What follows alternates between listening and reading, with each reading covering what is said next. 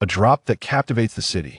Situated on the arid plains of Colorado, the desert prison ADX is regarded as the most fortified correctional facility in the world, with legends claiming that no one has ever escaped.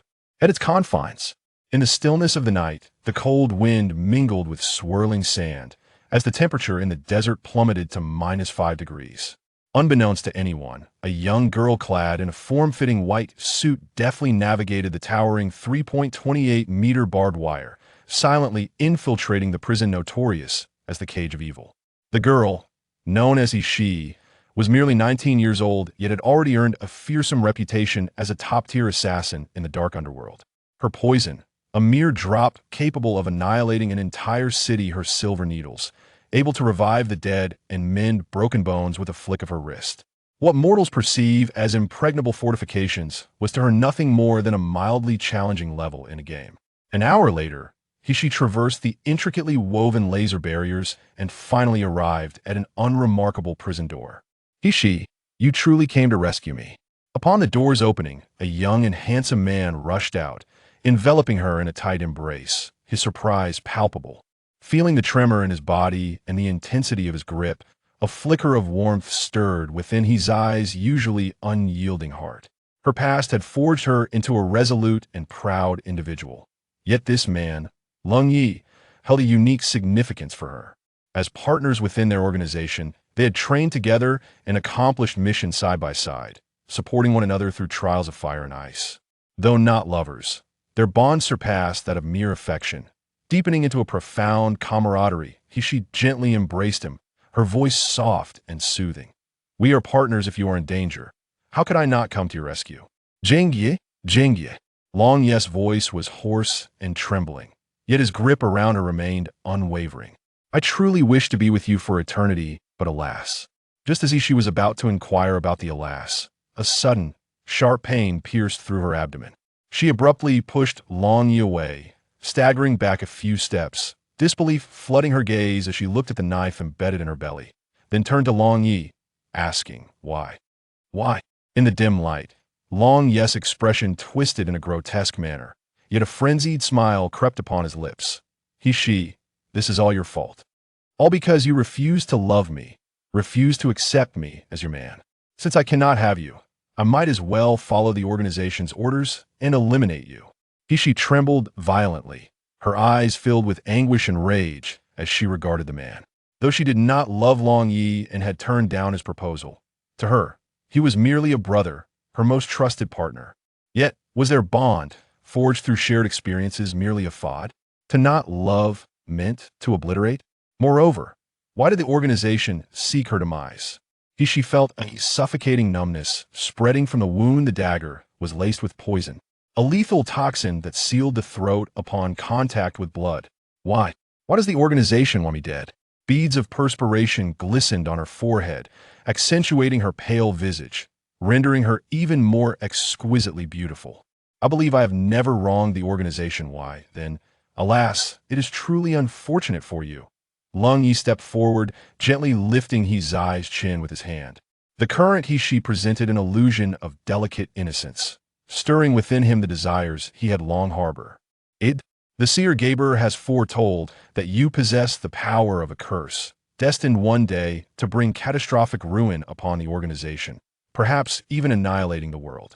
Time and again, the organization has granted you opportunities to relinquish this mysterious power, yet you refuse to comply. Humph, do you truly believe the organization will allow you to live? She trembled violently, her entire being seemingly frozen in shock. Was her life to be extinguished merely because of the prophecy of a charlatan? And the man who professed his love for her, had he not been saved by her countless times during mission? Now, he was prepared to cast her aside mercilessly for the sake of great gain. In this world, it seemed that apart from oneself, no one could be trusted. With a sudden surge of defiance, she forcefully pushed away Lung Yi and erupted into wild laughter. "So, you intend to kill me out of fear that I might destroy the organization and the world? Then behold, with wide open eyes, witness the calamity my death will bring upon the organization." As her words hung in the air, she swiftly drew the dagger from her abdomen and plunged it fiercely into her own heart. Initially startled by her actions, Lang Yi felt a wave of relief wash over him as he realized she had merely taken her own life. Humph, she, you will always be so ungrateful. If only you had submitted to me sooner. Before he could finish his sentence, a deafening explosion erupted nearby.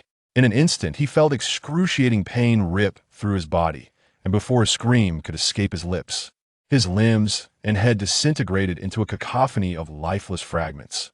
With a resounding roar, the entire prison crumbled under the deafening sound of an explosion, reduced to mere dust. Unbeknownst to all, she harbored a personal space within her being, her physical form serving as its vessel. Should she meet her demise, this space would erupt violently, leveling everything within a 10-kilometer radius. Simultaneously, the highly toxic concoction Qingsheng, meticulously crafted by He would silently intermingle with the air, spreading across the globe in the wake of the explosio. In Qingsheng, a single drop capable of annihilating an entire city's population, epitomizes true curse and destruction. Chapter 2. The exceptional furnace, a rift in space tore open, and the stars themselves seemed to reverse. Here lies the renowned Taotai restaurant in Yinjing City, where all the extravagance and debauchery are laid bare. Within a gilded cage, a frail girl, scantily clad, trembled violently, her face a mask of terror as she gazed upon the men surrounding her. Rumor had it that she was an exceptional furnace, yet her appearance was utterly unremarkable. The girl's skin was ashen, her form emaciated and flat, her eyes devoid of luster. She was, by all accounts, a most unappealing sight. A rough hand reached into the cage, seizing her hair, compelling her to reveal her face. The girl emitted a piercing scream of anguish, her voice cracking as she cried out, "Who are you? Why have you imprisoned me?" The men erupted into hearty laughter at her words. What a delightful voice. One of them remarked, a scarred man with a sinister visage suddenly bending down to scrutinize her closely. TSK, while her looks leave much to be desired. Her physique is rather intriguing. Another chuckled, Zhang Er, you already possess quite a number of furnaces at home. There's no need to compete with us. Indeed, the starting price at Taotai restaurant is 1,000 crystals. I would be willing to bid 1,005. The girl's eyes brimmed with terror as the men regarded her like a mere commodity. In a fit of panic, she screamed, I am Miss Nalan of the Nalan family, not a slave. Release me at once. For a moment, the men fell silent, only to burst into laughter once more. The shameless slave audaciously claimed to be the young lady of the Nalan residence, the daughter of physician Nalan, whose beauty and grace were unparalleled, her talents resplendent. Yet here stood this wretched servant, not only lacking in beauty but also rendered a worthless being by her obstructed meridians, daring to impersonate a lady of the Nalan family. It was nothing short of absurd. The crowd erupted into raucous laughter, none daring to question the actions before them. The Taotai pavilion boasted an array of auctioned items. From exquisite treasures to mere rubble, the latter often overlooked in formal bidding. Interested patrons were free to peruse the rubble, and even mishaps would merely result in a minor compensation. Stay away. Do not approach. I truly am the young lady of the Nalan family. The girl's eyes brimmed with tears of despair, yet no matter how fiercely she struggled and cried out, the crowd continued to humiliate her publicly. The cruel laughter of men echoed in her ears like the fangs of a beast, annihilating her faith and dignity. A golden cage ensnared her, leaving her with no avenue of escape. Rather than endure such indignity, to be sold as a slave, she would prefer death. Suddenly, the girl violently thrust her head against the iron lock of the cage. In an instant, blood splattered, and the lock clanked ominously. Chapter 3. The Azura from Hell. A moment of stunned silence enveloped the room, all present frozen in disbelief at the scene unfolding before them. Had she perished? Someone opened the cage and dragged her out, checking for a breath, exclaiming in shock, this wretched woman, refusing to heed warnings, has brought misfortune upon herself. One individual delivered a vicious kick to the young girl, spitting disdainfully, lamenting that today there was only this singular furnace cauldron, thus ruining his excitement. Jiang Laowa crouched down, his fingers gliding over the delicate skin of the girl, ominously murmuring, even if she cannot serve as a furnace cauldron, her tender flesh could be utilized for crafting exquisite human skin drums. Before his words could fully escape his lips, his hand froze abruptly on the girl's body. His murky gaze met her eyes, dark and profound like the abyss of hell, and in that moment, a flicker of violet flashed, radiating an icy menace. She was not dead. A startled cry erupted, The next instant, everyone heard Zhang Lauer emit a piercing wail. "Ah, my hand, my hand." Before their eyes, Zhang Lauer's hand, which had been caressing the girl, now hung limply, the flesh from the elbow down utterly devoid of strength, as if all the bones had been shattered. The crowd stood frozen, mouths agape, transfixed by the sight of the disheveled girl slowly rising to her feet. The girl, who had just moments ago been a pitiful, trembling slave weeping in her cage, now resembled a malevolent Azura returning from the depths of hell, blood streaming from her forehead like a crimson poppy in full bloom. A chilling aura of malevolence enveloped the room, reminiscent of the scythe wielded by the Grim Reaper, evoking a primal fear within all present. "Who? What are you?" As the words fell, a sharp glimmer flashed, followed by a sickening crack. One individual had their neck violently snapped, eyes wide open, breath extinguished. "Don't come any closer. Quickly. Summon the guards from the restaurant of gluttony." The auction house was in utter chaos, with individuals frantically fleeing, completely oblivious to their status as first-tier chi practitioners, and forgetting the female slave who cowered in her cage, subjected to their cruelty. Yet, who could evade the scythe of death? No one. The crowd felt a bone-chilling wind sweep through, leaving them no time to react before a searing pain shot through their necks, and in the blink of an eye, they lost all sensation. In merely 10 breaths, the room was filled with lifeless bodies, enveloped in an eerie silence. The girl, barefoot, stood atop one of the corpses, her expression cold and her gaze dark, murmuring softly, "What a calamity to last for a millennium. She, have returned to life once more." In the lavish restaurant of Yanjing City, a frail and pitiful female slave was bullied to death. Upon reopening her eyes, she found herself transformed into the renowned assassin He of the 21st century. In that moment of transmigration, she absorbed all the memories of her predecessor, who bore the same name, Nalan He. However, unlike the extraordinarily gifted He, Nalan He was born in the militaristic and cultivation-esteemed kingdom of Jinling. Her father was a famed divine physician, yet she was cursed with a useless spiritual root, incapable of cultivation and devoid of any medical talent. Shortly after giving birth, her biological mother passed away, and at a tender age, she was cast away by her stepmother to a dilapidated courtyard to fend for herself. The vile servants in that courtyard, seeing her as powerless and a burden, not only withheld her food and clothing, but also frequently humiliated and beat her, subjecting her to a fate worse than that of a mere slave. Yet, despite her plight, the Nalan family showed her no mercy. Chapter 4. The Auction Items. Naturally to be sold, Nalan Hushi was rendered unconscious and sold to the restaurant of gluttony. Before losing consciousness, she vaguely heard a sinister voice. "Do not blame me.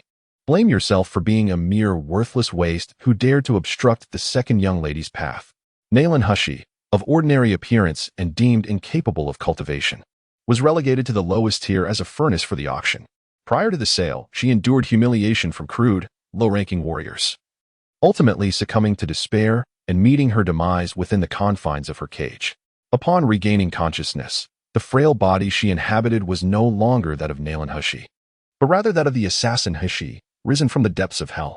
Hushi surveyed the room littered with corpses, her eyes betraying no flicker of emotion.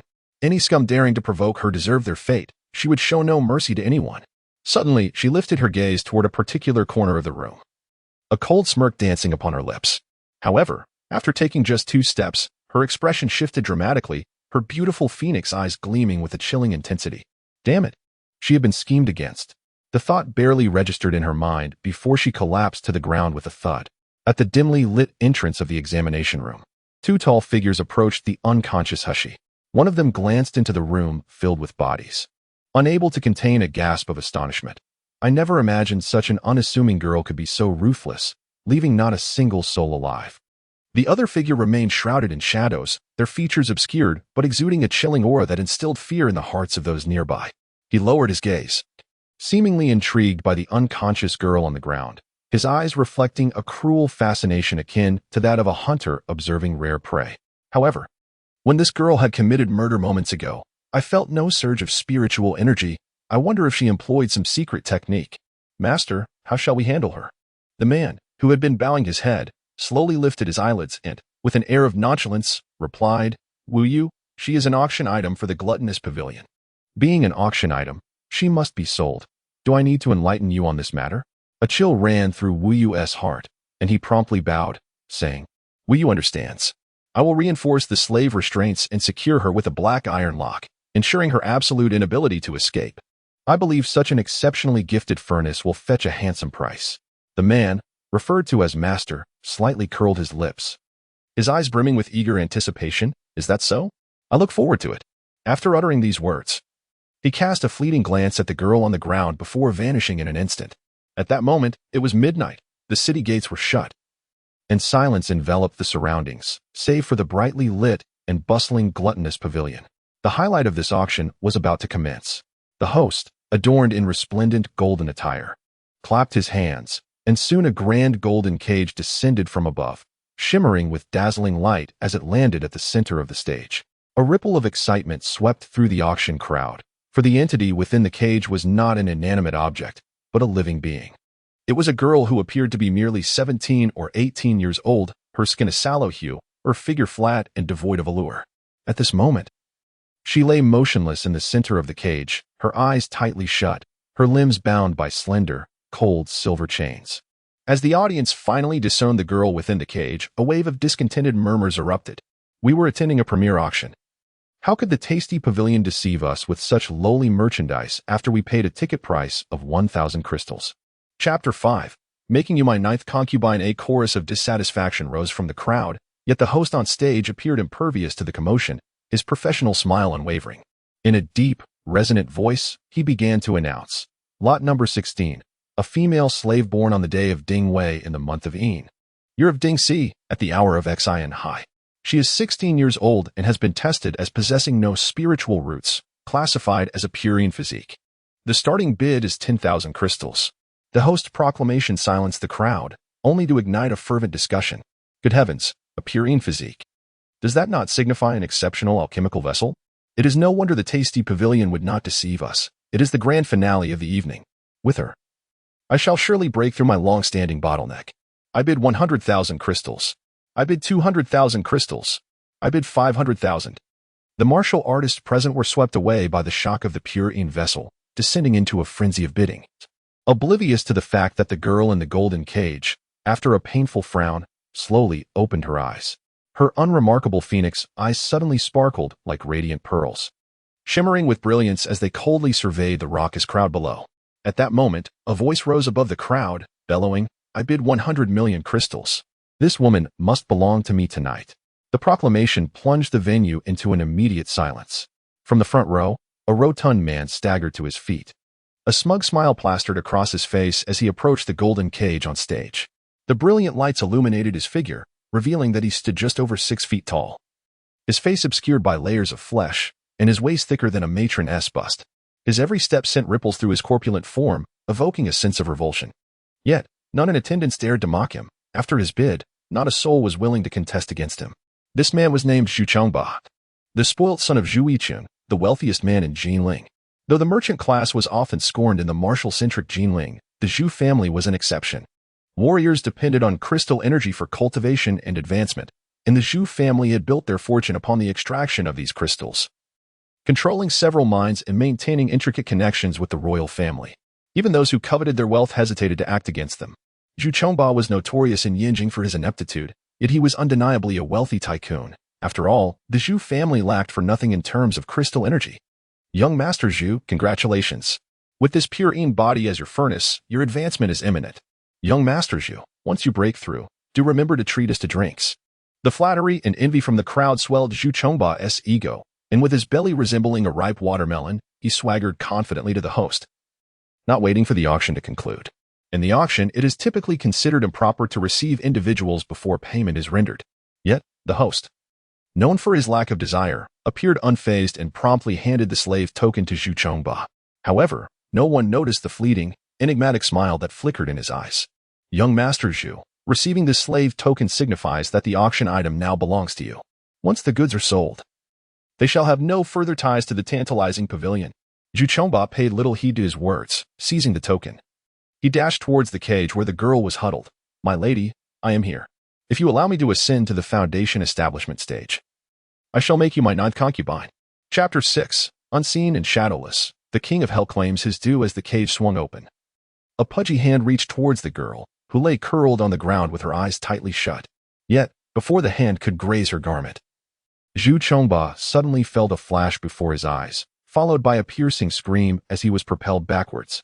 The force of the kick was tremendous, and with his rotund physique, he rolled several times before crashing to the ground below, emitting a pained wail. This unexpected turn of events plunged the entire venue into a state of stunned silence. Even the previously serene and smiling host displayed an expression of incredulity. All eyes were fixated on the seemingly inconspicuous girl within the golden cage as she slowly rose. Miraculously, her limbs, once bound by chains, moved freely and emerged unscathed. Though her figure was slender and her complexion waxen and haggard, the depth and chill of her gaze swept across the audience, sending a shiver down their spines. She rubbed her wrist, marred by the bruises left by the iron chains, looking down with disdain at the rotund figure sprawled on the ground like a toad. With a cold smile, she remarked, "If you wish to take advantage of me, you must first prove your worth." Her voice was crisp and melodious, akin to the sound of jade striking against translucent glazed tiles, jolting everyone into sudden awareness. How on earth did she escape from that cage? Those chains were forged from cold iron, an impossibility for any mortal to break free. Young Master Zhu, a practitioner at the pinnacle of the chi refinement stage. How could he be bested by a mere slave girl with a useless spiritual root? Just moments ago, I felt no fluctuations of spiritual energy. How could she have possibly knocked young Master Zhu to the ground? A cacophony of astonished and excited murmurs erupted, as the crowd regarded the girl with a gaze akin to that reserved for a monster. At this moment, Zhu Chongba's guards finally snapped to attention, hurriedly rushing forward to assist their young master. For burly guards encircled the slender girl. The outcome of this confrontation seemed all but predetermined. The slave girl on stage was doomed. This thought echoed in the minds of all present. Despite the peculiar talents of this strange girl, the guards were all cultivators at the early foundation establishment stage.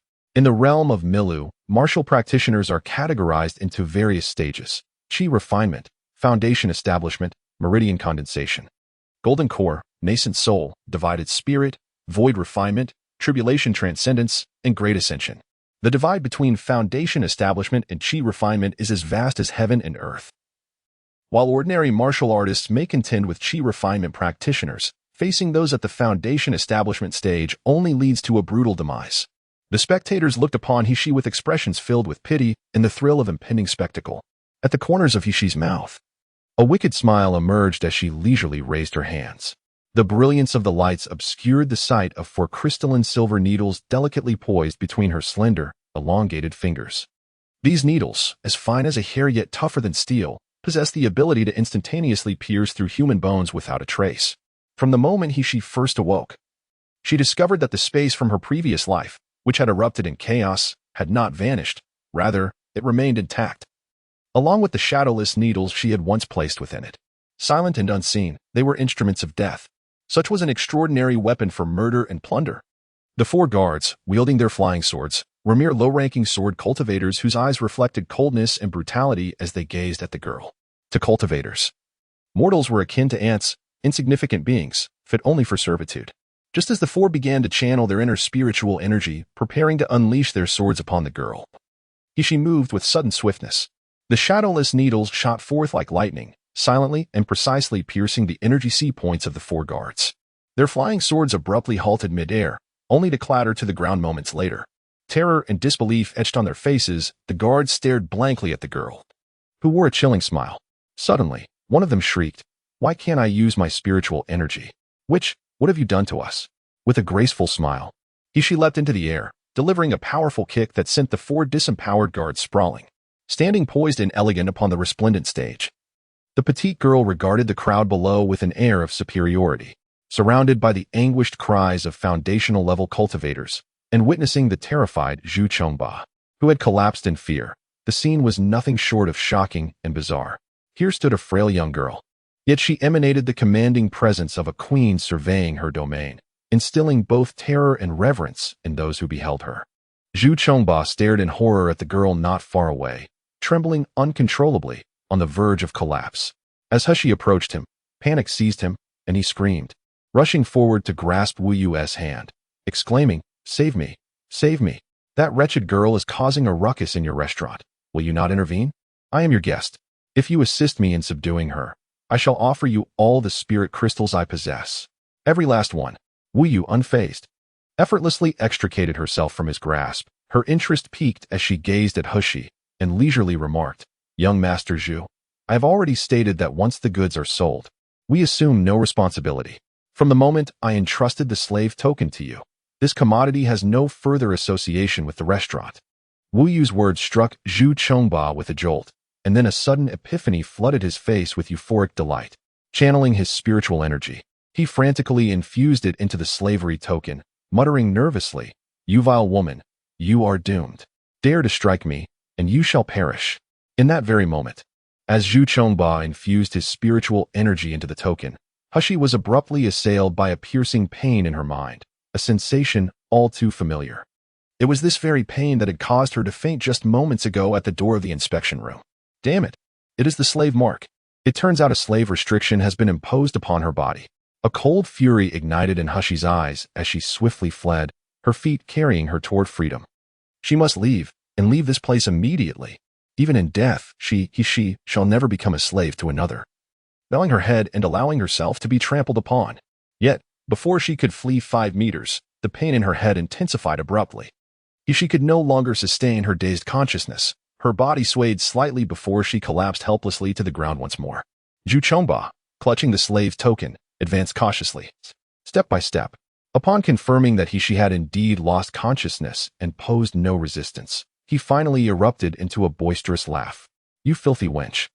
Let us see how you flaunt yourself now." He kicked Hishi viciously. "How dare you strike me? You must be longing for a miserable fate. I will make you aware of the dire consequences of defying me." At that moment, the guards who had been knocked down began to rise. Their previously sealed energy centers had long since returned to normal, and they were no longer incapacitated. Relief washed over their faces as they gazed at the unconscious Hishi. But their eyes flickered with trepidation and resentment.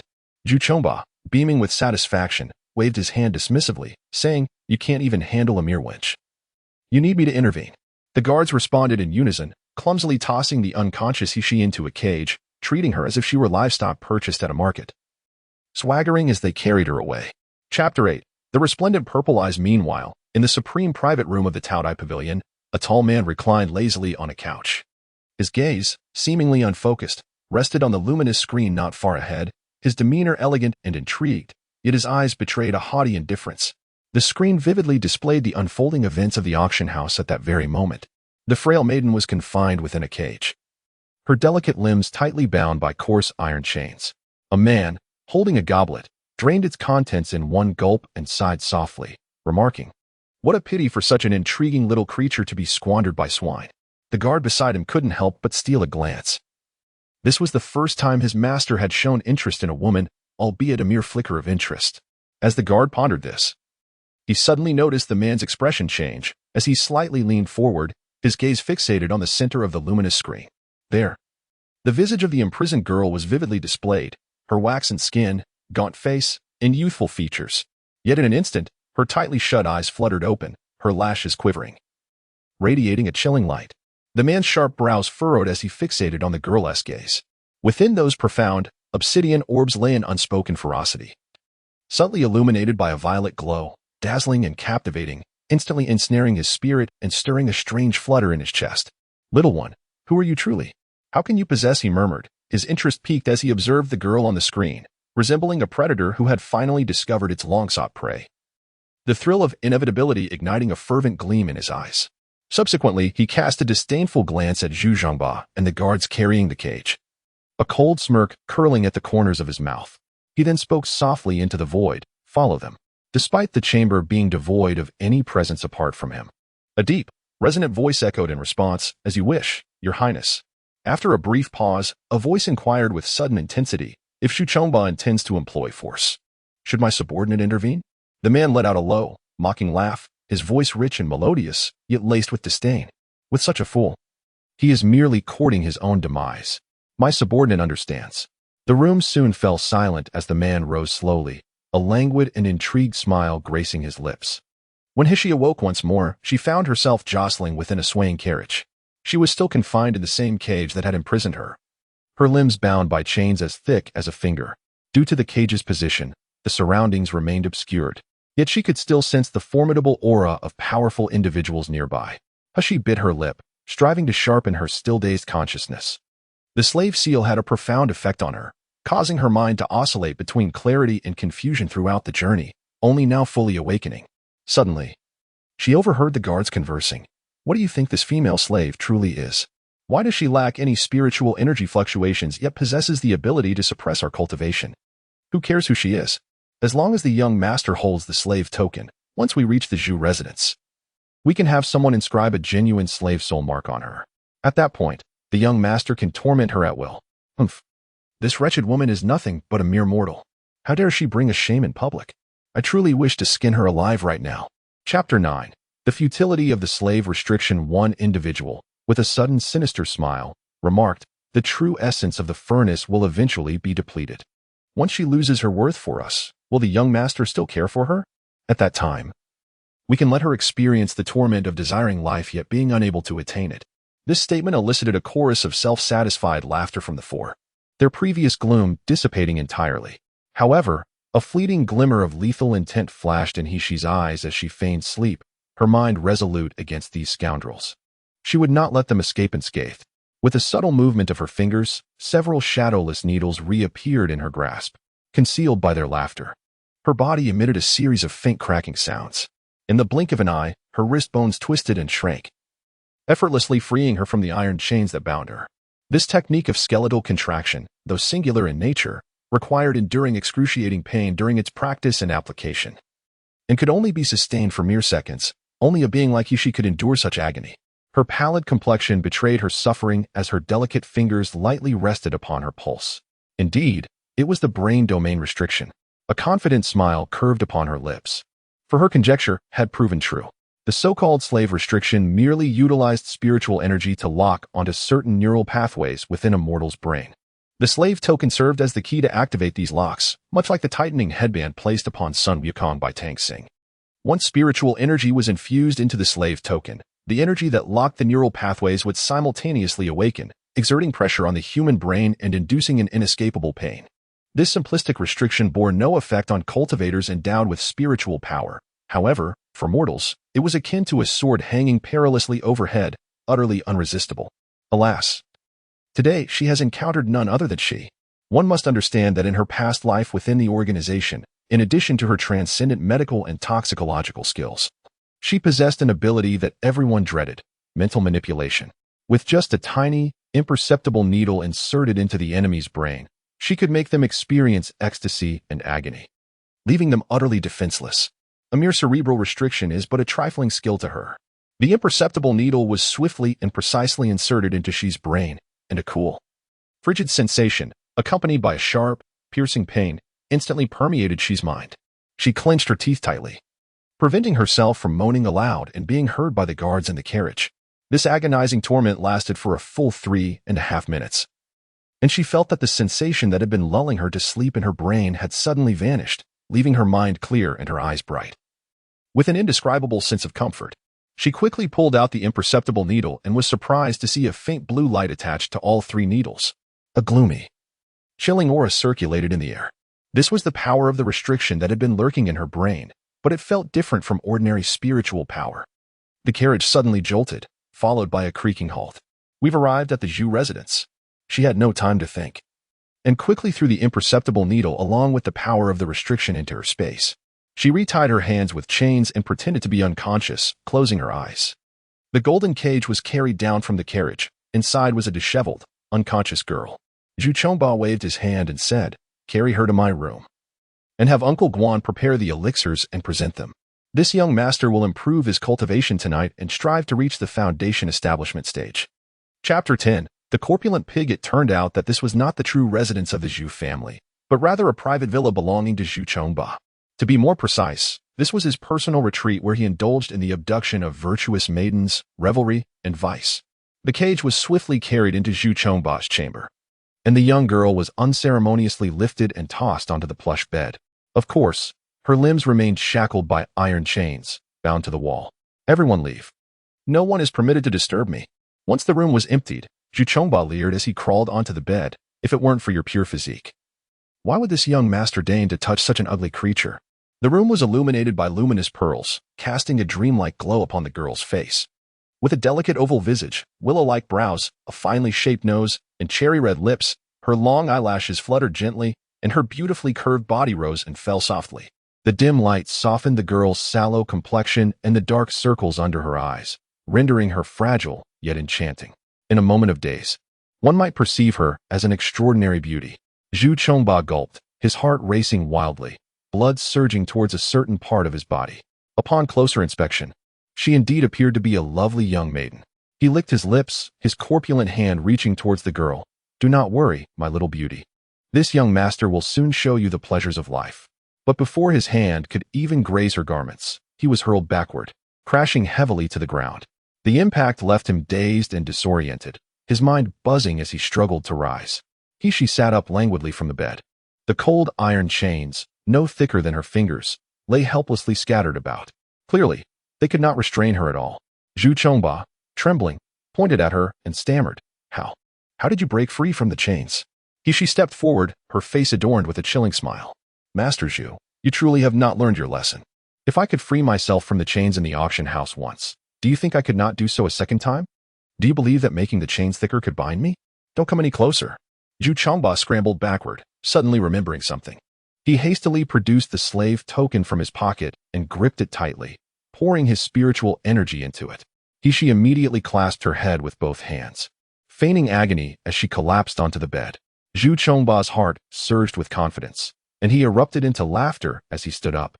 "I advise you to be wise and obedient. Serve me well, and you may suffer less." No matter how arrogant or formidable this woman might be, as long as he possessed the slave token, she was destined to submit to his whims.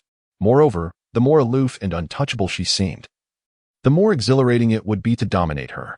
A gleam of excited depravity flickered in Zhu Chongba's eyes as he swaggered forward, brandishing the slave token. "Why don't you hurry up and help me undress? If you provoke me further, you shall regret it." She's body curled slightly, trembling ever so slightly. Upon hearing Zhu Chongba's words, she fell into a prolonged silence before slowly extending her hand towards his collar. "Now, that is more like it. As long as you behave, I shall not treat you poorly. Is that so?"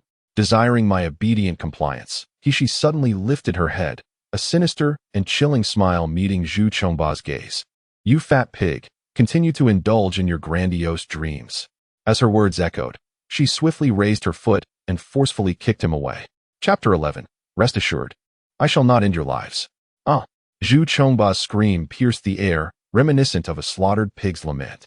She, agile in form, was certainly not susceptible to the whip's strike. However, the chilling aura emanating from it piqued her interest. In a deft motion, she seized the whip, delivering several fierce lashes upon Zhu Chongba's corpulent figure, eliciting wails of distress and causing him to lose all composure until he could no longer utter a sound. Observing Zhu Chongba's pitiful writhing on the ground, she sneered, "Indeed, what a splendid whip! It would be a travesty to leave it in your possession." If her conjecture was accurate, it was crafted from the bone of an animal, translucent and resilient yet supple. The barbs along the whip could extend and retract with ease, a true treasure discovered. Meanwhile, Zhu Chongba's agonized cries finally attracted the attention of the guards of this secluded estate. As anticipated, the leaders were the 4 foundational martial artists. With a smirk, she unleashed the prepared shadowless needles, which fell like rain. "Ah, my spiritual energy. Why can't I wield it? You witch, what sorcery have you cast upon us?" The cultivators of the estate converged. As the shadowless needles sealed the dantians of the 4 foundational practitioners and the majority of the chi practitioners, rendering them incapable of utilizing their spiritual power. Subsequently, with a flick of her hand, a gentle fragrance wafted through the air. The once indignant guards suddenly felt their strength drain away, collapsing helplessly to the ground. At this moment, not only could they not resist, but even raising their voices seemed beyond their capability. She picked up the fallen slave token and stowed it away, advancing step by step with a sinister and enigmatic smile. Zhu Chongba, whose face was already as rotund as that of a pig, now appeared even more swollen and bruised. Red streaks crisscrossing his visage, his eyes filled with sheer terror. "Miss, heroic lady, esteemed elder, I was wrong. Please, do not kill me." She crouched down and gently patted Zhu Chongba's pitifully grotesque face. "I ask you, foolish glutton, why can't you learn your lesson? Do you think you can take advantage of my generosity at will? I won't dare again." Sob. "I will never dare again." She looked at Zhu Chongba, who was weeping profusely, with disdain, her cold laughter resonating in the air. Alas, it is too late. You think you can provoke me and escape unscathed? Dream on. With a swift kick, she rendered the weeping Zhu Chongba unconscious, then dragged the 4 Foundation establishment guards over like lifeless swine. Didn't you say you wanted me to wish for life, yet find none? To long for death yet be unable to attain it? From her elevated position, the young girl's lips curled into a wicked smile, her eyes glinting with a chilling malice that instilled fear into their hearts. Do you know who we are? One of the guards stammered, feigning bravado. We are from the Zhu family, the wealthiest in Jinling. If you harm young Master Zhu and us, it means you are declaring war on the Zhu family. Huh. What of your might? You are merely mortals. We were caught off guard, and it was your inept sorcery that ensnared us. The Zhu family is home to formidable cultivators. At that moment, you shall be nothing more than ants easily crushed beneath their feet. If you possess any true skill, release us and confront us in a fair battle of magic. The 4 guards exchanged words, each sentence dripping with threats towards her and scorn for mortals. She found their arrogance utterly laughable. These incompetent scoundrels relied solely on their warrior status to bully the weak. Her voice was cold as the abyss, reminiscent of a hellish fiend. Rest assured, I shall not take your lives. Chapter 12. Repaying kindness, avenge enmity. Upon hearing her words, the 4 guards immediately felt a sense of relief, their gazes towards she growing increasingly contemptuous. Humph, you are aware of your own insignificance. It is wise to know you are unworthy of opposing the Zhu family. Release us at once, and perhaps my lords will spare your life. However, she paid them no mind, continuing her discourse. To kill you would be a mere mercy. Since you hold such disdain for mortals, you shall now experience life as one. With that, the shadowless needle in her hand suddenly shot forth, but this time it was not aimed at the sealed acupoints. Instead, it targeted the very core of the dantian. A faint sound echoed in her ears, and a rich essence of spiritual energy instantly filled the air. The wails of agony pierced the heavens, chilling to the bone. The 4 guards felt as though a gaping hole had opened within them, and soon their spiritual power could no longer be contained, spilling forth from every inch of their veins and flesh. In the blink of an eye, they could no longer sense the pulse of their dantian, nor could they feel the celestial energies of the world. Yet their visages, at a pace observable to the naked eye, rapidly withered, transforming from youthful individuals in their 30s to elderly figures in their 50s or 60s in mere breaths. Their dantian shattered, their spiritual energy dissipated, and their cultivation vanished in an instant. The dantian, concealed within the body and shielded by spiritual power, is typically impervious to destruction. However, she, with her formidable golden needle technique and profound understanding of human anatomy, accomplished this feat. Henceforth, these 4 individuals would be unable to cultivate or advance, destined to become the very mortals they scorned, helplessly aging. Their eyes rolled back in terror, their bodies convulsed uncontrollably until they could no longer withstand the blow and fainted. The onlooking Qi practitioners stood frozen in shock, their bodies quivering with fear. She surveyed the scene and remarked indifferently, I have always believed in repaying kindness and avenging grievances. They provoked me, and this is their fate. You harbor no enmity towards me, thus I shall not harm you. Upon hearing her words, the crowd collectively exhaled in relief, their hearts easing as they began to close their eyes, feigning sleep. Even as she dragged Zhu Chongba and the 4 guards away, they pretended not to see. After all, facing the wrath of the Zhu family head was trivial. Incurring the ire of this formidable lady could result in the obliteration of their cultivation, a fate worse than death. Thus, young Master Zhu, you must fend for yourself. Meanwhile, the young master, who had drawn the sympathy of the onlookers, was being dragged like a lifeless pig to the guest hall of a separate courtyard. As she prepared to bind him to a pillar, the young master, his face swollen like a pig's head, gradually regained consciousness. What do you intend to do? Zhu Chongba awoke to an excruciating pain that seemed to reverberate through every fiber of his being, as if his very bones had been cruelly dislocated. Yet, he could not dwell on his suffering, for before him loomed the malevolent visage of Humph, whose sinister smile inflicted a psychological blow that threatened to shatter his sanity. Without granting Zhu Chongba the chance to speak, Humph swiftly unleashed 3 shadowless needles, thrusting them into Zhu's body. Instantly, he felt his meridians seize, as if his dantian had been sealed, rendering him utterly incapable of harnessing his spiritual energy. This affliction, however, was not a complete obliteration of his cultivation. Rather, it was a temporary sealing of his powers. Given that Zhu Chongba was merely at the Qi refining stage, the prospect of utilizing his energy was now beyond his reach for the foreseeable future. Subsequently, Humph retrieved several more shadowless needles imbued with the restraints of slavery and mercilessly drove them into Zhu Chongba's mind. The needles vanished within his expansive skull, and Humph placed her hand upon his wrist, ensuring that the spiritual energy and needles had established a cerebral domain restriction before she finally withdrew her hand with satisfaction. Chapter 13. The unadorned fat pig. Zhu Chongba howled in agony, his face a portrait of terror. Demoness, what have you done to me? Why can I no longer wield my spiritual energy? For a cultivator, the loss of one's powers and descent into mortality was a fate more dreadful than death itself. The gates of the courtyard, unbeknownst to him, stood ajar, allowing a chilling breeze to sweep through. His garments billowed and fell away, leaving only a tattered pair of undergarments clinging to him, barely concealing his shame. TSK, TSK, Humph lamented, shaking her head. I initially thought you were unsightly in your attire, but it seems that without your clothes, you were even more blindingly hideous. To call you a fat pig is to insult the pig itself. Just wait. Once I am rescued, I shall not let you escape. Even if I have to chase you to the ends of the earth, I will ensure your demise. Ha ha. Very well, I await your arrival. She laughed heartily, and there is no need for you to chase me to the ends of the earth. I can inform you right now that my name is Nalan Mansion, the second miss of the Nalan residence, the daughter of the renowned physician Nalan Mansion. If you possess any courage, come and settle the score with me. Nalan Mansion. Zhu Chongba ground his teeth as he uttered her name, his eyes ablaze with fury, as if he longed to crush her into oblivion. I will not let you go unpunished. She paid no heed to his furious outburst. She methodically stripped the 4 guards of their garments and bound them to the central pillar of the hall. As for the belongings of Zhu Chongba and the guards, including the precious storage ring on Zhu Chongba's finger, she graciously accepted them into her possession. With a resounding crash, she completely shattered the main door of the villa, allowing the entire scene within the hall to be laid bare for all to witness. The inhabitants of the villa were now incapacitated by her soft bone powder, and they would not be able to rise for at least a day and night. It is certain that by dawn, when the first rays of sunlight illuminate this place, many will behold the astonishing spectacle within. Turning her head, Hump's smile vanished, replaced by an icy coldness. Miss Nalan? Nalan Mansion? Since you perceive that Nalan Humph has obstructed your path, if I do not take some action to solidify this assertion, would it not be a disservice to the significance you place upon it?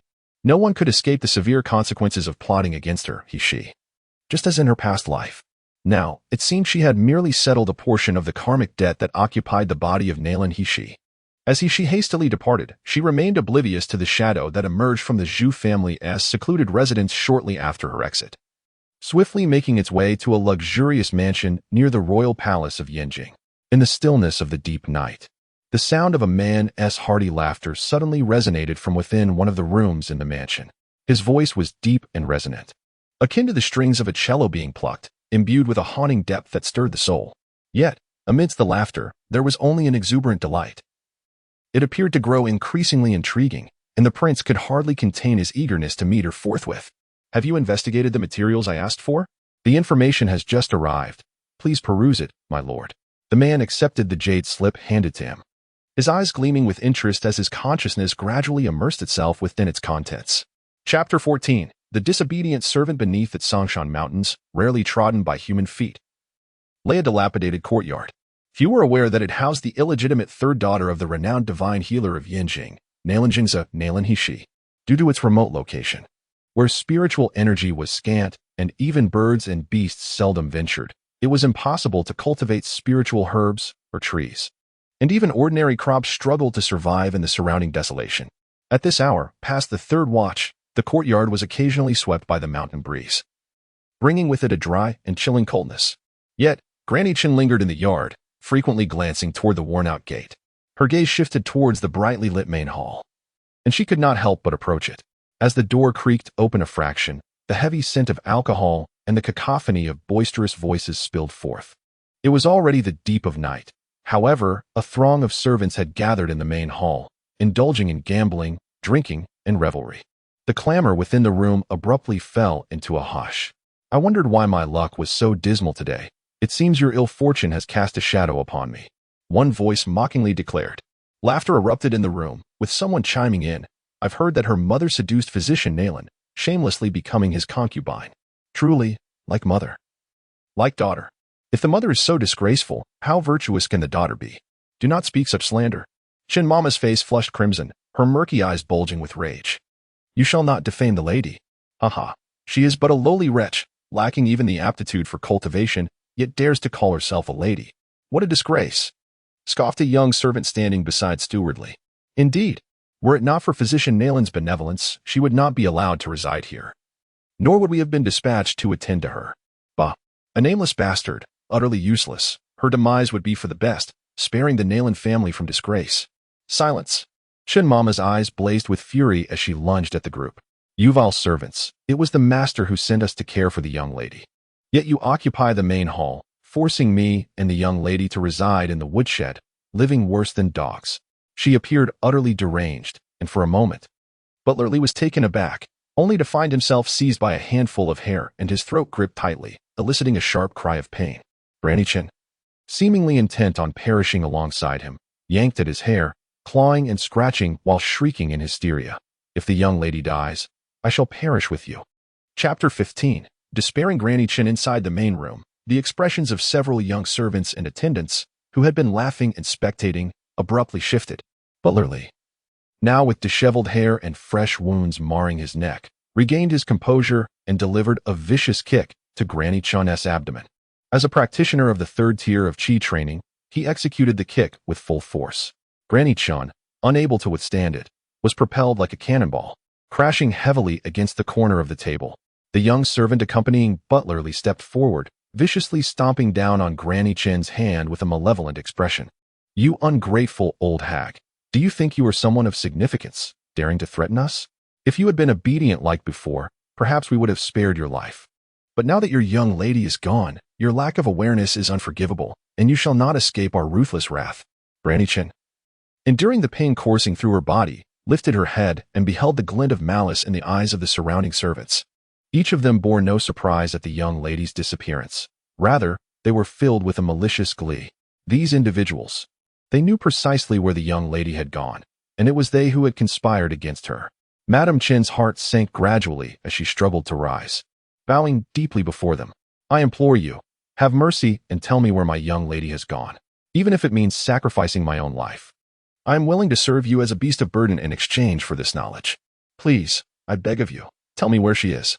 A malicious laughter erupted from the servants surrounding Madame Chin. The steward, Li, sneered ominously and swept all the pie-gout tiles from the table towards her. "If you manage to swallow every last one of those tiles, I shall reveal to you the whereabouts of your lady." Madame Chin's face turned ashen. The scattered tiles numbered in the dozens, rendering it utterly impossible for her to consume them. "You, wretched scoundrels." Before she could finish her words, a brutal kick struck her back, forcing her face down onto the pile of tiles. "The steward commands you to eat. Did you hear that?" The footman pressed his foot harshly upon her face, while another shoved a tile the size of a palm into her mouth, filling the room with frenzied, malevolent laughter. Madame Chin writhed in desperation, crying out, You vile slaves. I will surely inform the master that you have harmed the young lady. You shall not escape retribution." Li, standing before her and thoroughly enjoying the spectacle, exchanged a glance with his loyal lackey, both eyes glinting with malice. It seemed clear that this bothersome old woman could not be allowed to remain. With a sardonic sneer, the steward inclined, his tone laced with menace, "Since your loyalty is so unwavering, and your desire to reunite with your mistress so fervent, I shall grant you passage to join your lady and her daughter in the netherworld. In the depths of the underworld, remember to be grateful for my benevolence." Having uttered these words, he gradually raised his hand, then with sudden ferocity, brought it crashing down upon the crown of the old nanny's head. The old nanny closed her eyes in despair, her heart brimming with resentment and resignation, yet utterly helpless. Chapter 16. Mortal or Spectre. However, the anticipated agony never materialized. She opened her eyes in bewilderment, beholding the steward's palm suspended in midair.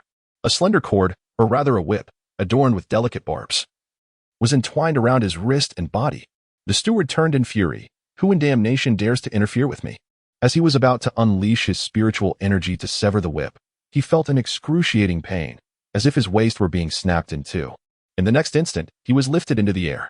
The assembled servants were petrified by the scene unfolding before them, standing frozen as they watched the steward, whom they had always perceived as powerful, being hoisted into the air like a discarded sack, then hurled violently to the ground. A series of chilling sounds echoed through the room, the unmistakable sound of bones shattering, the The steward's eyes rolled back, blood trickled from the corners of his mouth. And in the blink of an eye, he breathed his last. The servants paled, their faces etched with terror as they stared, transfixed, at the entrance, where a young woman, silhouetted against the inky night, slowly entered the room. Although the other servants did not appear as terrified as he was, their faces were still etched with confusion and panic. The figure before them, with skin ashen and a frail stature, unmistakably bore the features of the master of this secluded estate, Nalan Mansion. Yet, could this truly be Nalan Mansion? In their memories, she was the timid and subservient third miss, forever meek and cowardly. How could she possibly exhibit such a terrifying expression? Even more alarming was the fact that with a single strike, she had rendered Stewardly utterly defenseless, his bones shattered, meeting a gruesome demise on the spot. They had believed they understood the depths of Nalan Mansion's tragic plight, yet it was only upon witnessing that scene that they comprehended the true extent of her suffering. One that was far beneath even that of a dog. A young lady relegated to the woodshed, while these vile servants brazenly occupied the main hall, devouring all the provisions sent by the Nalan household, leaving her and her only concerned attendant, Granny Chun, with nothing but meager scraps, often insufficient to satiate their hunger. More astonishingly, with the young lady's disappearance, these wretched servants not only showed no concern but even contemplated eliminating Granny Chun. Despite feeling sympathy for Nalan Mansion's plight and recognizing the difficulties faced by those lacking cultivation talent in this world, Mansion could not help but lament the indignity of her existence. As a young lady of a prominent family, her life had been reduced to that of a mere dog. With each step she took into the room, the servants recoiled in trepidation, retreating further. The apprentice, who had colluded with Stewardly, trembled uncontrollably, fear rendering him nearly paralyzed. Who are you?" he stammered, stumbling backward and collapsing to the ground, yet still unable to restrain himself from crawling away in desperation. Are you a ghost? You are the spirit of the third miss seeking revenge, aren't you?" No. Please don't come for me. I had no part in that incident. I merely followed Butler Zhang's orders. If you're looking for someone, seek the second miss and Butler Zhang. I have no connection to this matter at all. Chapter 17. Who will clean up whom I beg you? Spare me. She furrowed her brows slightly and abruptly drew her whip, her wrist flicking deftly as she struck the young servant with just the right amount of force. He twitched violently, unable to emit even a cry before he succumbed to unconsciousness. From this insolent servant, she had elicited a wealth of useful information. A smirk graced her lips, thus. This person's life was certainly one she intended to preserve for the time being. Meanwhile, the battered and bloodied Chun Mama, previously pinned to the ground, finally lifted her head. In her dimming eyes, the familiar figure of he she reflected back, and tears streamed down her face in an instant. "Miss, it truly is you. I knew you wouldn't perish. I knew. The madam would bless you." She looked down from her elevated position at Chun Mama, whose face was stained with blood and tears. A fleeting complexity flickered in her gaze. She could discern the profound affection and loyalty in Chun Mama's words. The willingness to sacrifice herself for he-she, a sincere devotion untainted by ulterior motives. In he-she's tragic memories, this very Chun Mama had cared for her since childhood, enduring hunger and exhaustion to shield her from suffering. Without her, he-she would not have survived to this day. Such sentiments felt foreign yet evoked a sense of envy within her. In a world where individuals once resolutely defended those they cherished, there existed a profound spirit of sacrifice. However, at this moment, he-she exhaled deeply, bending to assist Granny Chun, gently brushing her several acupoints. Instantly, Granny Chun experienced a remarkable alleviation of the excruciating pain in her chest and the tumultuous agony in her abdomen. Even the incessant bleeding from her hand-s wound began to coagulate.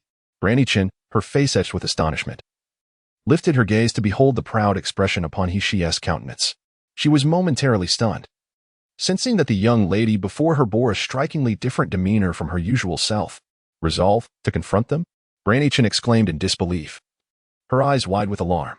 "Miss, several of them possess cultivation at the chi refining stage. How could you possibly stand a chance against them?" Her exclamation jolted the onlookers back to reality. Among the remaining individuals, Zhang San, who had recently reached the pinnacle of the second layer of chi refining, scrutinized he-she with piercing eyes, realizing that she was indeed still the powerless waste he had always known. His astonishment swiftly transformed into fury.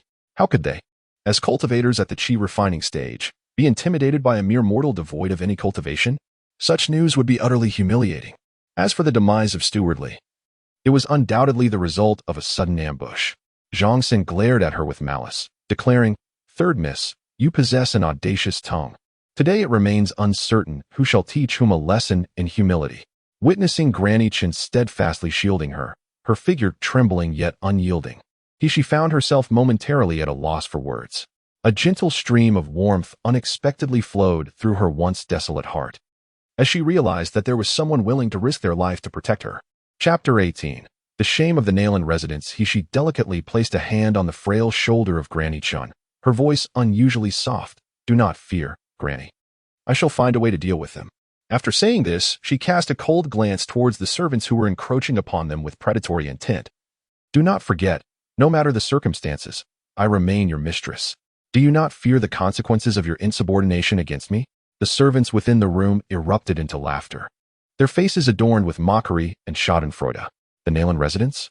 I advise you to abandon such delusions. Who does not know that you are the disgrace of the Nalan family? Your very existence brings shame to them. Perhaps your death would bring them joy. Another chimed in. Indeed, the masters of the Nalan family are all distinguished talents, renowned in Yinjing. Yet, here you stand, a mere waste, tarnishing their reputation. One wonders if you were even the legitimate offspring of the master.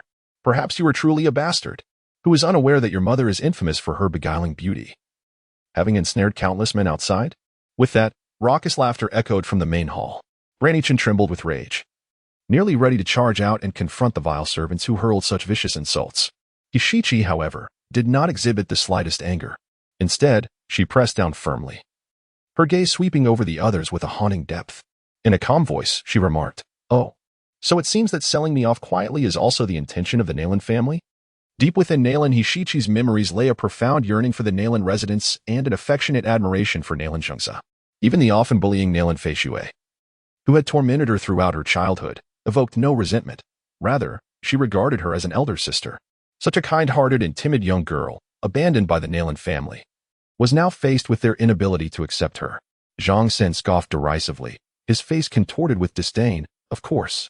The orders we receive permit us to eliminate you without hesitation.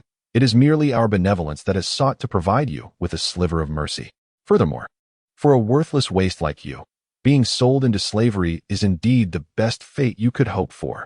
The servants present, while not privy to the entirety of the circumstances surrounding Nalan Hishichi's sale as Zhang Guanjia, and the young servant were, still possessed an inkling of the situation. Yet, out of respect for Nalan Hishichi, the third young lady of the Nalan household, they dared not take rash action. Now that it was evident that someone within the Nalan residence wished for her demise, each of them could only look on with eager anticipation. Zhang San brandished a dagger, glinting ominously, as he advanced menacingly towards Hishichi. "You have brought this upon yourself, seeking death at your own doorstep. Do not blame us for our ruthlessness. Brothers, let us strike together." As soon as the words left his lips, the remaining 6 servants in the room lunged into action, their palms gathering spiritual energy, aiming their assault at Hishichi while Zhang San's dagger shimmered with a cold light. She let out a cold laugh, her figure shifting slightly as she first sent the startled Chin Mama out of the battle circle. Immediately, she lashed out with her long whip, striking fiercely at the 4 leading figures. The air was filled with a chorus of anguished cries. My hand! My hand!" In the blink of an eye, all 3 of their wrists shattered, their hands turning a ghastly shade of purple and blue, hanging limply at their sides. Chapter 19. Spare you? Perhaps. As for Zhang San, who wielded a dagger, his wrist was severed at the base, revealing a gruesome mess of flesh and exposed bone. The other 2, paralyzed by the horror before them, turned ashen, their bodies rigid with fear. With another crack of her whip, they fell to their knees, cries escaping their lips as they hit the unforgiving ground. Observing the writhing figures in pain, a faint smirk danced upon Hishi's lips. With such pitiful skills, they were no match for Zhu Chongba's guards. She didn't even need to employ her shadowless needles. "Did you not say that you wished to teach me a lesson?" She raised her whip, striking it lightly against the ground, sparks flying in all directions. "Did you not declare that I, a mere wildling, was courting death? So now, do you comprehend who truly sought their demise?" With a measured strike, she brought the whip down upon Zhang San, eliciting an even more heartrending scream from him. "How dare you, such wretched creatures, act so audaciously? Who bestowed upon you such canine bravado?" She looked down upon them, her cold, dark eyes shimmering with a faint violet glow, as if gazing upon a colony of dying ants. The 6 on the ground trembled, too fearful to utter another sound of distress. Miss, we are merely following Butler Lee's orders to act against you. However, regarding the matter of selling you, we have only heard rumors and have had no involvement whatsoever. Please, show us mercy. Indeed, all of this was orchestrated by Butler Lee and his nephew, Lee Si. We are innocent. She watched them with an amused expression, and after they had sufficiently bowed in submission, she lazily remarked, I could spare you. But how can I trust that you won't turn against me again in the future and attempt to sell me off? Zhang San and the others were taken aback, quickly raising their uninjured left hands towards the heavens, swearing, I, Zhang San, vow from this day forth to follow the miss, to serve her like a loyal beast. Never to betray her. Should I go against this oath, may the heavens strike me down. The other 5, unwilling to be outdone by Zhang San, endured their pain and scrambled to approach He, pledging their loyalty as well. Madame Chun was utterly astonished by the scene before her. She had never anticipated that her young mistress could become so formidable in just a day. 6 cultivators in the Qi refinement stage were utterly incapable of mounting even a single defense against her. Yet, upon hearing the oaths and pleas of the 6, her concern deepened. No one understood the wickedness of these servants better than she did. How could they truly pledge their loyalty to the miss? The young lady was inherently kind-hearted. She must not trust them. Just as Madame Chin's face filled with anxiety, she smiled serenely and said, Very well. Since you all display such sincerity, I shall grant you an opportunity for redemption. The 6 individuals were immediately filled with ecstatic joy. Yet a glimmer of malevolence flickered in their lowered gazes. Humph, these wretched women dare to persecute them so. Once they venture to the Nalan residence for reinforcements, they shall see how haughty she remains. At that moment, they would ensure that this insufferable girl experiences the agonizing sensation of having every bone shattered, her limbs rendered useless, existing in a state worse than death. Miss, you must not trust them. Chen Momo exclaimed in alarm. Chapter 20. Only puppets do not betray. While the 6 were reveling in their malicious fantasies of the future, they failed to notice that she had, at some point, raised her left hand, her slender, delicate fingers pinching 6 shadowless needles. With a surge of inner strength, the silver needles shot forth, effortlessly embedding themselves into the heads of the 6. They all simultaneously uttered a brief cry of pain, sensing a chilling, sinister presence invading their minds. Zhang San abruptly lifted his head, his face contorted with terror as he gazed at He. What have you done to us? He delicately toyed with the barbed black whip, a bloodthirsty smile curling at her lips. In this world, the most untrustworthy of all are oaths. Only soulless puppets need not fear betrayal. So, tell me, what do you think I intend to do to you? Do you plan to extract our souls? The eyes of Zhang San and his companions were filled with horror and deep resentment towards He. You wretched woman, agonizing pain surged through their brains, eroding their neural pathways. The 6 desperately struggled to resist, yet their self-awareness gradually faded within their bodies. The method employed by He to create puppets is certainly not the common practice of soul extraction found in this realm, which is a true transgression against one's moral integrity. Those who have their souls forcibly taken not only become irreversible puppets in this life, but are also condemned to never reincarnate. He merely utilized the shadowless needle to manipulate their cerebral domains and subsequently administered a series of specialized substances to render their minds hazy, ensuring their obedience to her commands. After the passage of half a stick of incense, the once grotesque and contorted faces of the 6 individuals regained a semblance of tranquility, their eyes vacant and their expressions blank. Under He's frigid gaze, they prostrated themselves, respectfully yet devoid of emotion, uttering, Master. He commanded them, remember. From this moment forth, any occurrences within this courtyard must remain undisclosed, and the members of the Nalan household must remain unaware. Yes, Master. Furthermore, aside from myself, Granny Chin is also your master. Her orders must be executed without question. Do you understand? The 6 responded in unison, bowing to Granny Chin without a hint of resistance. Only then did He gesture for them to depart, instructing, Take Lee Si with you, and ensure he is kept under strict surveillance. He must not be allowed to perish, for I still have questions to pose to him. As He raised her hand to check her pulse, intending to assess her injuries, she suddenly paused, a shadow of gloom crossing her features. Granny, has your meridian cultivation been forcibly dismantled by someone? Granny Chin's eyes widened in shock, the depth of her disbelief intensifying. Chapter 21. Radiating brilliance at that moment, she recalled the recent actions of He. Feeling a mix of astonishment and joy, tears welling up in her eyes. Miss, could it be that you can cultivate now? Where have you been these past few days? Have you endured great hardships? Madame Chin's reaction surprised Hishi. She had anticipated that her sudden transformation would cause Madame Chin to perceive her as a monster. Her expression softened slightly as she carefully recounted her experiences over the past couple of days. Madam, you must understand, the former Nalan Hishi is no more. Henceforth, I shall no longer be the powerless victim of past injustices. Anyone who dares to impose upon us shall not go unpunished, even if they hail from the Nalan residence. Although she remained uncertain about her ability to cultivate, she would never belittle herself or resign to being a useless burden. Lacking resources, she was determined to find a way to forge her own path to strength. I am truly useless, allowing my young lady to suffer so, Madame Chin lamented, tears streaming down her face as she trembled. However, it is truly wonderful that you can cultivate now. Splendid. I always believed you were not a waste. Madame had long foretold that you would one day radiate brilliance. Surely, it is Madame's spirit watching over you from beyond. Woo-woo. My dear lady, I am simply overjoyed. Yet, she remained somewhat perplexed. What did Madame Chin mean by saying Nalan she would one day shine with great brilliance? How could Madame Chin so readily accept her transformation? However, she cast these matters aside and attentively felt the pulse of Madame Chin. My dear lady, please do not worry about this old servant. This minor injury is nothing to a life as humble as mine. I have long grown accustomed to it.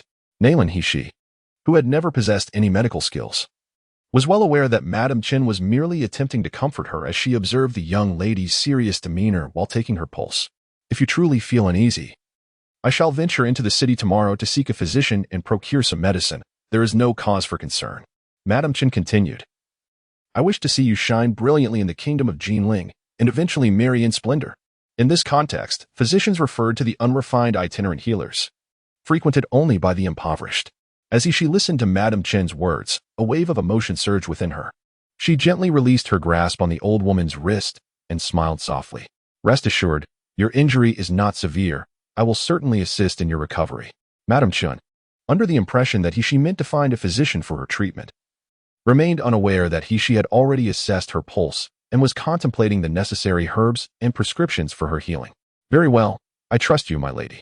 You have toiled throughout the day. It would be best for you to retire to the Eastern Chamber and rest properly. The Eastern Chamber had originally been the abode of Stewardly and his mistress, but it had now been tidied up by the rough servants dispatched by Zhang San. The manor provided for Nalan she was indeed dilapidated and desolate. Yet, the Eastern Chamber, occupied by Stewardly, was arranged with a certain elegance. The bed had been prepared to be soft and comfortable, and though there were no valuable decorations within the room, it was sufficiently equipped. Beside the bed stood a dressing table, whose design exuded an air of antiquated elegance. She, weary from a day's toil and burdened by the frail constitution of the original owner, felt waves of pain coursing through her body as she settled into stillness. In Chapter 22, Space Upgrade, the remnants of old wounds from beatings inflicted by the servants in the courtyard mingled with fresh bruises and the lingering weakness from years of malnutrition, all converging at once. Yet, in that moment, she could scarcely afford to dwell on her discomfort. She firmly closed the doors and windows, ensuring her solitude. Before hastily reclining upon the bed, a haze enveloped her consciousness as if her soul were being extracted from her body. When she finally opened her eyes, her awareness had transitioned into her personal space. This realm had accompanied she for over a decade. She could enumerate its furnishings with her eyes closed. So intimately familiar were they. However, the scene before her now left her utterly astonished. Could this truly be the space from her memories? In her previous life, the expanse had been desolate, the air thick with a suffocating silence. Contrary to the depictions found in popular online novels, the land within her space was strewn with gravel and stones, unfit for cultivation, and no living beings could be brought within. Even she could only enter in spirit, her physical form remaining in slumber outside.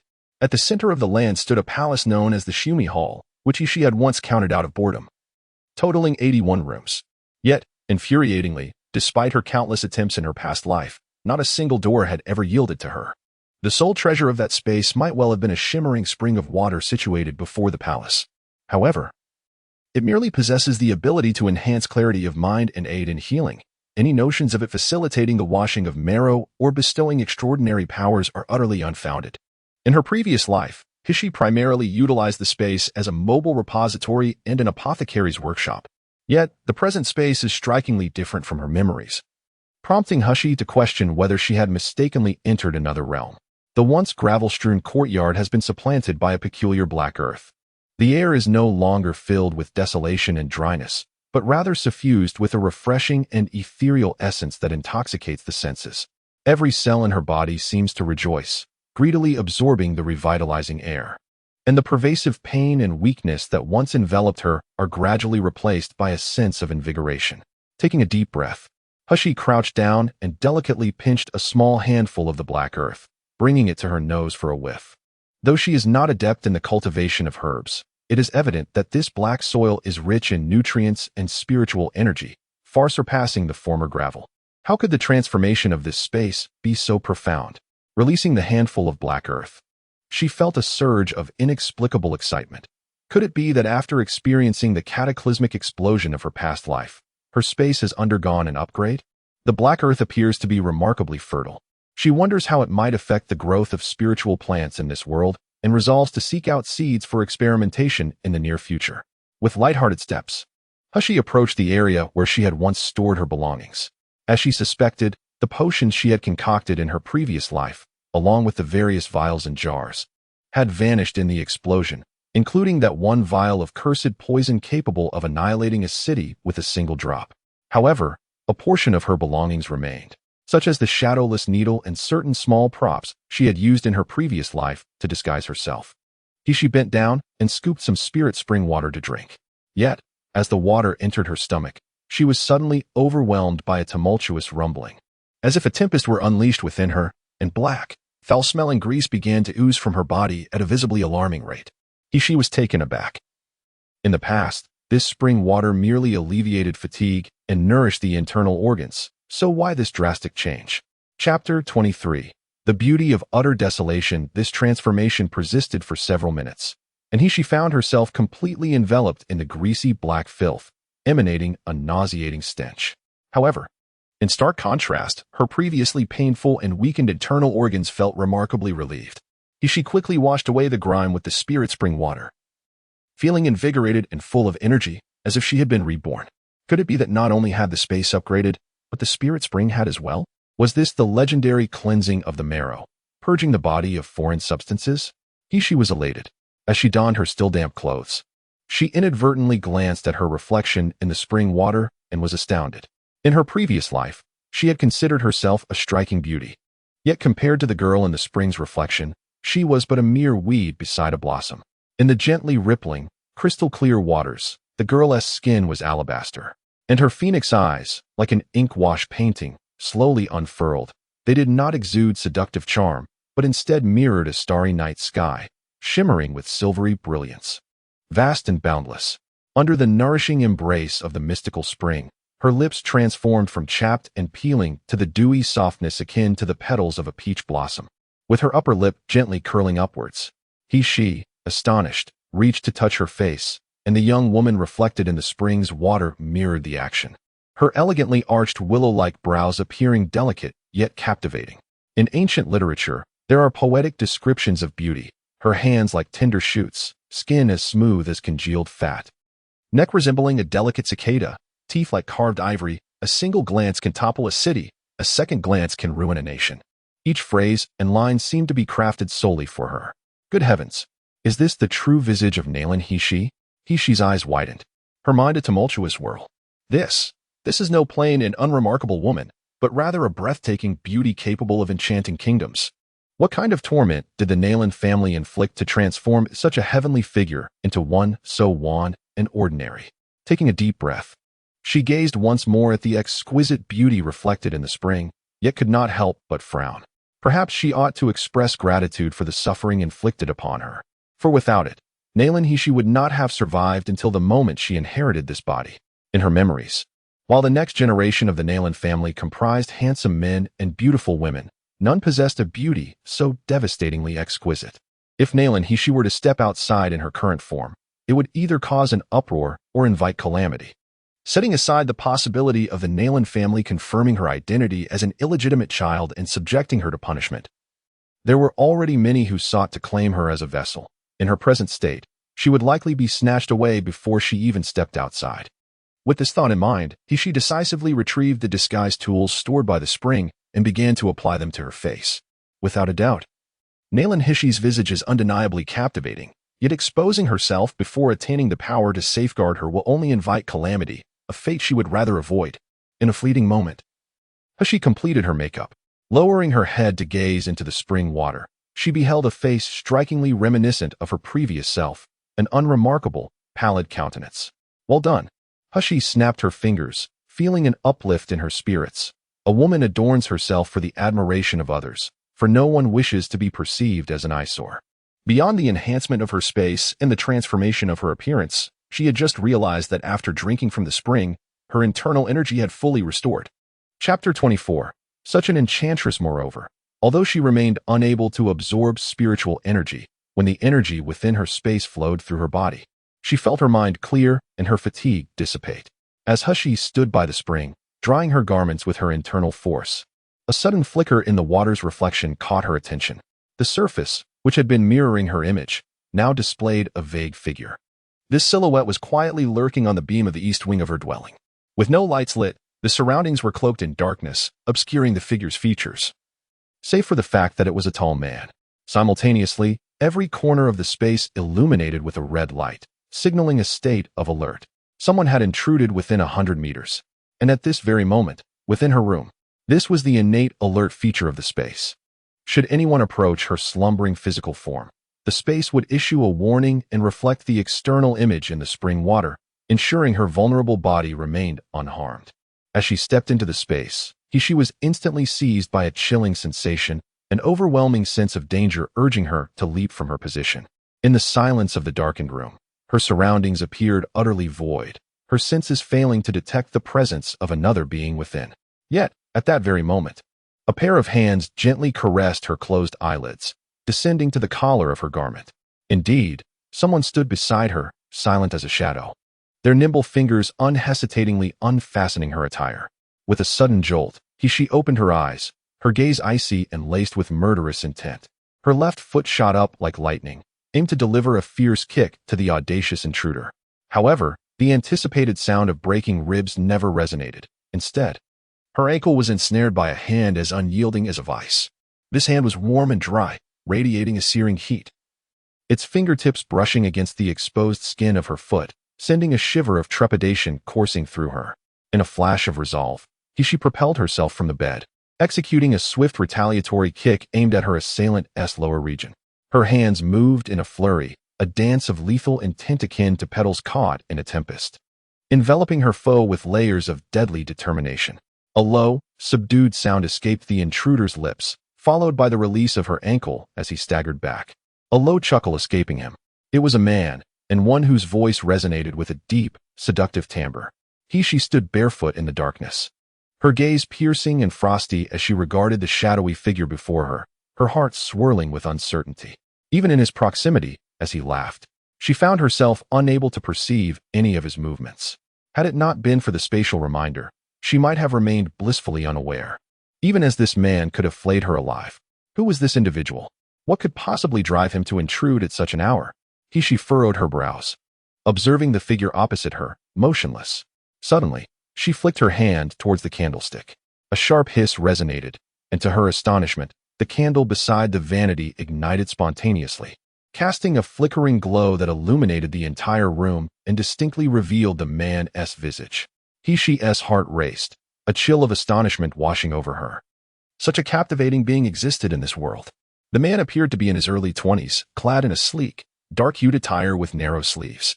The collar bore an intricate silver-purple embroidery depicting auspicious clouds, while a matching wide belt accentuated his tall, statuesque figure, reminiscent of a striking bamboo, standing proud. In the interplay of light and shadow, he exuded an innate and regal aura. Yet, what truly captivated was his breathtakingly exquisite face. Bathed in soft luminescence, his features were artfully refined, with deep, soulful eyes reflecting the elegance of youth intertwined with a hint of youthful wickedness, akin to a meticulously sculpted jade, radiating an enchanting allure. She had encountered countless handsome celebrities in her past life, even the notorious Cold Yi, who was famed for his beauty. However, in comparison to this man, they were mere fireflies next to the brilliant moon, unworthy of mention. But this moment of awe was fleeting, swiftly replaced by a profound sense of vigilance. She coldly inquired, "Who are you?" What is your purpose in trespassing into my chamber at such an ungodly hour? The man in the dark robe curled his lips into a smile, his already handsome features becoming even more captivating in that moment. His voice was deep and rich, laced with an indescribable languor.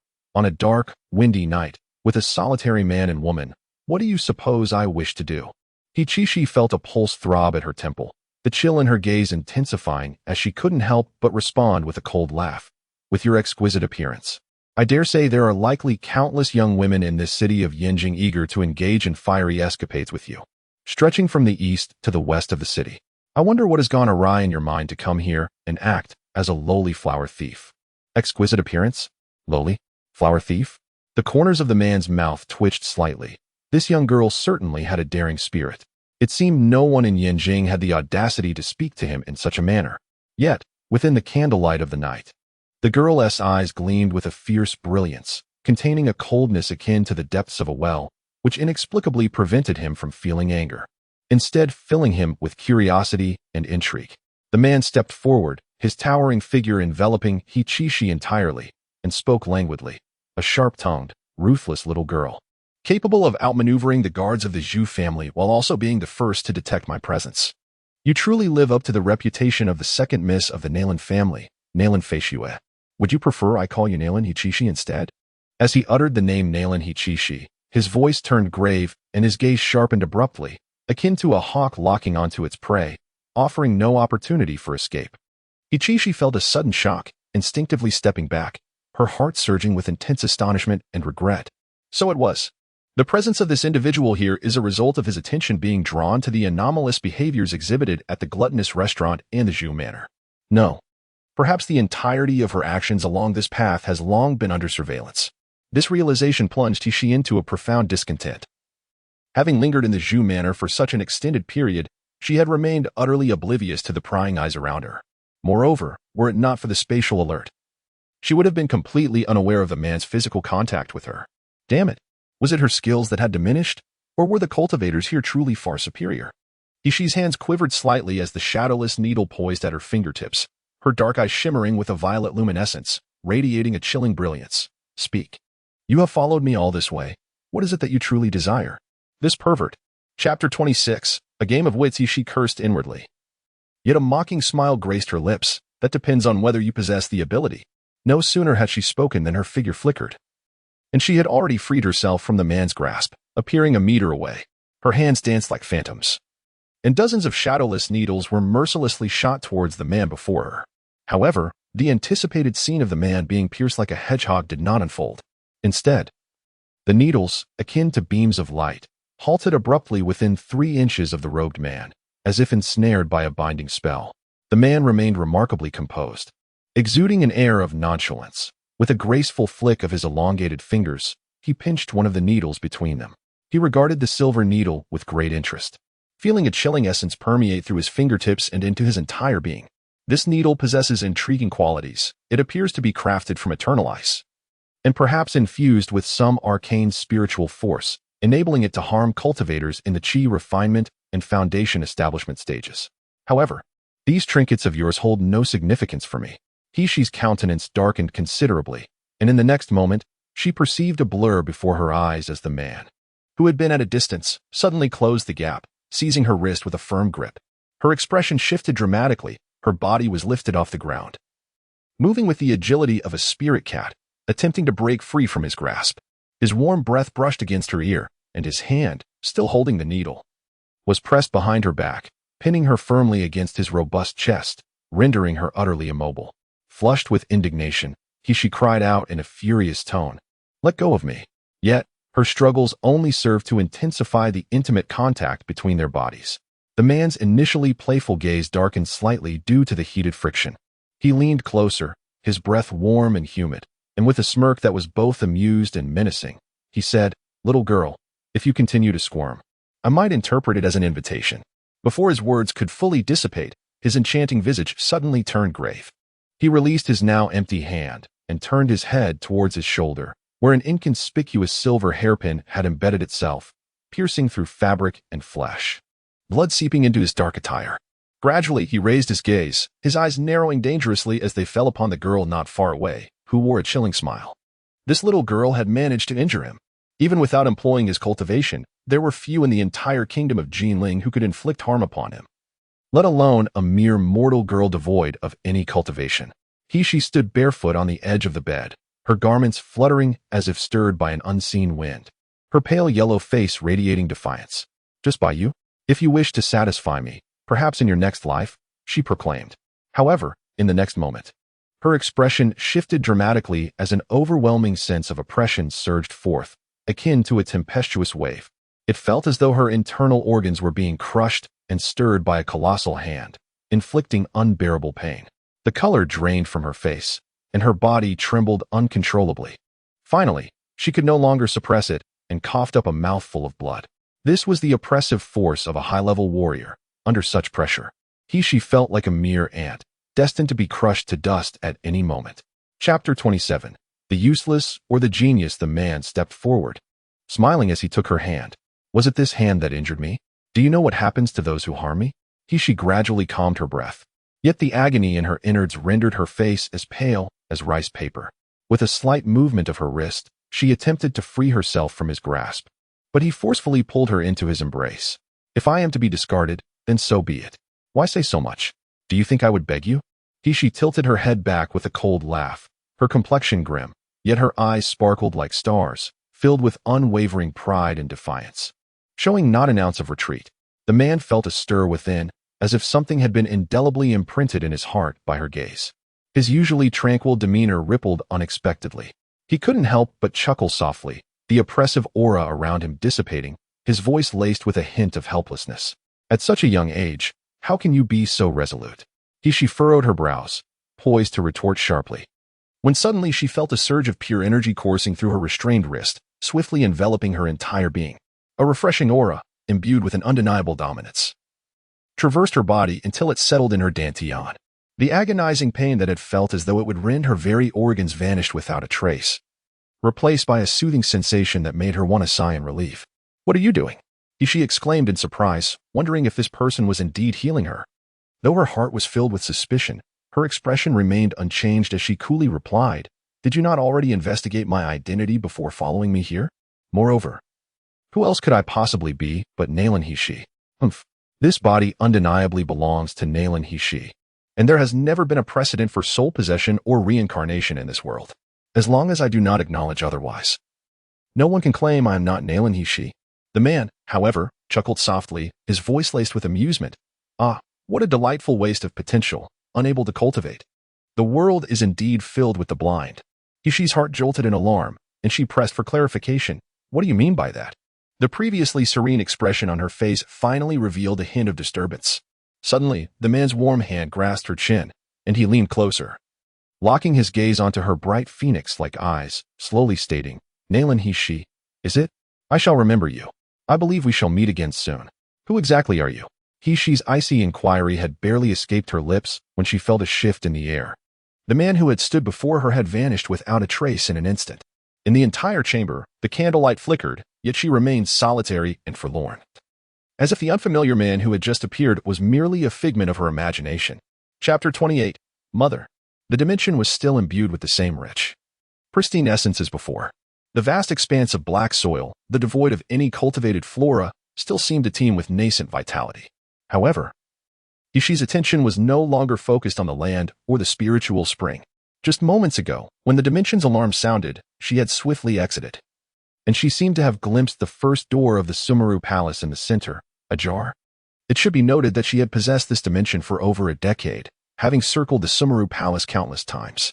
She had tried every conceivable method, cryomancy, pyromancy, demolition, but had never managed to open a single door, nor even leave a trace upon them. She hastened towards the Sumeru Palace, her heart filled with elation as she confirmed that one of the doors was indeed ajar, with faint golden light flickering within. The first door of the Sumeru Palace had truly opened. Hishi's emotions surged with excitement, yet also with a nervous trepidation. As she stepped inside, a chime echoed in Hishi's mind, and inexplicably, a peculiar message imprinted itself within her consciousness. Sumeru Mustard Seed has been activated, and the Jade Firmament First Layer Gate of the Sumeru Palace has been unlocked. Accompanying this are the 9 Nether Spiritual Spring and the Ancient Rhythm Spiritual Field. The 9 nether spiritual spring can replenish spiritual energy, cleanse the marrow, and serves as a top-tier solvent and catalyst.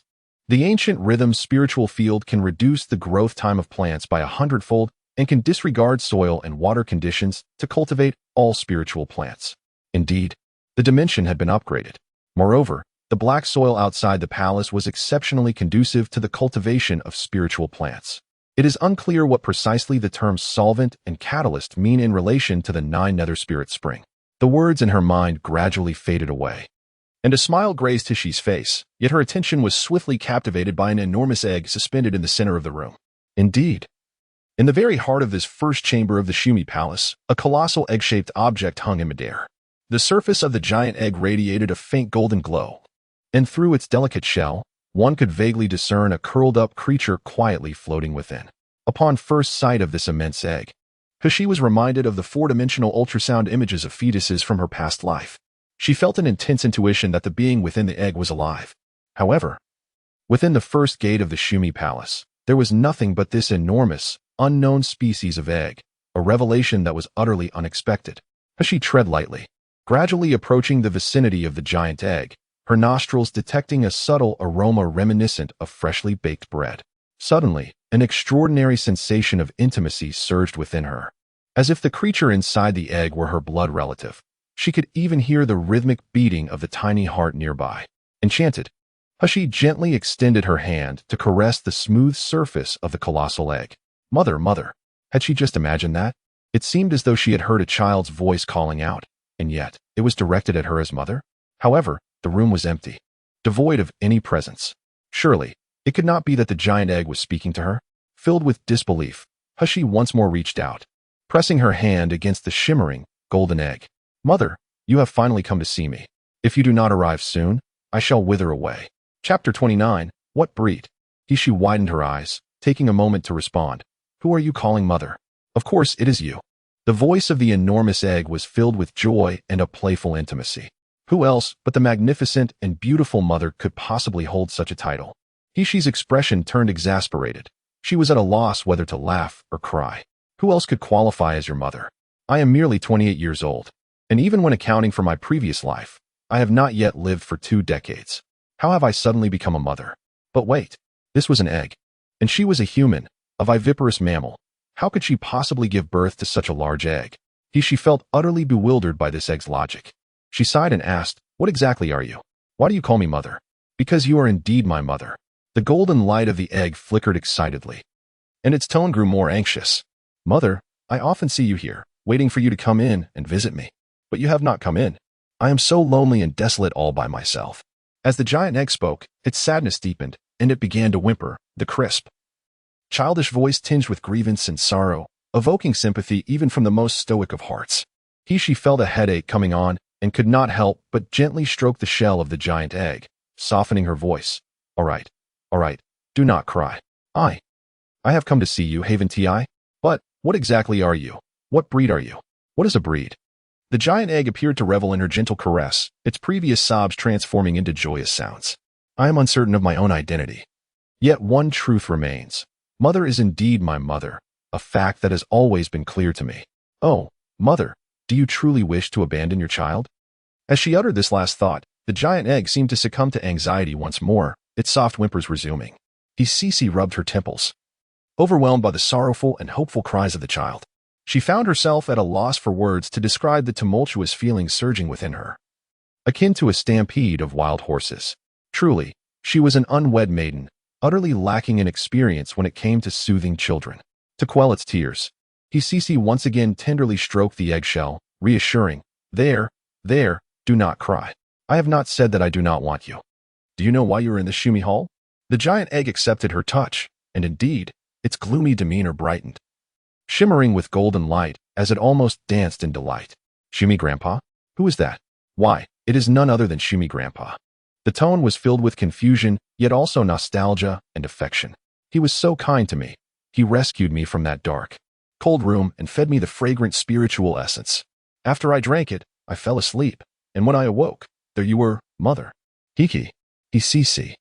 Observing the giant egg oscillating between laughter and tears, felt speechless. From their brief exchange, it was evident that the creature possessed the innocence of a child, lacking understanding of many matters, and she surmised that further inquiries would yield little enlightenment.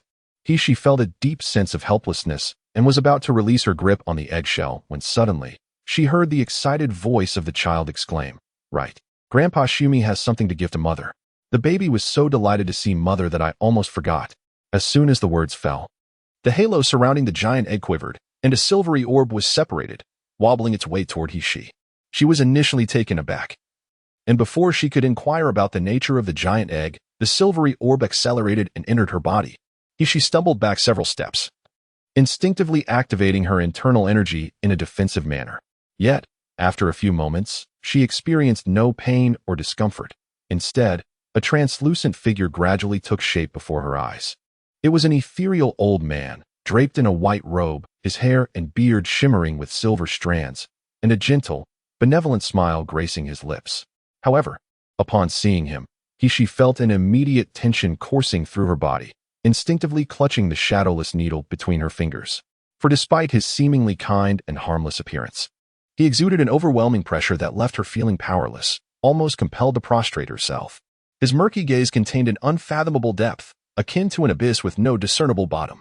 "Grandpa Shumi," the giant egg exclaimed with joy, and this time, the child's voice resonated in her ears without touching the eggshell, evidently due to the silvery light.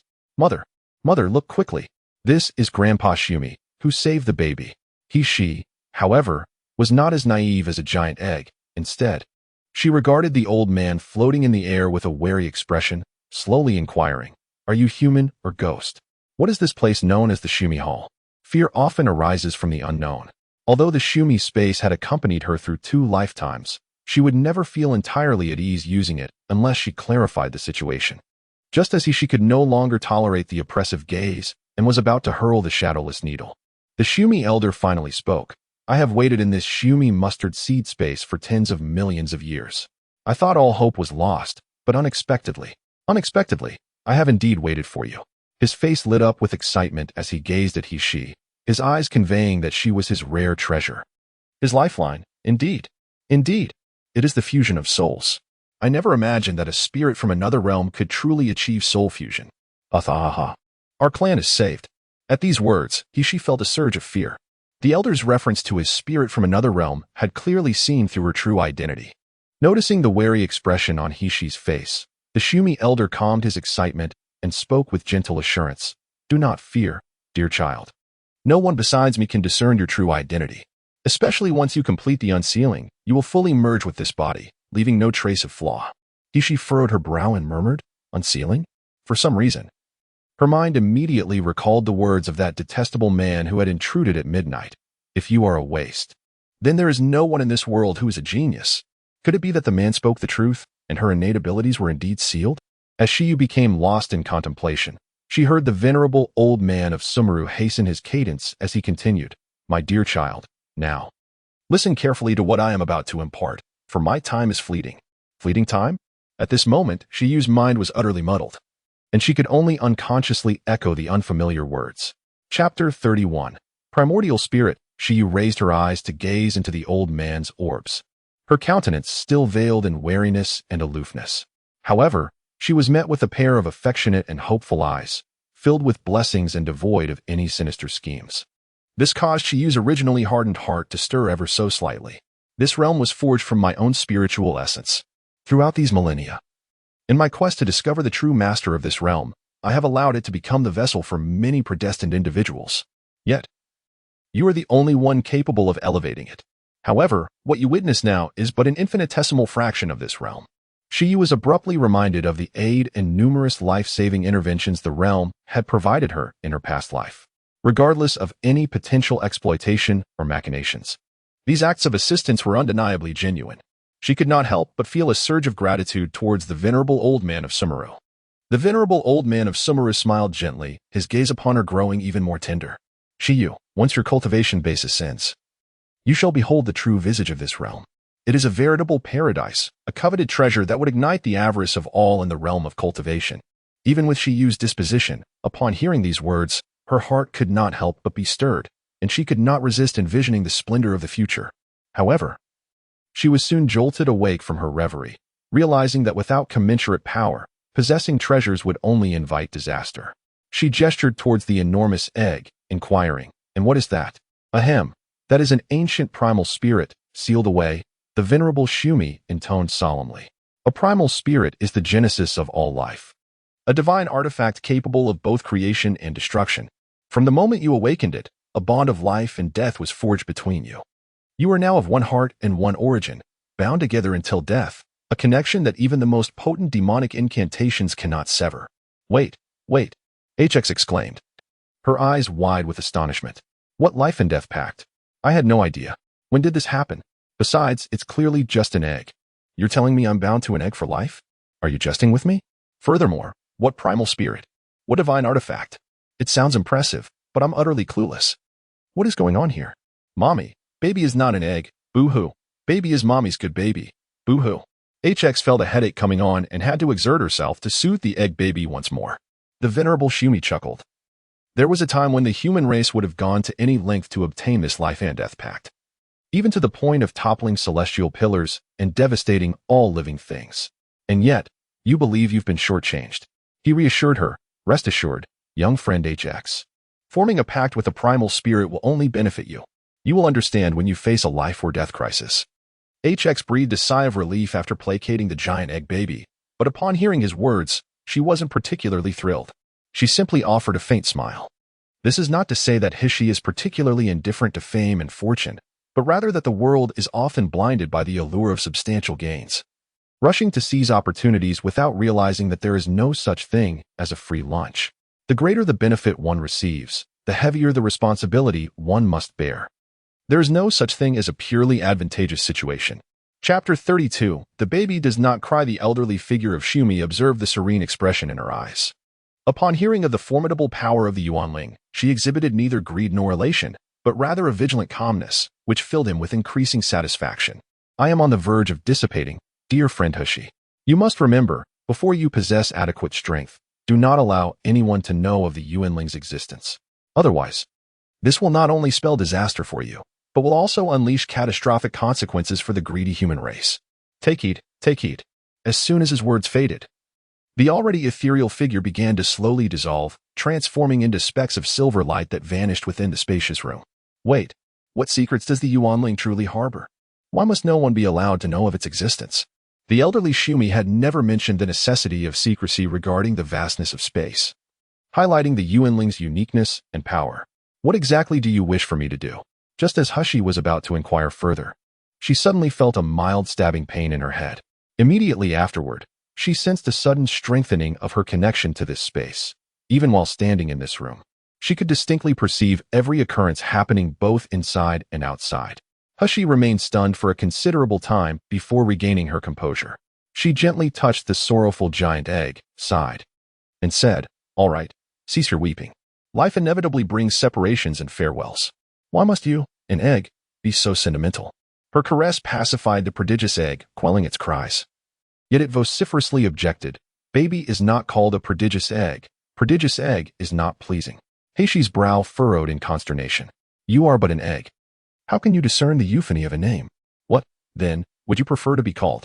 The egg's voice, imbued with both naivete and anticipation, responded, That, I know not what I wish to be called. Ought not my mother bestow a name upon me?" The tender, dulcet tones, both winsome and bashful, conjured an image in Heishi's mind of a rotund child, nervously fidgeting with the hem of their garment, gazing at her with fervent expectation. Heishi, amused by her own imagination, jested, Since you dislike the name prodigious egg, perhaps we shall call you Eggy, Roundy, or Raleigh? Mother is wicked. Baby is not at all round. Baby desires not such an unseemly name." The prodigious egg dissolved into heartbroken sobs. Heishi, torn between laughter and exasperation, ultimately conceded, "Very well, I shall reconsider. Until I devise a name. We shall address you by the diminutive Eggy. Will that suffice?" Eggy, left without recourse, reluctantly acquiesced, yet not without reminding Heishi, "Mother must hasten to name baby." Heishi sighed, placing a hand to her forehead. "Could you refrain from addressing me as mother?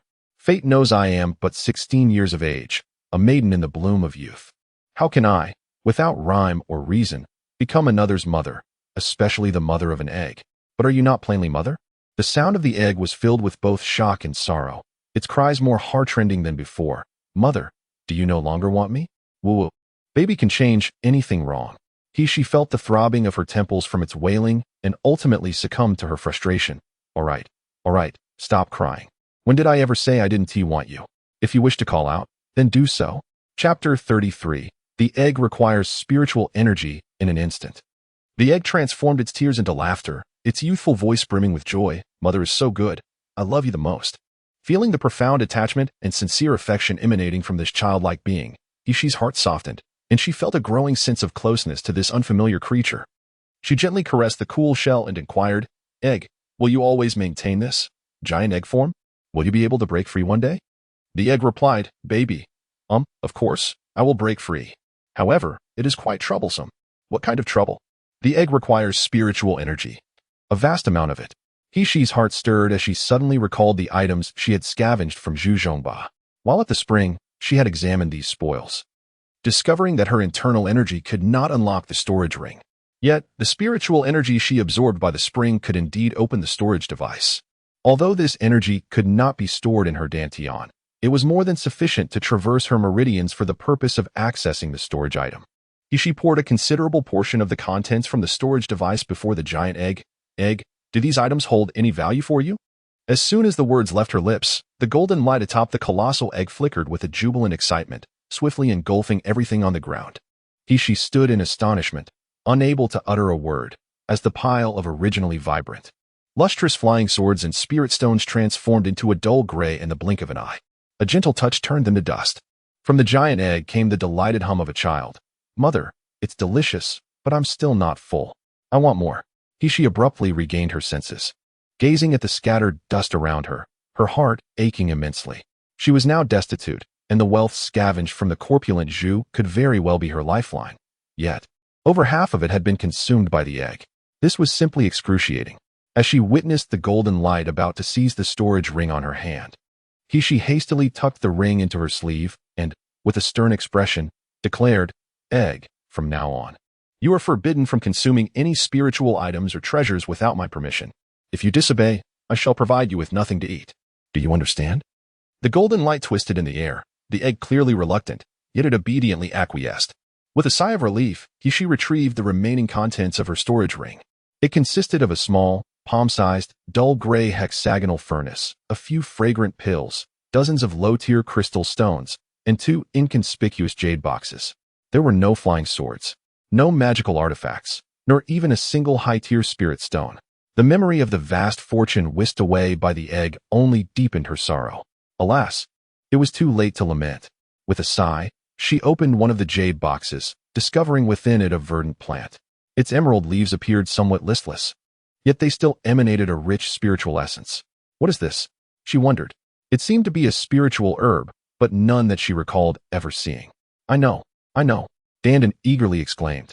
This is a bodhi flower, which blossoms once every millennium and bears fruit once every 10 millennia. The resulting bodhi fruit can augment soul power and tastes particularly delightful. However, this one is not even a century old, so consuming it would be a pity. Nonetheless, Mother, if you plant these herbs within the dimension, Dandan will be able to absorb a great deal of spiritual energy. She was taken aback and promptly opened another jade box, which indeed contained another spiritual herb, albeit one of even more peculiar appearance. This is a rainbow skirt grass, Dandan explained. It possesses 13 cylindrical leaves, each of which unfurls every century. Once unfurled, the leaves emit a fragrant aroma that can attract demonic beasts below the 8th level.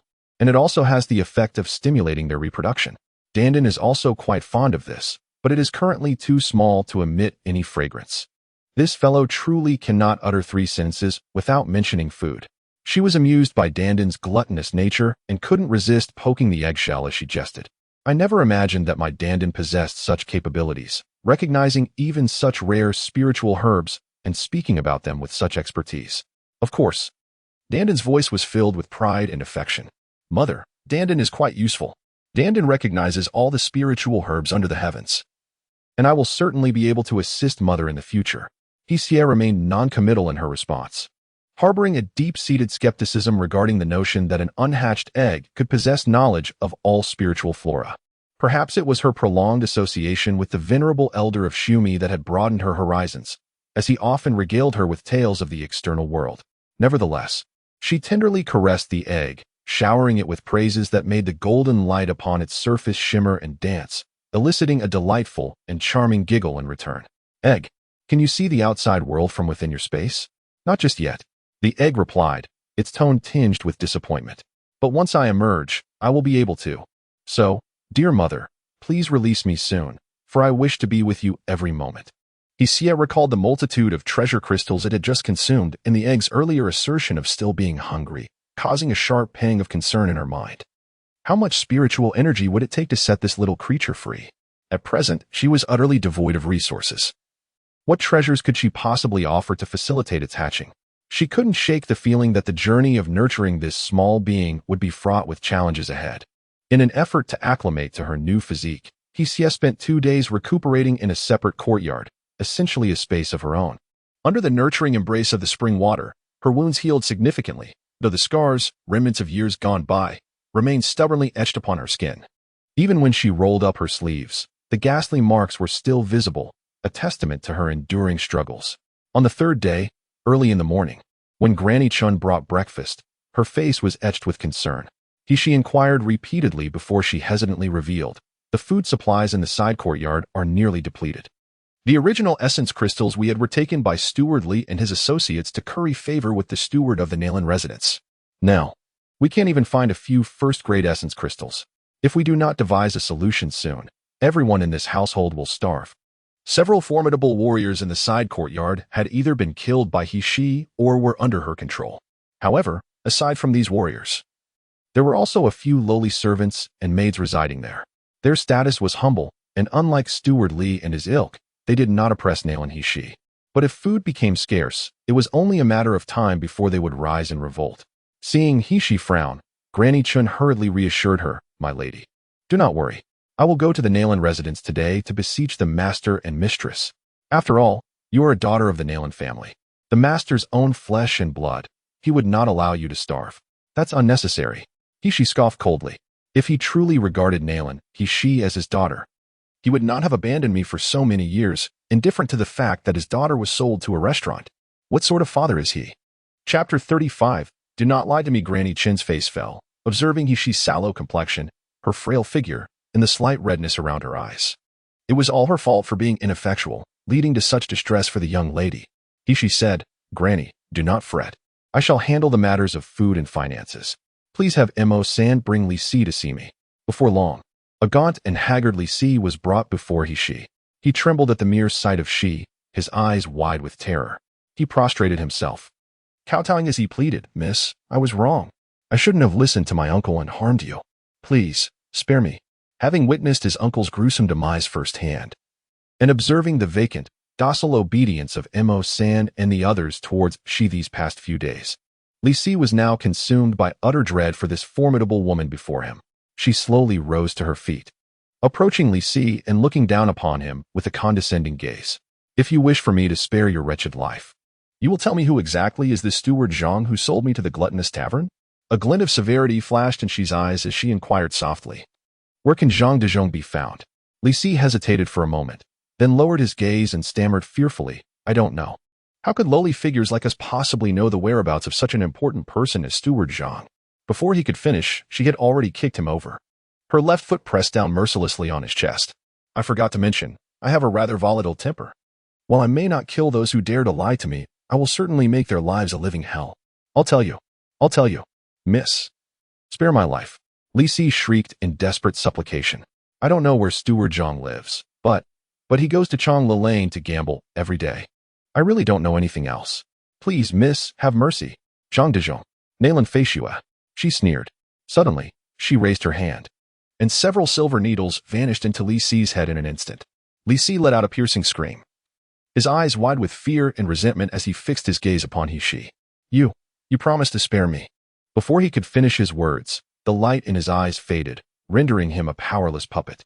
Hixia scoffed softly, replying, "I promised to spare your life, but I never said I would allow you to live with any semblance of dignity." At noon, the bustling streets of Yanjing were filled with throngs of people and the calls of nearby vendors. Yet, The most vibrant scene was at the entrance of the Changlefang. This establishment was not merely a gambling house. It occupied nearly half a street in the district, offering not just games of chance, but also dining, dance halls, treasure markets, and even a slave market.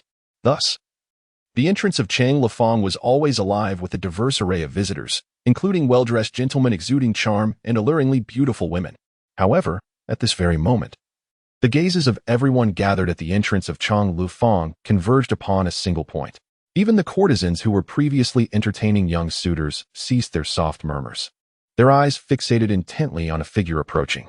There walked a young man clad in a white scholar's robe, his long brows reminiscent of willows, his cold eyes sparkling like stars, and his skin as delicate and flawless as porcelain. Sunlight illuminated his high, straight nose, revealing not a single imperfection. Though the youth was not tall, his form was slender and graceful, and despite the lingering fragility of youth, the glacial intensity of his gaze carried an overwhelming sense of cold pride, as if he embodied the very essence of frost and snow. Those who beheld the youth could not help but be struck by a sense of wonder, though the sun shone brightly overhead. Gazing upon him felt akin to witnessing pristine snow, ethereal, exquisite, and resplendent. The man closest to the youth swallowed hard, enraptured, murmuring, "Whose young master is this? How can one be so utterly enchanting?"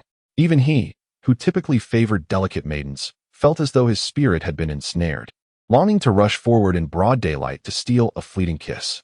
Yet, as he took a couple of steps closer, yearning to caress the youth's fair, tender visage, he was suddenly seized by intense agony, his body hurtling backward and crashing heavily to the ground.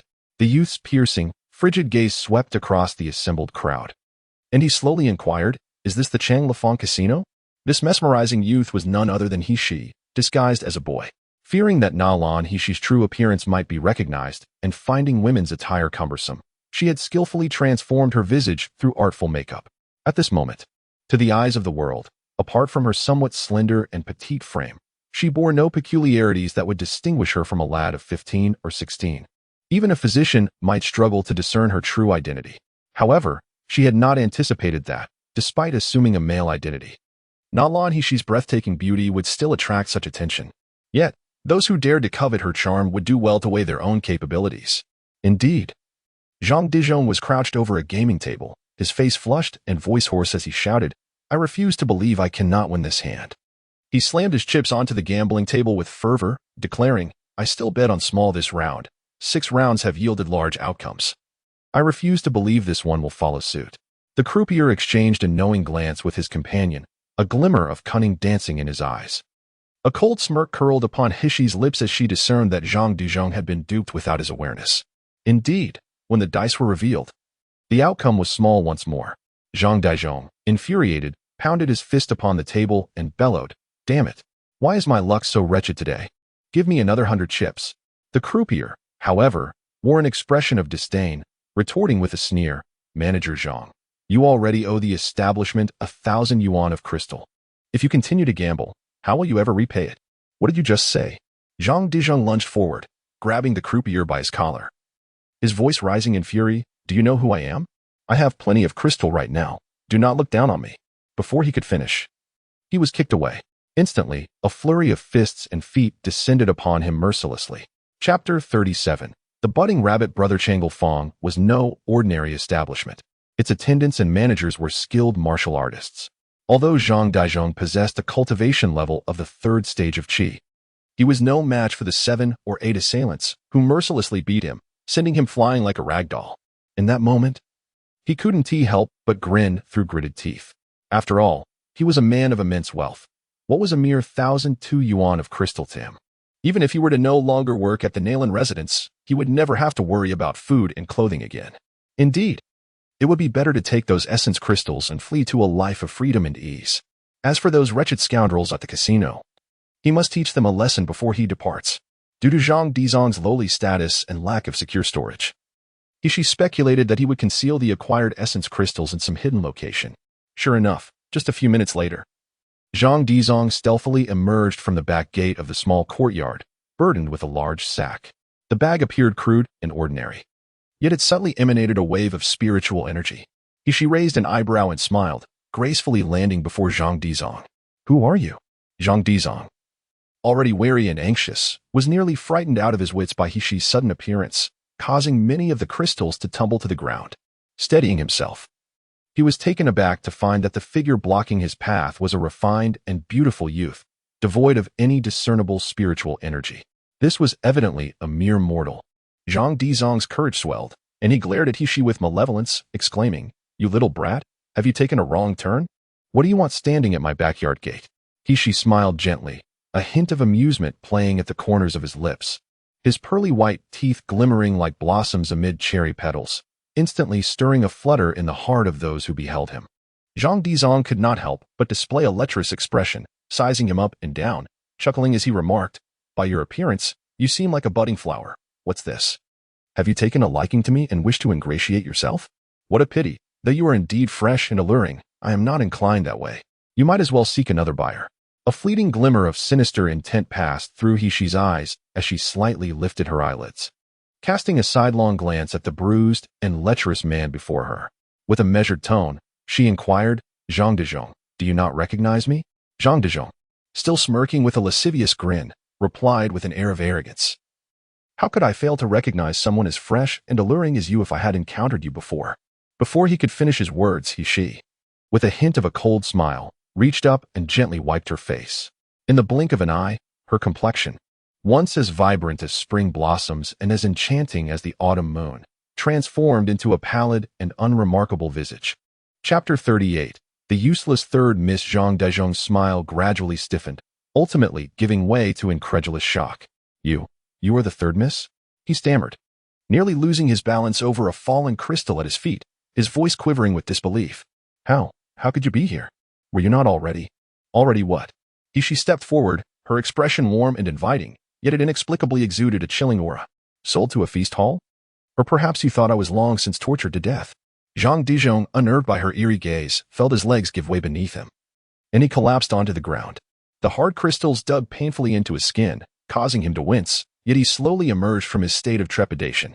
The figure before him was none other than Nalan Hishi, the infamous third miss of the Nalan household, known for her powerlessness and insignificance. A girl so neglected that even the lowest servants could bully her. Why should he fear her? Upon this realization, Zhang Dezhong abruptly rose to his feet, his gaze fixed upon Hishi, filled with malevolence and a hint of shameful anger. "Third miss, I never anticipated you would become a lowly slave and still manage to escape.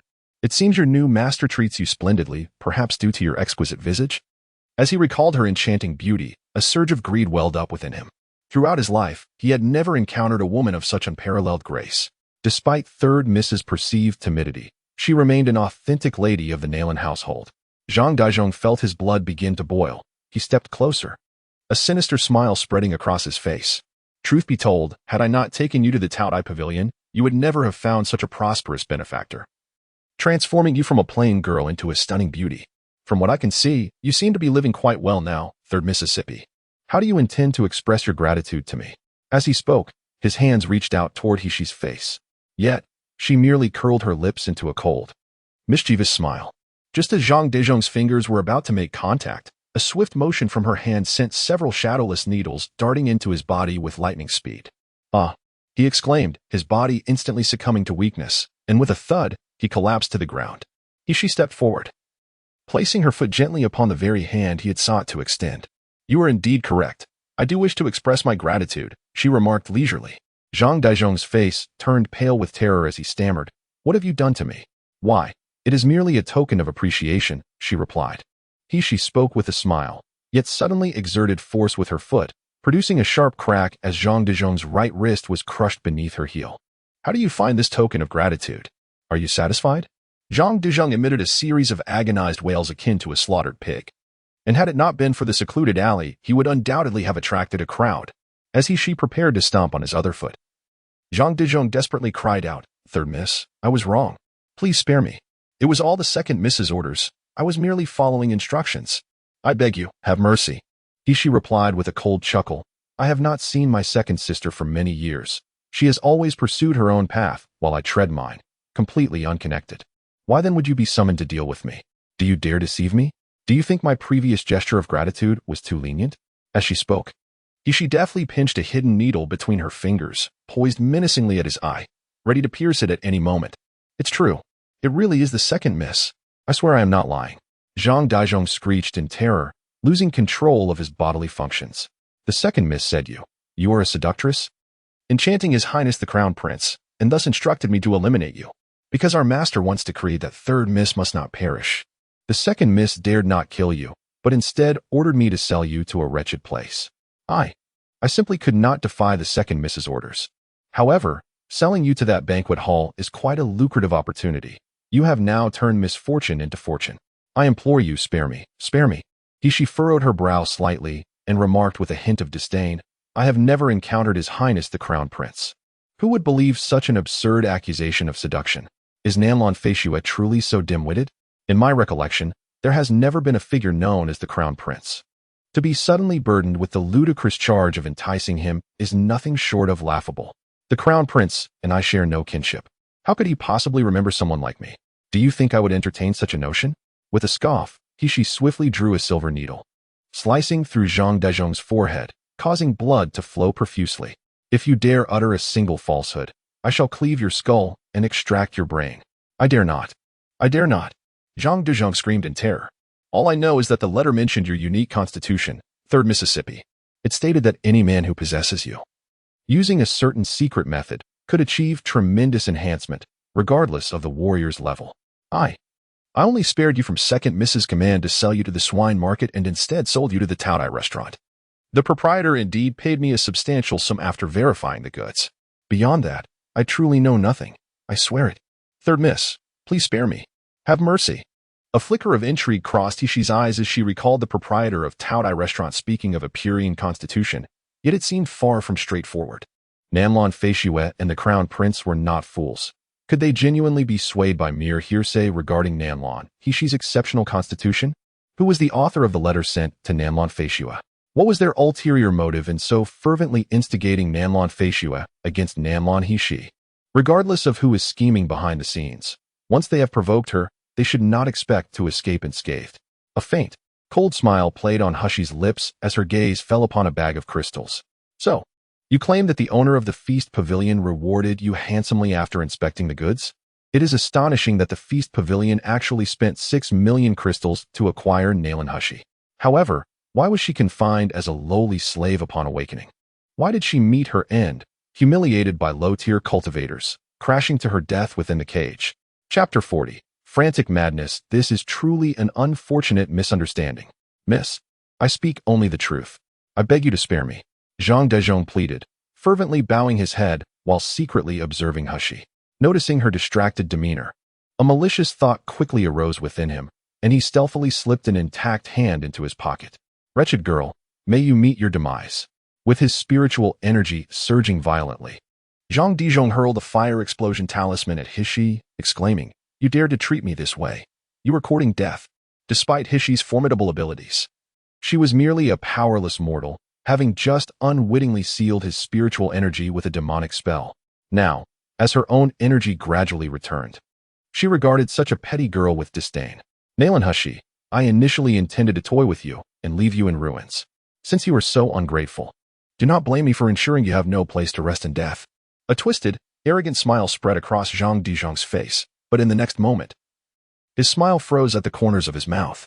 The explosion of the talisman resonated with a deafening sound, raising a cloud of dust. However, as the dust settled, the scene revealed itself to be devoid of any presence.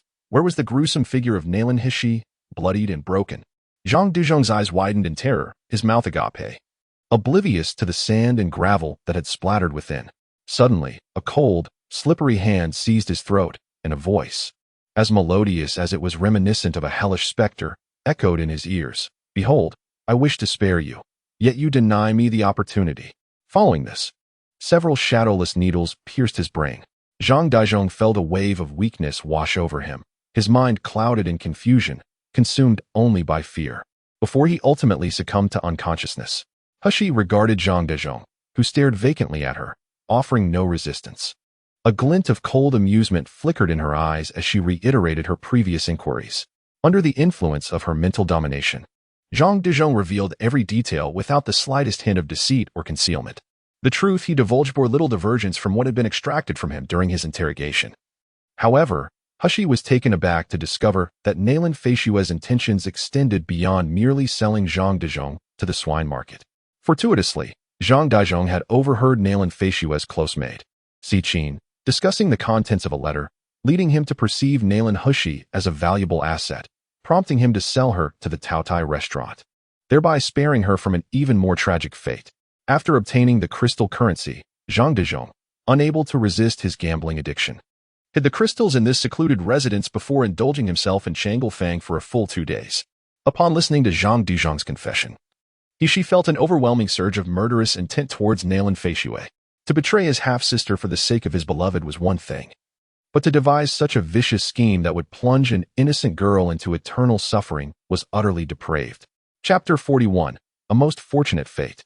She let out a cold laugh as she stored the remaining crystals into her storage ring. Approximately 300,000 yuan worth of crystals remained. A staggering loss of 2 million incurred by Zhang Dezhong in merely 2 days.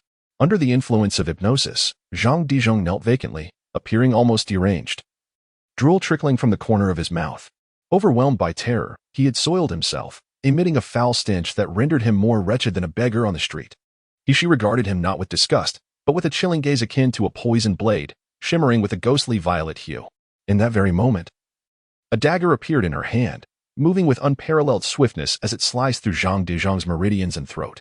In an instant, blood gushed forth, and anguished screams filled the air. Yes, Zhang Dezhong had awakened, his face a mask of terror as he gazed at she, devoid of resentment, replaced only by despair and pleas for mercy. She raised the bloody dagger to her eyes, lightly touching the droplets of crimson before casually remarking, "Director Zhang, were you not quite intrigued by the notion of selling people into slavery? Today, I shall allow you to experience it firsthand." Director Zhang wished to scream for mercy, yet found himself utterly voiceless, his severed tendons rendering him incapable of movement. She's smile radiated with brilliance. Even though her face still bore the waxen disguise of pallor, it appeared remarkably vibrant and enchanting. "Are you afraid upon witnessing this pool of blood? Worry not. For you are a cultivator. Your physical form is nourished by spiritual energy, and such minor wounds will not prove fatal. However, I have severed all the meridians in your body, rendering you immobile for this lifetime, unable to utter a word." Chief Shang's eyes bulged like those of a dead fish, his entire being convulsing in terror and despair, his gaze filled with a silent plea, as if imploring, "Kill me, kill me. Do not rush, Chief Zhang. You chose not to take my life in the past, so how could I bear to end yours? Are you concerned that you will become a cripple, unmarketable in the swine market? How could that be?" She took a couple of steps forward, looking down upon him with an air of superiority, articulating each word that plunged him deeper into despair. "The swine market is rife with those eager to exploit the bodies of warriors for various experiments. And there are also individuals who require meat pigs to serve as vessels, purging impurities and toxins from their crystals and spiritual plants. Chief Zhang, in your next life, you shall simply lie in bed, attended to and cared for. Should you not express gratitude for the splendid fate I have procured for you? Due to the thinness of spiritual energy in the air, warriors must rely on crystals and spiritual plants to enhance their cultivation. Yet, most crystals and spiritual plants contain impurities and toxins, making unrestricted use unfeasible. Thus, one must absorb while simultaneously expelling the internal impurities, which inevitably affects the body and slows the pace of cultivation. Thus, some affluent individuals conceive the notion of meat pigs, allowing these creatures to absorb the ethereal energies contained within crystal stones while ingesting toxic spiritual plants. Their masters would then siphon the vital energies directly from the meat pigs, thereby circumventing any potential repercussions and accelerating their cultivation. The agonizing plight of those meat pig slaves, burdened with a plethora of impurities and toxins within their bodies, was of no concern to their masters. Zhang Dezhong gaped in despair, producing a rasping sound as murky tears stained his eyes, overwhelmed by hopelessness. He never anticipated that a fleeting moment of greed would lead him to such a dire fate. Had he known. Chapter 42. Selecting slaves. She resumed the form of a graceful young man and soon fetched a handsome price for Zhang Dezhong in the pig market. Clad in white brocade, with a countenance as radiant as jade, lips crimson and teeth pearly, he exuded an air of frosty elegance that rendered him incongruous amidst the clamorous and filthy market. However, she paid little heed to the avaricious glances of onlookers. In her previous life, she had donned various roles for the sake of her missions, often garnering attention, and had long since learned to disregard the stares of others, provided they did not dare to provoke her. As she surveyed the entire pig market, she noted that compared to the exquisite opulence of the gourmet establishment, this place resembled a chaotic marketplace. Yet, the vendors here did not peddle food. Instead, they sold living beings, humans and demonic beasts alike. Within rusted cages, a diverse array of slaves was confined, men and women, mortals and cultivators, and even some grotesque beastmen showcased at the more upscale stalls. They huddled in their diminutive cage, their bodies marred by numerous scars. Some bore expressions of numb despair. Others wept softly, while a few, rendered hoarse from futile resistance, lay on the brink of unconsciousness. It could be said that this place, despite being the most bustling in Yanjing City, encapsulated the profound darkness that pervaded the entire nation, resembling a hell on earth. As Hexion's gaze swept over these pitiable slaves, her heart remained largely unperturbed. The law of the jungle, survival of the fittest, holds true in every society, with no exceptions. Without sufficient strength for self-preservation, one's fate would inevitably be more tragic than that of these slaves. However, due to her current inability to cultivate, she could leverage external forces for her protection. Raising a cadre of formidable slaves seemed a prudent strategy. The slaves in the pigpen market were mostly in the early stages of cultivation, having barely entered the chi refinement phase, yet their low cost was appealing. Hexion quickly selected 10 low-priced slaves, their spiritual roots mixed and bearing some injuries, spending just enough to match the proceeds from selling Zhang Bizhou. Unlike the soul imprint that restricts a slave's growth, this form of control would not diminish their intelligence nor hinder their potential. Yet, it did have its limitations. With Hexion's current prowess, this restraint was effective only against cultivators below the foundation establishment stage. To the 10 who bowed before her, Hexion spoke coolly. I shall not inquire into your past experiences or grievances, but from this moment forth, you must regard me as your master. Should there be any betrayal, you shall suffer the excruciating torment of 1,000 arrows piercing your heart. Do you understand? The group nodded hastily in response. Their eyes filled with awe as they regarded Hexion. The master purchased 10 individuals, astonishingly without extracting their souls, allowing them to continue living as ordinary humans. This was indeed a remarkable surprise, rendering them unable to underestimate their seemingly youthful master. Remember, outside, I am known as Shi, and my name is Shiyu. You shall be my servants, and from now on, you will adopt my surname, named after the 10 celestial stems, from left to right: Jia, Yi, Bing, Ding, Wu Ji, Gong, Xian, Ren, and Gui. Do you understand?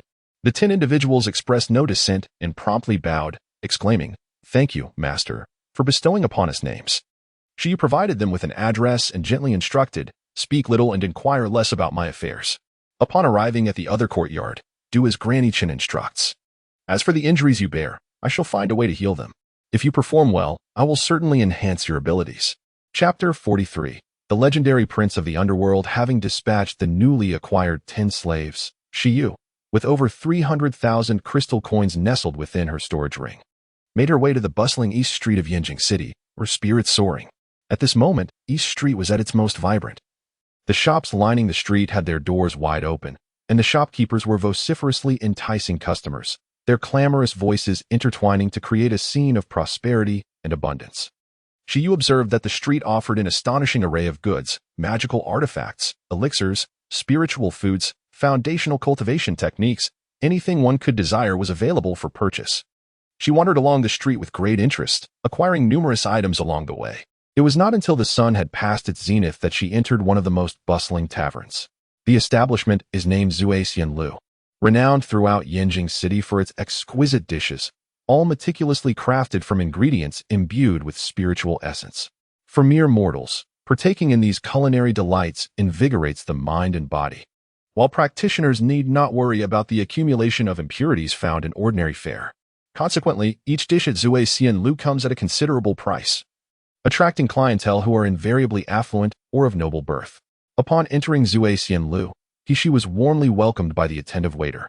Her appearance, with rosy lips and pearly teeth, adorned in lavish silks and brocade, suggested the bearing of an affluent youth. Yet it was her graceful demeanor and the aloofness in her expression that conveyed an air of regal detachment, as if no one else mattered to her. She, unperturbed, requested that the waiter serve one of every signature dish the restaurant had to offer, much to the delight of the attendant, who beamed with joy, eager to venerate this apparent benefactor. While waiting for the ethereal cuisine to arrive, she settled into a window-side seat, observing the bustling crowd outside with keen interest. At that moment, she overheard a few excited discussions among a group of young women behind her. "Sister Jiang, after much effort, we have finally descended the mountain. Do you think we might encounter the legendary prince of the underworld? Sister Lu, do not indulge in fantasies. Who does not know that the prince of the underworld is reclusive and elusive, far beyond the reach of mere mortals like us?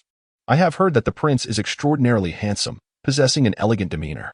At just 20 years of age, his cultivation has already surpassed that of even our clan's venerable elders. What a remarkable talent he must be. Moreover, it is said that His Highness the King of the Underworld remains unmarried to this day, without even a single concubine by his side. One cannot help but wonder what kind of woman would be worthy of such an extraordinary figure." The young girls chattered excitedly, filled with enthusiasm and longing, while she could only shake her head. Indeed, in every world, there are idols and their devoted fans. The fervor of these young girls seemed poised to ignite like a blazing fire. Should the king of the underworld make his appearance downstairs at that moment, one could easily envision their ecstatic cries of "Your Highness, I love you." The group of girls behind her eagerly transitioned from discussing the king's attire, appearance, and cultivation to his demeanor and grace, only reluctantly changing the topic when the waiter finally brought out the first dish. Just as she picked up her chopsticks, ready to indulge, she overheard a nearby table. "Hey, have you heard? This morning, a significant event unfolded at the renowned healer Nalan's residence." The people at the same table pressed for more details, and the speaker replied with a chuckle. "You know the wealthiest family in Yanjing, the Zhu family? This very morning, the patriarch, accompanied by his son and a large entourage, stormed into Nalan's house, creating quite the uproar." Chapter 44. The Unashamed Miss Nalan. "Is that true?" gasped an eavesdropper in shock. "Dr. Nalan is our Jinling Kingdom's foremost physician, and the Zhu family has always kept their distance. Why would old Master Zhu provoke them?" 2 nights prior, it is said that the young master of the Zhu family was stripped of his garments and bound to a pillar in the hall of his family's villa. At dawn, a passing vendor, upon opening the door, stumbled upon the sight of the young master in all his nakedness, prompting a shriek that attracted a throng of onlookers. The Zhu family's reputation was thoroughly tarnished. The crowd erupted in laughter at the mere thought of such a spectacle, unable to contain their amusement. However, they were perplexed as to how the humiliation of the Zhu young master was connected to the Nalan household. The informant, wearing a mysterious smile, lowered his voice and revealed that the one who had so thoroughly taught the notoriously arrogant young master a lesson was none other than the second young lady of the Nalan family. Nalan Faishua. Gasps of disbelief filled the air as the audience exchanged incredulous looks, exclaiming, "Is this truly possible? We have always heard that both young ladies of the Nalan household are renowned for their grace and exceptional talents. How could one of them possibly engage in such scandalous behavior? Perhaps someone else committed this act and has laid the blame at Nalan Faishua's feet?"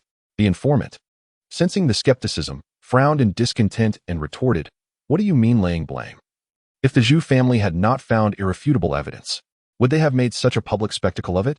Do you truly believe that the esteemed reputation of Nalan the divine physician is merely for show?" As he spoke, he lowered his voice and chuckled. "In my opinion, it is certainly Master Zhu's unalterable penchant for flirtation that leads him to the second Miss Nalan, only to be met with a stern reprimand from her. However, the second Miss Nalan is an unmarried woman of Yunying, regardless of her spirited and audacious nature. How could she possibly engage in such shameless acts as stripping a man of his garments? It is no wonder that the Zhu family sought to address the matter promptly. Amidst the incessant gossip swirling around her, as she ceased to eavesdrop, her spirits lifted as she began to savor the dishes that the waiter brought forth.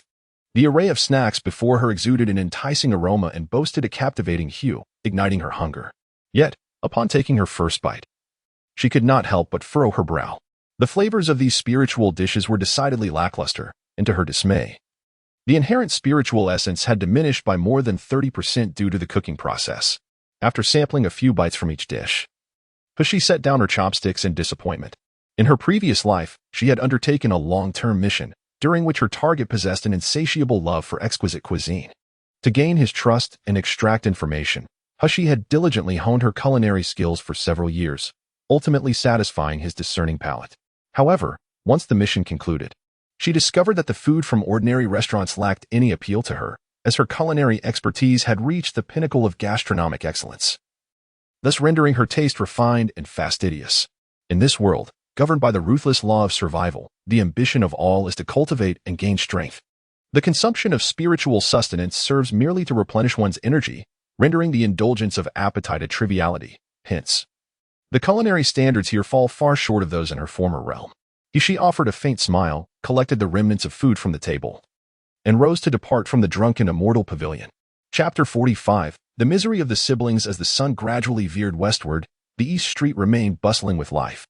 She procured a considerable amount of grain and materials, filling her storage ring, which she had cleverly acquired from Zhu the Fat, to the brim.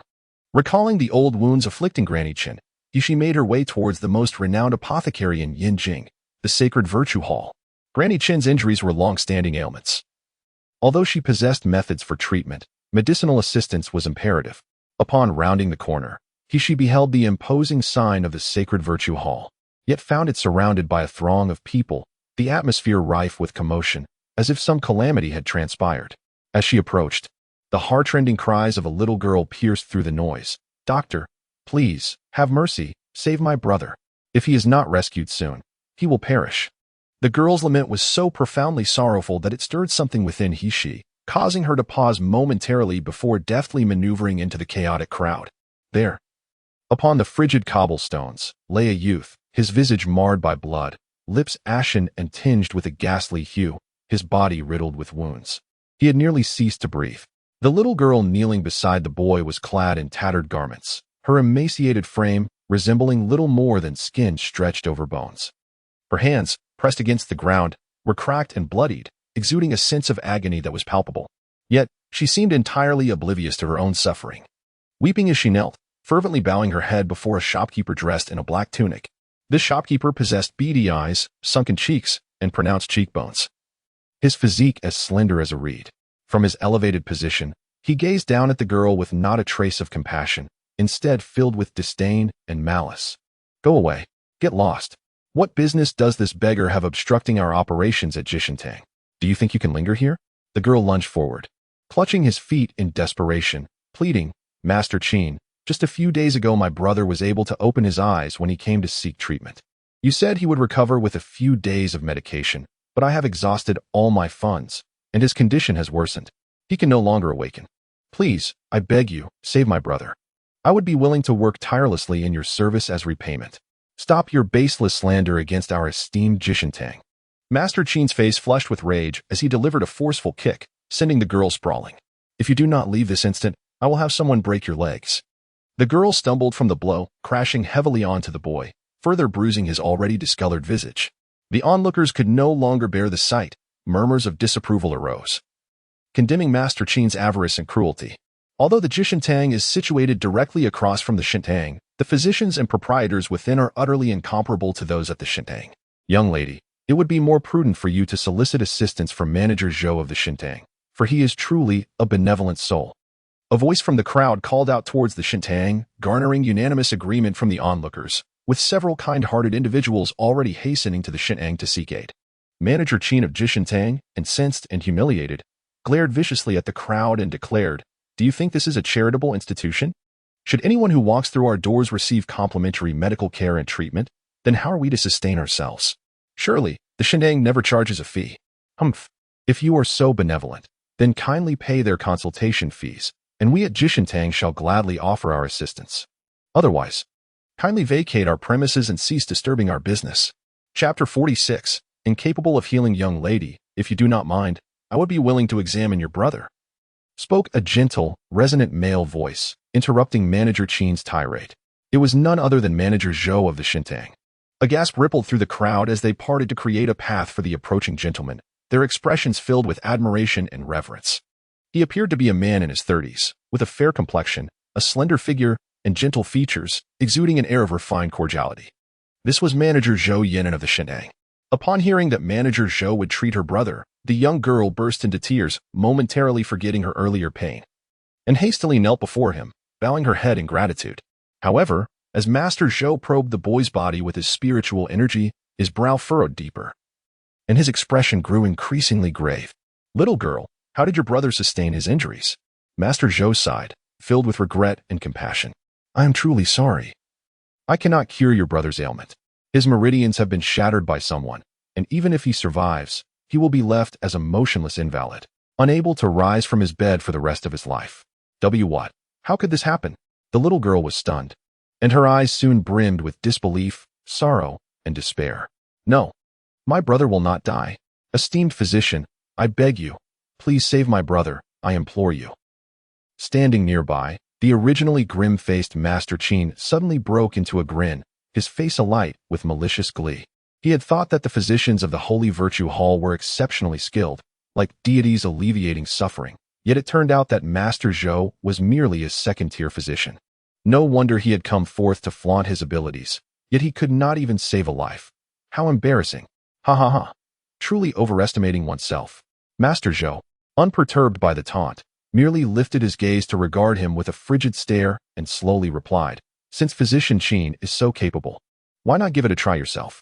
At that moment, the onlookers, roused from the grim news of the boy's fate, began to echo in agreement. How could Master Zhou's diagnosis possibly be wrong? If you doubt it, then you should attempt it yourself. The boy's condition was so dire. Perhaps it was due to the incompetence of the physicians at Jixing Hall. If one lacks the skill, what right do they have to question Master Zhou's medical expertise? Surrounded by an indignant crowd, Manager Qin's complexion shifted between shades of blue and white. He suddenly raised his voice, nearly shrieking, I may be inadequate, but our esteemed Dr. Xie from Jishintang is exceptional. He is a distinguished third-rank physician, incomparable to the mere second-rank practitioner Zhou Yinan. The mention of a third-rank physician momentarily silenced the onlookers. This title is exceedingly rare and precious throughout the kingdom of Jinling, while in the entire city of Yanjing, only Nalan Mansion holds the rank of fourth-rank physician. This illustrates the elevated status of high-ranking physicians. However, after a brief pause of astonishment, expressions of skepticism appeared on the faces of the crowd. You claim there is a third-rank physician? We were unaware that Jishintang had such a figure in its ranks. Indeed, words alone are insufficient. If you possess the capability, summon him. Are you not merely posturing? Chapter 47. The absence of healing potential. The crowd erupted in laughter, causing Manager Qin's face to flush with anger, his expression turning a deep shade of purple. Dr. Xie cast a cold gaze at the onlookers and remarked, if I do not step forward, Jishintang's reputation will be utterly tarnished. Clear the way. Clad in a gray robe, Dr. Xie exuded vitality as he advanced, and the crowd instinctively parted to create a path, their faces reflecting a sense of reverence. A jade pendant adorned with a beastly motif hung from his left hip, symbolizing his status as a third-rank physician. Approaching the filthy boy and girl, Dr. Xie momentarily displayed a barely perceptible disdain before kneeling and extending his hand, channeling his spiritual energy into the boy's body. Approximately the duration of a stick of incense passed, and Dr. Xie's countenance grew increasingly grim. Ultimately, he shook his head and declared, this individual's meridians are entirely severed. There exists no possibility of healing. Upon the utterance of these words, the crowd erupted into a cacophony of disbelief. Good heavens! It is indeed a case of severed meridians. Not even the deities could remedy such a plight. Indeed, look at the young master of the Ouyang family. They are immensely wealthy and influential, having even summoned the renowned physician Nalan, yet to no avail.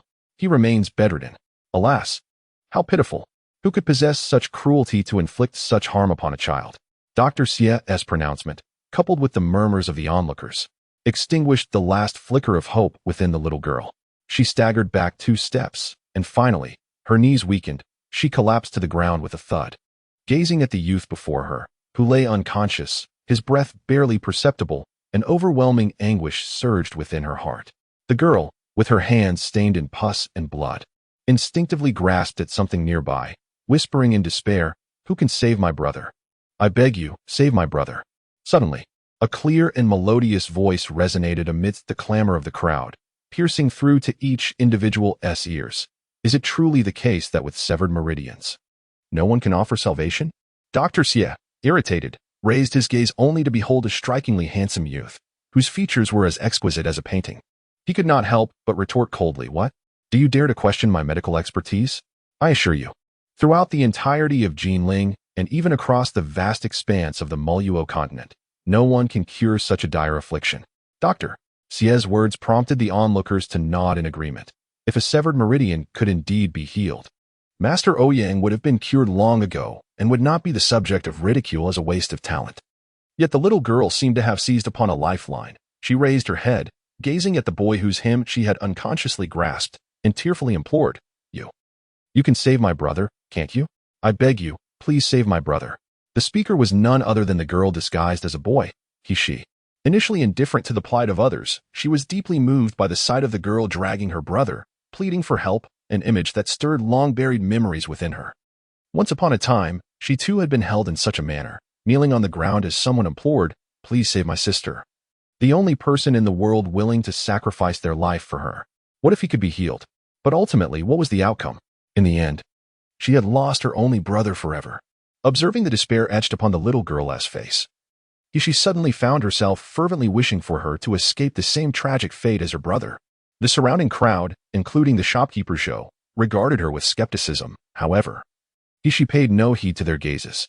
She knelt down, taking the boy's hand, her 3 fingers resting upon his wrist, as she quietly sensed the rhythm of his pulse. Shouldn't diagnosing an ailment involve probing the body with spiritual energy to gauge the flow of qi? Yet there was not a trace of spiritual energy emanating from the boy. How could he possibly administer healing? He must surely be a charlatan, seeking to attract attention with trickery. The onlookers regarded she with scorn, while a glimmer of cold disdain flickered in Dr. Xie's eyes. The young lad, still not fully grown, dared to disregard her words. He was utterly insufferable. Hishi's pulse examination lasted an entire incense stick's worth of time, and only when the crowd grew impatient did she finally release her grip.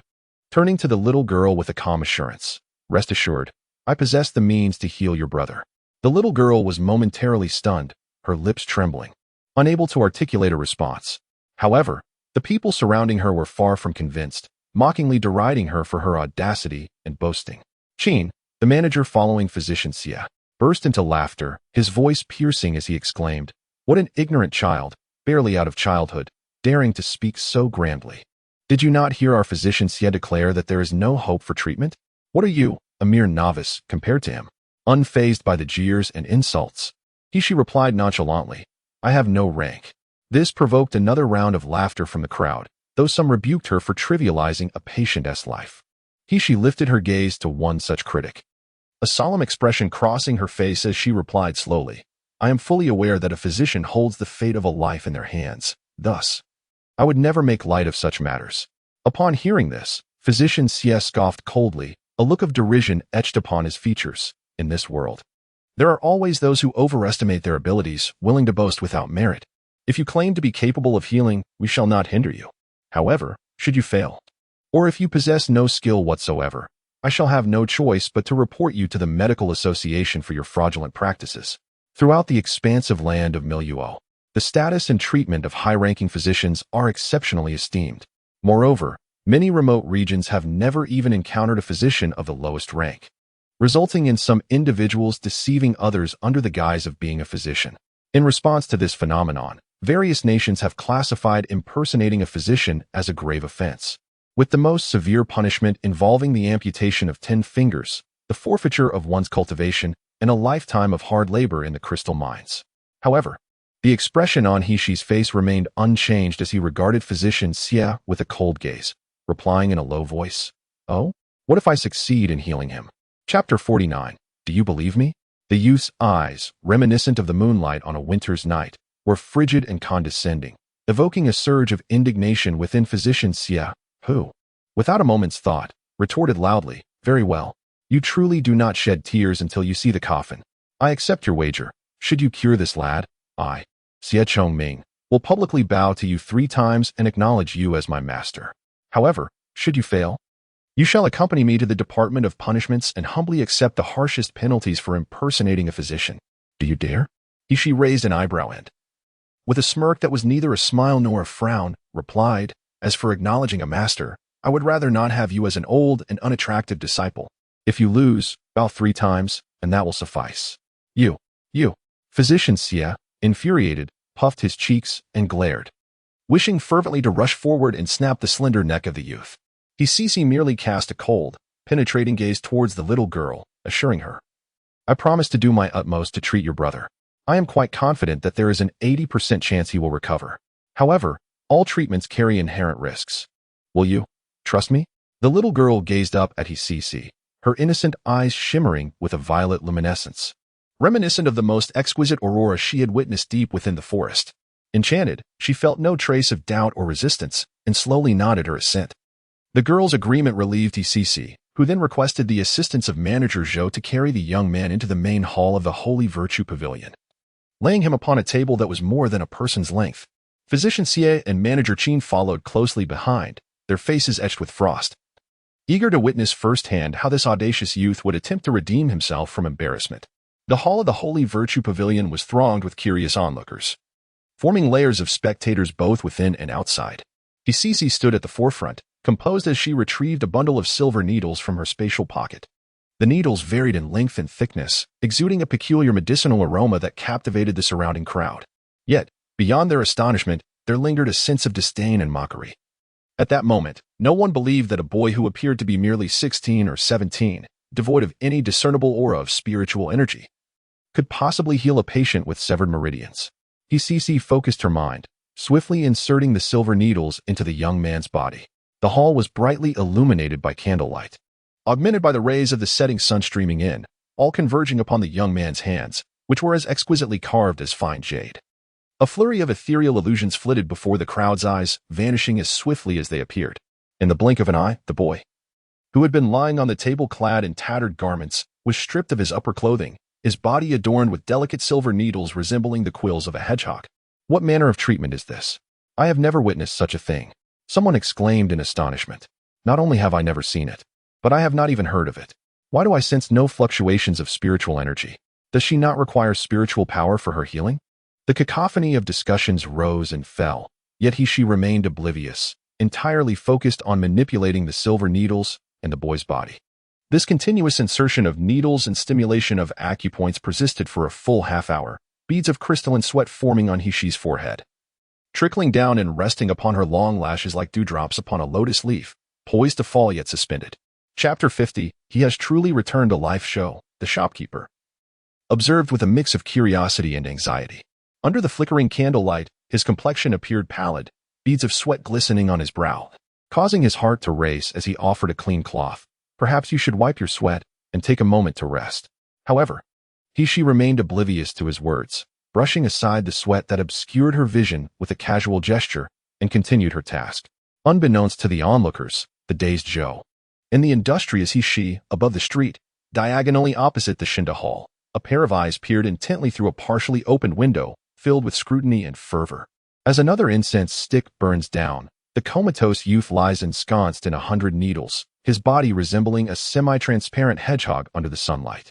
Initially, he remained in a state of unconsciousness, his breathing and heartbeat devoid of any rhythm. However, half an hour later, as more needles pierced his flesh, he began to emit anguished groans, his body drenched in sweat, soaking the white cloth beneath him within mere moments. The spectators, who had originally displayed disdain and mockery, gradually transformed into expressions of disbelief. This once silent youth, resembling a lifeless figure, now vocalized his suffering, even exhibiting pain on his face as the silver needles invaded his veins. How could this be possible? Wasn't he supposed to be beyond recovery? How could he still perceive the stimulation within his meridians? Could it be that this strikingly handsome youth was not merely boasting? Did he genuinely possess the means to heal the patient? Physician Xie and Manager Qin's faces turned increasingly pallid as the youth's groans intensified. Manager Qin, sensing the chilling aura emanating from Physician Xie, trembled with fear and unease. What if this inexplicably charming youth truly cured the patient? Would Physician Xie be compelled to kneel and bow in public? Where would the esteemed reputation of a third-grade physician go then? Enraged and humiliated, Physician Xie would certainly not let the youth escape unscathed. Meanwhile, she had already begun to carefully extract the silver needles from the boy's body. The extraction of each of the 108 silver needles, varying in force and sequence, remained a protracted and agonizing ordeal. Yet, the onlookers began to hold their breath in rapt attention, silence prevailing among them. At length, all the silver needles were removed. The youth lying on the long table emitted a prolonged groan, subsequently opening his eyes languidly. The glaring light caused scalding tears to well up in his eyes. Through his blurred vision, he beheld only a refined and elegant face, and a pair of limpid, profound eyes, akin to an icy pond. The sensation was akin to a traveler who had crawled through the desert for 7 days and nights suddenly drinking nectar. That drop of nectar became all his faith and hope. He opened his mouth as if to speak, but ultimately closed his eyes powerlessly. Engraving She's face and aura firmly in his mind, after she put away all the silver needles. She took the boy's pulse to confirm that he was safe and sound, then breathed a sigh of relief and said lightly, "He is fine?" Incredulity was etched on everyone's faces. Without waiting to be summoned, Physician Xie strode forward immediately, employing his spiritual energy to examine the boy's body. Chapter 51. 3 Cowdows unimpeded. Resilient and vibrant, the youth had indeed been revived, and in a state of near-complete recovery? How could this be possible? Physician Xie's complexion turned ashen, his hand on the boy's chest trembling incessantly. Shopkeeper Zhou also approached promptly, employing his spiritual energy to examine the young man. He exclaimed in elation, "He's alive! He's alive! Who would have thought that a patient with severed meridians could truly be healed? Young master's medical skills are simply miraculous." Zhou, the shopkeeper, bowed respectfully to He, who, however, coldly averted her gaze, harboring a sense of disdain within. The affliction plaguing the young man appeared grave. Yet it was merely the result of a nefarious substance that had severely obstructed his spiritual meridians, preventing the normal flow of spiritual energy. Were it truly a rupture of the meridians, she might have needed to exert considerable effort to remedy the situation. However, such a minor ailment was trivial in light of her medical expertise. She disregarded the adoring glances of the onlookers and the tearful gratitude of the young girl kneeling before her. Instead, she directed a scornful gaze at Physician Xie and shopkeeper Qin, coolly remarking, "I wonder if this esteemed third-tier physician recalls what he just proclaimed? Should you succeed in healing this youth, I, Xie Chongming, shall publicly bow to you thrice and acknowledge you as my master." In his youth, he too had endured humiliation and scorn. Yet, after ascending to the rank of a third-tier physician, those who once insulted him faced dire consequences. From that moment on, Xie Chongming stood elevated, with no one daring to look down upon him. Yet now, he found himself publicly humiliated by this brash young man. This wretch deserved to perish 1,000 times over. The atmosphere grew tense as the crowd, while secretly reveling in Physician Xie's humiliation, dared not display their mirth for fear of incurring the wrath of a third-tier physician, merely possessing a few trivial skills, yet believing oneself invincible. "Doctor." Xie took several deep breaths before coldly stating, "Young man, I advise you not to be so arrogant, or else." Before he could finish his sentence, his expression suddenly changed. He felt a tingling sensation in his knees, and with a loud thud, he collapsed to the ground.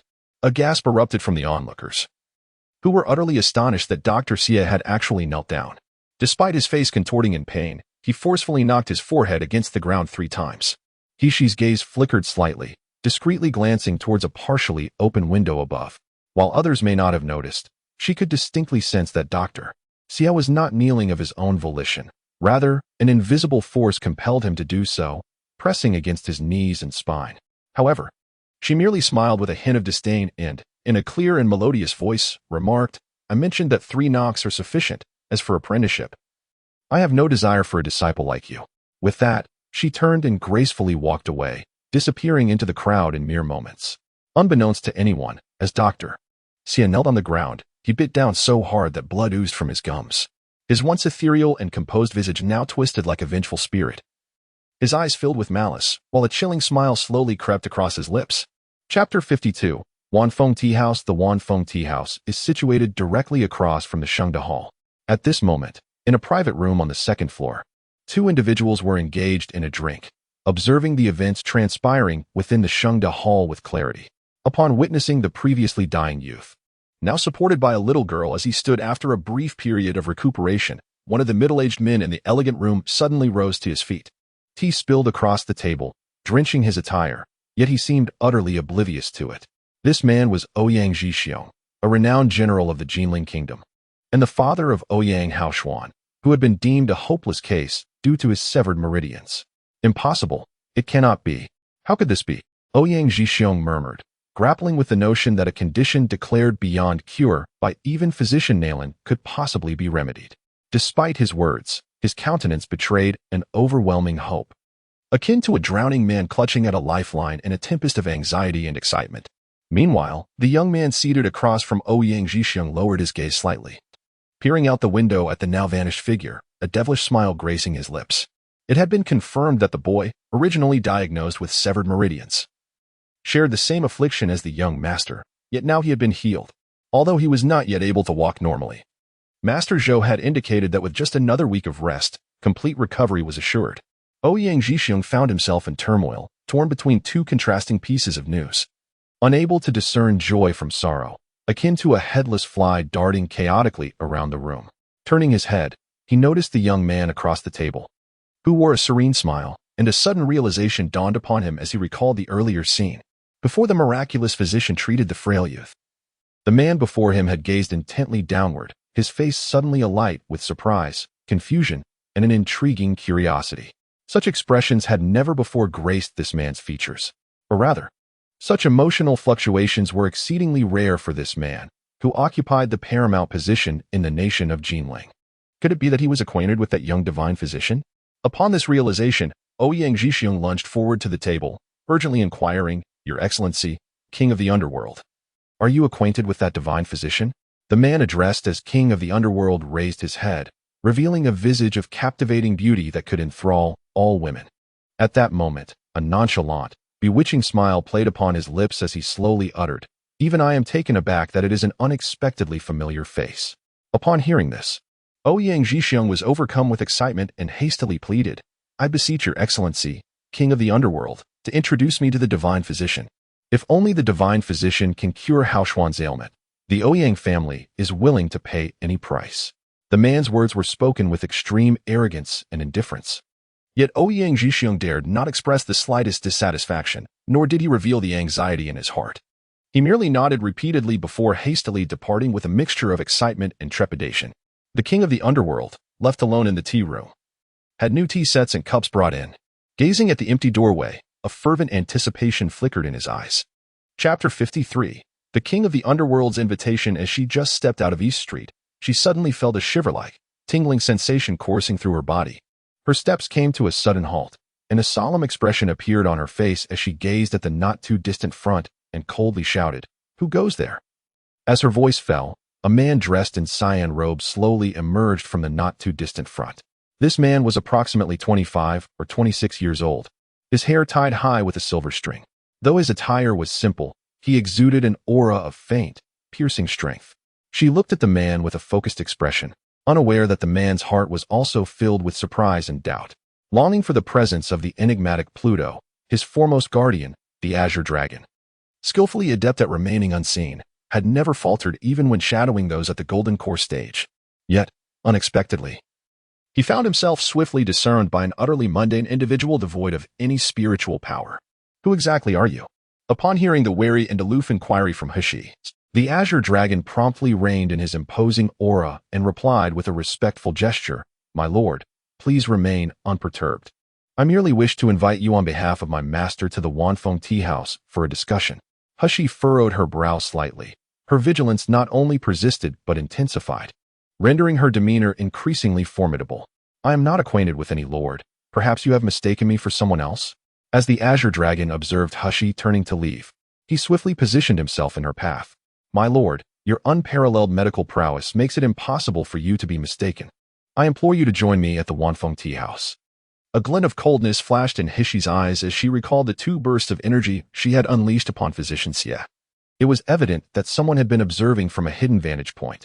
Could this individual be the master of the mysterious man before her? Nevertheless, she pondered. Regardless of who it might be, what relevance did it hold for her?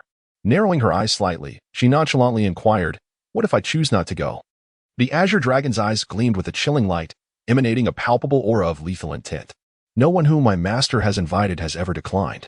Hushi's gaze met his with an icy resolve. Despite an overwhelming, instinctual fear surging within her, her expression remained inscrutable, and the silent needle was silently gripped in her hand. Hishi, would never yield to anyone's coercion. Must I heed your master's summons? What is his standing that compels me to comply? Before Qilong acted, he suddenly recalled his master's instructions. He promptly restrained his homicidal intent and respectfully stated, "My master's title is King of the Underworld. Furthermore, my master bade me inform you that he possesses what you seek. Your visit will assuredly not disappoint." "King of the Underworld?" HX exclaimed in surprise. suddenly recalling the handsome and exceptionally talented man mentioned by the female cultivators in the tavern, a legendary figure who, at only 20 years of age, possessed a cultivation base comparable to that of a grandmaster. Recalling the women's appraisals of this king of the underworld, a hint of intrigue flickered in HX's eyes. Handsome in appearance, with a bewitching aura, a cold demeanor, and an overbearing manner. Though countless beauties had fallen head over heels for him, he had never deigned to cast them a second glance. Someone who could remain indifferent to the presence of beautiful women must either be a cross-dresser or gay, right? HX suddenly felt a tinge of interest in meeting this legendary king of the underworld. Of course, most importantly, what could this man of such formidable power and influence possess that would pique her interest? With this in mind, HX nodded towards Qinglong and imperiously commanded, "Lead the way at once." Qinglong stumbled, nearly falling. He, Qinglong, was, after all, the king of the underworld's foremost guard, a golden core stage expert.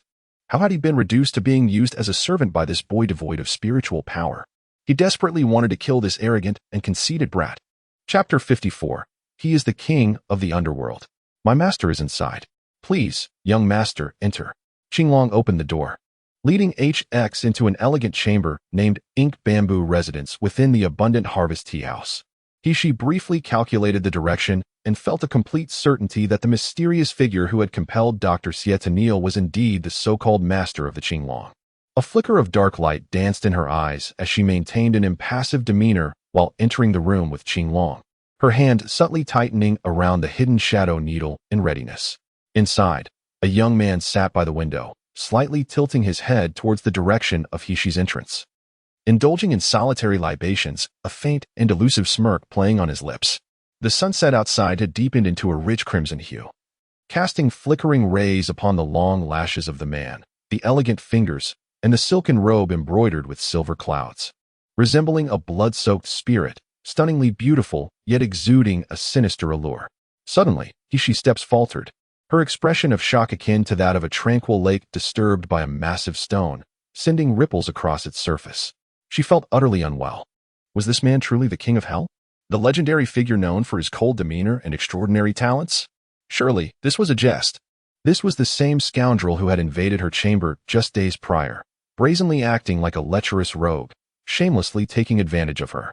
Noticing her astonishment akin to encountering a ghost, the man leaned against the window, a knowing smile crossing his features. He straightened up and beckoned to Hishi, saying, "It has been quite some time, Xie. Your transformation truly surprises me." "Xie, you say? You must be mistaken." Hishi's lips twitched, and after a brief moment of restraint, she retorted through gritted teeth, "I believe we are not acquainted, sir, and furthermore, who is the Xie you speak of? Have you perhaps mistaken me for someone else?" Hardly had the echo of his words faded when Hishi perceived a sudden blur clouding her vision. A towering figure abruptly loomed over her, casting her in shadow. An immense pressure, akin to the crushing weight of Mount Tai, stole her breath. Yet, the greater the oppression, the more her spirit fortified, her gaze unwavering and ablaze with defiance. Abruptly, a hand clamped onto her chin, tilting her face upwards to meet a gaze as fathomless and frigid as a glacial pool, where her own reflection flickered like a trapped flame. The man leaned in, his voice a low, resonant murmur, "Behold, it is these captivating, singular violet eyes that have ensnared my senses, a vision I find myself utterly unable to relinquish. Your countenance has undergone a remarkable transformation, a feat achieved through no ordinary means, nearly enough to beguile even my discerning perception. Alas, those very eyes have ultimately betrayed your carefully constructed facade." Hishi's countenance fell, a tempest of frustration brewing within her. She had never paid particular attention to Nalan Hishi's eye color, vaguely recalling them as black, perhaps with a fleeting violet shimmer in moments of heightened emotion. But who, in their right mind, would scrutinize the subtle shifts in another's irises? To think, all her meticulous efforts, undone in a single, devastating stroke of recognition by this preposterous man. She inhaled deeply, composing herself before forcefully dislodging his hand from her jaw. Her voice laced with glacial disdain, Lord Netherworld certainly possesses an eclectic array of pastimes, ranging from nocturnal intrusions into private residences to the rather peculiar fascination with ocular pigmentation. One wonders, should your devoted adherents become privy to such idiosyncratic predilections, whether their admiration might not wane somewhat. A flicker of surprise registered on the man's countenance, swiftly replaced by a booming, unrestrained laughter that echoed through the air. Chapter 55. Being followed. A low, warm laughter resonated, akin to the gentle vibrations of a cello string, imbued with an enchanting allure. She inwardly cursed the absurdity of it all, yet was oblivious to the astonishment of Qi Long, whose eyes were nearly bulging from his head. He had never witnessed his master laugh so heartily, a genuine expression of delight rather than the usual indifferent smirk or cold grin. However, it was peculiar that the source of his master's joy was a strikingly handsome youth, who had just moments ago been subjected to a rather intimate gesture as his master cupped the boy's chin. The scene was undeniably bizarre. Qi Long was torn with confusion. Could it be that his master's previous disinterest in women stemmed not from disdain, but rather from a misalignment of gender? She lifted her gaze to the man who was laughing joyously, only to find him strikingly beautiful, with an elegance reminiscent of bamboo. When he smiled, his brows and eyes seemed to shimmer with an ethereal glow, rendering her momentarily unable to avert her gaze. As he lowered his head and met her somewhat dazed eyes, a glimmer of unrecognized joy flickered in his, and he spoke softly, "I am Nalan Mansion." Taken aback, she felt a disconcerting flutter in her heart at his piercing gaze and deep, husky voice. She stepped back, coldly retorting, "What does your name have to do with me? What nonsense is this? And how long will you continue to call me that ridiculous name?" Her lips twitched in irritation as she clenched her teeth, asserting, "We are not familiar. Please refer to me by my current name, Shiyu." "Thank you." Nalan raised an eyebrow, a knowing smile gracing his lips as he replied, "Ah, so it is Master Shiyu. A pleasure to finally meet you." She felt an unmistakable mockery in the eyes of the man before her. Although her expression turned sour, she mustered the courage to walk a few paces and settled herself gracefully in the seat opposite Nalan. Just as she was about to speak, Nalan suddenly leaned forward and deftly extracted the jade hairpin that held her hair in place. "What are you doing?" She gasped in surprise, relieved that Chun Mama had styled her hair so impeccably that the silken strands remained intact despite the removal of the hairpin. Holding the hairpin up to his gaze, Nalan regarded it nonchalantly before remarking with a semblance of a smile, "What a foolish child, unaware that someone has been following you." A chill ran through Hishi's heart at his words, leaving her no time to dwell on the label of foolish child. "Are you saying I was being followed?" "What do you mean?" Nalan's gaze shifted towards the window, landing on an inconspicuous corner across the way, where a sudden glint of sharpness flashed in his eyes. In the next moment, the previously empty corner erupted with a muffled groan. A man clad in unremarkable black stumbled out from the shadows, crashing to the ground with a thud. Peering down from the second floor, she could clearly see blood trickling from the corners of the man's mouth, his eyes rolling back in terror as he took his last breath in an instant. Her gaze slowly returned to Nalan, her heart racing in horror. Despite the chilling scene, his exquisitely handsome face retained an air of calm amusement, as if he were harmless.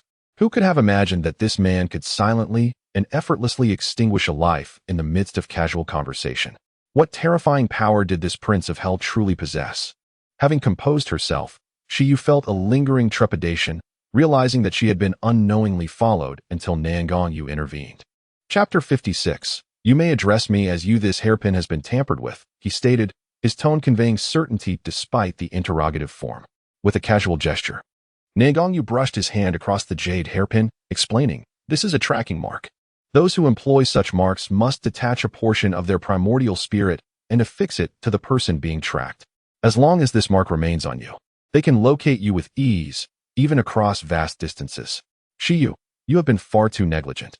Shiyu's brow furrowed, her lips pursed in silence for a moment. Sensing her confusion, Nalan dismissed Qi Long before continuing, "You seem to underestimate the significance of your actions." Her actions? She had merely rendered assistance to someone in public. Was it truly necessary to make such a fuss, even to the point of dispatching a fragment of the primordial spirit to track her? She looked up at him, her expression a mixture of bewilderment and naivete. A hint of amusement flickered in Nalan's eyes, and he felt an inexplicable urge to reach out and pinch her cheek. "As far as I am aware, throughout the entire Miluo continent, only physicians of the upper 8th rank are capable of mending severed meridians. An 8th rank physician must possess at least the cultivation base of the Yuanying stage. Moreover, many in Jinling Kingdom are entirely ignorant of the fact that severed meridians can be healed. In other words, you, a mortal devoid of spiritual energy, have cured what others perceive as an incurable malady. Do you still believe this to be inconsequential?" Upon hearing this, astonishment washed over Shiyu's face. While she possessed little understanding of the ranking system for physicians, she was aware that the Yuanying stage represented the pinnacle of martial prowess. Yet, credit must be given to your cleverness, for you have not revealed your true self. Nalan Yu's piercing gaze swept across her snow-like exquisite features. Tell me, if the Nalan family were to discover your capabilities, would they still abandon you in that secluded courtyard? Ishi's expression instantly turned frosty. Your Highness, the King of Hell? You jest.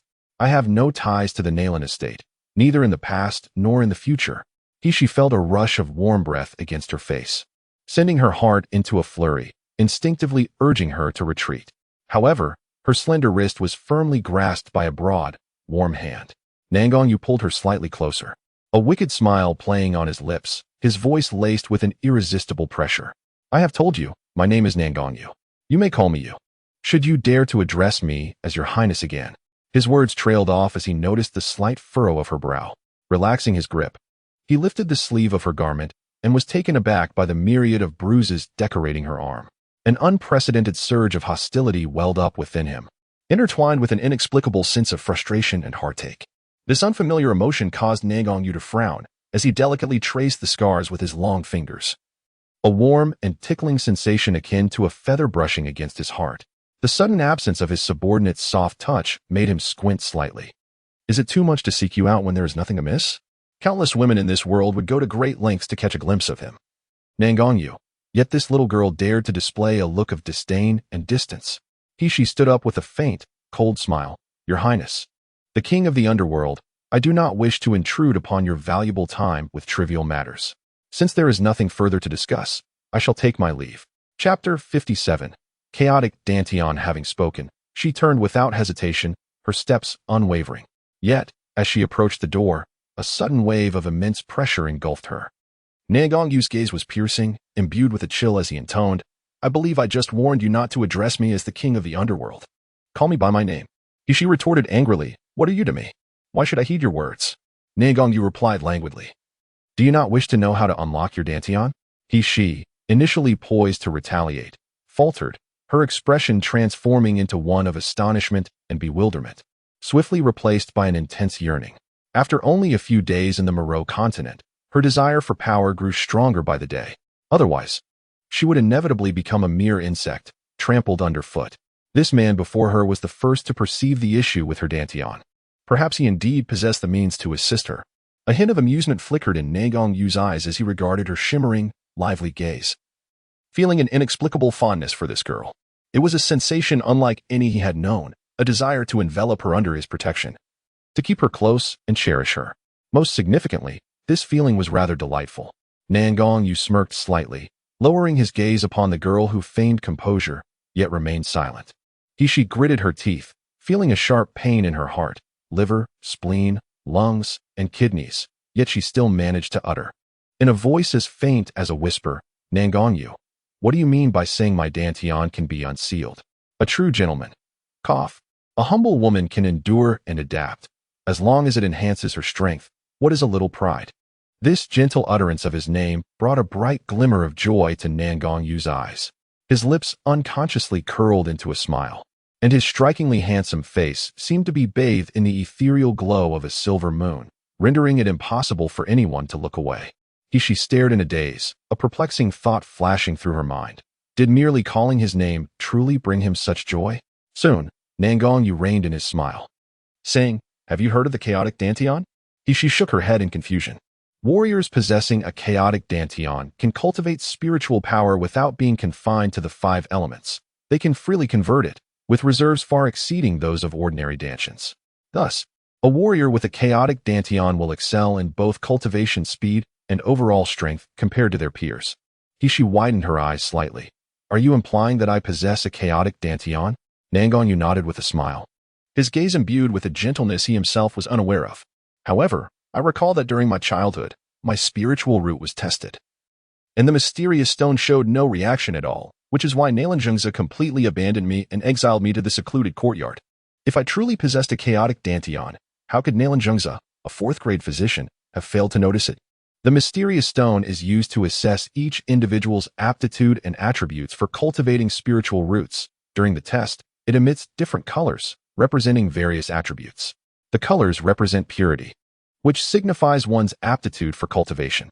If the Xian stone shows no response, it indicates the absence of spiritual roots and the lack of talent for cultivation. Such was the result that Nalan Hushi received during her testing years ago. Chapter 58. Sealed State. Nangong Yu smiled faintly and remarked, "If I am not mistaken, your Dantian has been in a sealed state for a long time. This seal is remarkably mysterious and powerful. Even I cannot discern the ancient method employed, and naturally, Nalan Jingza cannot perceive it either." The light in Hushi's eyes grew increasingly radiant, her entire body leaning forward as she completely forgot the earlier aloofness and apprehension she had towards Nangong Yu. "You just mentioned a way to lift the seal on my Dantian? If the seal is lifted, I will be able to cultivate normally?" The faint fragrance of the girl lingered in the air, captivating Nangong Yu, whose gaze blazed with fervor. He recalled the girl's fierce demeanor in the feasting pavilion, her decisiveness at the Zhu residence, the clever playfulness beneath the candlelight, and the intense focus in her eyes when she saved others. She was a girl with many similarities to himself, yet she possessed an even more unique essence. Even her slight cunning and schemes endeared her to him, igniting a desire to keep her forever by his side. Nangong Yu extended his hand, his slender fingers gently brushing against Hushi's long eyelashes, his voice low and husky. "Tomorrow morning at the hour of the snake, 9 o'clock, I will be here waiting for you.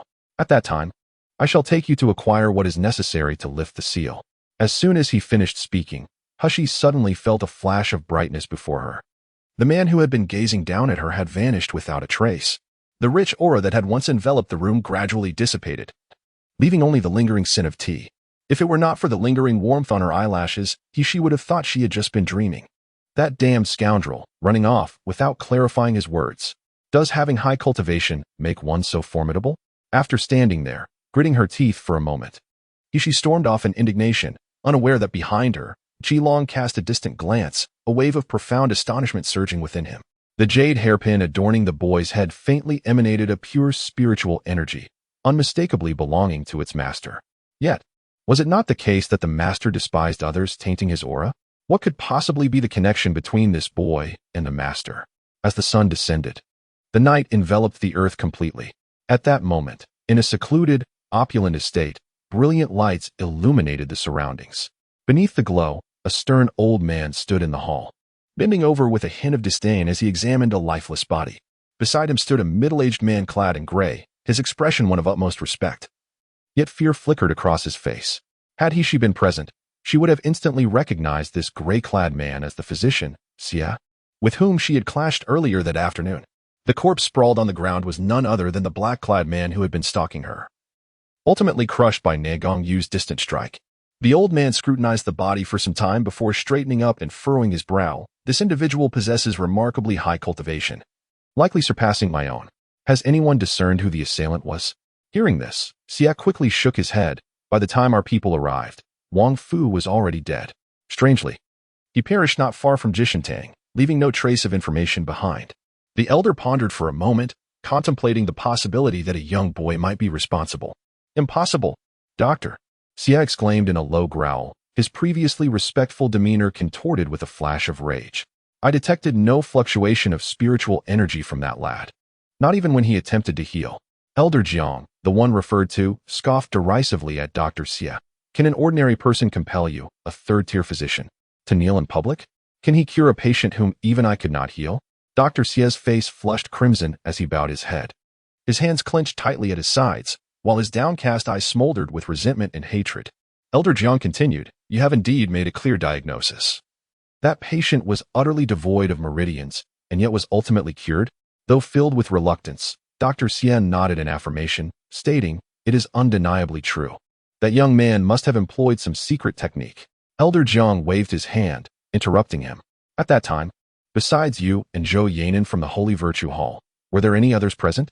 Dr. Xia recalled the strange power that had forced him to kneel, a flicker of understanding crossing his eyes, yet he ultimately shook his head.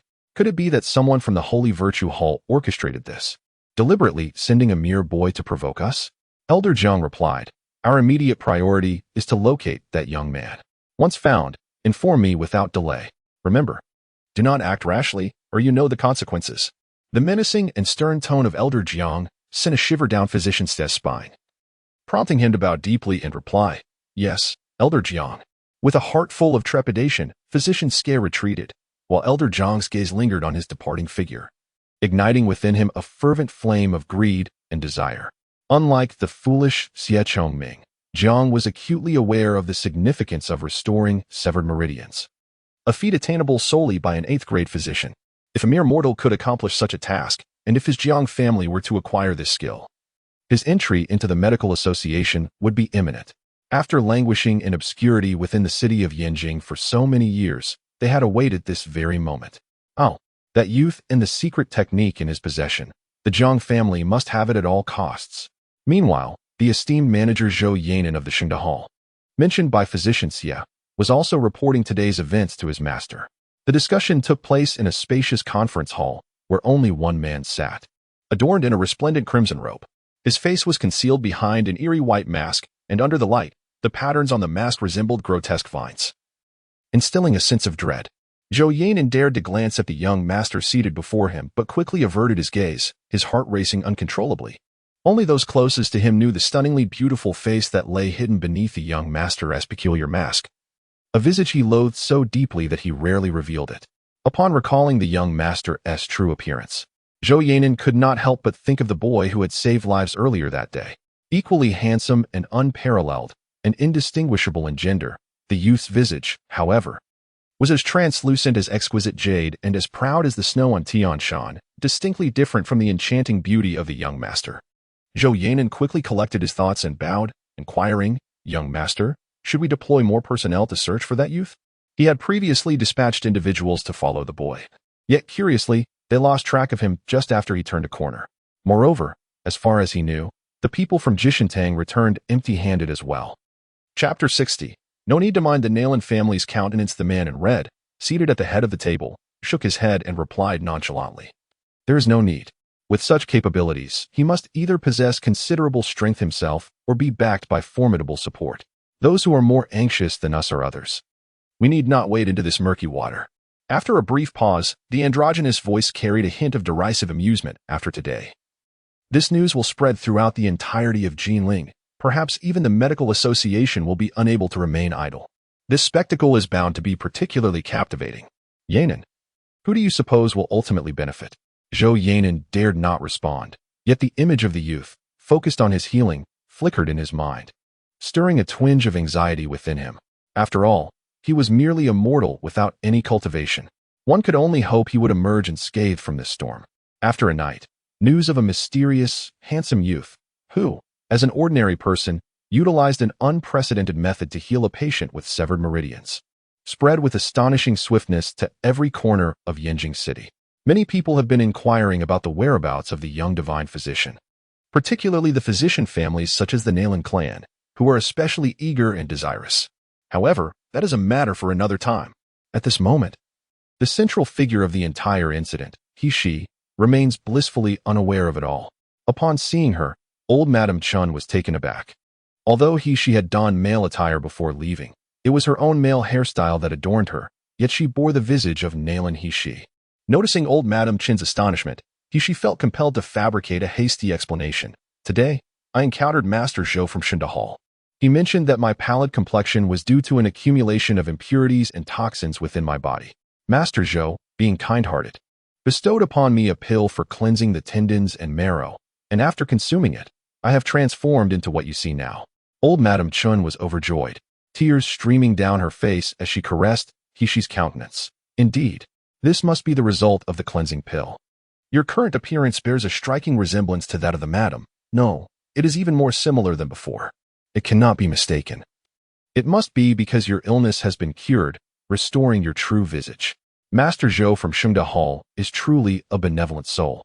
You must express your gratitude to him in the future." When old Madame Chen saw the sudden arrival of the slaves, she initially feared it was a vendetta seeking revenge, nearly fainting from fright. However, upon learning that they were slaves purchased by she was rendered speechless with shock. Torn between joy and concern, she retreated with a heart full of suspicion.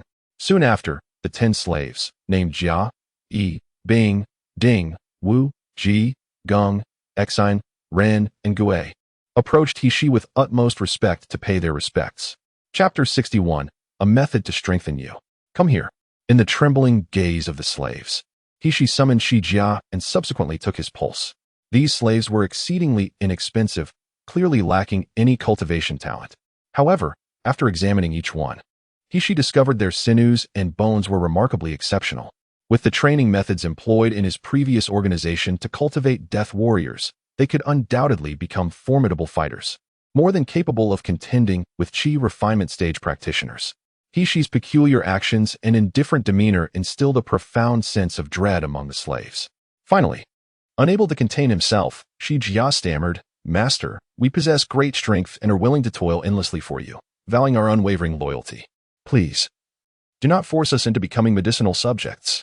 The terms medicinal subjects and meat pigs embody a singular concept, however. The fate of a medicinal subject devoid of cultivation would inevitably be far more tragic than that of a mere meat pig.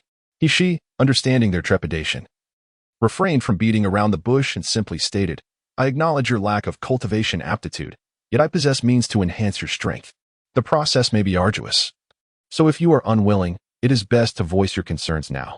As for medicinal subjects, rest assured, I harbor no interest in such trivial pursuits." Upon hearing these words, Jia and the others experienced a tumultuous blend of shock and joy. However, reflecting on He's absolute control over their lives and deaths, they understood he had no need to deceive them, and their astonishment quickly transformed into tears of overwhelming relief. No one could fathom the depths of despair and humility that these slaves endured. Abandoned by their families and sects, forsaken by society, they languished in a cage, awaiting selection, solely due to their inadequate talents, having unwittingly stepped into this brutal world of martial artists. From the instant they were reduced to servitude, the faintest glimmer of regaining their humanity had long been extinguished. So long as they could ascend in power, they would gladly endure any ordeal, even if it meant braving mountains of blades and oceans of fire. Jia collapsed at his knees with a thud, tears streaming down his face as he cowed out. "Master," he pleaded, "I am willing for a chance to grow stronger. I would even embrace death." Swiftly, the other 9 slaves followed suit, prostrating themselves in supplication. Many were awash in tears, and some even hailed Shiyu with cries of long life.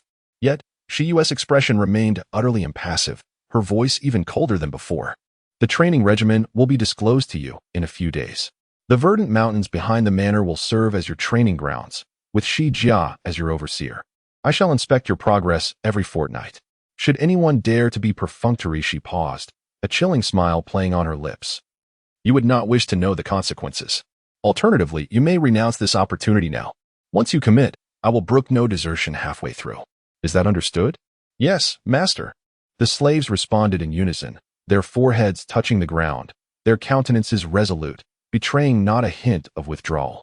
Having dismissed the slaves, Shiyu declined the dinner offered by Granny Chun, claiming she had already dined out, and then vanished into her spatial dimension. The moment she entered, a surge of rich spiritual energy assailed her senses, invigorating her spirit and banishing every trace of the day's fatigue. Mother, you've finally arrived. Dandan has missed you terribly.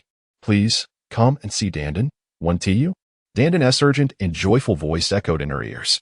Shiyu smiled as she entered the Sumeru Palace, gently touching Dandan. "Did you enjoy the treats I gave you at noon?" She spoke of the sumptuous feast she had packed for Dandan at the Drunken Fairy Pavilion that noon. In Chapter 62, with a glimmer of golden light dancing upon him, Dandan exclaimed with delight, "Delicious, truly delicious. Yet, I am still far from satisfied. Mother, I want more." She retorted, somewhat exasperated, "To satiate your insatiable appetite would surely lead me to financial ruin. Besides, I am myself quite famished." With that, she dismissed Dandan's protests and set about constructing a makeshift stove in the hall, retrieving from her storage ring all the ingredients and herbs she had procured from the market.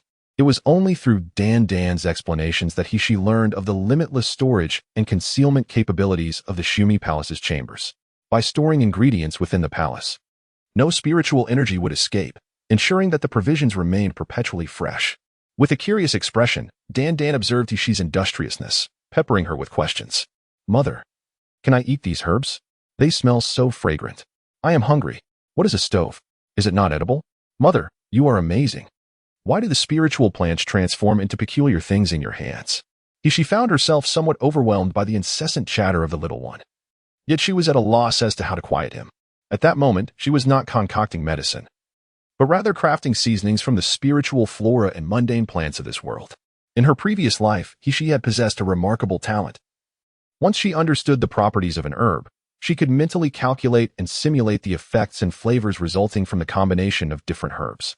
The intricate interdependence among all plants resembles the data stored within her mind. Whenever she wishes to utilize it, the knowledge is readily accessible. She moved swiftly, and in the span of a mere incense stick's burning time, her surroundings were adorned with an array of jars and bottles. Some exuded the scent of vinegar. Others wafted the sweetness of sugar, and yet others carried the sharpness of pepper. In essence, every spice that her nimble spirit could conjure had materialized into reality. A wisp of golden spiritual energy floated gracefully onto one of the pepper containers, cautiously extending inward, bit by bit. Achoo! Achoo! Dandin sneezed multiple times, his voice tinged with both indignation and bewilderment, carrying a hint of tears. Mother, what is this? It tastes terrible. Dandin does not like it. She chuckled. Very well. If you dislike it, once I have finished, you need not partake. With that, she deftly retrieved a lifeless wind spirit rabbit, skillfully skinning and deboning it before placing it upon a makeshift grill to roast repeatedly. The most remarkable aspect of the Shumi Hall is that any refuse or smoke, anything she deemed unnecessary, would vanish without a trace at the mere flicker of her thought. This included the bloodstains left from the slaughtered wind spirit rabbit. As the rabbit spun with Hushy's movements, its once blood-tinged flesh gradually transformed into an enticing golden hue, with fat dripping down into the flames, producing a sizzling sound. A medley of spices was brushed onto the golden-skinned rabbit, and she chose not to dispel the smoke. Instantly, an irresistible aroma wafted through the expansive room. So fragrant. Mother, what is this? Dandin wants to eat. She chuckled. Did you not claim to dislike it? If you truly find it unappealing, then refrain from consuming it. Woo-woo, mother. I was wrong. I do like it. I yearn to eat it. I crave it. The little one pleaded and praised, presenting a pitiful yet eager demeanor. Mother was the most formidable of all, and this delectable aroma was unlike anything he had ever encountered. Could you spare me just a bit, dear mother? Chapter 63. An unexpected visitor. She was amused by its pitiable and endearing tone. She tore a leg from the roasted rabbit and brought it to her lips. Indeed, it was bursting with flavor and exquisitely tender. This was the essence of culinary delight. With a sigh, she turned to the impatient little golden light, which was on the verge of a tantrum, and said, "The rest is all yours. Go ahead, you little glutton." Well, mother is the best.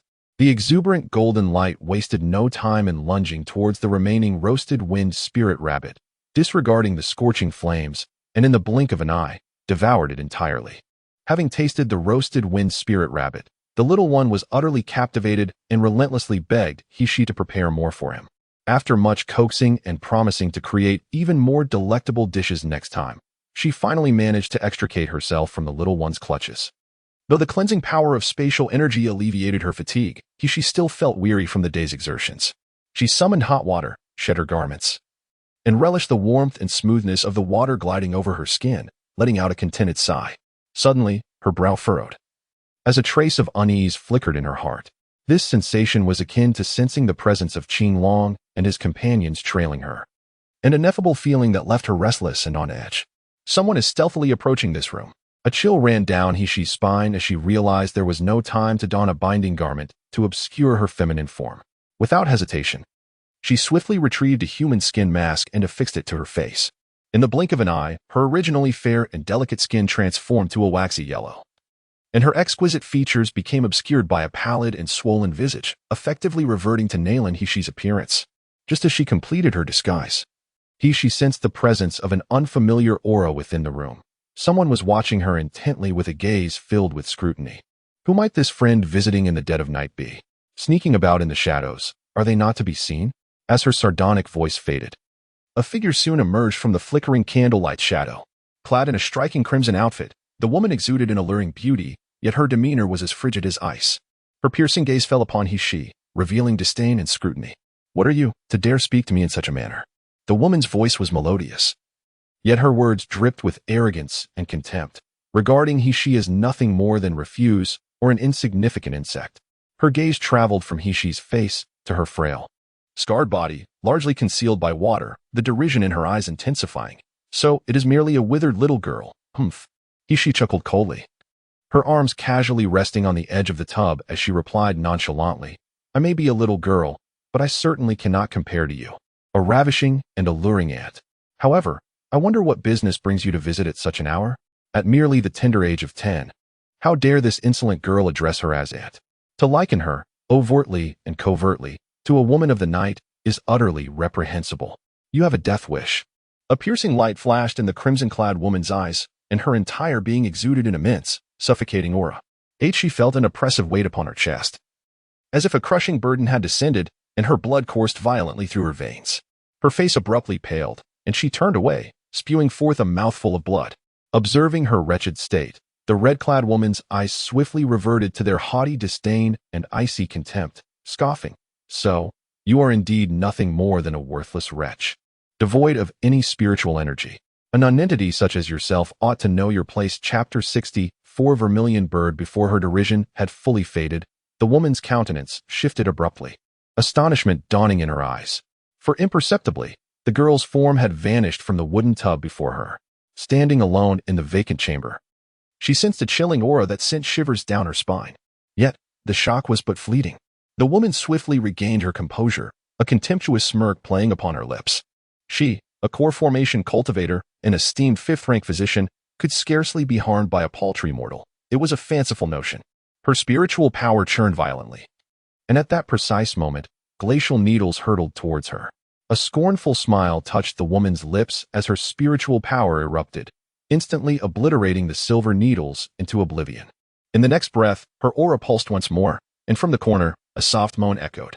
There, clad in a white nightgown, pale and bloodied at the corner of her mouth, she slowly materialized.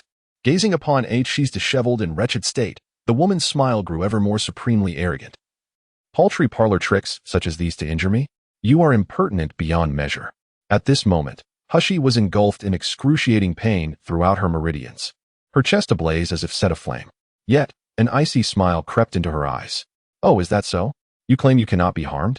No sooner had the words escaped her lips than the woman's expression shifted abruptly. She reached to touch her left cheek, a damp sensation spreading across her fingertips, while a searing pain radiated through her skin. Dare to mar my face? You seek death. A tempest of fury and astonishment swirled within her, and a frenzied murderous intent surfaced upon her visage. Vital energy coalesced within her palm, and she launched a ferocious strike toward Hishi. Hishi, too, summoned her inner strength with fervor. Despite the adversary's superior prowess, she refused to surrender. Even if she were to sustain injuries, she would ensure that her opponent paid a commensurate price. Just as the woman's attack was poised to descend upon Hushie, her gaze fell upon a certain spot on Hishi's person, and her expression transformed dramatically. Hishi, bewildered by this unforeseen turn of events, could not fathom why the woman suddenly retreated, her demeanor akin to that of someone who had encountered a ghost. The woman in red stood frozen for several moments before stammering. How could this be? How could my master leave a mark on someone like you?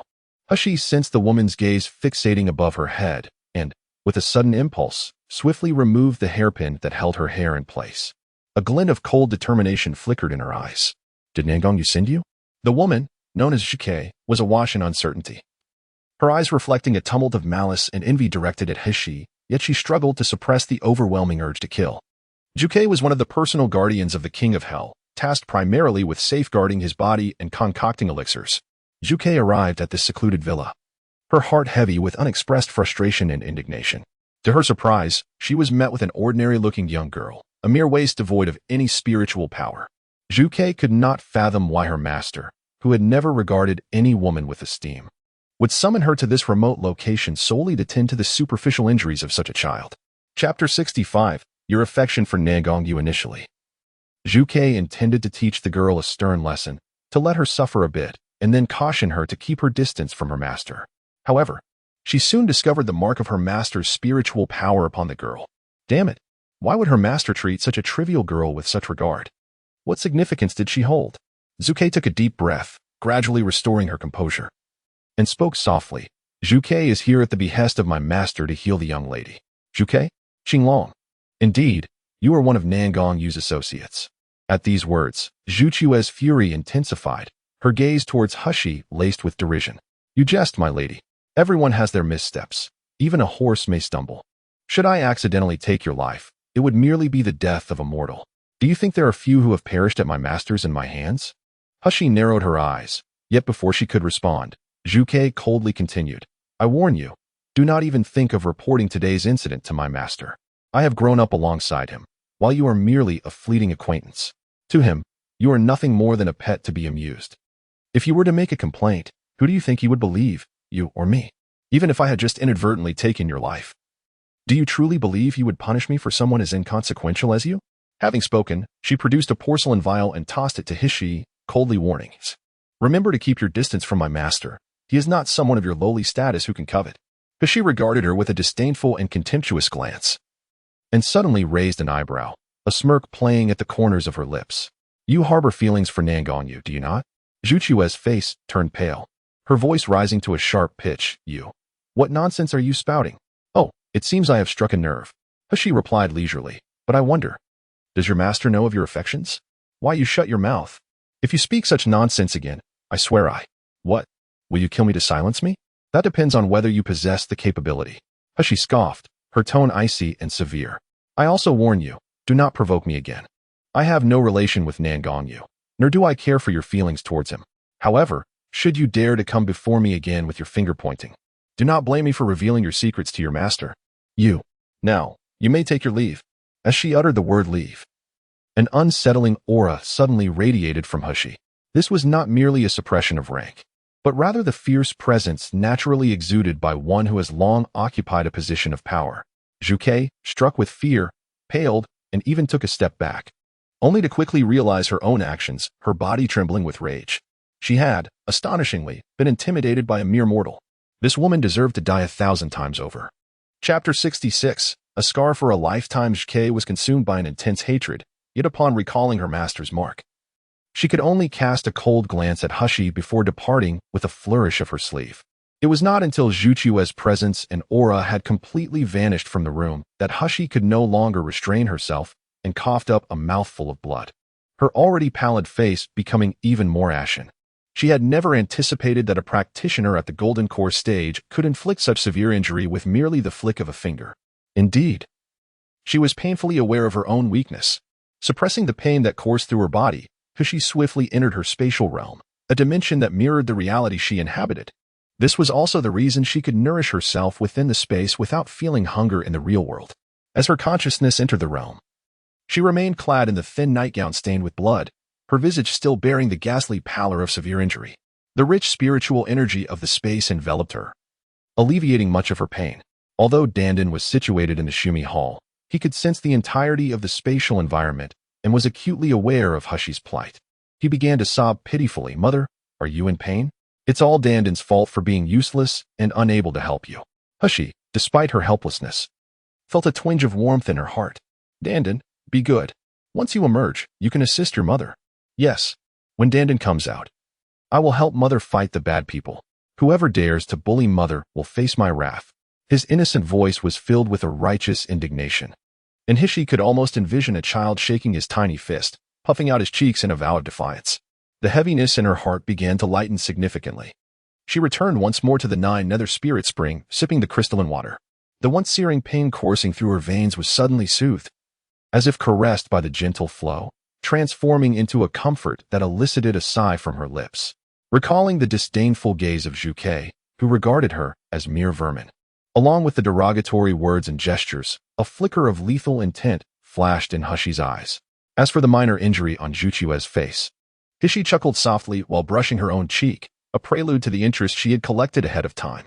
In Zhuchue's eyes, she was nothing more than an inconsequential mortal, and that small wound was merely an affront, hardly worth her consideration. Yet, Zhuge remained oblivious to the fact that Humph was a master of both medicine and poison. A white Wuchang whose foes would tremble within 10 meters of her presence, fearful of succumbing to an incurable toxin at any moment. Had Zhuge detected the oddity of her wound in time, she might have employed her spiritual energy to counteract the poison. However, should she delay, well, she might as well live with that scar for the rest of her days. Despite her fatigue, Humph retrieved the spiritual herbs she had purchased that day, immersing herself in the creation of various poisons. There were anesthetics, lethal hemorrhagic concoctions, wide-range killers, and those that would induce unbearable agony.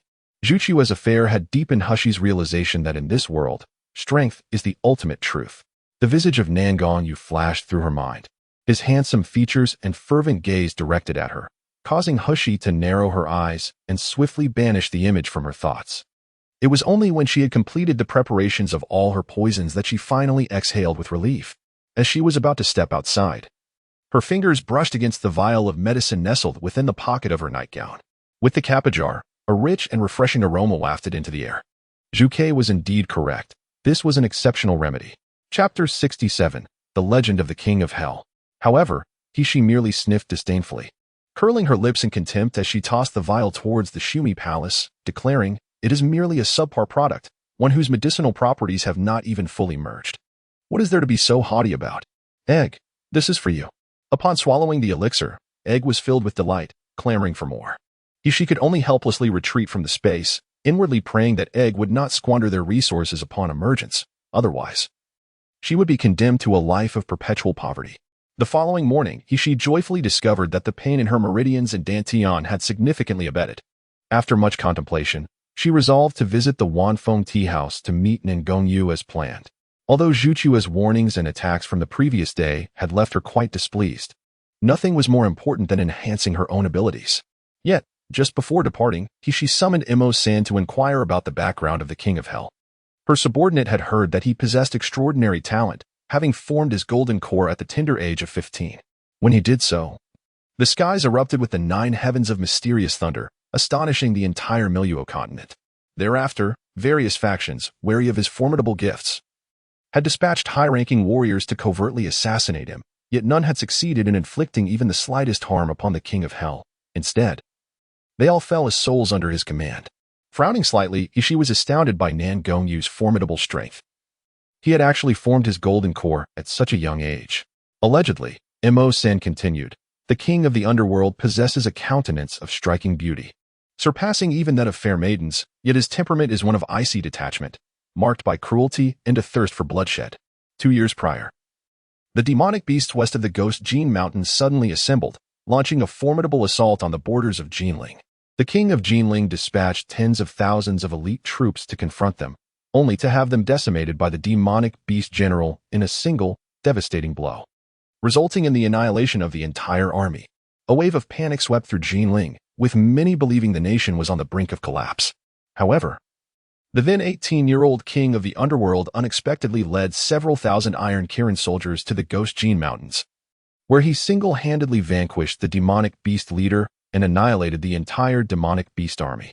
Having listened to Imo-san's account, Shiyu remained silent for a long while, her thoughts in turmoil. After partaking in her morning meal, Shiyu leisurely departed, noting that the hour of Qin had arrived. As she exited the courtyard path, she noticed 2 children huddled near the mountain wall not far away.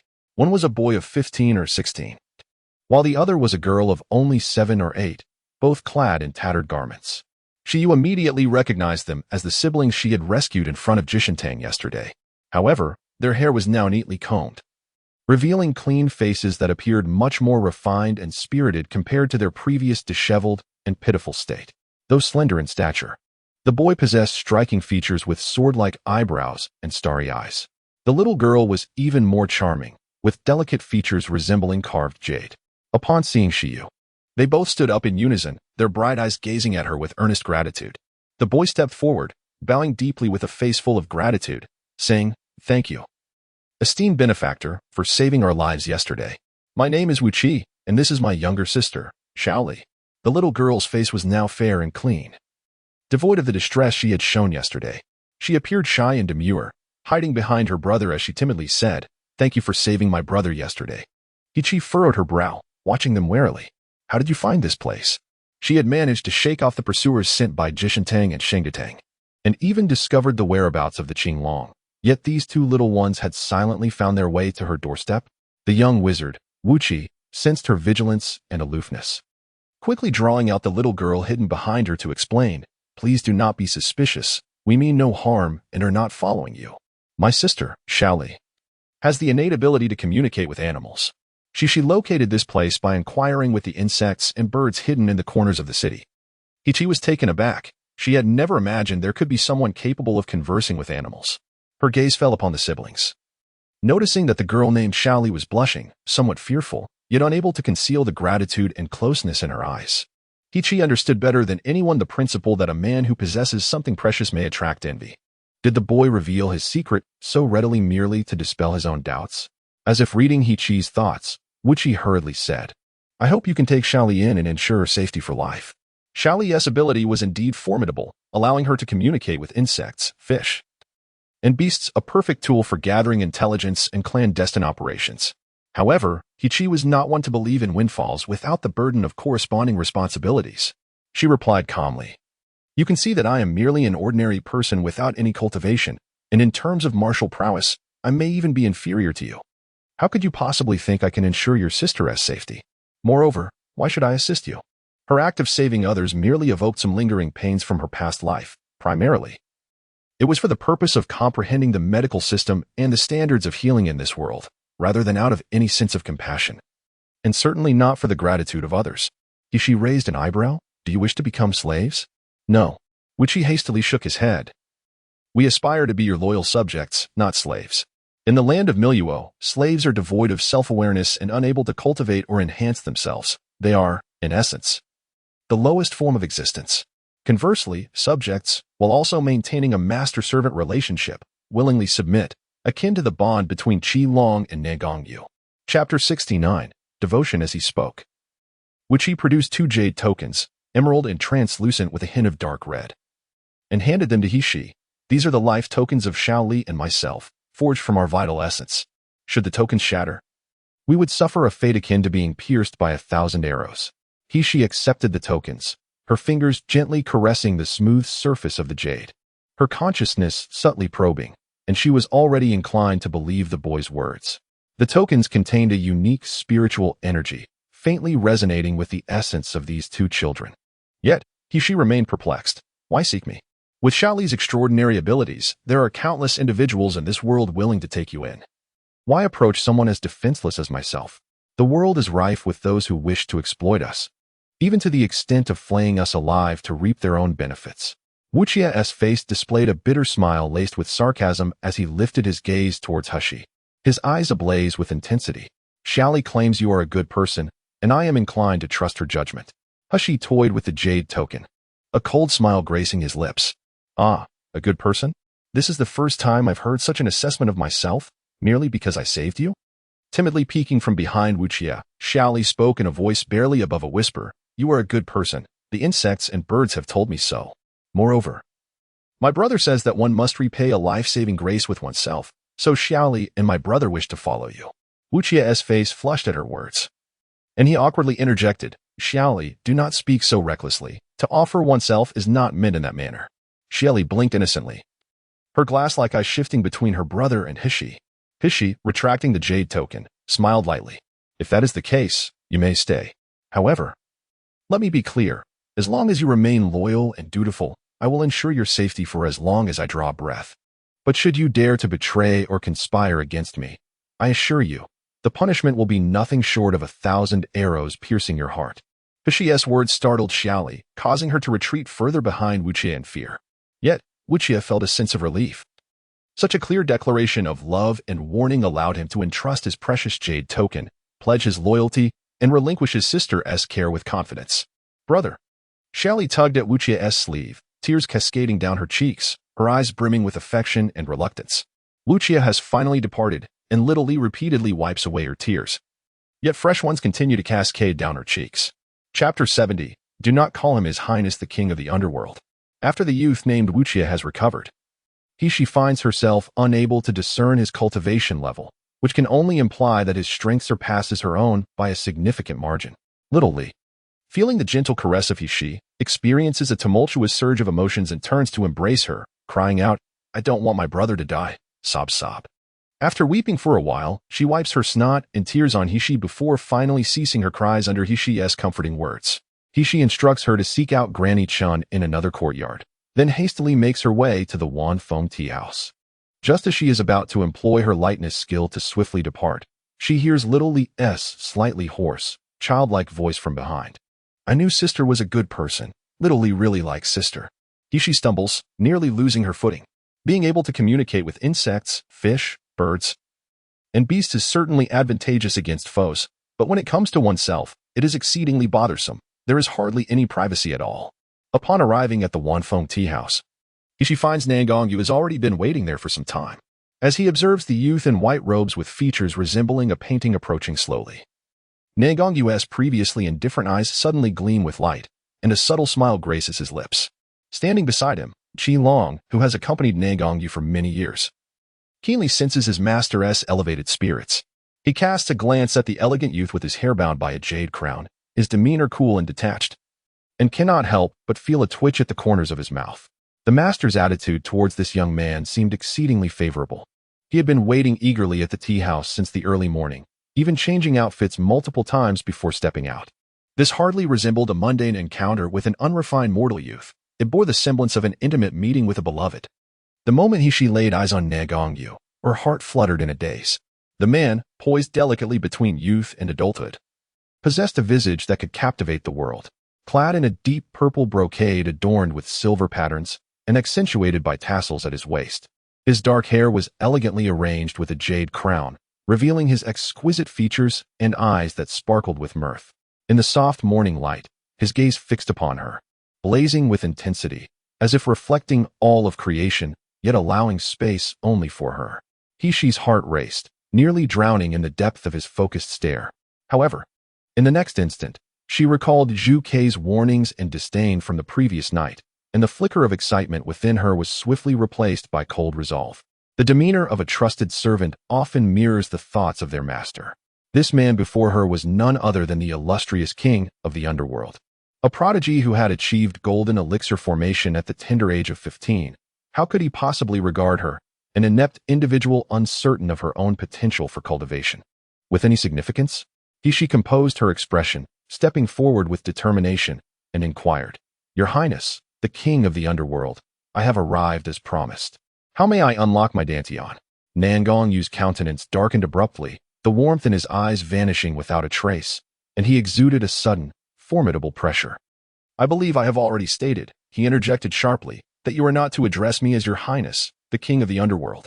Xia felt a sudden chill wash over her as an invisible pressure left her pale, struggling to comprehend why a mere title could incite such displeasure within him. Nevertheless, a wise person does not suffer immediate losses. She quickly amended her words. "Nangongyu. I simply misspoke." The moment the words escaped her lips, she scorned her own subservience. She had done nothing wrong, so why should she lower herself to admit fault? Nangongyu's expression softened somewhat, and with a faint, enigmatic smile, he remarked, "If you err again in the future, I shall not be so lenient." Xia's heart raced under the intensity of his gaze, and before she could retort, he continued, "Let us proceed. Our destination lies some distance ahead, and we can converse as we walk." Nangongyu had already reached a level of cultivation that allowed him to fly with the manipulation of qi, yet Xia remained an ordinary mortal. Moreover, there were regulations in Yanjing City prohibiting cultivators from engaging in large-scale combat or flying in the air to maintain order. Thus, the two of them strolled side by side along the street, as if meandering through a serene garden. Nangongyu, tall and handsome, exuded an extraordinary charm, while Xia, graceful and refined, possessed clear, bright eyes. Together, they formed a captivating sight, as if they could absorb the essence of the universe into their beings. To unseal the chaotic dantian, one requires something of utmost yang energy. Such treasures are rare in this world. However, fortunately, your sealing power is gradually waning. So it suffices to find something embodying the fire of yang. The efficacy of the 5th grade Yuan Yang fruit is more than sufficient. Yuan Yang fruit. Although she is oblivious to the world, she is acutely aware that a 5th grade spiritual plant's worth transcends the valuation of crystal stones. Acquiring such a treasure would undoubtedly be a formidable challenge. Noticing her anxious demeanor, Nangongyu began to speak evasively. "Are you familiar with the Ouyang family?" Shi's expression stiffened as she shook her head, silently reflecting, "If I am unaware of your illustrious title as the King of Hell, how could I possibly know of the Ouyang family?" Nangongyu tilted his head, regarding her with a knowing look. In Jinling, the Ouyang, Nalan, and Murong families are collectively known as the 3 great clans. The head of the Ouyang family, Ouyang Jingxiang, commands an army of 100,000 and has been bestowed the title of Mighty General, making him a figure of renown in Yanjing City. Feeling a chill under his gaze, she hastily replied, "What does this have to do with me?" Nangongyu smiled faintly. While a fifth-grade spiritual plant may not be deemed high-tier, the Yuanyang fruit, due to its unique properties, is exceedingly rare. Coincidentally, Ouyang Zhengxiang possesses two Yuanyang fruits. He-Shi's eyes brightened momentarily, only to furrow her brow in concern, given the rarity of the Yuanyang fruit and Ouyang Zhengxiang's esteemed reputation. How could he possibly part with such a treasure for me? Moreover, even if you were willing to sell, I could scarcely afford it. Not for sale, Nagongyu interjected. Shaking his head, Ouyang Zhengxiang's only son, Ouyang Haoshuan, was once an extraordinary prodigy, achieving golden core stage at the tender age of 26. However, during an expedition in the Beast Forest a year ago, he fell victim to treachery, resulting in the complete loss of his cultivation and the severing of his meridians.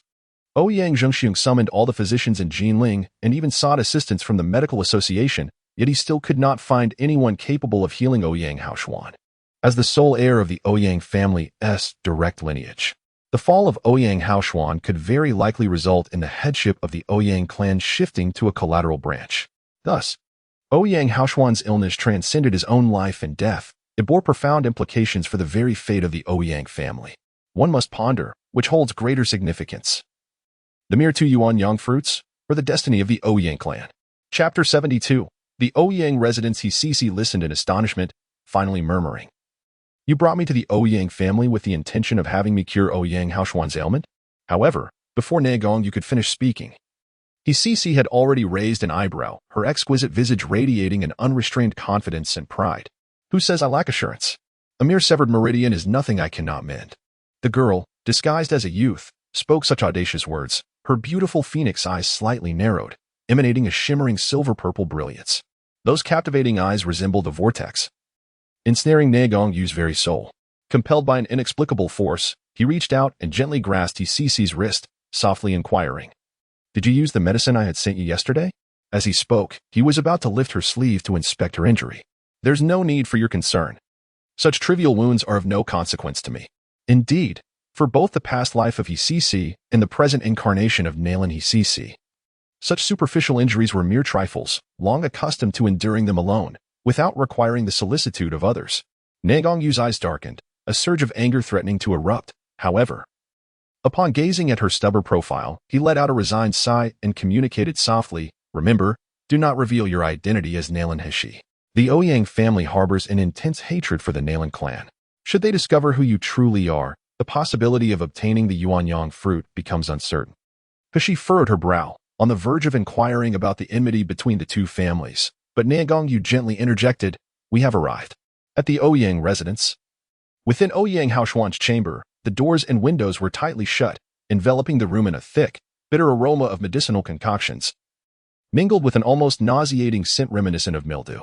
The chamber was illuminated by flickering candles and adorned with several priceless night pearls. Yet, deprived of sunlight, it remained shrouded in darkness, exuding a stifling atmosphere. Ouyang Madam sat despondently on the low couch by the bed, her hair disheveled, eyes swollen, and remnants of medicinal liquid staining her attire. She gazed sorrowfully at her son, who lay on the bed, ravaged and unrecognizable from torment, and pleaded with tears, "Haoshuan, please. For your mother's sake, take your medicine. Without it, your vital organs will soon wither, leading to your demise." On the bed, Ouyang Haoshuan's complexion was ashen, his beard unkempt, and his eye sockets deeply sunken, radiating an aura of despair teetering on the brink of death. Upon hearing his mother's pleas, he erupted into a harsh, rasping laughter, imbued with an irrepressible sense of hopelessness. "Mother, I beg you, grant me the mercy of death. To live like this, stripped of dignity, lacking even the strength to end my own life, what purpose does my existence serve? It would be far kinder to end my suffering with a single stroke, allowing me to depart this world in peace." Upon hearing these words, Madame Ouyang wept even more sorrowfully. She rushed to the bedside, grasping her son's hand, murmuring, "Xian'er, your father has already sought the assistance of the medical association, searching for remedies from across the world. There must be someone capable of healing you in this realm. You must not succumb to despair. Mother, please cease this self-deception." Ouyang Haoshuan croaked, his throat producing a sound reminiscent of a dying old woman's feeble cough. Even Nalan Jingza had come to see him, yet no cure could be found. "It is simply beyond remedy. My life is destined to end here. Mother, would you allow me to die, please?" Chapter 73. The despair of Ouyang Haoshuan. "But you are my only child." Madame Ouyang cried out in anguish. holding tightly onto Ouyang Haoshuan's hand. What shall become of me if you perish? What will your father do? Xianer, those who have wronged you have not yet faced their retribution. Now, the collateral members of the Ouyang family are lurking with malicious intent, eager for your demise. Can you truly accept such a fate? To die in such a pitiful manner, allowing your loved ones to grieve and your enemies to rejoice? Ouyang Haoshuan was left in a daze, tears of despair and resentment streaming from his eyes. Once, he had been the brightest prodigy of the Ouyang family. Admired and envied by many, a source of pride for his parents and the hope for the family's future. Yet, in the blink of an eye, the prodigy had fallen into despair, his brilliance tarnished and shattered. His cultivation was obliterated, leaving him a mere shell of a man, unable to care for himself. Each day, he lay in bed, relying on others for even the most basic of needs. He has lain in this dark, moldy room for over a year, during which he has lost all pride, dignity, and the courage to live. His only daily desire is for a swift death, rather than enduring this wretched existence. However, his mother's words ignite a profound hatred and fury within him.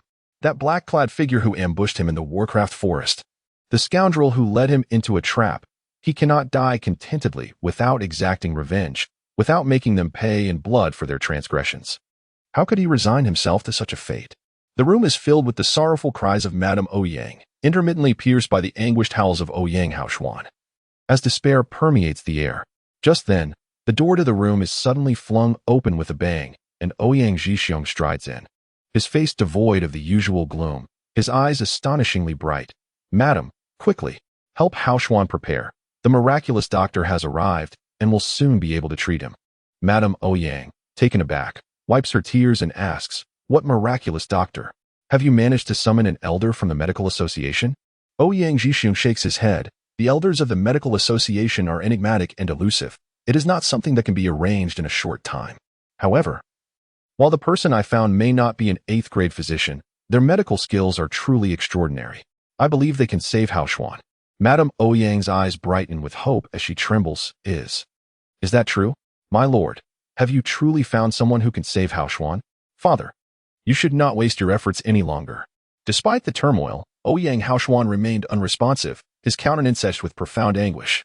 Physicians who had graced the Ouyang residence, each boasting the ability to resurrect the deceased and regenerate flesh, had proven futile. The mere mention of the Nalan family evoked a visceral reaction of resentment from Ouyang Zhixiong and his wife. Bound by political ties, coupled with a past camaraderie between the two matriarchs, the Ouyang and Nalan families arranged a betrothal between Ouyang Haoshuan and Nalan Feishue upon his coming of age. Ouyang Haoshuan, once a figure of elegance and brilliance, possessed both talent and striking features, seemingly surpassing the modest cultivation level of Nalan Feishue. Nevertheless, the Ouyang family embraced the union, treating the Nalan family as esteemed kin. However, fate took a cruel turn when Ouyang Haoshuan faced adversity. The Nalan family, in a display of callousness, not only disavowed the engagement, but also disseminated tales of Ouyang Haoshuan's plight. Once a radiant star, Ouyang Haoshuan had fallen into obscurity, inviting schadenfreude from those who had envied him. In addition to the Ouyang family's ambitious branches, suitors of Nalan Feishue mocked Ouyang Haoshuan, now a frog mired in the mud. Daring to dream of the swan, Nalan Feishue. The Ouyang family later discovered that Nalan Feishue and her mother had deliberately spread these rumors to force the Ouyang family to annul the betrothal and to divert attention from their own betrayal. From this point forward, the Ouyang family harbored an intense animosity towards the Nalan family, particularly directed at the cruel and shameless Nalan Feishue, whom they wished to flay alive. Ouyang Zhixiong, consumed by anger, glanced at his son's despondent and indignant expression, feeling a pang of sorrow. He softened his tone and said, Haoshuan, you are the hope of our Ouyang family. How can you casually speak of giving up? I assure you, this divine physician is unlike any other. I witnessed him heal a patient whose meridians were completely severed. That patient is now full of life and able to walk. I believe he can certainly restore you as well. Upon hearing this, Ouyang Madam was both astonished and elated, her voice rising sharply. Is what you say true, my lord? Indeed, it is true, Ouyang Zhixiong replied. Just yesterday, His Majesty the King of Hell was present when I saw this physician perform miracles. They are old acquaintances. There is no deception here. Overcome with joy, Ouyang Madam wept, wiping her tears as she exclaimed, Haoshuan, Haoshuan, did you hear that? You have hope, you have hope. Quickly, Summon someone to prepare for the young master and invite the divine physician in. A flicker of light appeared in Ouyang Haoshuan's eyes, only to fade into a deeper gloom. It was not that he did not desire healing. Rather, after enduring a year filled with hope and subsequent disappointment, that faint glimmer of hope had long been extinguished, replaced by profound despair. When she entered Ouyang Haoshuan's room, she sensed an overwhelming atmosphere of oppression, silence, darkness, and a strong medicinal scent. Upon seeing she, Ouyang Madam was momentarily taken aback, the light of hope in her eyes abruptly extinguished, giving way to profound disappointment and skepticism. She had not anticipated that the so-called divine physician would turn out to be a mere youth, seemingly barely past his coming of age. With rosy lips and pearly teeth, seemingly lacking any strength to even bind a chicken, he bore none of the ethereal grace associated with a high-ranking healer. Lady Ouyang, however, remained undeterred, unable to restrain herself from inquiring, "Young sir, may I ask if the divine physician is your esteemed master? Could you possibly summon him to save my son Haoshuan?" Ouyang Zhixiang's expression shifted dramatically as he cast a glance at the smirking king of hell by his side, hastily stepping forward to grasp his wife's arm, saying, "Madam, please do not speak foolishly. This young man is indeed the miraculous healer endowed with extraordinary abilities." Lady Ouyang was taken aback, her heart swelling with disappointment and anguish, tears welling in her eyes, nearly cascading down her cheeks. She had long grown accustomed to being judged by appearances, although she once wielded her exceptional medical skills for lethal purposes rather than healing. She felt no indignation or resentment at the lack of faith in her abilities. Instead, her demeanor was cold as she brushed past the Ouyang couple and approached the bedside. Chapter 75. What if he can heal? The atmosphere in the room was already heavy and somber, yet the bed seemed to harbor an even more profound darkness. The pungent scent of medicine mingled with sourness and a musty odor, as if it could birth the most profound gloom imaginable. Ouyang Haoshuan lay ensconced in this darkness, his brows knitted in coldness, his skin a deathly pallor reminiscent of ash, and his sunken eye sockets were filled with bloodshot eyes. At this moment, those eyes were fixed upon her, devoid of hope or expectation, reflecting only boundless chill and despair. It was evident that this patient was far more gravely afflicted than the sorcerers encountered on the streets, both physically and spiritually. Hichi lifted her eyelids slightly and grasped Ouyang Haoshuan's wrist, delicately checking his pulse. Upon doing so, her brow furrowed deeply, as she had anticipated. Ouyang Haoshuan's condition was several times more severe than Wuqi's. His meridians were indeed fractured in multiple areas, with several of these ruptures occurring at critical points. Once severed, not only would he be unable to circulate his spiritual energy, but he would also find it impossible to sit or stand normally. Most alarmingly, Ouyang Haoshuan's body had been infiltrated by a trace of potent poison, causing his meridians to wither day by day. The insidious nature of this toxin lay in its ability to proliferate and spread whenever he attempted to channel his spiritual energy. Although the fractured meridians rendered him incapable of circulating energy or cultivating, a common practitioner was so accustomed to the movement of spiritual energy that altering this habit was no simple feat. Consequently, the toxin accumulated, ultimately pervading his entire body and even settling in his dantian. Hichi was unaware of the nature of this poison, but she sensed that the one who had administered it and severed the meridians was exceedingly malevolent. This individual not only sought to bring Ouyang Haoshuan to ruin, but also aimed to subject him to prolonged, agonizing torment until death. At this moment, Ouyang Haoshuan's meridians had deteriorated to a near-occluded state. Had she delayed a few more days, she might have found herself powerless to assist him. Lying on the bed, Ouyang Haoshuan observed the youth's grave expression, and after holding his hand for over half an hour without letting go, he could not help but scoff softly and rasp, "Stop wasting your efforts. If you cannot heal me, then be gone at once. Do not come to the Ouyang residence to flaunt your deceit." Ouyang Haoshuan was momentarily stunned, feeling as though he were being scrutinized by a pair of chilling eyes, rendering him momentarily speechless. Ouyang Zhixiang hurriedly exclaimed, "Dr. Shi, as long as you can heal my son, the Ouyang family is willing to accept any terms." She tapped her fingers lightly on the table, then glanced around the room before suddenly commanding in a deep voice, "Open all the windows, remove the heavy drapes, extinguish all the candles. I require this room to be as bright as day." Both Madame Ouyang and Ouyang Zhixiang were taken aback. Madame Ouyang quickly protested, "Absolutely not. Since Haoshuan fell ill, any exposure to the wind or sunlight causes him excruciating spasms and dark spots to appear on his skin. Are you truly a divine healer? Or do you intend to harm my son? This time, even Ouyang Zhixiang was uncertain, hesitating to comply. However, He merely chuckled coldly, producing a pill and placing it in Ouyang Haoshuan's mouth, stating, I assure you, if he is exposed to the wind or sunlight, he will remain perfectly fine. You may either trust my judgment and comply, or seek assistance elsewhere. Chapter 76. Poisoned with that, she resolutely made her way toward the exit. Negongyu gazed into her fiery and confident eyes, his own reflecting a blend of affection and admiration. His woman should possess such audacity, even when soliciting help. She should not beg but rather demand that others willingly deliver what she desires into her hands. As she was about to depart, Ouyang Zhixiang grew anxious. He cast a glance at the immovable king of the underworld. Steeling himself and gritting his teeth, he commanded, Have you heard the order from divine physician Shi? Open the windows immediately. Master. Ouyang Madam let out a piercing cry. On the bed, Ouyang Haoshuan instinctively shut his eyes, clenching his jaw tightly. His expression twisted in agony as he braced for the impending suffering. A gentle breeze wafted into the room, accompanied by warm sunlight and a rich aura. In an instant, the pungent smell of medicine and dampness seemed to be swept away by the wind, as brightness banished the darkness, transforming the room from a somber hell into a place of light. Slowly, Ouyang Haoshuan hesitantly opened his eyes, the first sight being the blinding yet comforting sunlight. Beneath its radiant glow, he beheld the youthful, ethereal beauty of a boy.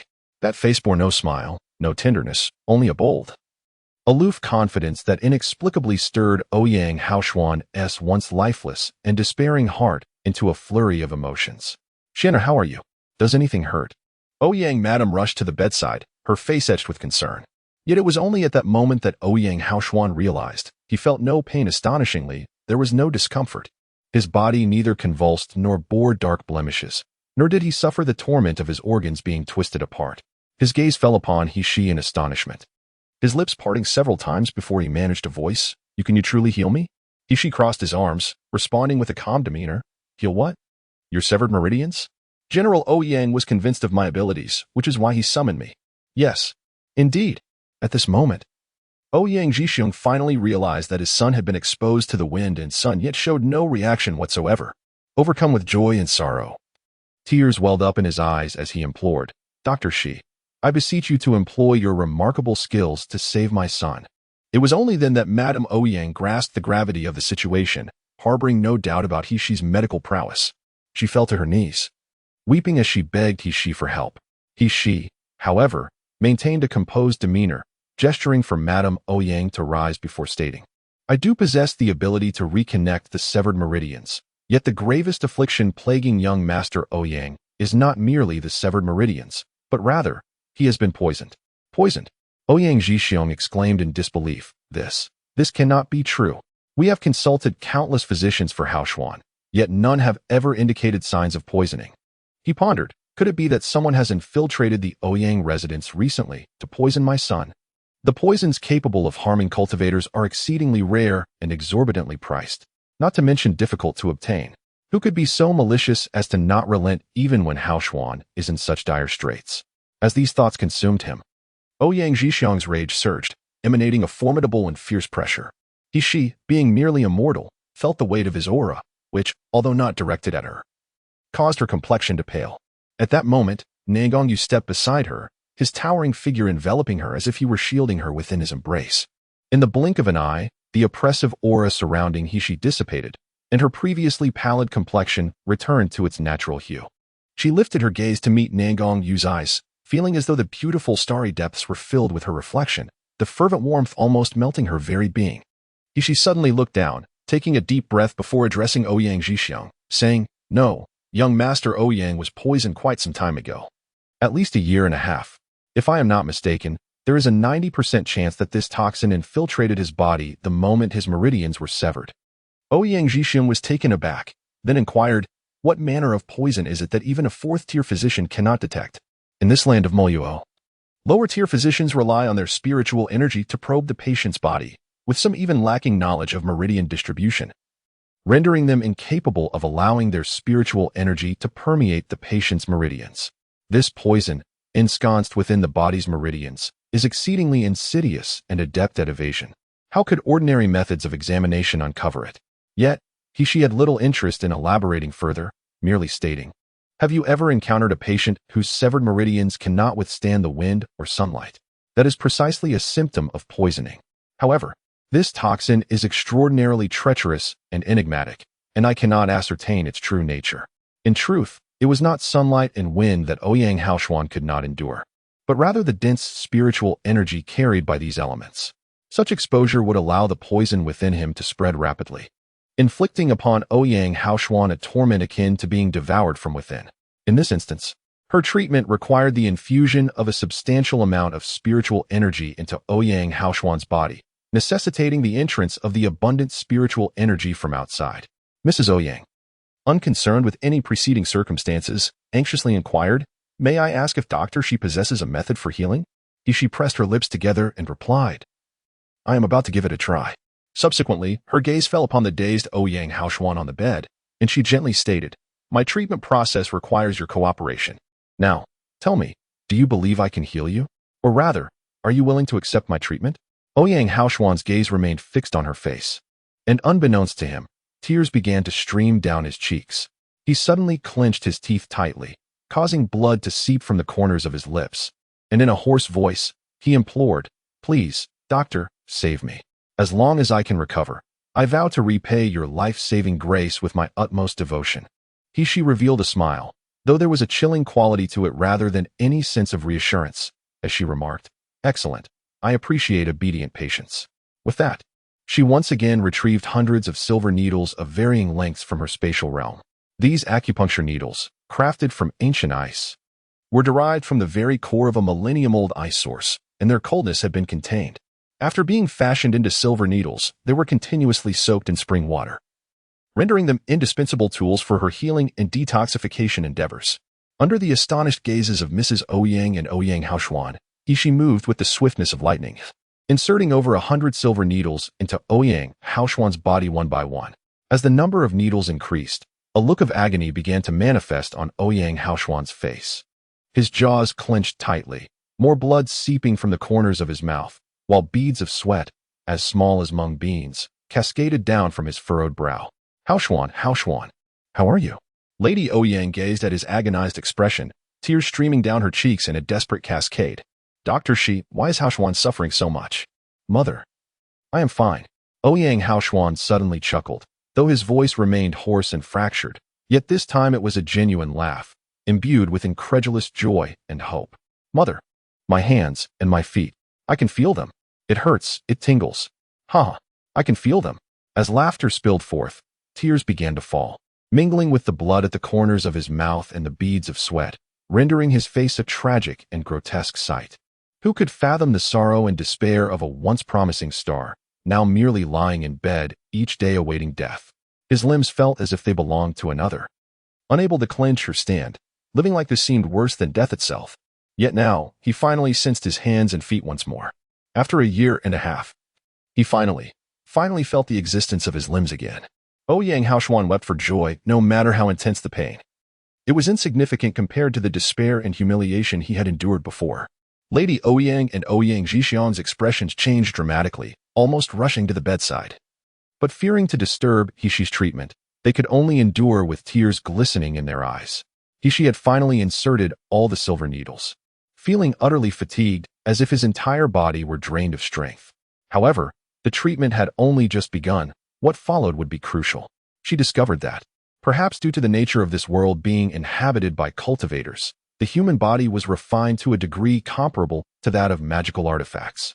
The circulation of internal energy through the meridians proved to be 100-fold more challenging than in her previous life, leading to an immense depletion of her energy.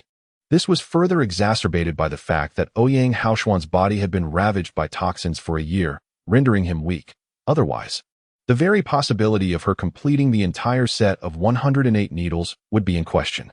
However, the subsequent endeavor of expelling the poison with silver needles would be an exceedingly arduous process. You may attempt to utilize spiritual energy." A gentle and soothing voice suddenly resonated in her ears. She was startled and turned to see Gongyu, his handsome face illuminated with brilliance, causing her heart to skip a beat involuntarily. Impossible. She forced herself to steady her mind and shook her head. "I cannot mobilize sufficient spiritual energy." She had contemplated this method, perhaps more than anyone else, yearning to experiment with it. Yet, to expel the poison, she would need to channel her internal energy through countless meridian branches simultaneously. If even one were neglected, the toxins would swiftly converge there, risking Ouyang Haoshuan's life. Utilizing spiritual energy, of course, would be far simpler and more effective than internal breath, but she had no means to store spiritual energy. The minuscule amount that had seeped into her meridians was hardly sufficient. However, Nangongyu's lips curled into a slight smile. I have my ways to ensure that your spiritual energy is abundant enough for you to try. As he spoke, she felt a broad palm pressing against her back. The heat radiating from his palm permeating through her thin clothing to her skin, causing her body to tense instantly. The low, rich laughter of Nangongyu reached her ears. Resonant and magnetic, imbued with palpable delight. Hishi's expression darkened as she was about to step back, only to suddenly feel a surge of cool, profound spiritual energy gently infusing her body. Instantly, the weariness that had enveloped her vanished without a trace, and even her previously parched dantian seemed to stir with newfound vitality. In that moment, Hishi comprehended Nangongyu's intent. You need merely to heal. I shall replenish the insufficient spiritual energy. Such prideful, such self-assured authority. Hishi's cheeks flushed. Yet she did not refuse any longer. Instead, she focused intently and retrieved from her spatial pouch a silver needle, approximately a foot in length and slightly thicker than a strand of hair. Chapter 79. The mysterious toxin under the terrified gaze of Madame Ouyang. She gradually inserted the silver needle into Ouyang Haoshuan's Dazui point, until the entire needle was embedded, leaving only a finger's breadth to grasp. Threads of spiritual energy flowed along Hishi's back, coursing through her meridians to her fingertips, and then seeping into Ouyang Haoshuan's body through the needle. Suddenly, her mind was illuminated as if by an X-ray, vividly revealing Ouyang Haoshuan's internal structure and the pathways of his meridians. Moreover, wherever the spiritual energy traversed, the impurities and minute scars became starkly apparent. Under the impetus of the energy, the silver needle, which had been inserted into Ouyang Haoshuan's body, began to oscillate gently, resonating as it commenced the repair of his fractured meridians. Ouyang Haoshuan could not help but emit a piercing scream of agony. Madame Ouyang's face turned pale as she attempted to rush forward to check on him, only to be firmly restrained by Ouyang Zhixiang, whose complexion was equally ashen.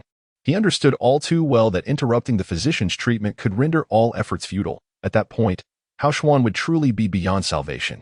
She was driven to the brink of madness by the incessant noise from Ouyang Haoshuan. Without hesitation, she seized a rag from nearby and stuffed it into his mouth, leaving only the muffled sounds of his grunts and the suppressed sobs of Madame Ouyang in the room. Behind Hishi, Nangongyu wore a faint smile at her back. However, she paid no heed to the reactions of those around her and began to meticulously examine Ouyang Haoshuan's meridians. As the severed meridians were mended, the flow of spiritual energy returned to normal, and the toxins within the meridians began to surge rapidly. Naturally, they desired to spread and thrive. But the medicine Hishi had administered to Ouyang Haoshuan was designed to inhibit the proliferation of any microorganisms. Ultimately, the reason this toxin could multiply indefinitely was that it had transcended mere pharmacological properties, morphing into a highly toxic unicellular organism. Hishi's spiritual power swiftly penetrated Ouyang Haoshuan's dantian through his meridians, an intrusion that sent shivers down her spine and nearly caused her to loosen her grip on the silver needle. Under the scrutiny of her spiritual energy, Ouyang Haoshuan's dantian appeared as a source of poison, outwardly unremarkable, yet concealed beneath a shroud of inky toxins. These toxins writhed and seeped into the intricate network of meridians, resembling countless tiny insects crawling within Ouyang Haoshuan's body, a sight both bizarre and terrifying. Soon, the toxins ceased their expansion, compelled to draw near to the silver needle, then began to inch and writhe along its length until they oozed out to the surface. Within moments, the silver needle embedded in Ouyang Haoshuan was covered with a dense cluster of black droplets. The enigmatic black droplets, imbued with a pungent stench, appeared to be mere ordinary liquid, yet they writhed as if imbued with life.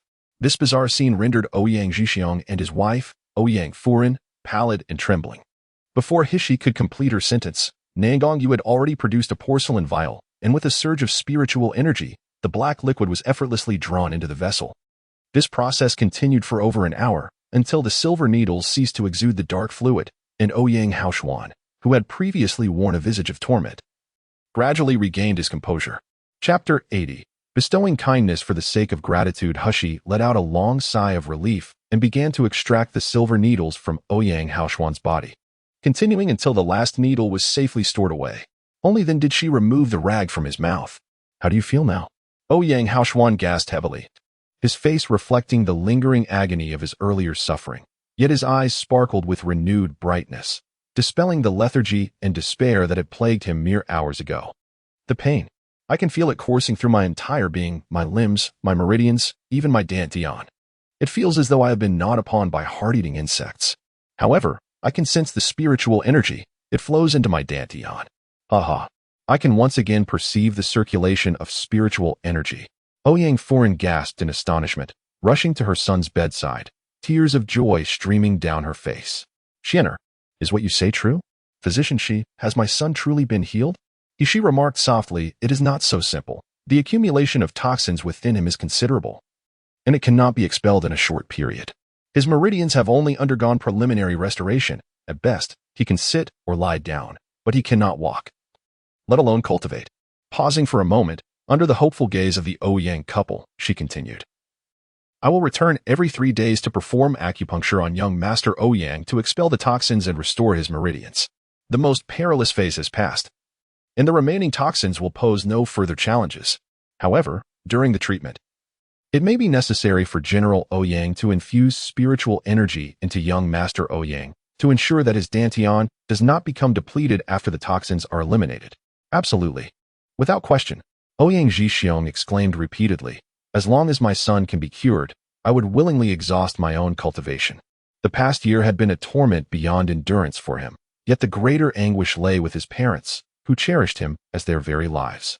He resolved never to succumb to despair again, for such despondency would only bring pain to those who cared for him while delighting his adversaries. She then produced several detoxifying and invigorating elixirs, tossing them to Madame Ouyang. "Take one before bedtime each day. This will suppress the toxins within him and nourish his weakened meridians." Ouyang Haoshuan struggled to extend his now sensitive hands, tears glistening in his eyes. Supporting Madame Ouyang as she sat up, he expressed his heartfelt gratitude. "I shall never forget the kindness of young Master Shi, who has granted me a second chance at life. In the future, should you require anything, I, Ouyang Haoshuan, will go through fire and water to fulfill your wishes." At that moment, Ouyang Haoshuan's cheekbones were sunken, his beard unkempt, and his countenance haggard, bearing no semblance of the handsome youth he once was. However, the piercing gaze that he directed towards Hushi caused Nangong Yu to squint in displeasure. Hushi, showing no sign of gratitude, coldly remarked, "There is no need for your appreciation. My efforts to save you were driven by ulterior motives. I have heard that the Ouyang family possesses the Yuanyang fruit." Ouyang Zhixiong suddenly came to a realization, recalling that the king of hell had mentioned possessing something sought after by the divine physician. He promptly instructed someone to retrieve the treasured Yuanyang fruit. The Yuanyang fruit, prized and rare, boasts formidable powers that aid in ascension, yet, when weighed against the life and safety of his son, it seemed trivial. Without hesitation, Ouyang Zhixiong presented an exquisitely carved jade box. As Hishi opened the jade box, a wave of intense heat, akin to flames, surged forth, causing her expression to shift dramatically. In the next instant, an invisible barrier rose before her, and a slender, jade-like hand gently closed the jade box. A deep voice resonated in her ears, "Siya, be cautious. When handling the Yuanyang fruit, it must be enveloped in spiritual energy, otherwise, it can easily cause burns." Chapter 81. How to Devote Oneself. Hushi's face flushed red, and she swiftly cast the jade box containing the Yuanyang fruit into her spatial realm. Upon raising her head, she was taken aback to see Nangong Yu's complexion somewhat pale, with a thin sheen of sweat on his forehead. Connecting the dots, she realized that after her treatment, she had not felt the usual weakness and fatigue. Instead, she felt invigorated. It became clear to her that Nangong Yu had not only provided the spiritual energy necessary for her healing, but had also continuously nurtured her body with his own spiritual power, thus preventing her from experiencing pain in her meridians or weakness due to the influx of excessive spiritual energy. Why would Nangong Yu act in such a manner? These matters are ostensibly her own concern. Saving Ouyang Haoshuan is to procure the Yuanyang fruit, which in turn is needed to unseal her dantian. None of this ostensibly concerns Nangong Yu directly. Why, then, is he exerting himself so strenuously to aid her? A complex emotion flickered in HX's eyes, and her crimson lips parted slightly as she mouthed two words almost inaudibly. "Thank you." However, Nalan subsequent remarks swiftly dispelled any burgeoning sentiment within HX's heart. I exert myself both physically and mentally, and a mere thank you is deemed sufficient recompense? HX pursed her lips and queried, "What, then, do you desire?" Nalan inclined his form, drawing near to her ear, and exhaled softly as he proposed. "How would you feel about offering yourself in matrimony?" HX's lips twitched involuntarily. Before she could utter a response, Ouyang Jixiong had already directed his subordinates to transport a substantial crate of in Jing, declaring, "This is the consultation fee from the Ouyang family for Divine Physician X. We implore you to accept it." As he spoke, he proffered a jade token to HX, thumping his chest with assurance as he proclaimed, "Henceforth, should anyone in the kingdom of Jinling show disrespect to Divine Physician X, you need only produce this token. I shall see who dares to lay a hand on one under the protection of Ouyang Jixiong." Before HX could accept the jade token, Nalan interjected with a frigid laugh, "Does a person of mine require the protection of General Ouyang?" His deep, haughty voice resonated with a repressive aura, causing Ouyang Jixiong to shudder.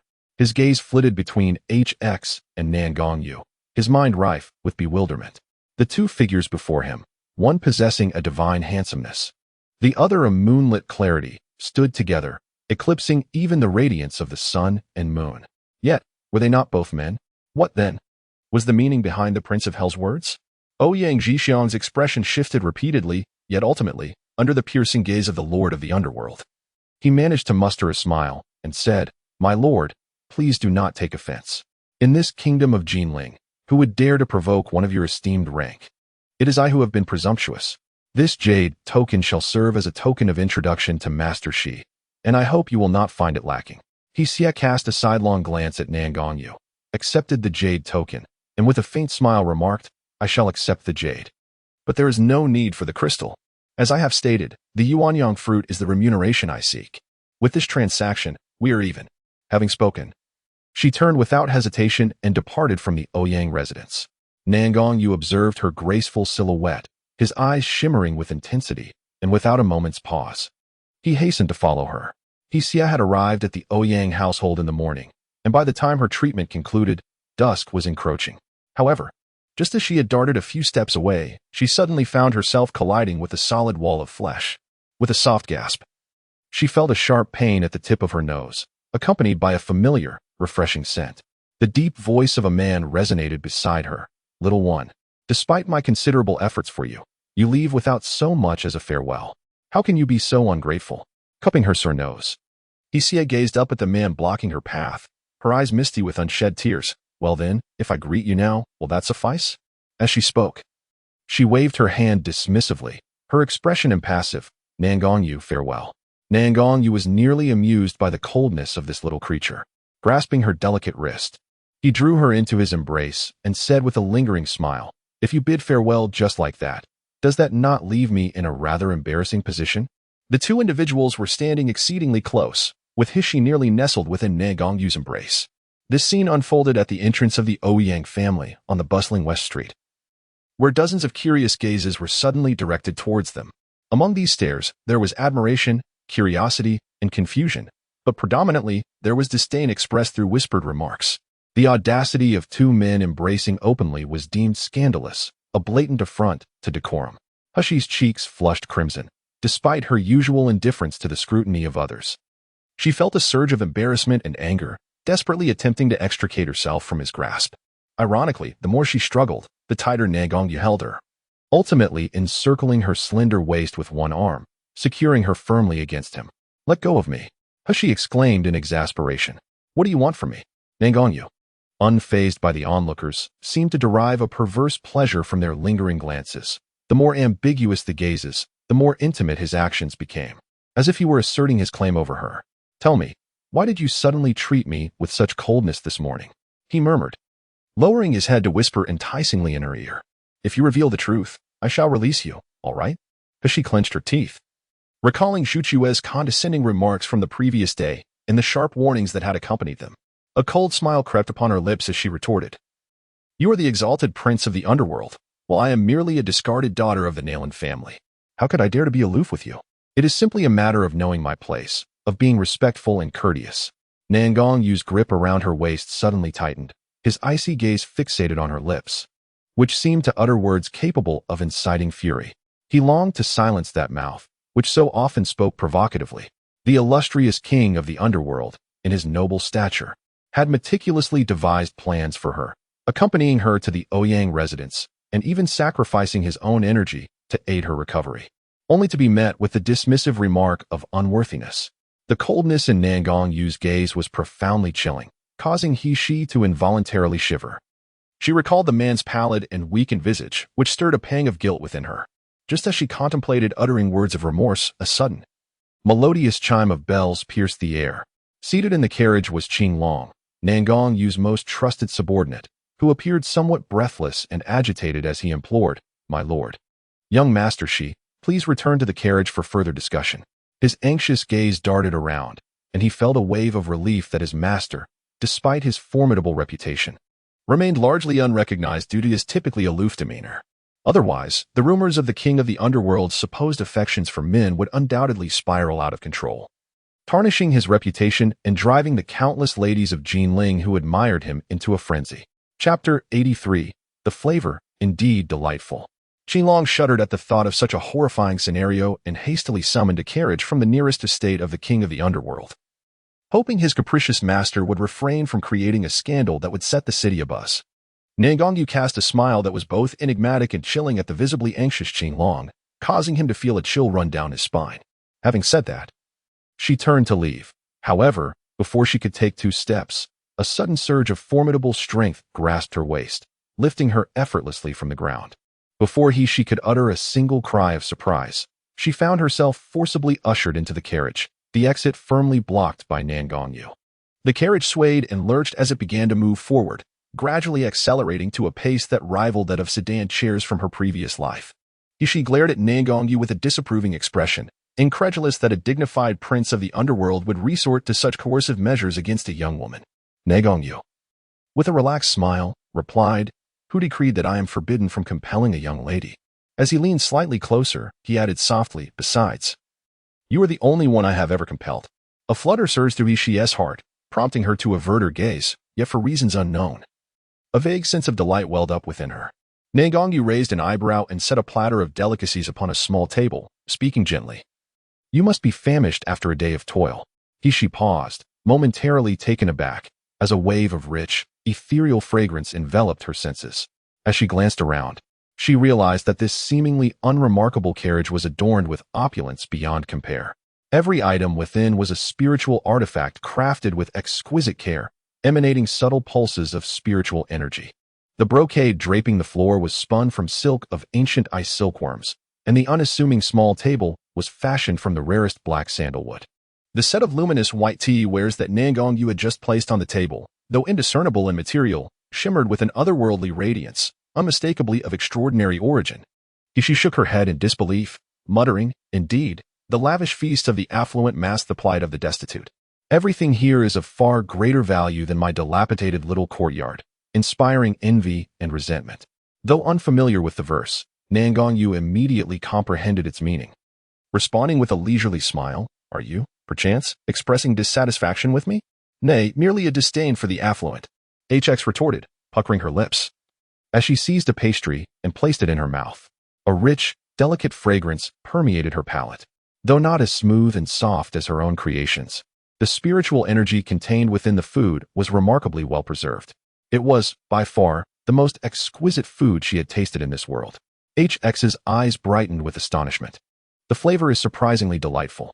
Nalan Yu's gaze was fixed intently on her parting lips, stirring within him a heart dormant for years. He abruptly reached out, seizing HX's hand, which still held a portion of the pastry, and forcefully drew her near. Then, with a lowered head, he conveyed the pastry, along with HX's fingers, into his mouth.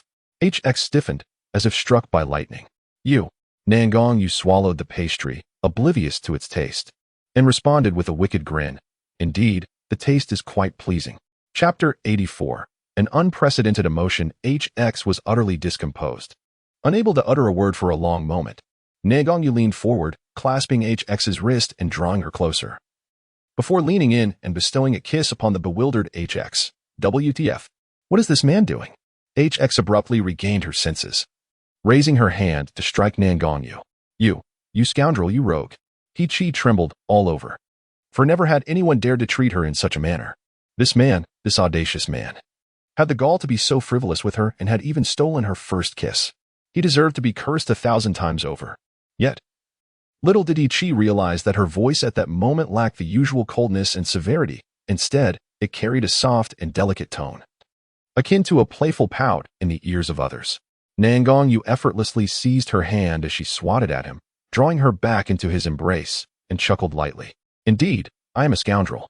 With that, the mirth in his eyes deepened as he leaned down to gently peck her lips once more, adding, But I am only a scoundrel for you. In that instant, He found herself utterly at a loss. She was furious, wishing she could slay this man. Yet, alongside her indignation, there surged an inexplicable flutter within her heart. Having lived for 19 years, she had never experienced such feelings. Nor had she ever felt so flustered and vulnerable. You, shameless scoundrel. Let me go? He protested vehemently, struggling to push Nalan away. However, her feeble resistance was of no consequence to him. He easily restrained her in his embrace and whispered softly, I am indeed shameless. But you did not seem to mind just now, did you? Nalan, having lived for 20 years, had never encountered such emotions, especially towards a girl. From that moment on, he regarded He as his possession, resolutely refusing to allow anyone to covet her or for her to escape. Chapter 85. A wise man does not suffer immediate loss. She's heart raced, her thoughts in disarray, yet she forced a defiant expression onto her face and declared, Who likes it? It's utterly repulsive. After speaking, she raised her hand to wipe her lips, which had been kissed by him. In the next moment, she felt the atmosphere around her shift abruptly, turning dark and tempestuous, as if it were on the verge of becoming a vortex intent on engulfing her. Nalan's expression was stormy as he seized the nape of her neck with one hand, his gaze icy and penetrating. You dare to say, repulsive? She, confronted by Nalan's brooding demeanor, felt her color drain, instinctively wanting to retreat. However, more than that, there was an inexplicable sense of guilt within her. As if she had committed a transgression against her own heart, rendering her unable to maintain her fierce stance. Yet, as she attempted to withdraw, Nalan's movements were swifter. She was taken aback by a sudden approach. Nalan gently caressed her cheek and chuckled softly, You little hypocrite. Once she regained her composure, she glared at him, gritting her teeth. You. Before she could unleash her fury, Nalan interjected with a teasing smile. Still think it's repulsive? His gentle tone carried an unmistakable undertone of threat. Seeing her flustered, like a small cat with bristled fur, he could not help but laugh heartily, his eyes brimming with affection and delight. Sheesh, how can you be so adorable? You are the one who is adorable. Your entire family is adorable. She retorted through clenched teeth, rapidly retreating to escape his embrace. With her left hand, she slyly lifted the curtain, contemplating whether to leap out the window in her bid for freedom. Nalan's nonchalant tone ignited a fierce anger in He, who felt an overwhelming urge to transform that smirking face into a visage resembling a pig's head. Very well. With the reins of power firmly in another's grasp, a true hero does not suffer immediate losses. Conceding is the only option. However, the tides of fortune ebb and flow, and she could scarcely believe that when her cultivation reached fruition, Nalan would still possess the means to intimidate her. At that moment, she would ensure he comprehended the reason behind the flower's vibrant bloom. Taking a deep breath, she suppressed her discontent and, with a faint smile masking her true feelings, queried, Might I inquire, Lord of the Underworld, Nalan, could you enlighten me on the proper method for consuming the yuan-yang fruit? A glimmer of mirth danced in the corners of Nalan's eyes as he regarded the girl before him, finding her cunning charm utterly delightful, especially in her predicament. Caught in his grasp, yearning to resist, yet utterly powerless to do so. After indulging in a moment of laughter, he stifled his amusement as he perceived He on the verge of becoming enraged, and adopted a serious demeanor. The direct consumption of the yuan-yang fruit yields far superior results compared to refining it into a pill. However, this is contingent upon your body's ability to withstand the fruit's potent yang properties. Failing that, the only outcome is certain death. Heshi's lips twitched in irritation as she pressed, So what precisely must I do to endure the yuan-yang fruit's overwhelming yang potency? Nalan cleared his throat, a smirk playing at the corners of his mouth, and replied, To counterbalance the yuan-yang fruit's yang energy, it is essential to simultaneously consume substances of the utmost yin and cold nature. This approach will guide the fruit's medicinal properties to your dantian. thereby neutralizing its effects and preventing your body from succumbing to the strain. She furrowed her brow, inquiring, what exactly constitutes substances of utmost yin and cold nature? Nangongyu smiled lightly, and said, please take out the yuan yang fruit. She cast a doubtful glance at him, but did not question his request. Directly retrieving a jade box containing 2 yuan yang fruits from her spatial storage. After all, the man before her was none other than the formidable king of hell. A mere 5th-grade yuan yang fruit was likely beneath his notice. As Nangongyu observed her unhesitating action, a glimmer of excitement sparked in his eyes. He accepted the jade box, casually opened the lid, and was met with a wave of searing heat. Yet, he seemed utterly unfazed. His slender fingers delicately reaching out to grasp one of the yuan yang fruits. In the next moment, the fruit he had taken vanished from Hishi's sight. Evidently absorbed into his storage device. Hishi blinked in confusion, momentarily perplexed by Nangongyu's intentions. He gazed deeply at her, offering no further explanation, and gently tucked her disheveled hair behind her ear before slowly stating, I will take this yuan yang fruit as a reward. In a month's time, I shall return with the essence of the utmost cold and yin. At that moment, you will be able to unlock the seal on your dantian and become a true warrior. She was momentarily taken aback, almost blurting out her curiosity regarding his motivations for aiding her so. As for his taking 1 yuan yang fruit as a reward, she thought little of it, recognizing that it was rightfully his. However, the intensity of Nangongyu's burning gaze rendered her speechless, preventing any questions from escaping her lips. At this moment, Nangongyu slowly lowered his head, his warm breath brushing against her slightly parted crimson lips. His voice was gentle yet husky as he asked, Sierra, do you trust me? She seemed to be under a spell, her entire being rendered motionless, her mind a muddled haze. Before she could even comprehend her own feelings, she found herself inexplicably nodding. Yes, she trusted Nangongyu, this enigmatic man who had lent her considerable assistance despite their fleeting acquaintance. Illogical as it was, she believed that Nangongyu would fulfill his promises. The carriage soon arrived in the desolate outskirts, halting not far from the villa where she resided. She gracefully leapt from the carriage, waved farewell to Nangongyu, and hurriedly turned to leave. The night breeze was cool against her face, yet it did little to dispel the heat that lingered upon her cheeks or soothe her racing heart. Nangongyu lifted the curtain, watching her retreating figure, a complex expression flickering in his eyes. Outside the carriage, Qinglong furrowed his brow, his lowered gaze fixed on the direction of Hishi's departure, a shadow of concern crossing his features. In a month, it would mark the time of their master's annual seclusion. What exactly did he intend to do? A troubling thought crossed Qinglong's mind, darkening his countenance, with a hint of murderous intent glimmering in his eyes. They would not spare anyone who posed a threat to their master's safety. Chapter 87. Nangongyu's thoughts at this hour, as lamps were lit. The council chamber of the Ming-Wang Mansion was ablaze with light. Several subordinates were reporting on various matters of progress to their master. The situation regarding Iron Qilin was one such issue. The White Tiger had been reporting for quite some time when he looked up to find his typically aloof master lost in thought. Though his expression remained as serene as ever, his beautiful starry eyes sparkled with a glimmer, suggesting he was reminiscing about something amusing. The White Tiger's jaw nearly dropped in astonishment. His master, despite being only 20, always wore an enigmatic smile, his eyes as deep and still as an ancient well, seemingly indifferent to the world around him. During daily reports, the master would listen only to the beginning, effortlessly discerning the subsequent developments, often providing precise directives before the report was even concluded. What could have captured his master's interest so? The White Tiger, filled with curiosity, couldn't help but steal glances at his master's slightly pursed lips. There seemed to be a distinct bite mark on the soft, rosy lower lip. The White Tiger's heart raced. His master was a formidable being in the nascent soul stage, capable of healing such minor wounds with ease. Yet, the fact that this mark lingered raised questions about its origin. He discreetly shifted his gaze to the seemingly invisible green dragon standing behind his master, silently inquiring what had transpired today.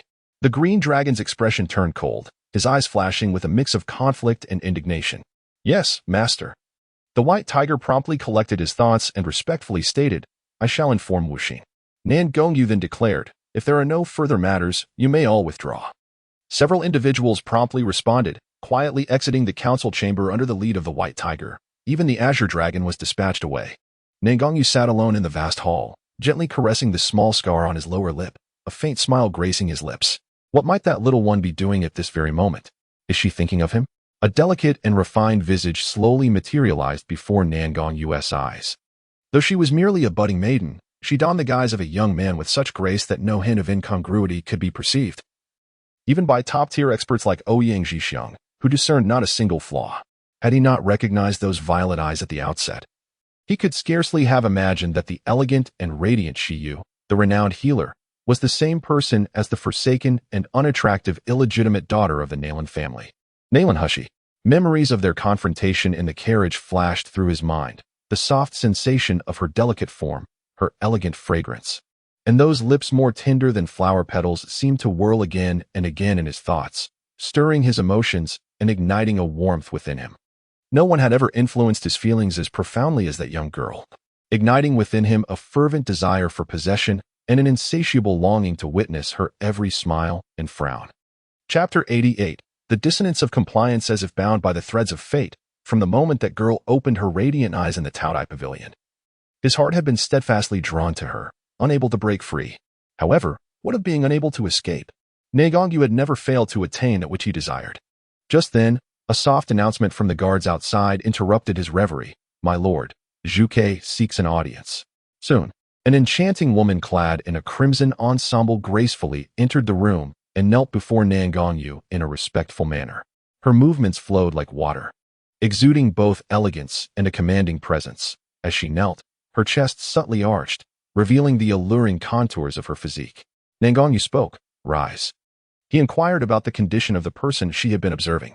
It was inconceivable that someone from the mere Nalan residence would command any respect from the likes of the underworld king, given her humble origins and her seemingly worthless constitution. It was utterly audacious for her to harbor such aspirations of captivating her master. Such insolence was deserving of punishment. Nagongyu nodded. Having already used his spiritual energy to assess Hishi's condition, he was well aware that she posed no immediate issues. However, the memory of her myriad scars sent a chill through him. Can all her scars truly heal? Zhuke lowered her eyelids, concealing her emotions, yet her hands, resting by her side, suddenly clenched tightly. With a tone that carried a hint of self-mockery, she replied, Master, I am merely a fifth-grade physician. If I cannot attend to mere scars, what right do I have to serve you? Stealing a glance at Nangongyu's inscrutable expression, which bore a semblance of a smile without any discernible reaction, she bit her lip and nonchalantly added, Since Miss Nalan's injuries were merely inflicted by ordinary objects and did not penetrate the flesh, I had originally intended to provide her with a vial of second-grade Qin Yulu, which would suffice. Although the medicinal effect is rather commonplace and the healing period prolonged, its gentle properties would be beneficial for a mortal like Miss Nalan. Who would have known? Upon casting a glance at Nagongyu, Zhuke noticed his smile had faded and his brow was slightly furrowed, which brought her a sense of joy in her heart. She continued, Miss Nalan must have discovered my subordinate's identity as a fifth-tier physician, which is why she desires a portion of every elixir. However, those potions are all of third-tier quality or higher, and if a mortal were to consume them, it would result in their demise. I earnestly tried to dissuade her for quite some time, yet Miss Nalan not only disregarded my advice but also claimed that she is someone you hold in high regard. While I am merely a servant, she asserted that I should obey her commands without question.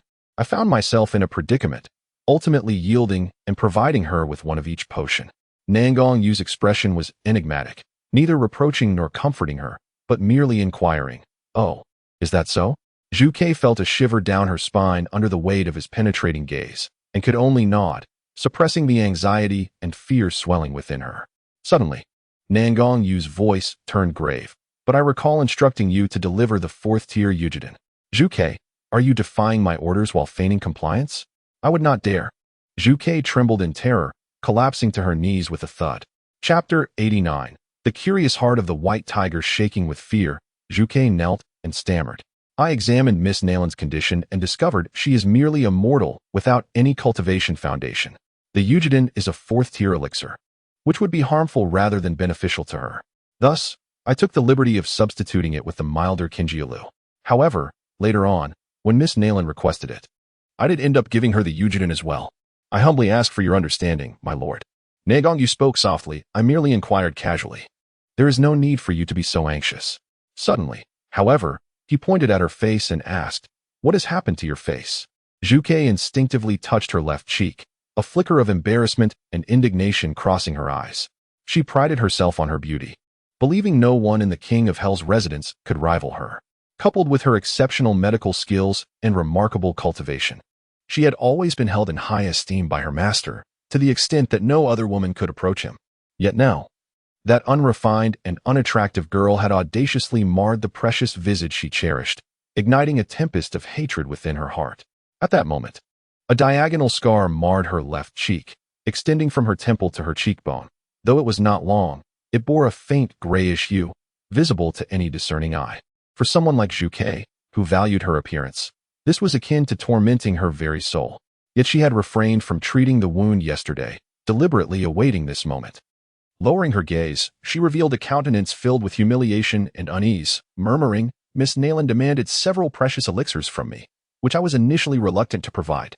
Little did I expect she would suddenly hurl a peculiar silver needle at me, and in an instant, I was caught off guard. However, I implore you not to blame Miss Nalan. She was merely anxious about leaving a scar on her own skin. It was my own carelessness. Despite being a gold core cultivator, I allowed myself to be injured by a mere mortal." Zhuke lifted her head, concealing the brilliance in her eyes, adopting a posture of suppressed humiliation as she gazed at Nangongyu. She refused to believe that her master could be seduced by such an insatiably greedy and vain woman. However, to her surprise, Nangongyu merely offered a nonchalant smile, his obsidian eyes as placid as an ancient well, betraying no discernible emotion. An incense stick's burning time later, Zhuke emerged from the council chamber, her face livid with indignation. She touched the wound that still throbbed with pain and itchiness, her heart brimming with resentment. She had divulged all of Nalan Hushi's misdeeds to their master, yet he had shown no reaction, simply dismissing her with a wave. Could it be that their master had truly become enamored with that callow, green girl? As Zhuke gnashed her teeth in thought, Baihu approached from the opposite direction. Noticing her ashen complexion and the scar on her face, he inquired with curiosity, "What happened to you? Why do you look so ghastly? Did the master reprimand you? And why is that scar on your face still there? Aren't you a dignified 5th-grade physician? Can't you heal such a minor wound?" Zhuchue's countenance darkened even further, and she retorted coldly, "That's none of your concern. Mind your own affairs." Zhuchue's heart skipped a beat, and she hesitated before asking, "Do you know whom the master went to see today?" Baihu curled his lips. It is not for subordinates like us to speculate on the master's whereabouts. However, a bit of gossip never hurts. His eyes twinkled with intrigue as he added, "But have you noticed? The master has a wound on his lip, a distinct cut." Upon hearing this, the image of the prominent mark on their master's lower lip flashed before Zhuchue's eyes. Instantly, her fists clenched so tightly that her nails nearly pierced her palms. The white tiger, thoroughly intrigued, surreptitiously lowered his voice, continuing his gossip with keen interest. "In my estimation," he whispered, "that wound was undoubtedly inflicted by a bite. Given the angle, it's certainly not self-inflicted. Yet, considering our master's current prowess, no one could accomplish such a feat unless he willingly permitted it. Heh, you grasp my implication, don't you? I have a strong feeling that our master's recent eccentricities stem from a burgeoning affection, a newfound awakening. After all, he has come of age." Silence. The vermilion bird suddenly hissed, startling the white tiger. He beheld his beautiful yet aloof partner, her face contorted, trembling violently, her eyes blazing with intense fury. "How dare a mere servant like you fabricate such tales about our master? Our master, with his celestial grace, is beyond the match of any ordinary mortal. Should you dare utter such nonsense again, do not blame me for my actions." With that, she stormed off, leaving the white tiger bewildered in his wake. After a long pause, he muttered to himself, perplexed, "What's gotten into her? It was just a jest. Even our master wouldn't mind. This vermilion bird is acting as if her tail has been stepped on, utterly irrational. In this world, there exists no one worthy of our master's extraordinary brilliance. Least of all that useless Nalan Hushi, who isn't even fit to tie his shoes." The vermilion bird's gaze suddenly turned malevolent. If she dares to seduce our master and obstruct his path, then I will not allow that harlot to live. In merely 15 minutes, her face would regain its flawless radiance, a beauty of unparalleled magnificence. Zhuke sat anxiously before the glass mirror, gazing at her strikingly beautiful visage. As time ticked away, her eyes remained fixated on the scar marring her face, to the point where it seemed to blur before her. Yet, as a quarter of an hour slipped by, then half an hour, and finally an hour, there was no sign of healing upon her countenance.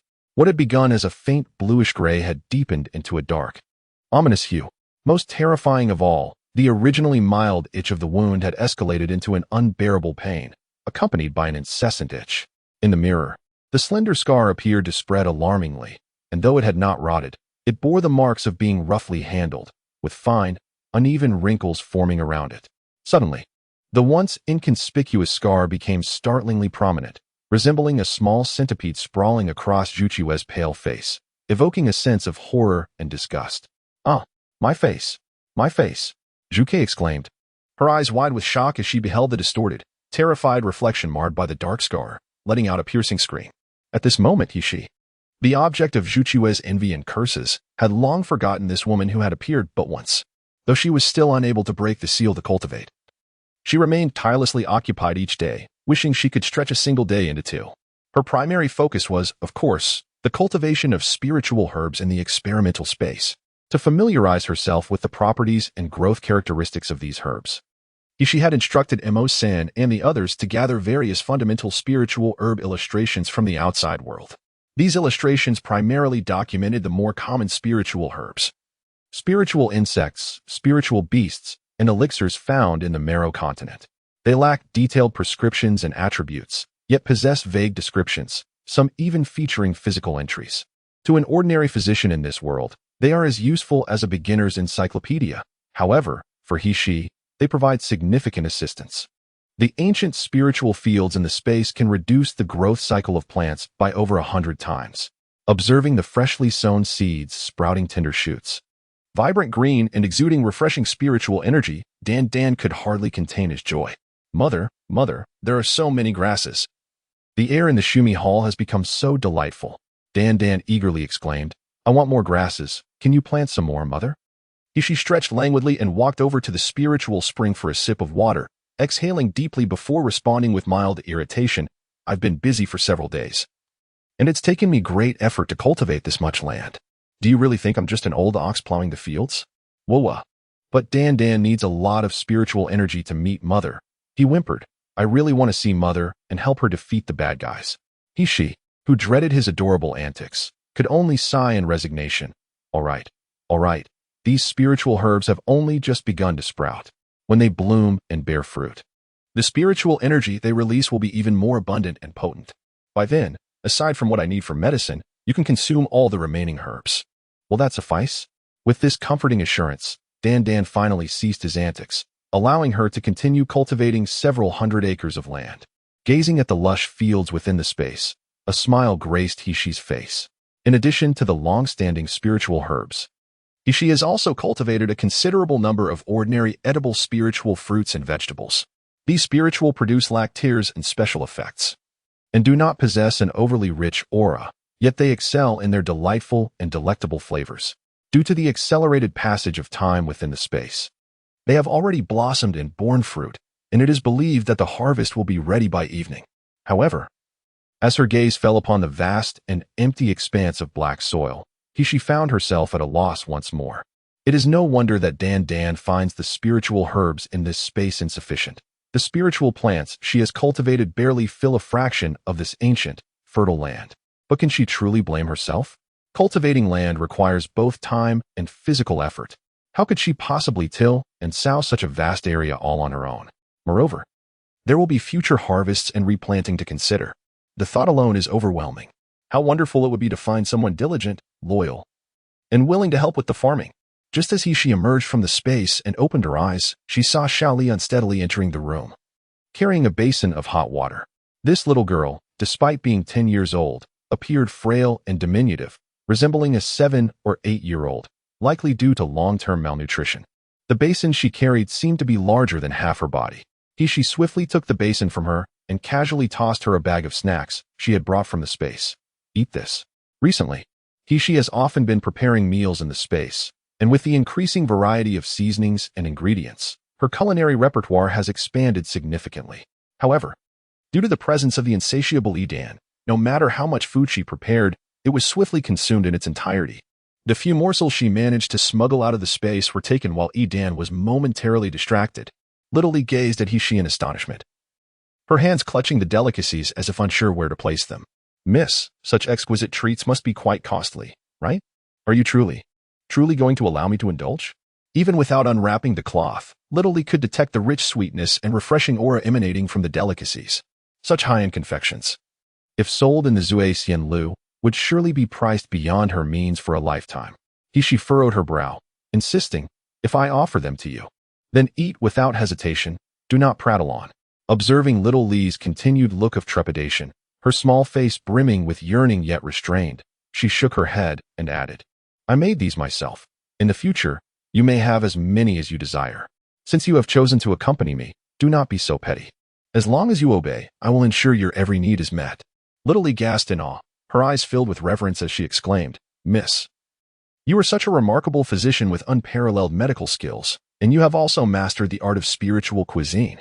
How truly extraordinary you are.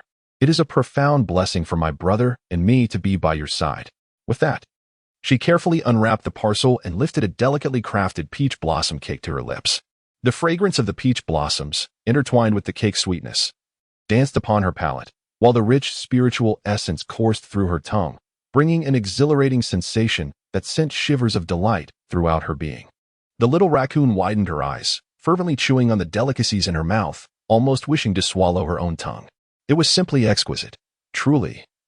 It was beyond compare. In her lifetime, she had never tasted anything so delectable. Not even the expensive spirit fruit her brother once secretly brought her to the employer's house could rival the taste of these pastries. Blushing furiously, she spoke in a hurried, flustered tone, Miss, I did not mean to. It's just that it is too delicious. Please, punish me. Enough. It's merely a few pieces of pastry, she remarked, noticing the little girl's regretful expression, which seemed on the verge of tears. A smile played on her lips as she added, but overindulging in sweets may lead to a stomachache. If you cannot enjoy the more sumptuous meals to come, that would indeed be your loss. At that moment, she realized she could not remain in this space cooking forever. Not to mention the gluttonous Dan, who would devour everything in sight. But also, Granny Chun's health was so frail that despite the prolonged nurturing, she had yet to reach a state of recovery. It seemed that instead of relying solely on medicinal remedies, a nourishing diet would be far more beneficial. Of course, if she could take this opportunity to teach Granny Chun the art of cooking, it would not only enhance their meals but also allow her some respite from constant cooking. Just as she had anticipated, the nourishing method proved to be remarkably effective for Granny Chun. After more than a week of this regimen, her previously pale and weak complexion had transformed into a healthy rosy glow, with a significant reduction in impurities within her meridians. Chapter 93. The Ultimate Nourishing Soup. In addition to Granny Chun, she also prepared the ultimate nourishing soup for Shi Jia and others, aimed at strengthening their bodies. The current training regimen of Shi Jia and his companions is exceedingly rigorous. Rising at the crack of dawn, they toil until the evening hours, only finding respite around 6 or 7 o'clock. She employs the foundational training methods reminiscent of elite soldiers from a bygone era. Although these exercises may appear straightforward on the surface, they relentlessly push the body to its limits, subjecting it to a cycle of death and rebirth, gradually transforming their mortal flesh into something akin to iron and steel. Each evening, the final touch of a nourishing tonic serves as the culmination of their efforts, fortifying and solidifying the gains achieved through their grueling training. Logically, one would surmise that Shi Jia and his comrades endure immense hardship. However, they express no discontent. Instead, they approach each day with eager anticipation, their eyes gleaming with respect and gratitude as they observe Shi during their evening sessions. In the spacious dining hall, Shi Jia savors the last spoonful of the revitalizing broth, relishing every drop until the bowl is licked clean, reluctantly placing it down only after his satisfaction. Beside him, Shi mirrors his actions, ultimately exclaiming, the young master's culinary skills are truly remarkable. This exquisite soup is so delightful that I would gladly drink it for a lifetime. Shi Jia chuckled softly, countering, do you think this soup is merely delectable? If that were the sole purpose, there would be no need for the young master to personally prepare it. Have you not noticed that since we began consuming this broth, our health has improved remarkably, and our strength has escalated daily? I dare say that in just half a month, I would fearlessly contend with a practitioner at the 9th level of Qi training. Indeed. Sitting opposite, Shi Bing exclaimed with excitement, young master, you are truly remarkable. How is it possible to concoct such a rich infusion of spiritual energy, with effects so extraordinary, and yet the flavor is simply delightful? Indeed, although the young master has taught old Madame Chun and Miss Shaoli the art of cooking, the dishes prepared by others simply cannot compare to those crafted by him. Furthermore, did you hear what the young master said? What we are currently undertaking is merely the most fundamental training. As long as we persevere through this phase, he will impart to us even more formidable skills. Once we master these unique abilities, we shall fearlessly confront practitioners at the foundation establishment stage. Shi clenched his fists tightly, his eyes slightly reddening. In the past, when we were confined in cages and sold, who would have imagined that such a day would come? Indeed, which master who purchases slaves would treat them as the young master does, without inflicting punishment or cruelty, and instead nurturing us with such care and sustenance? The 10 individuals engaged in spirited discussions, their eyes filled with sincere admiration for their current master, akin to the reverence one holds for an idol. Shi Jia, observing his comrades with whom he had trained side by side for the past several days, suddenly withdrew his smile, his face adopting a solemn expression. The young master has bestowed upon us a new lease on life. Without him, we would forever remain as despised slaves. Brothers, we must endure this training and repay the young master well in the future. The dining hall resonated with a harmonious chorus of applause, while Xiao Li, holding a small fruit platter, smiled at the scene before her, yet could not help but reminisce about the distant young man. Chapter 94. The miracle of revival. At this moment, Shi, who was being thought of by Xiao Li and Shi Jia, had already departed from the remote outskirts and arrived at the opulent residence of General Ouyang in the bustling city of Yinjing. This time, Ouyang Haoshuan was not reclining in bed, but seated in a rattan chair within the Ouyang family's courtyard. This marked Shi's third visit to treat Ouyang Haoshuan. As delicate silver needles were meticulously inserted into several vital acupoints of Ouyang Haoshuan, Ouyang Zhixiong stepped forward promptly, channeling his spiritual energy into his son. The silver needles embedded in Ouyang Haoshuan's body trembled gently, as if an invisible hand were stirring. However, unlike previous occasions, this time, no dark, viscous liquid seeped out. All done, Shi said softly, a satisfied smile gracing his features. The youth's skin was as fine as white porcelain, appearing almost translucent under the sunlight. When he smiled lightly, he seemed to be enveloped in a faint golden glow, rendering him breathtakingly enchanting. Lying in the rattan chair, Ouyang Haoshuan momentarily lost himself. As if his heart were caught by something, a sensation both ticklish and heavy, causing his breaths to unconsciously soften. Ouyang Zhixiong, however, gazed at Shi with a face full of astonishment. Divine physician Shi, does the absence of the toxic seepage today signify that Haoshuan has recovered? With fingers as cool as jade, Shi delicately grasped Ouyang Haoshuan's wrist, gently resting his hand upon the pulse point. The skin on the wrist could feel those slender fingers, soft and warm with a refreshing touch, more exquisite than mutton fat jade. Ouyang Haoshuan, for a fleeting moment, felt his entire being tense as if that hand were pressing directly upon his heart, causing his breath to quicken uncontrollably. Ouyang Zhixiong nodded repeatedly, gazing at his son reclining in the rattan chair, his eyes reddening with emotion. Over the past year, his son lay in bed, pallid and unkempt, resembling a forsaken beggar in his despondency. Yet now, despite Ouyang Haoshuan's still frail physique, he exuded an elegant pride, his eyes sparkling, embodying a luminous pearl of restrained brilliance, appearing more formidable than ever before. Ouyang Zhixiong expressed his heartfelt gratitude, insisting on providing a large box of crystals for Shi. Shi, who was nurturing a small pet that devoured crystals without leaving a trace, was in dire need of funds, and given Ouyang General's fervent generosity, she graciously accepted without pretense. However, in the spirit of reciprocity, Shi became increasingly concerned for Ouyang Haoshuan's health.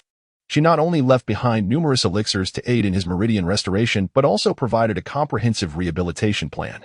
Of course, the elixirs were concocted using methods she had learned in her previous life, rather than the prevalent alchemical techniques of the Moreau River continent. As she was currently unable to wield spiritual power, let alone control the alchemical flames, Ouyang Zhixiong paid a sufficient reward, feeling a semblance of peace. Yet he could not help but recall the black venom that had ravaged his son's body, nearly leading to his complete ruin. Chapter 95. Soul-Devouring Powder. Dr. Shi, do you know what kind of poison Haoshuan has been afflicted with? HX's movements paused subtly, and after a moment of contemplation, she articulated. The affliction plaguing young Master Yueying is the spirit-devouring powder. This insidious concoction is exceedingly rare within the JNLing kingdom. In its prepared state, it is both odorless and colorless, rendering it virtually undetectable to ordinary martial artists. However, upon entering the body and being nurtured by spiritual energy, It initiates a rapid and pervasive spread throughout the entire physique. An individual afflicted by this venom experiences the gradual yet relentless erosion and destruction of their meridians, inch by agonizing inch. Simultaneously, the dantian undergoes progressive atrophy and disintegration, culminating in a mere husk remaining before the cessation of respiration. The interim process is characterized by excruciating agony, akin to a myriad of ants devouring the heart, an ordeal far exceeding the endurance of the common person. As she uttered these words, a delicate flush graced HX's countenance, owing to the fact that the spirit-devouring powder was not identified through her own investigation. Rather, it was Ning Wai who, after absconding with the vial of venom, dispatched a jade scroll to her a few days later. Within the jade scroll, a meticulous record of the spirit-devouring powder's formulation and toxicity was inscribed, accompanied by several exhaustive case studies. Otherwise, such a rare and insidious drug, she really could not find out in a short time. However, upon recalling the audacious remarks appended to the end of the jade scroll by that individual, HX transmuted her gratitude into resentment. That shameless scoundrel, who would find themselves so consumed by thoughts of him that they lose their appetite and suffer from sleepless nights. Utterly preposterous. Yuing ZH11ing and Yuing HOXUN, upon hearing HX's elucidation, underwent a dramatic shift in complexion. Yuing ZH11ing delivered a forceful blow to the artificial mountain adjacent to him, resulting in a resounding crash as the half-person high formation crumbled instantaneously into dust. Who on earth is so malevolent as to employ the spirit-devouring powder against my Yuing family? They not only seek to ruin HOXUN, but also to plunge our Yuing family into an abyss of eternal damnation. Ouyang Haoshuan, however, curled his lips slightly, sneering, "Whoever dares to scheme against me, Ouyang Haoshuan, shall one day pay a price 1,000-fold." She had no interest in the Ouyang family's lineage. Now that her ailment had been cured, she naturally intended to take her leave. Just as she was about to depart, she heard Ouyang Haoshuan call softly, "Dr. Shi, please hold on." She turned to look at him and saw the man, reclining in a wrought-tan chair, slowly rise. His tall figure appeared somewhat gaunt under the sunlight, yet his back remained perfectly straight. "Dr. Shi, may I address you as Shiyu?" The man's voice was deep and ethereal, tinged with a slight rasp. She raised an eyebrow, choosing not to respond. She was taken aback, and Ouyang Zhixiong was equally astonished, but soon recollected his son's despondency and despair from half a month prior, finding solace in the moment. Such a debt of gratitude, a matter of life and death, deserved reciprocation without question. Yet, Hushi was astonished by the brightness of Ouyang Haoshuan's eyes. They were strikingly luminous yet chillingly cold. They resembled the auroras that bloom between glaciers, radiant and resplendent, yet devoid of warmth. Subsequently, she smiled faintly and turned to leave the Ouyang residence without hesitation. To her, any promise or vow held no significance. After all, even a decade-long companionship could be easily betrayed, could it not? Chapter 96, A Tangled Relationship. Not long after Hishi exited the Ouyang residence, a horse-drawn carriage caught up from behind and halted before her. The familiar snow-white steed kicked its front hooves before her, raising its head arrogantly and letting out a proud snort. The corners of Hishi's mouth twitched slightly, and soon, the curtain of the carriage was lifted, revealing the captivatingly handsome face of Nangongyu. The journey from Yanjing City to the suburbs was rather lengthy. "Allow me to escort Shier for a stretch." Hishi resolutely declined, stating, "It is out of the way, no need to trouble yourself." Nangongyu smirked slightly, leisurely responding, "Who said it is out of the way? I happen to be heading to Zhongshan for some matters. If you do not get on, I shall have no choice but to resort to last time's method of forcibly taking you." Hishi felt a vein throb on her forehead, yet ultimately, she could not withstand the audacity of this individual and, with a cold expression, jumped onto the carriage. However, just before boarding, she could not help but cast a glance at the man driving the carriage. To her surprise, it was not the Qinglong she had seen a few days prior, but rather a refined and handsome gentleman clad in light blue brocade. This man's features were far more striking than those of Qinglong. His eyes sparkled with liveliness, and his entire countenance exuded a vivacious charm, contrasting sharply with Qinglong. Noticing Hishi's gaze upon him, the man swiftly concealed his astonishment, forcing a smile and introducing himself. "Greetings, I am Bai Hu, one of the master's personal bodyguards." Hishi nodded in acknowledgement without uttering a word and proceeded directly into the carriage. Bai Hu's smile faded instantly as he murmured in disbelief, "Heavens, the master's beloved is actually a young man, and a rather delicate one at that." This news is utterly sensational. The carriage sped away amidst Baihu's shattered expectations, swiftly leaving Yinjing City and arriving at the dilapidated courtyard where He resided. After getting into the carriage, He resolved not to provoke Nangongyu. However, to her surprise, he seemed equally disinterested in initiating conversation, reclining comfortably against the soft cushions. Engrossed in an ancient tome, its pages yellowed with age, as though she were invisible. He raised an eyebrow and remarked, "This is my residence. You have already brought me here. Why do you persist in following?" Nangongyu responded with a serene smile, his voice melodious and clear, given the nature of our relationship. "How could this prince pass by your door without entering?" She felt as if the piercing gaze of a white tiger rested heavily upon her. Those glimmering eyes seemingly inquiring, "What exactly is your connection?" Irritated, she retorted, "What connection could we possibly have?"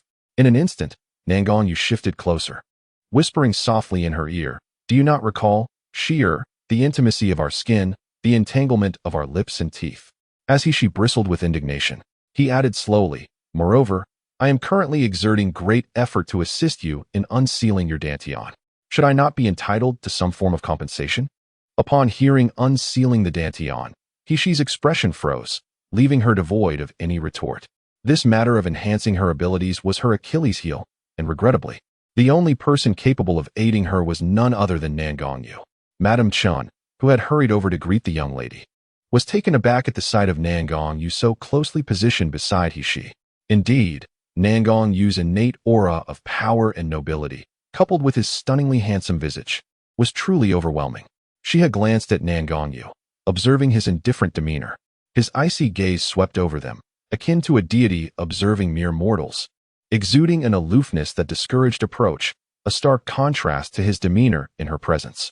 This Nangongyu seemed more like the legendary, cold-hearted, and ruthlessly murderous king of the underworld. "This is young Master Yu and his subordinate, Baihu," she had introduced with a taut expression, reluctantly adding, "My current circumstances are largely thanks to their assistance." Chen exclaimed in surprise, her gaze towards Nangongyu and Baihu immediately filled with gratitude and admiration. Shiha's vague explanation led Chun to believe that Shiha's escape from Taotai Pavilion and her current formidable abilities were all due to Nangongyu. He was truly her young lady's savior. For a moment, she even forgot her instinctive fear of Nangongyu, eagerly ushering the two into the house, even neglecting Shiha. "Young Master Yu, now that you've come to this remote courtyard, why not stay for a simple meal? We may not have much, but we guarantee the most delectable spiritual cuisine in all of Jinling City. Young Master Yu, you must try it." Baihu, who was following behind Nangongyu, finally couldn't help but burst out laughing. "The most delectable spiritual cuisine? Haha, what in Jinling City haven't my master tasted? You're exaggerating a bit." Surveying the dilapidated courtyard, devoid of any discernible spiritual energy or protective formations, one might question the source of funds for an expensive spiritual chef. However, Nanichin, far from being abashed, turned to regard she with a proud countenance, before mysteriously declaring, "Young Master Yu and young Master Bai are unaware, but our young miss is a supreme culinary artist. I dare say, the delectable dishes she crafts surpass even the most esteemed chefs at Drunken Immortal Pavilion in Yinjing City." Baihu remained skeptical, his disbelief evident. Nangongyu, however, raised an eyebrow, regarding she with an amused expression. "I was previously unaware, of your possession of such skills." She's expression remained unchanged as she nonchalantly replied, "Nanny Chin's words are merely a biased exaggeration, not to be entirely believed." "How can it be an exaggeration?" Nanny Chin exclaimed, agitated. "The food you prepare, young master, is lauded by everyone in this courtyard. May I be struck by lightning if I utter a single falsehood. In that case, I am compelled to sample it." Nangongyu responded with a soft chuckle. She harbored a desire to silence Nanny Chun, but instead, she gritted her teeth and stated, "The residence lacks sufficient fresh ingredients. Perhaps another day would be more appropriate." This was not a deception. Although the residence possessed a considerable food supply, it primarily consisted of low-grade spirit beast meat intended for Shi Jia and the others. Shi Jia and his companions followed the path of physical cultivation, with minimal requirements for spiritual energy in their food. Feeding such low-grade meat to Nangongyu would prove counterproductive. Nangongyu simply uttered two words, "Baihu." The white tiger instantly wore a pained expression, utterly skeptical that this delicate young lad could conjure up delectable dishes. However, given the master's command, He had no choice but to execute it without hesitation. Half an hour later, he gazed at the kitchen, where an abundance of tender, spirit-rich meat from mystical beasts lay stacked high, leaving him momentarily speechless. Yet, upon encountering the white tiger's doubtful gaze and Nalan Yu's knowing smirk, a sudden surge of pride swelled within him. Humph! These foolish mortals dare to question the prowess of a master chef. Soon enough, they shall experience what it feels like to swallow their own tongues in astonishment.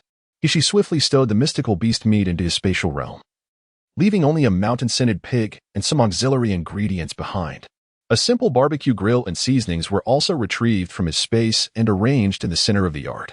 What peculiar contraption is this? The white tiger muttered.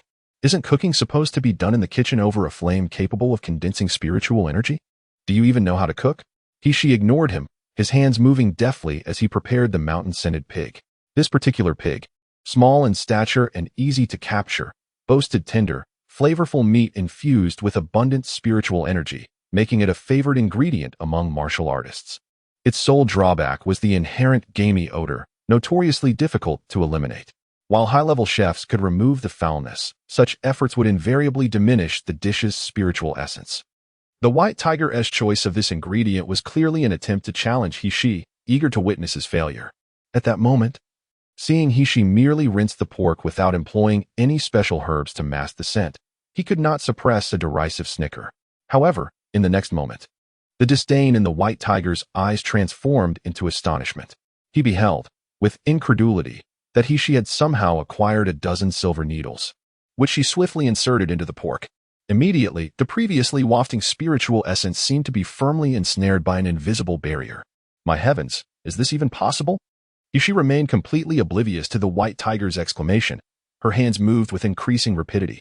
After ensuring that the spiritual energy within the beast's flesh would not dissipate, she commenced the meticulous task of hollowing out the mountain-fragrant pig's abdomen, rapidly filling it with an assortment of aromatic herbs, snow ginseng, and other ingredients to enhance the flavor. Next, she instructed the assisting little raccoon to apply the various seasonings they had meticulously prepared a few days prior, layering them generously inside and out. The white tiger watched in utter astonishment. He had never witnessed anyone prepare a mountain-fragrant pig in such a manner. Yet, she's slender, elegant fingers moved with a grace akin to flowing water, rendering the scene not only mesmerizing but also igniting an insatiable appetite within him. Just as he was enraptured by the spectacle, she abruptly lifted her gaze towards him, beckoning, "Ignite the charcoal beneath this rack." "You want me to ignite the charcoal?" The white tiger exclaimed in shock. "I am the most trusted bodyguard of the master, a dignified member of the royal household. Can I not even ignite charcoal?" She cast him a disdainful glance before turning her attention to Nalan Yu. "Is this how your royal household operates? Merely indulging in feasting without any contribution?" The white tiger was instantly moved to tears, inwardly lamenting, "How can I be accused of merely feasting? I purchased this spiritual beast meat. I bought it. Yet, confronted by the master's profound gaze, the white tiger ultimately relented, obediently tossing a fireball into the rack. Fortuitously, he was indeed a martial artist with dual attributes of gold and fire. The charcoal quickly glowed red and reached the optimal temperature. She skewered the entire mountain-fragrant pig onto the grill and began to turn it slowly. Chapter 99. Devouring with gusto as the charcoal roasted. The skin of the mountain-fragrant pig began to shimmer with a golden hue, becoming both yellow and crispy, while the yard filled with an enticing aroma that stirred the appetite. Suddenly, a rumbling sound emanated from the stomach, prompting a light chuckle from the little raccoon beside him, causing the white tiger to blush instantly. How embarrassing! Yet, what was this delightful scent that made it so irresistible to taste? The white tiger couldn't help but sneak a glance at his master, noticing that all of his attention was fixated on the youth tending to the grill, his gaze bright and fervent, as if beholding a coveted treasure. During the grilling process of the mountain-fragrant pig, she swiftly prepared a cold dish and a mixed soup. Both dishes were simple in ingredients and preparation, yet the ingredients were sourced from the ancient and mystical fields, enhanced with the seasoning of the 9 nether spirit spring.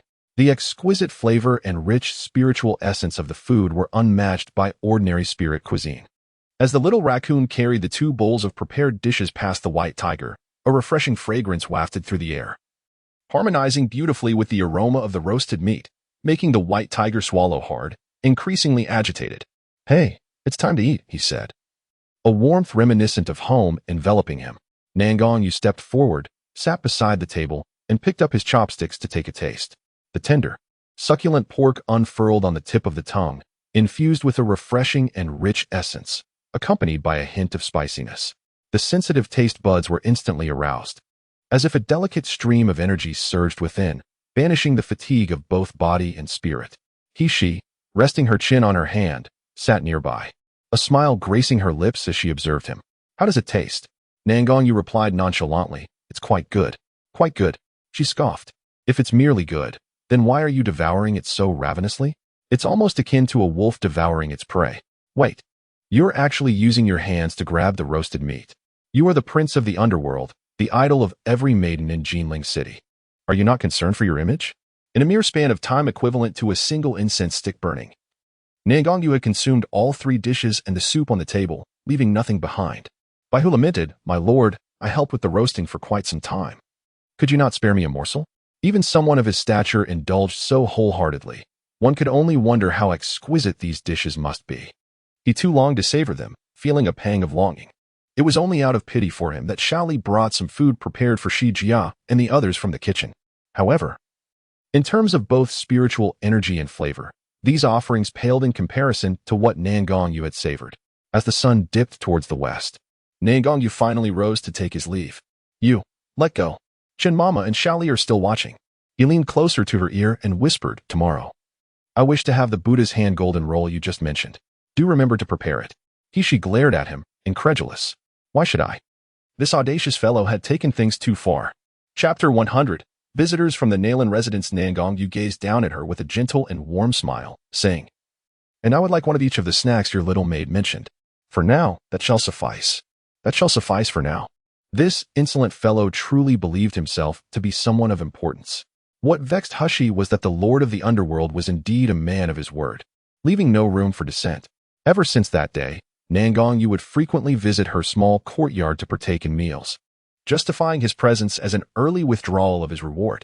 Even when he was too busy to come himself, he would send the white tiger to collect food, allowing this gossipy and lively glutton to become well acquainted with the inhabitants of the courtyard. After savoring Hushi's meticulously prepared dishes, the white tiger was utterly in awe of her culinary skills, transforming from disdain to flattering admiration. However, this routine persisted for over half a month until one day, Nangong Yu vanished without a trace, and the visits from the white tiger dwindled significantly. When Hushi inquired about Nangong Yu's whereabouts, the white tiger offered vague responses, his eyes betraying a sense of wariness and distance, as if he were guarding against her, which greatly displeased Hushi. On this particular day, the white tiger returned to collect food, and upon noticing that Hushi and the little raccoon were disinterested in engaging with him, he awkwardly approached and stated, "Young Master Shi, the master truly has pressing matters that prevent him from coming. In his busy schedule, he specifically instructed me to ensure your well-being." Hushi responded with an indifferent "oh," neither angered nor pleased, as if discussing someone of no consequence. The white tiger recalled the master's regard for this young man, and an involuntary tension gripped his heart, causing beads of cold sweat to form on his back. It was all due to the incessant warnings from the azure dragon and the vermilion bird about being wary of unknown individuals scheming to ensnare the master. Coupled with the master's precarious situation, it had led him to adopt a slightly dismissive demeanor towards this young Master Shiyu. Little did he anticipate that upon delivering the meal to the master, he would be met with a stormy countenance. How could it be that, despite the dishes appearing identical, visually appealing, aromatic, and imbued with rich spiritual essence, the master discerned a disparity in flavor? Astonishingly, he could even infer young Master Shiyu's discontent from the food. It was indeed bewildering. From that moment onward, regardless of how the azure dragon and the vermilion bird disparaged him, the white tiger dared not exhibit even the slightest negligence towards young Master Shiyu. He had never witnessed the master bestow such importance upon anyone, irrespective of their gender. If that person held a special place in the master's heart, they were destined to be under the white tiger's unwavering protection. Moreover, considering the exquisite delicacies prepared by young Master Shiyu, offending him would mean forfeiting future culinary delights. Lost in thought, the white tiger was suddenly startled by the hurried approach of old Madame Chun, her face bereft of its usual warmth, now etched with panic. Miss, the people from the Nalan residence have arrived." Old Madame Chun's heart was in turmoil. The dread of the Nalan residence was an indelible scar in her psyche. Even though the young lady had grown stronger, it did little to alleviate her fear of the Nalan family, so much so that in her haste, she inadvertently addressed the white tiger in a familiar manner. The white tiger's eyes widened in astonishment, gazing incredulously at he-she. Although he had long harbored suspicions, particularly regarding the choice of words in Juchue's writing, which led him to believe that this young master Sia was, in fact, a girl. Yet, how could such miraculous skills of disguise exist in this world? Chapter 101. Damaging the reputation of the Nalan family. His elevated cultivation level rendered him utterly incapable of discerning that this person was masquerading in male attire. He was not perturbed, for whether the white tiger was aware of her true gender was of no consequence to her. The mere thought of the Nalan family, and the one responsible for Nalan Hishi's demise, Nalan Feishue, brought a cold smile to her lips. With a flick of her wrist, a delicate, gossamer thin human mask appeared in her hand, which she gently applied to her face before donning it.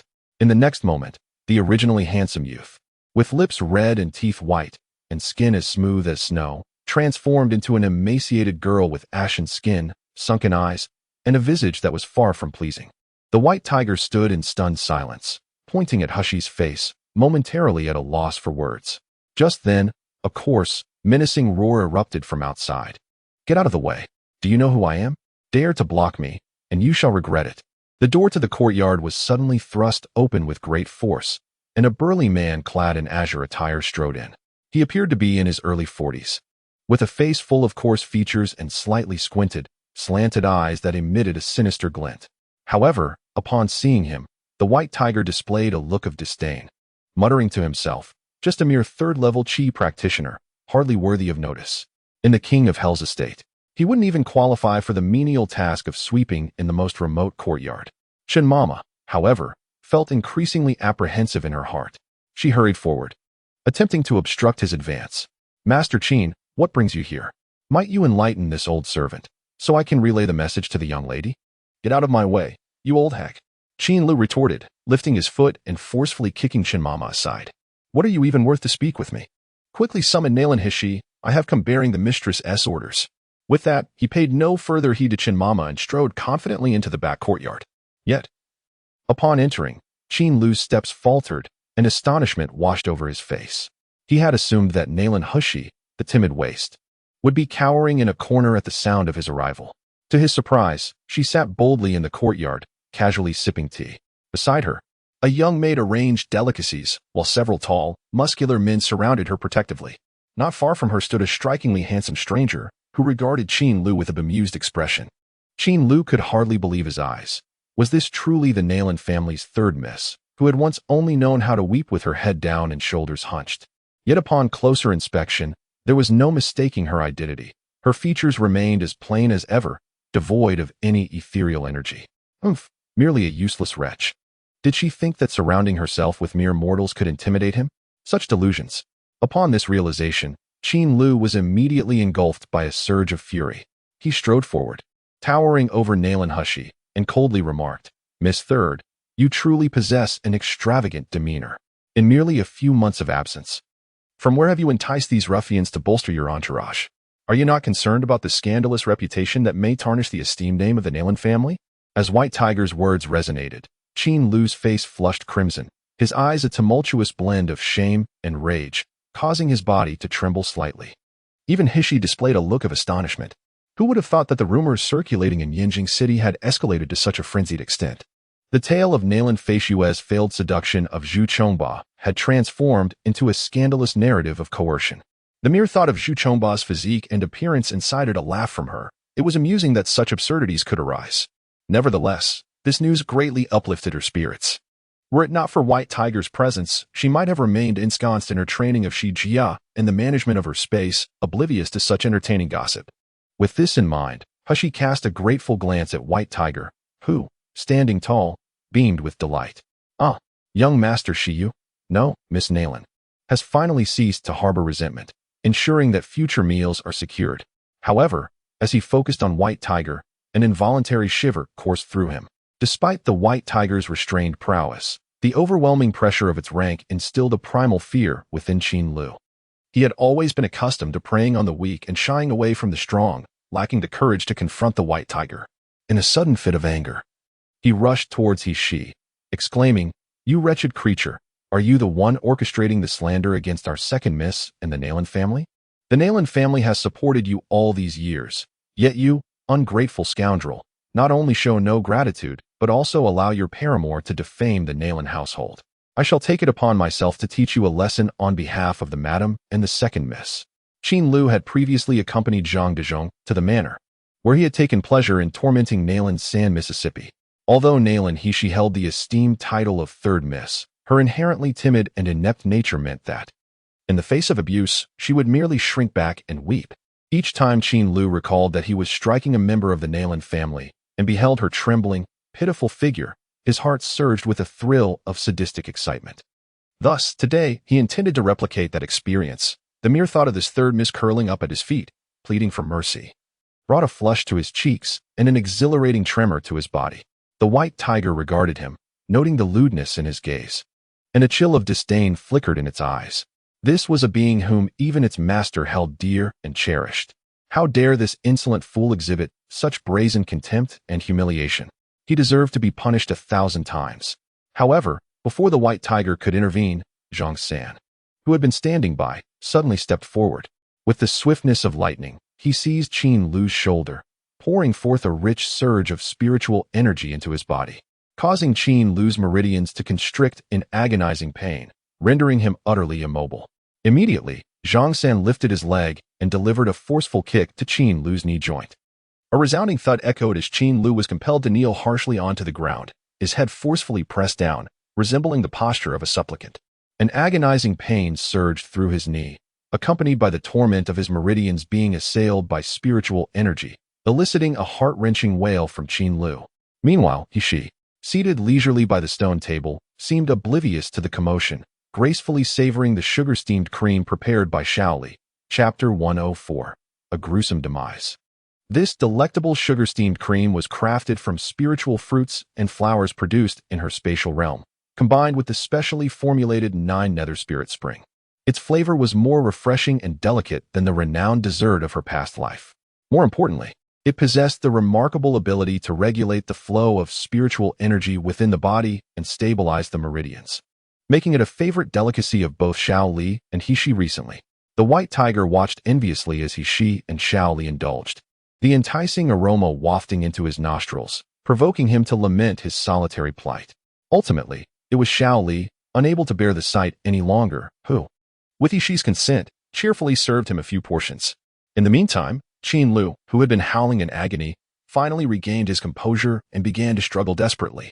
Upon recognizing the person pressing down on him, his expression contorted with rage and disbelief.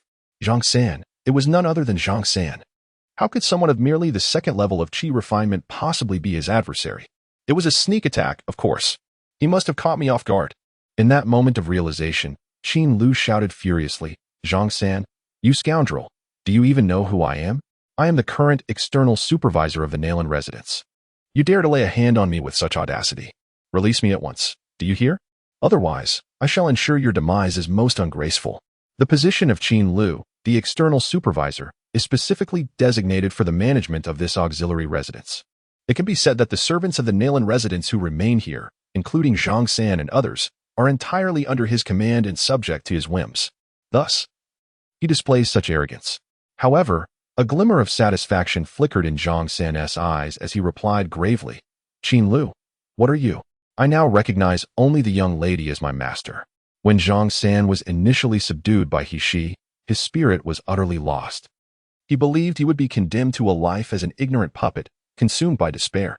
Yet, as time passed, his consciousness became increasingly clear. Aside from being unable to defy He's commands or harm her, he gradually returned to a state akin to that of an ordinary person. Moreover, to their astonishment, after consuming the special herbs concocted by the young lady, their long-stagnant cultivation began to rise, with Zhang San, the one possessing the highest cultivation, even breaking through to the 3rd level of qi training. From that moment on, Zhang San and his companions became utterly devoted to He. Not even the lady of the Nalan residence herself could sway their allegiance. Upon hearing this, Qin Lu was momentarily taken aback, then trembled with rage as his spiritual energy surged uncontrollably.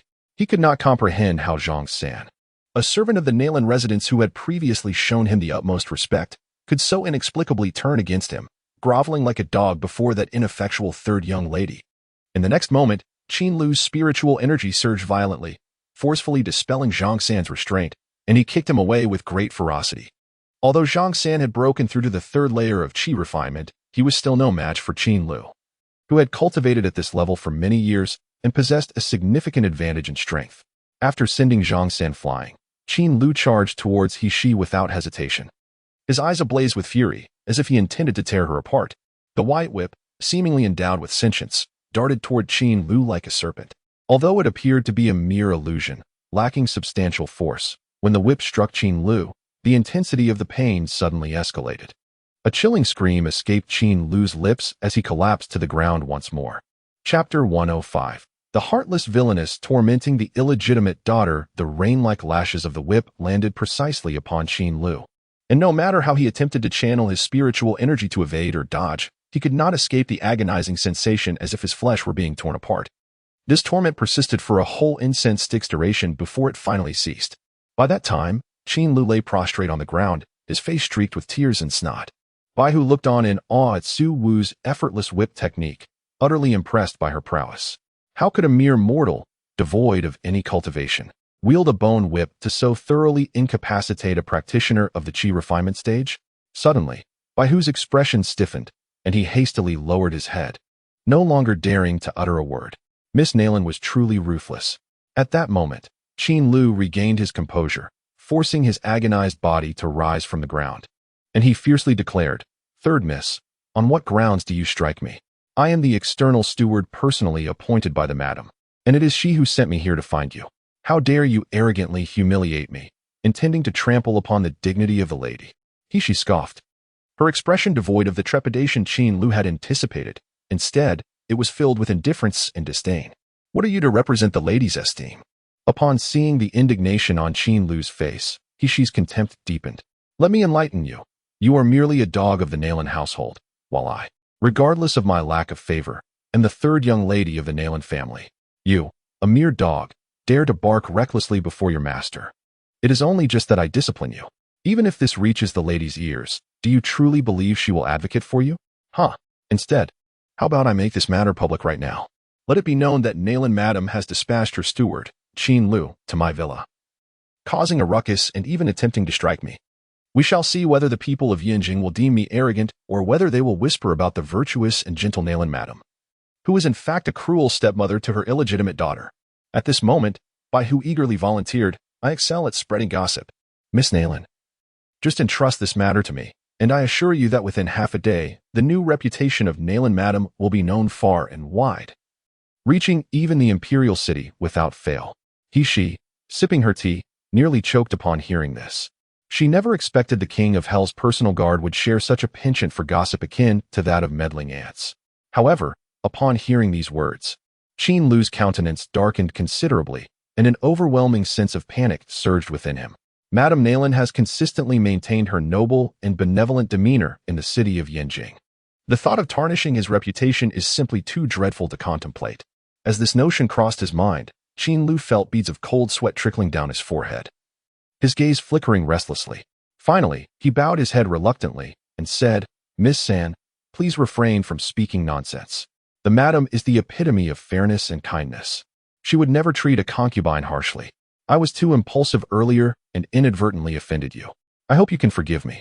Chapter 106. Return to the Nalan residence.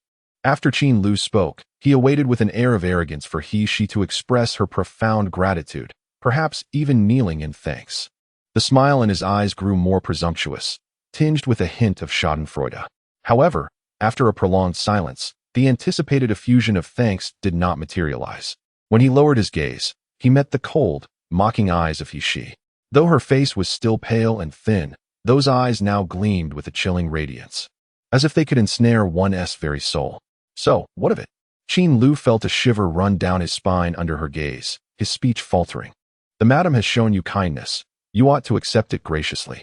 It is neither too early nor too late for her to extend her benevolence. Does she think I, am but a mere child of 3? She scoffed coldly, pondering whether this kindness was genuine or laced with poison. Qin Lu's voice abruptly ceased, as if he had been grasped by the throat, dragged upwards from the ground. His mouth opened wide, producing a series of choking sounds. His face turning a ghastly shade of purple, gazing at the frail girl before him. His eyes betrayed a mixture of terror and disbelief. She offered a faint smile. Her voice gentle as she inquired, "White Tiger, how does your master deal with treacherous servants?" White Tiger cast a frigid gaze upon Qin Lu, who was grasped by the throat, and ominously replied, "Of course, they are subjected to death by 1,000 cuts, their bones ground to dust. Such filthy wretches do not deserve to pollute one's sight." Qin Lu's eyes widened in horror, filled with dread as he struggled, rasping, "You dare? Madam. Madam will not spare you. Who knows who will be spared?" Shi's hand moved with precision, the shadowless needle piercing sharply into his brain. Chapter 107. As she wished, Qin Lu fought desperately, yet soon his eyes grew vacant, consciousness slipping away.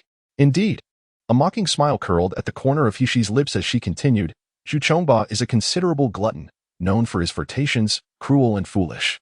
How can Madame Nalan assure me that I would willingly marry in place of Nefixu?" Qin Lu replied, "I am uncertain. However, I overheard Si Lu mention that Madame has devised a foolproof plan to ensure the third young lady is inclined to marry, whether she wishes to or not." Shi Jia stepped forward respectfully. "Young master, shall I dispose of him thoroughly?"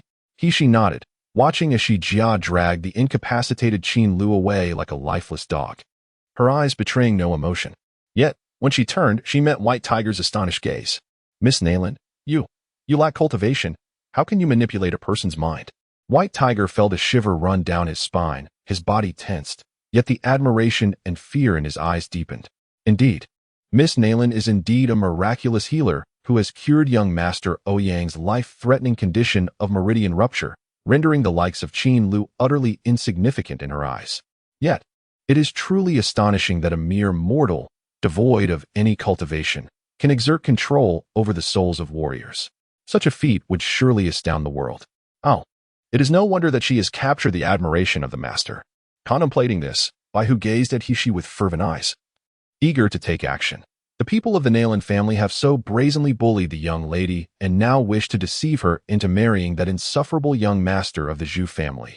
Such audacity deserves severe retribution.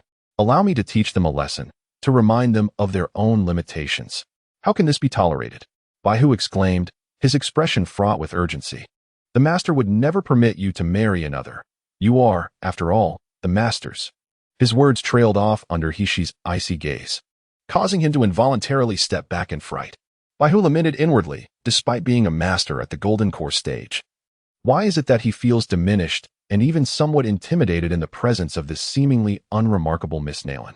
Shi instructed Xiaoli to hand over the packed food to Bai Hu before she coldly remarked, "Whom I choose to marry is my own prerogative.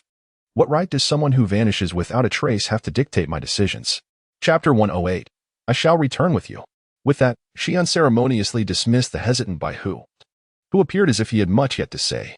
An hour later, indeed, visitors arrived at this secluded villa, and it was none other than Wang Zhong, the steward of the Nalan family. At first glance, Wang Zhong appears to be nothing more than a simple, middle-aged man in his 30s or 40s, with thick eyebrows and large eyes, dressed in a rather rustic manner. However, in truth, he is the most formidable servant in the Nalan residence. Having reached the pinnacle of the foundation establishment stage, teetering on the brink of a breakthrough into the meridian condensation stage. Upon his arrival, his gaze swept over a pool of blood on the ground, and his brow furrowed slightly. The yard still harbored the lingering aura of a formidable expert, one who far surpassed him, instilling a sense of unease within Wang Zhong. After scanning the surroundings, his eyes ultimately settled on Shi, who sat leisurely sipping tea, his suspicion intensifying. This was the infamous third miss, deemed weak and inept, cast out from the Nalan estate. Yet, despite her pallid appearance and lack of spiritual energy fluctuations, her eyes gleamed with a restrained brilliance, betraying no signs of weakness. Or could it be that a powerful figure was supporting this third miss from the shadows, emboldening her arrogance? Even Qin Lu had fallen victim to her poison? Humph, such an ignorant girl. Does she truly believe that finding a patron would enable her to stand against the Nalan family?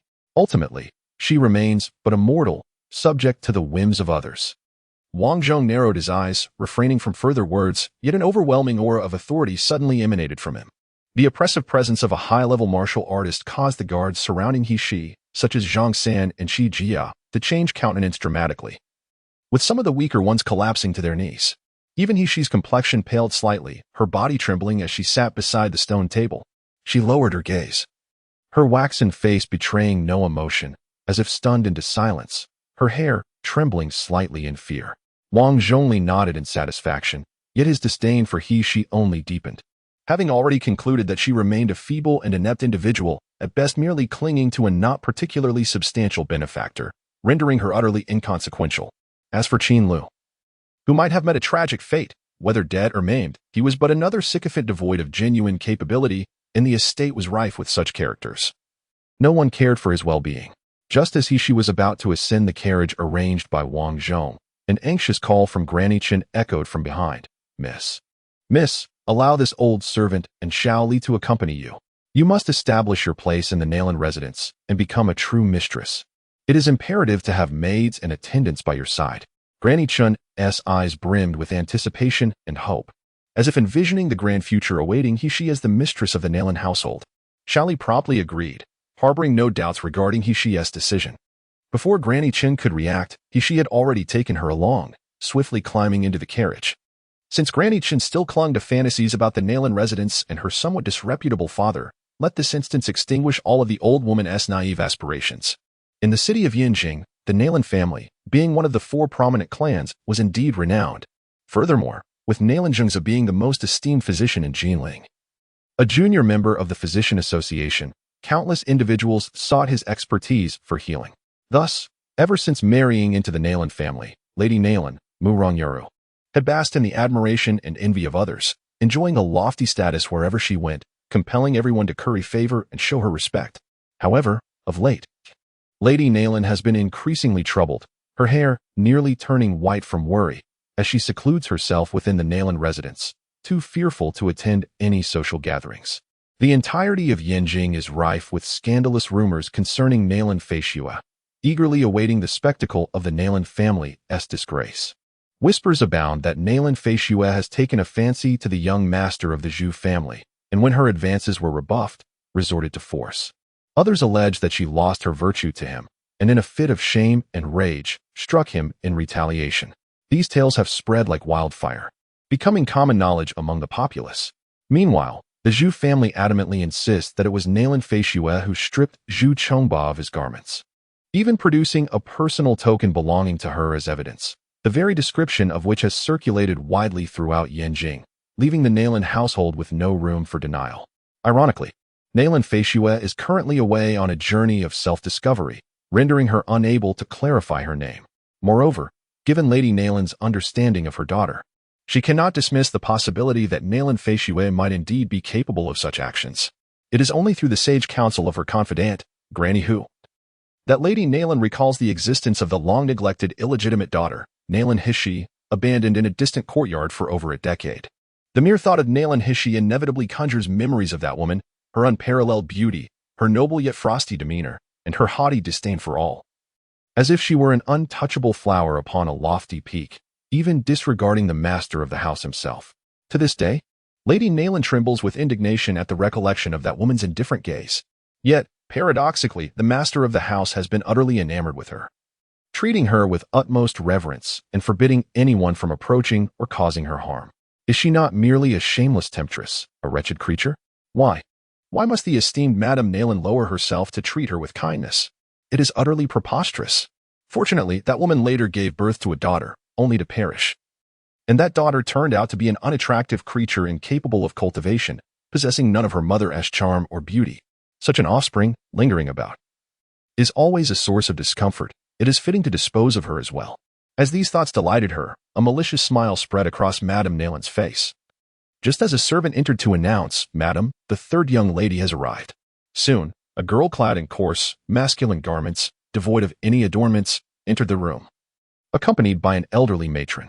The young lady appeared to be merely 16 or 17, yet lacked the youthful vitality typical of that age. Her skin was sallow and dull, and her eyes drooped slightly, revealing puffy eyelids and pronounced bags beneath her eyes.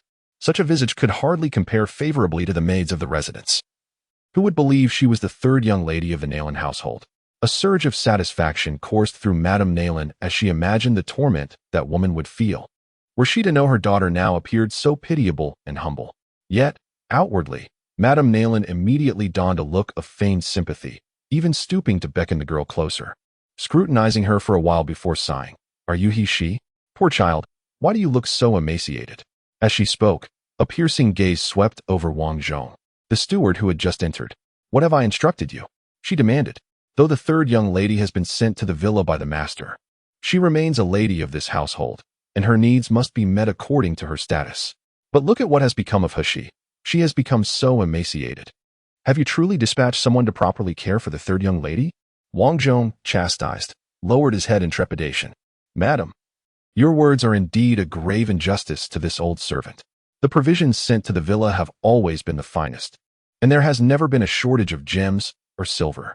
However, Madame Nalan's brows furrowed in displeasure. However, what? Speak swiftly. However, it was only during my recent visit to the villa that I discovered the servants there are utterly negligent. Not only have they failed to care for the third young lady, but they have also engaged in deceit and have withheld a significant portion of her provisions. This is what has led her to such a wretched state.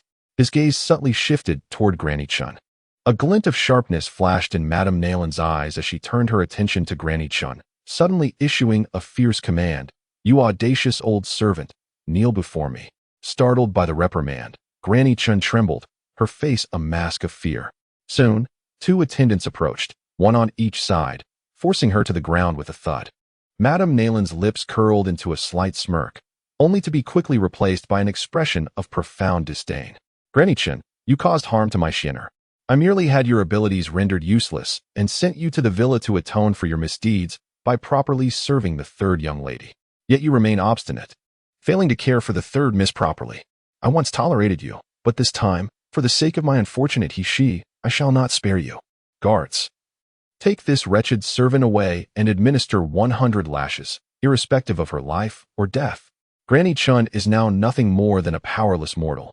After 100 lashes, her life will surely be forfeit. Yes, shouted the two servants restraining Granny Chun, preparing to drag her away.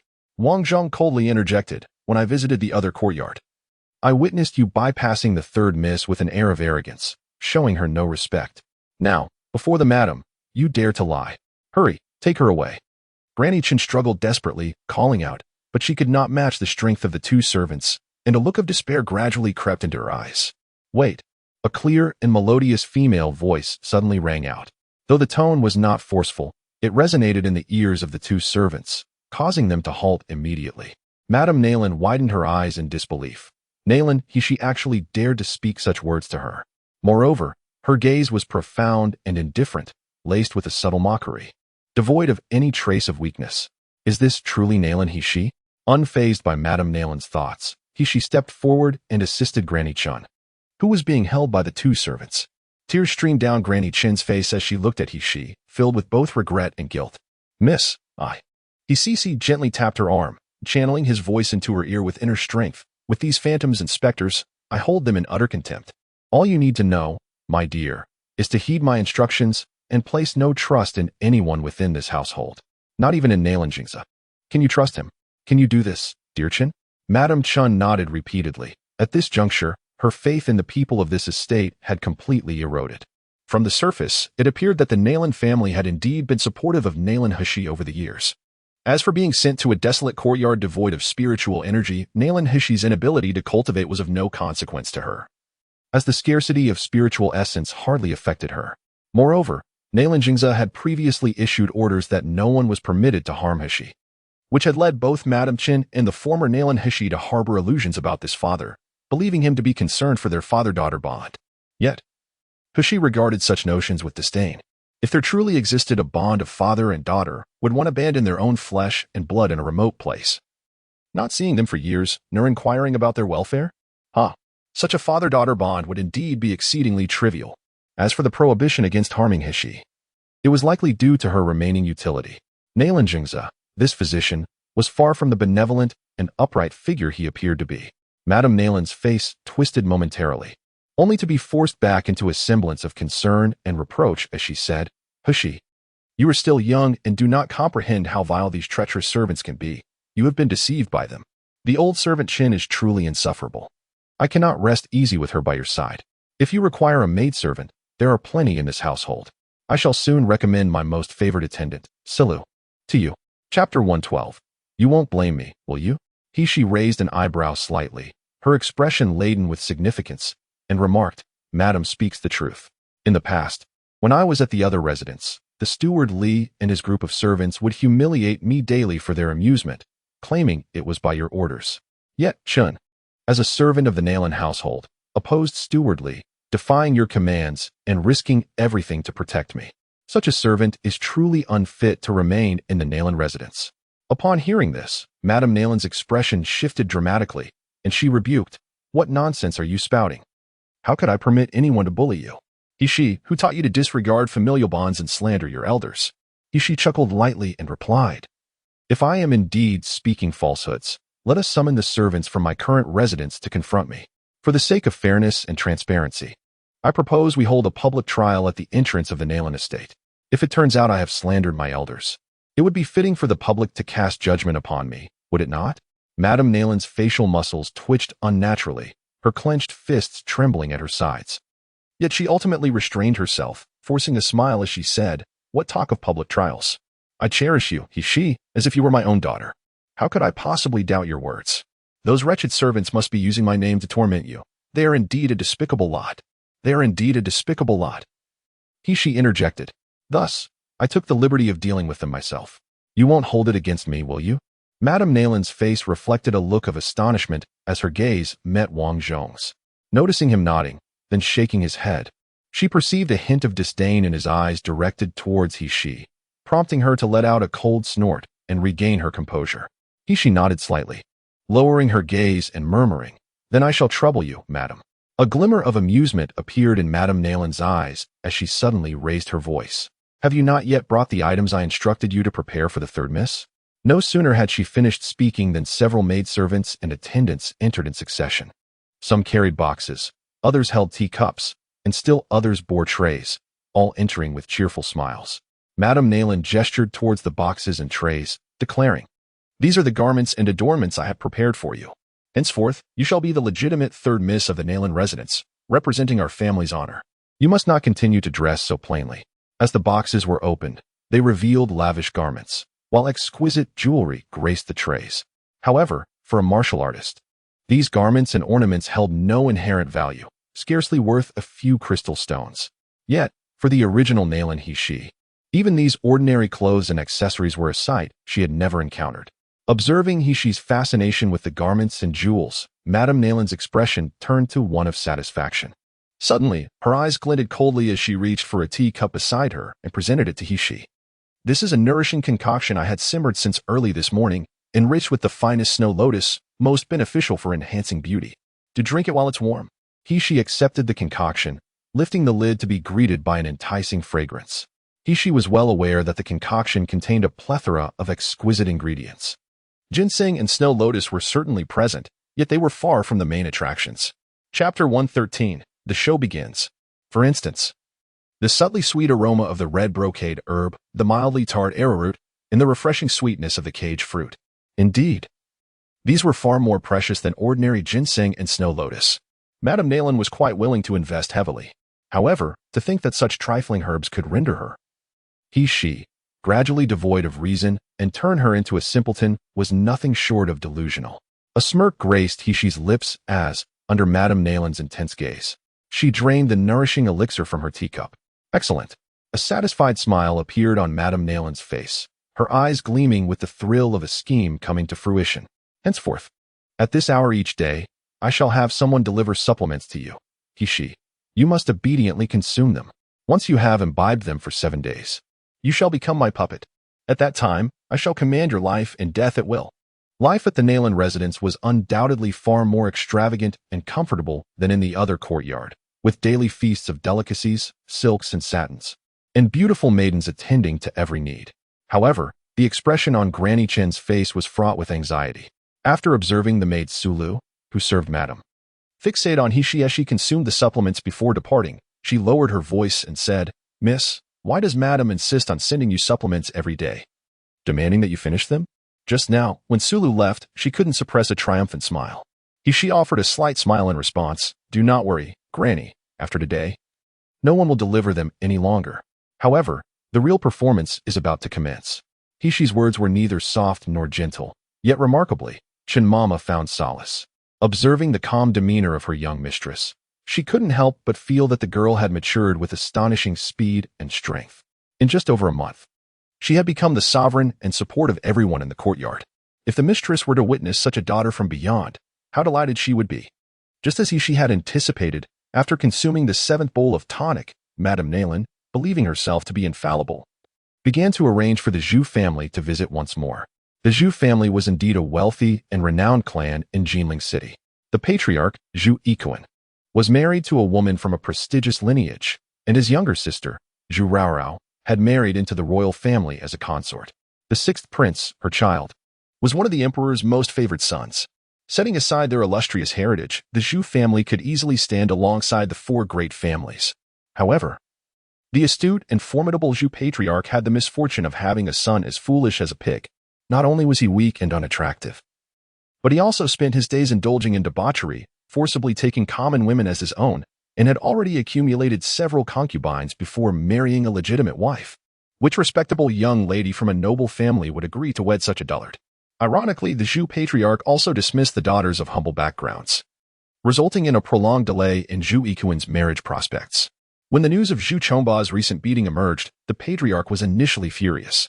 However, upon discovering that it was the second miss of the Nalan household who had administered the thrashing and stripped his son of his garments, his anger swiftly transformed into delight, and he began to plot with glee. Not to mention that the Nalan family's lineage surpasses that of the Zhu family. It is worth noting that Nalan Feishue is renowned in Jinling as a prodigious martial artist, having attained the early stage of foundation establishment at such a tender age. Otherwise, the Ouyang family would not have considered marrying Ouyang Haoshuan to her. Zhu Chongba's cultivation and intellect have long ceased to be a source of hope for the old Master Zhu. However, if he could secure a wife of notable talent and noble lineage for him, their offspring could become the most distinguished heir of the Zhu family. Initially, the Nalan family had been non-committal, but suddenly, 2 days ago, news emerged that they would receive a marriage proposal. The old Master Zhu was overjoyed, and to ensure the occasion's significance, he even invited the 6th prince to accompany them as a witness, leading a grand procession to the Nalan residence. At the break of dawn, Madame Nalan had the main hall meticulously prepared and invited Hishi to be settled in the inner chamber. Hishi's complexion remained pale, and although her previously deep-set eyes had lost their luster, they now appeared dim and devoid of spirit, occasionally betraying a flicker of timidity and fear. A sense of smug satisfaction washed over Madame Nalan, who believed that everything was in place and that the issues plaguing her in recent days would finally be resolved. However, when she beheld the arrival of the old Master Zhu along with his entourage, her expression shifted to one of ashen dismay. Among the visitors, aside from the old Master Zhu, Zhu Chongba, and the 6th prince, stood a strikingly handsome and tall young man. His visage was alarmingly familiar.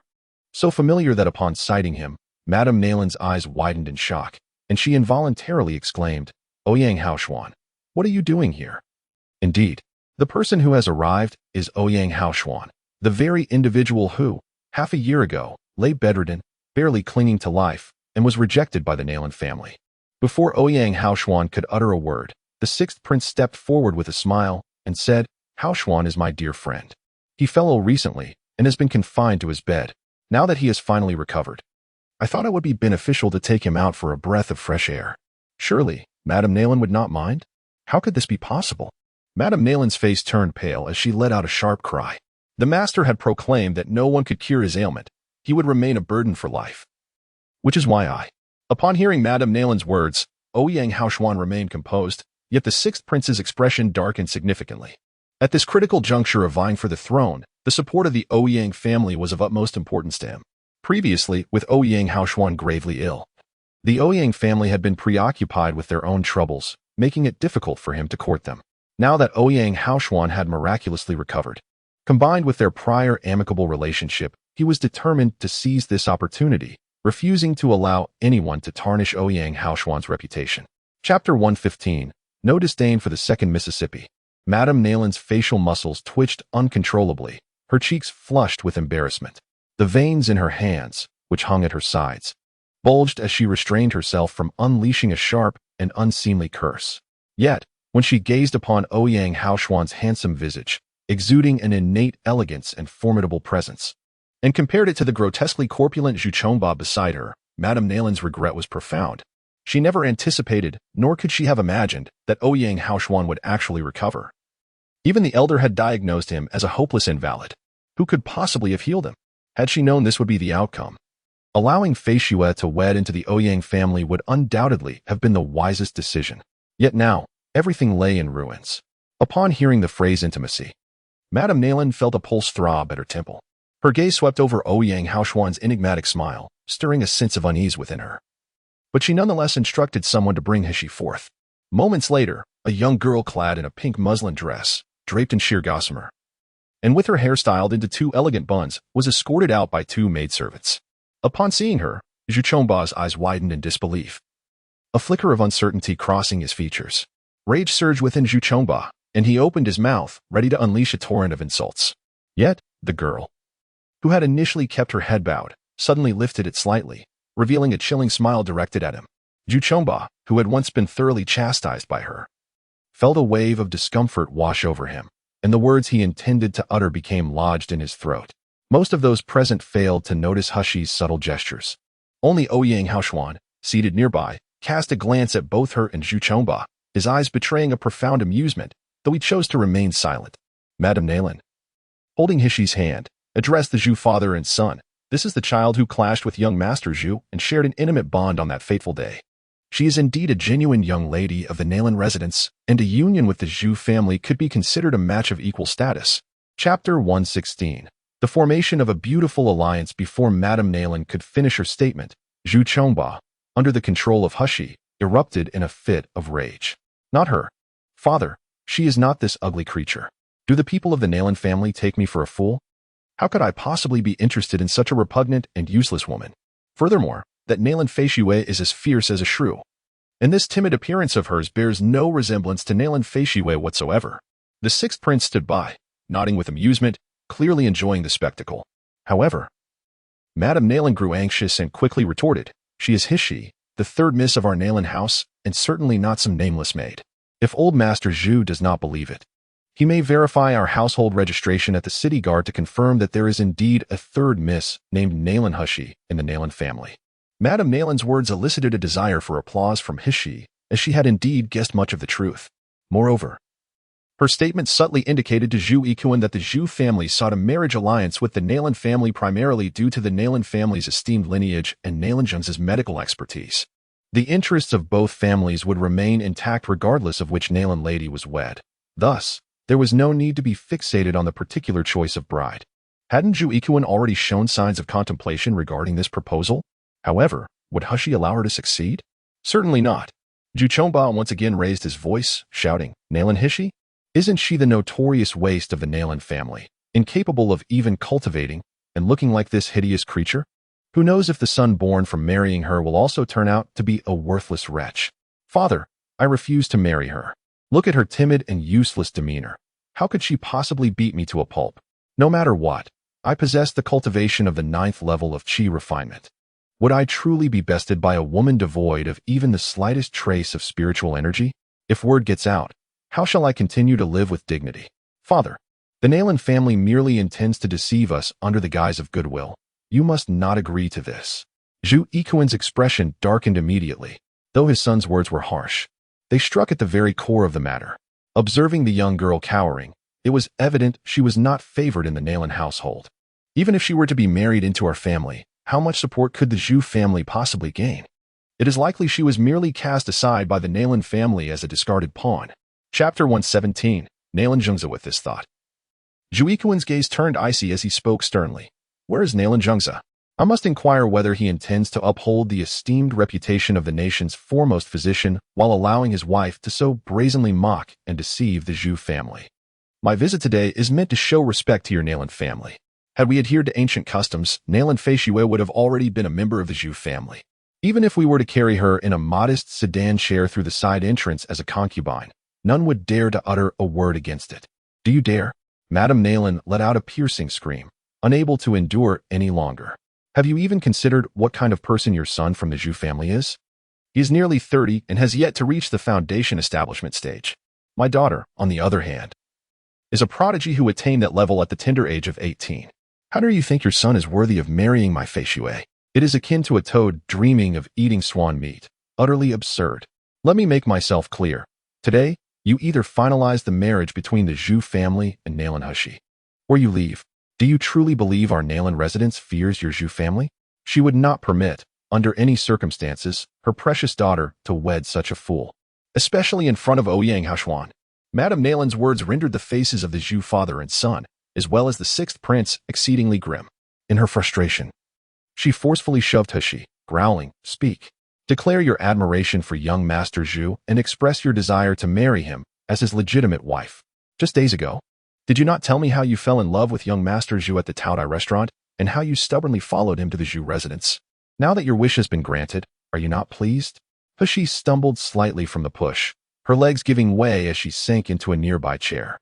With her head bowed and her body trembling in a pitiful display of timidity, she stammered, I, but could not articulate a complete thought, further convincing Zhu Yikuan of her coercion. Only Ouyang Haoshuan began to discern the underlying truth, yet witnessing the misfortune befalling the Nalan family and Nalan fei shui. He had no intention of exposing it. Rather, he sought to fan the flames of the situation. He smiled gently, casually addressing the sixth prince. I am yet to comprehend when the Nalan residence became entirely under Madame Nalan's dominion. It was the same when the engagement was broken off. And now, with the union with the Zhu family, it appears unchanged. Even Nalan Yi, who was seldom seen in public, seems to be too preoccupied with his affairs. Those aware of this situation might attribute it to his busy schedule, while others might mistakenly believe he is a feeble and ineffectual individual, relying solely on his wife to bear the brunt of the unfavorable decisions. The sixth prince erupted in hearty laughter, just as he was about to respond, when suddenly, a servant's panicked voice rang out from outside. Master, what brings you here? Madame Nalan's expression shifted instantly, panic and fear flashing in her eyes, causing her grip on Hishi's clothing to tighten abruptly. Bringing Hishi along as a means of substitution was, in truth, a desperate measure. For Nalan Zhengze had long declared that without his permission, no one was to touch Hishi. The realization of what he might discover regarding her deeds sent an involuntary shiver through Madame Nalan's body as she recalled her husband's usual coldness and indifference. Chapter 118. A resounding slap across her face from an outward perspective. Nalan Zhengze appeared to be a tall and handsome man, his upper lip adorned with a short mustache, and his cheeks graced by flowing whiskers. His skin was fair, his features symmetrical, exuding an air of scholarly elegance reminiscent of celestial beings. Yet, upon her first glance at this man, she felt an instinctive surge of vigilance rising within her, especially when his profound gaze swept over her. It was as if she were being targeted by a venomous serpent, causing every muscle in her body to tense involuntarily. Indeed, this so-called father was far from an ordinary individual. With her head bowed low, she presented an image of timorous trepidation. Her complexion a sallow yellow tinged with pallid white. Devoid of any discernible spiritual energy, she appeared no different than before. Consequently, Nalan Zhengze swiftly diverted his gaze, his attention settling upon Ouyang Haoshuan, causing his pupils to contract sharply. As he spoke, Nalan Zhengze maintained a composed demeanor, yet his eyes betrayed a seething inferno of jealousy and resentment. Ever since rumors circulated of a youthful prodigy who had miraculously healed a patient with severed meridians, he had been covertly searching for him. If he could only unearth the secrets harbored within this individual, he, Nalan Zhengze, could ascend to the ranks of a true divine physician, perhaps even infiltrating the upper echelons of the Physicians' Association. However, this elusive figure, whom all his efforts had failed to locate for over half a month, had been discovered by the Ouyang family, who had even managed to cure the terminally ill Ouyang Haoshuan. This was a blatant affront to Nalan Zhengze's pride. Ouyang Haoshuan rose to his feet, meeting Nalan Zhengze's gaze squarely, and offered a gentle smile. Esteemed physician Nalan, there is no need for such self-deprecation. Your medical prowess is unparalleled. As you were the first to pronounce my condition incurable, and you promptly facilitated the dissolution of the engagement between the Nalan and Ouyang families. Such astute judgment and decisive action are beyond the capabilities of a mere divine physician. His words, laced with biting sarcasm, caused the faces of the entire Nalan family to fluctuate between shades of green and white. The sixth prince, in particular, erupted in boisterous laughter, interjecting with occasional words of praise that, rather than adulation, resembled mockery. Nalan Zhengze's countenance shifted momentarily but swiftly regained its composure. He turned towards Zhu Yichun and said, I was unaware of your visit, esteemed Elder Zhu. Please accept my sincerest apologies for the delay in welcoming you. Zhu Yikuan had just endured a scolding from Madame Nalan and wore a grim expression as he coldly stated, "There is no need for pleasantries, Physician Nalan. Today, I seek but one outcome. Your daughter, Nalan Feishue, has engaged in intimate relations with my son, Zhu Chongba, and has even inflicted punishment upon him. By both sentiment and reason, Nalan Feishue now belongs to the Zhu family. I have invited the sixth prince as a witness to propose marriage, as a gesture of respect to your esteemed Nalan family. Yet, your good wife dares to present us with a worthless, illegitimate third daughter as a ruse, attempting to deceive us. Is this a means to trample upon the dignity of the Zhu family?" Nalan Jin's countenance darkened further with each word, until, in a sudden pivot, he struck Madame Nalan across the face with a resounding slap. Taken completely off guard, she fell to the ground with a thud, clutching her swollen cheek. Her eyes wide with shock and fear. Her voice trembled, fragmented. "My lord, how could you strike me?" Chapter 119. The madwoman Nalan Jin's gaze, filled with malice, swept over her, leaving only a chilling remark, "We shall settle accounts later." He then turned his attention back to Zhu Yikuan, his expression now suffused with remorse. His wife's reckless actions had brought ridicule upon the Zhu elder and the sixth prince. I have corroborated the matter regarding Feishue. Since the Zhu family possesses her token, it signifies a fateful connection between the Nalan and Zhu families. It is indeed an honor for Feishue to unite with your family. I hope that once she is married, the Zhu family will treat her with kindness. Certainly, certainly. Upon achieving his objective, Zhu Yikuan's face lit up with joy. Once the second young lady marries into our family, she will become one of us. As long as she adheres to her duties as a wife, our Zhu family will certainly treat her well. Let us finalize the marriage arrangement today. I have brought the auspicious letter for the 8th day of the lunar month. Master, you must be mad. How can Feishue marry into such a family? Nalan Madame's scream was silenced under Nalan Jin's cold stare, covering her pained, numb face. She lamented the ruin of her daughter's future, and tears began to flow softly from her eyes. Xia crouched down, seemingly attempting to assist Nalan Madame. Yet she subtly brushed a colorless, odorless powder against her wound. Nalan Madame pushed her away fiercely, her voice sharp with curses. "Wretched girl, you are the one who has harmed my Feishue. Get away from me. Leave." Xia fell to the ground, curling her body and feigning shivers. Nalan Jingze glanced at her. She indeed appeared weak and ineffectual, but a sense of unease lingered in his heart. However, with Zhu Yikuan urging him on, he had no time for further contemplation and hurriedly led the group to the study to exchange the auspicious letter and settle the wedding date for Zhu Chongba and Nalan Feishue. Though he felt a pang of reluctance for his daughter, raised under his care, he knew that nothing was beyond sacrifice for the benefit of the Nalan family. As he watched their retreating figures, Xia finally lifted her head, a faint, elusive smile gracing her lips. "Nalan Madame, did you not administer 7 days of medicine in hopes that I would become a fool? It is said that reciprocity is a matter of propriety. Thus, I shall allow you to prematurely experience the symptoms of dementia. I can only hope that my dear father proves to be a genuine divine healer. Otherwise, you shall remain a mad and foolish woman for the rest of your days." In the quietude of the late night at the Tsangshan villa, stars twinkled and the moonlight flowed like silk. She sat alone atop the highest structure of the villa, gazing at the myriad of stars adorning the sky, a gentle furrow forming upon her brow. Tomorrow marked the day when Nangong Yu had vowed to lift the seal on her dantian, yet that scoundrel had been absent for several days. And even the white tiger had not made an appearance in recent days. The visage of a handsome man gradually materialized in her mind, bearing a mischievous yet affectionate smile, accompanied by that fervent aura and an embrace that was impossible to resist. She felt a blush creep upon her cheeks and inwardly chastised him as a rogue. However, her previously agitated heart began to settle. Nangong Yu's domineering nature incited her resistance, yet his earnest promise unwittingly coaxed her into a desire to believe. There was no rationale behind it. She simply trusted that he would not deceive her. Lost in her reverie, she was suddenly jolted upright, her senses heightened. Chapter 120, still a useless waste. Within her perceptive range, she distinctly sensed several powerful auras swiftly approaching her direction. These auras were unfamiliar and desperately concealed, clearly indicating malicious intent. Almost simultaneously, for tall men, shrouded in black cloth, silently infiltrated the courtyard. Given Shi's current lack of spiritual power, she was unable to ascertain their cultivation levels. But the formidable pressure emanating from these 4 individuals was unmistakable, signifying that they were no mere low-tier warriors.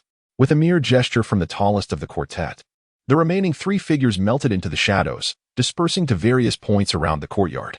The lanky, masked individual proceeded directly towards the bedroom. Lianqi felt a jolt of apprehension. With a swift maneuver, she slipped through the back window into the room. It was evident that these individuals were targeting her specifically. Their movements, devoid of overt aggression, and their careful avoidance of disturbing the inhabitants of the villa suggested that their clandestine entry was driven by ulterior motives beyond mere assassination. Since they dared only to investigate under the veil of secrecy, she resolved to turn the tables and uncover their true intentions. Moreover, these figures, though their actions were suspicious, possessed cultivation levels far exceeding her own. While Lianqi herself had no fear of a direct confrontation, the other residents of the courtyard would likely suffer the consequences. Moments later, the previously locked door of the room creaked open, and a towering shadow stealthily entered. The starlight filtering in from outside cast an eerie glow upon the figure clad in black, causing Lianqi, who was observing from within the room, to furrow her brow. Why did she find the silhouette of this figure so familiar, as if she had encountered it somewhere before? The black-clad figure approached the window and gazed at Lianqi, who appeared to be sound asleep in bed. A flicker of suspicion and scrutiny crossed his eyes. After studying her unremarkable, sallow face for a long moment, he abruptly raised his hand and placed it upon her chest. Lianqi was startled, fearing an imminent attack. However, in the next instant, she sensed tendrils of icy spiritual energy seeping into her body through the palm of his hand. From her limbs and bones to her dantian, the energy converged upon her mind. She suddenly widened her eyes in shock. The soul-searching technique. This cloaked figure was actually employing the sinister art of soul extraction against her, a technique so malevolent that only high-level practitioners could wield it against those of lesser rank. Not only could it forcibly extract all memories from a person's mind, but any sign of struggle or resistance could shatter the soul, leaving the victim in a state of utter idiocy. Who could be so ruthless as to use such a technique on Nalan Mansion? What could their intentions possibly be? She could only feel a sense of relief, for her soul was completely concealed within a hidden space. Even if this black-clad figure rummaged through her memories, all he would perceive was the aura of someone deeply asleep. He could glean nothing more. Indeed, after a brief interval, the black-clad man began to emanate an aura of violent frustration. Nothing. He had uncovered not a shred of useful information. The dantian that was once unresponsive remained so, and the young girl slumbering upon the bed was evidently still a worthless waste. Chapter 121. Nalan Manson's mother? At that moment, several other black-clad individuals, who had been dispatched to search the courtyard, burst in to relay their findings. This was merely a desolate retreat, devoid of spiritual energy. The expansive courtyard held neither spiritual herbs nor even a single crystal stone, let alone any jade slips. The black-clad man glared fiercely at the sleeping he and suddenly raised his hand, seizing her throat. A chill ran through her, and she nearly succumbed to the urge to fight back. Yet the man spoke in a low, hoarse tone. Who would have thought that such an extraordinary lineage would result in a mere pawn, left vulnerable to the whims of others? Had you chosen to follow me back then? At this moment, I wonder if you harbor any regrets. She caressed her still slightly cool neck. A flicker of doubt surfacing within her heart. What did that final remark from the cloaked figure truly signify? Was that remarkably talented individual, indeed, the mother of Nalan Mansion? Yet, Nalan Manson's mother was merely a concubine of Nalan Mansion. If she were genuinely exceptional, how could she have acquiesced to being someone else's concubine? Previously, she had perceived Nalan Mansion as a neglected illegitimate daughter of the Nalan household, humble, timid, devoid of any cultivation talent, regarded with disdain even by the servants beneath her. However, it now appeared that Nalan Manson's identity was far from ordinary. Confusion stirred within Hushi as she rose to meticulously inspect every corner of the small courtyard. Clearly, the actions of these cloaked figures had been executed with utmost caution. Although the courtyard had been thoroughly searched, the items within the house remained largely undisturbed, and the individuals who had been in deep slumber continued to sleep soundly. What, indeed, were these black-clad figures seeking? Meanwhile, the group of cloaked figures, previously questioned by Hushi, stealthily infiltrated the city of Yanjing, maneuvering deftly among the towering walls and rubble. Moments later, they arrived before a grand estate, where the leader of the cloaked figures removed his mask and shed his dark attire, striding boldly through a partially open side door, while the remaining 3 figures quietly vanished into the courtyard. Above the grand entrance of this estate hung the imposing characters of the Nalan residence. And the leader of the cloaked figures was none other than the renowned first divine physician of Yanjing, Nalan Jingza. With a somber countenance, Nalan Jingza entered the study. Assured of his solitude, he briskly approached a rosewood shelf and, with a single hand, manipulated a nondescript vase, rotating it several times. In the aftermath, the rosewood shelf emitted a series of clicks, bifurcating to reveal a spacious chamber. Within this room resided an antiquated alchemical furnace, accompanied by various implements of the craft. To the left, a winding staircase descended further. Directly before the furnace hung a portrait of a court lady. Nalan Jingza advanced deliberately, his gaze unwavering, fixated upon the artwork. Upon the slightly yellowed parchment, a woman of breathtaking beauty seemed to spring to life. Her willow brows and phoenix eyes, her alabaster skin, and the aloofness of her expression, evoking the image of a celestial being, far removed from and indifferent to mortal concerns. Chapter 122. The Man in Black. Were she present, she would have been astonished to observe that the woman in the painting bore a striking resemblance to her transformed visage, sharing perhaps 60 to 70% of her features. Nalan Jingza gazed upon the portrait with rapturous fascination, his eyes brimming with infatuation. He even took a few steps forward, circumventing the furnace to stand before the painting, reaching out to gently caress the exquisitely rendered face of the woman depicted. Lingyu, Lingyu. Nalan Jingza repeated the woman's name, his voice filled with a trance-like devotion. He leaned in, his face alight with infatuation, and pressed a kiss upon the painted lips, murmuring, Lingyu, do you know how much I long for you? As his words faded, a frenzied glint of jealousy and madness abruptly flickered in his eyes. He staggered back a step, letting out a neurotic growl. You are merely my concubine. Why do you look down upon me? Why won't you yield to me? At that moment, a cacophony of sounds emanated from below the spiraled staircase, accompanied by guttural roars, crashing noises, and scratching. Nalan Jingza curled his lips into a smirk, letting out a few derisive laughs as he gazed upon the stunning woman in the painting, his face contorting into a twisted and malevolent grin. And Lingwei, are you not proud and powerful? Have you ever contemplated that the offspring you bear might fall into my hands, ripe for my slaughter? Haraha. Due to the abrupt intrusion of the mysterious figure clad in black, Hashi chose not to sleep, but instead sat in meditation within the space. She realized that while she could not store spiritual power or elevate her cultivation, the continuous influx of spiritual energy coursing through her body was cleansing her meridians, leading to a significant enhancement in both strength and agility. In terms of inner strength and martial prowess, she had ascended a full level compared to her previous life, and her ability to conceal her presence far surpassed that of the lower-tier warriors in this realm. Time slipped away slowly amidst her cultivation, and as the inky night sky outside began to yield to the first light of dawn, soft golden rays began to illuminate the eastern horizon, stretching her limbs. She was about to exit the space when suddenly, a wave of chilling numbness swept over her entire body. It felt as if countless insects were crawling up her spine, causing her nerves to tighten instantaneously. The figures clad in black reappear, and once again, there are 4 of them. However, unlike the group from the previous night, this new assemblage exudes a more formidable aura, their presence unambiguously radiating a chilling intent to kill. Even from a distance of 1,000 meters, Hashi could perceive the overwhelming scent of blood that clung to them. No one was more familiar with the brazen and savage delight in slaughter than Hashi herself. Her face paled at the realization, and she swiftly rose to inform Shijia to take Granny Chun and Little Li into the depths of Tsongshan Mountain for safety. Initially reluctant to abandon her, Granny Chun was promptly rendered unconscious by Hashi's decisive action and handed over to Shijia. Ensure the safety of Granny Chun and Little Li. No one is to emerge without my command. Shijia and the others exchanged hesitant and worried glances with Hashi. Yet their instinct to obey compelled them to grit their teeth and nod in agreement. Tears glistened on Little Li's face as she choked out, Miss. Is it because of me that you are in trouble?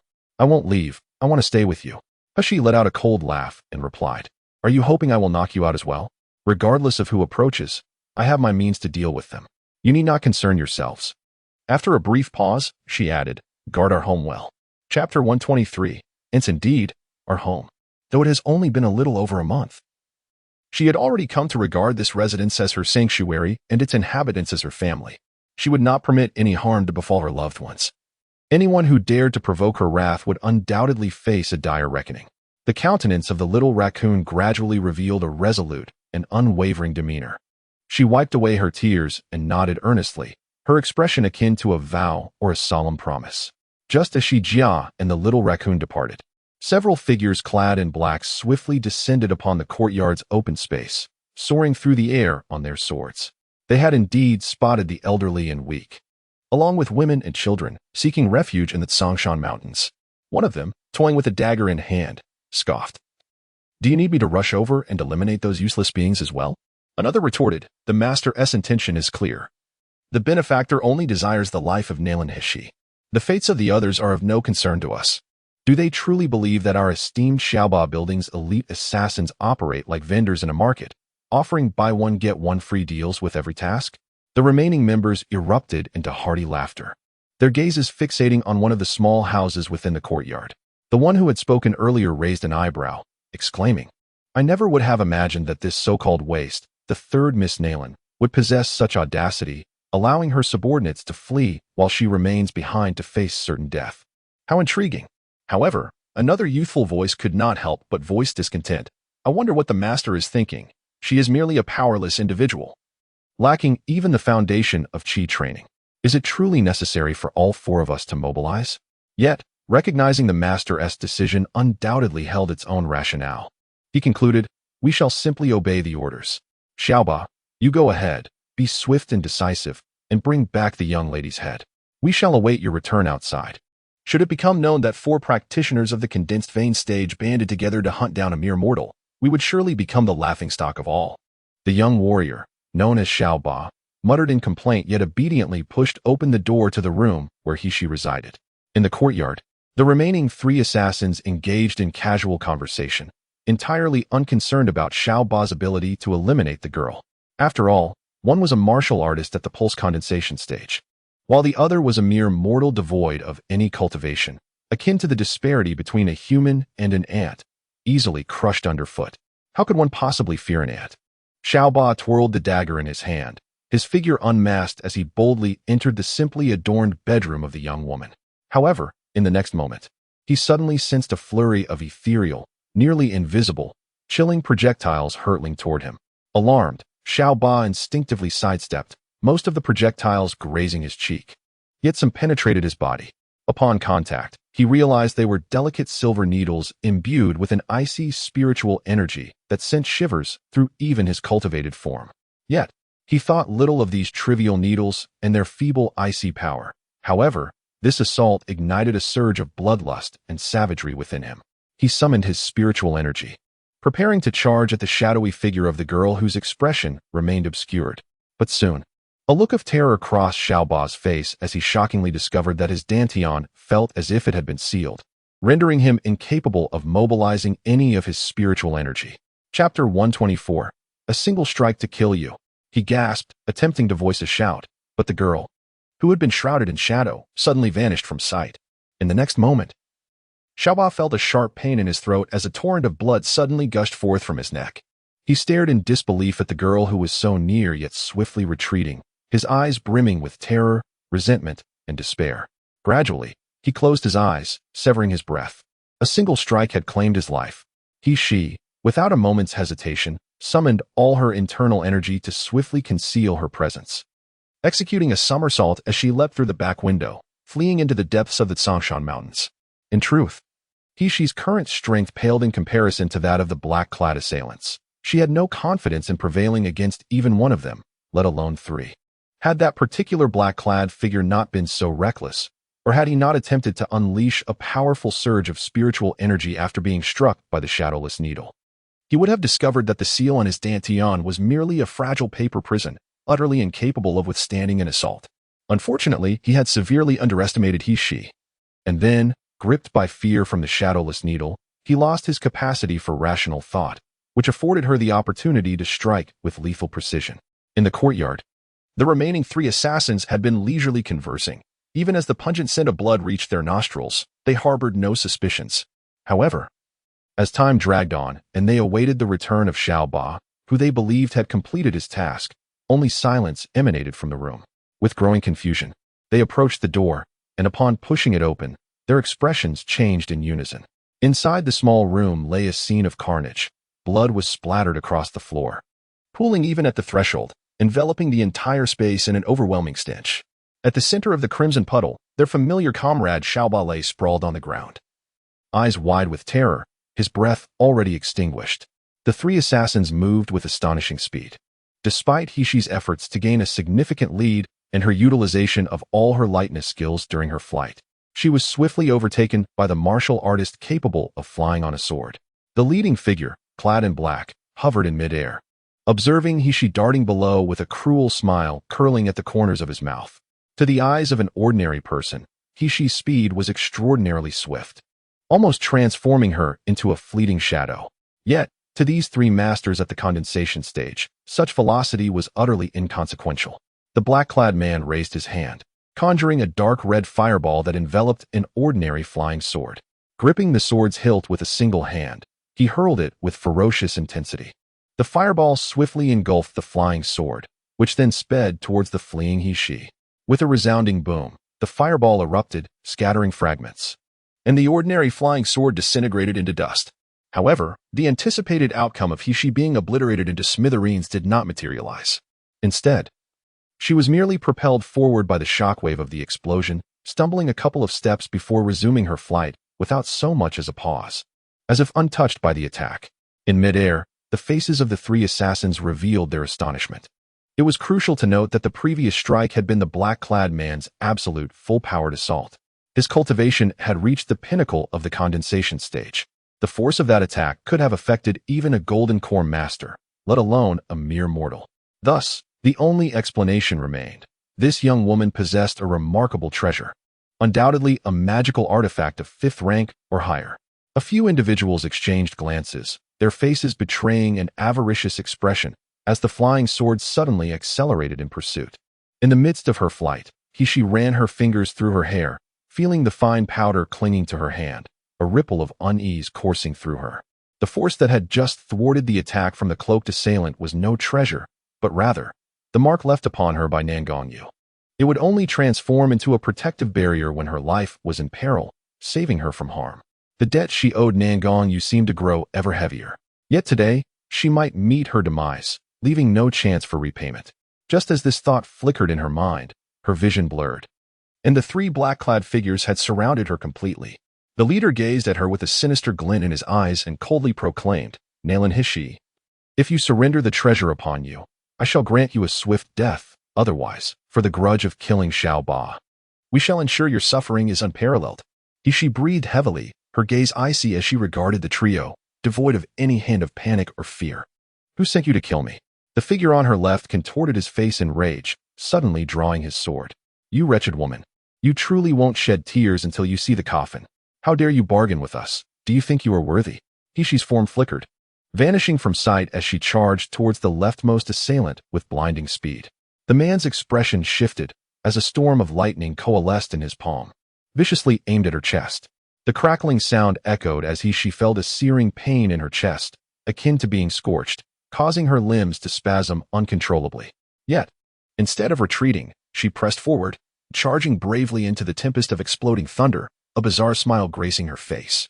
To her left, a figure cloaked in black gasped in shock, slowly lowering his gaze.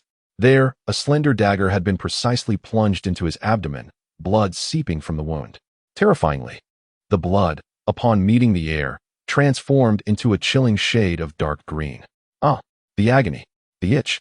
The black-clad man abruptly released his long sword, frantically clawing at his own body, rolling on the ground in despair. In the blink of an eye, his once relatively intact face was reduced to a bloody mess. Xiao Wu, what has happened to you?" The figure to the right attempted to rush to his aid, but was seized by another. "Old 3, you must understand, Xiao Wu has been poisoned. If you go, you will only bring doom upon yourself." With that, a vicious glare pierced through the air, directed at Hishi. "Wretched girl, what have you done to Xiao Wu?" Hishi, struck by the lightning, was now a grotesque sight, her body marred and bloodied, her face ashen from the pain. Yet, a defiant smile curled at the corners of her lips. "I have named this poison heart-wrenching. Once the toxin enters the heart's vessel, the entire body will succumb to unbearable pain and itch. The only way to cease this agony is to tear the heart asunder." As though to corroborate Hishi's words, the figure clad in black, known as Xiao Wu, suddenly emitted a piercing wail, followed by a hysterical shout of, "I can't endure this any longer." In an instant, his body erupted, flesh and blood scattering in all directions. Chapter 126. Reluctance. The leader of the black-clad men twitched in disbelief, gazing at the remnants of flesh that lay at his feet, convinced that several pieces were indeed the heart that the young girl had described as being torn apart. The remaining assassin's eyes were filled with a mixture of terror and rage.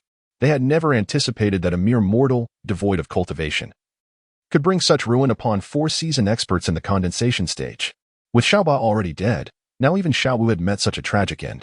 From that moment on, the two assassins from the Xiaobai Tower wore grave expressions, no longer daring to regard He-Shi as an ordinary, frail woman.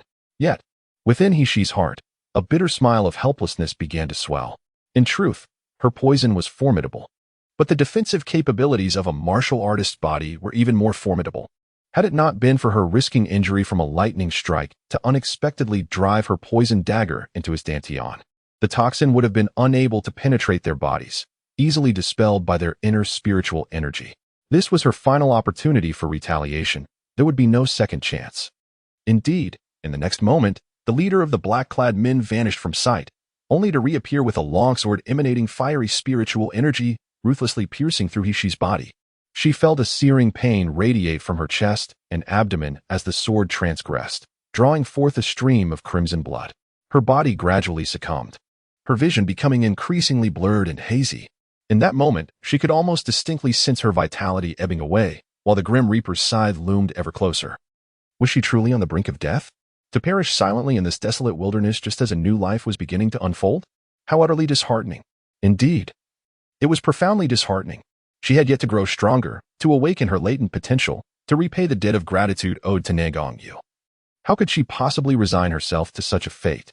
The bloodstains on her sword had been evaporated clean by the flames, yet He-Shi lay utterly limp, sprawled amidst the glaring pool of blood. Only at that moment did the remaining two figures in black finally exhale in relief, realizing she was merely a mortal, utterly devoid of any capacity to resist beneath their elder brother's blade. Alas, it was a pity that Xiao Wu and Xiao Ba had fallen for her ruse. A fiery sword spiraled into the heavens before plummeting downwards with ferocity, aimed directly at He-Shi.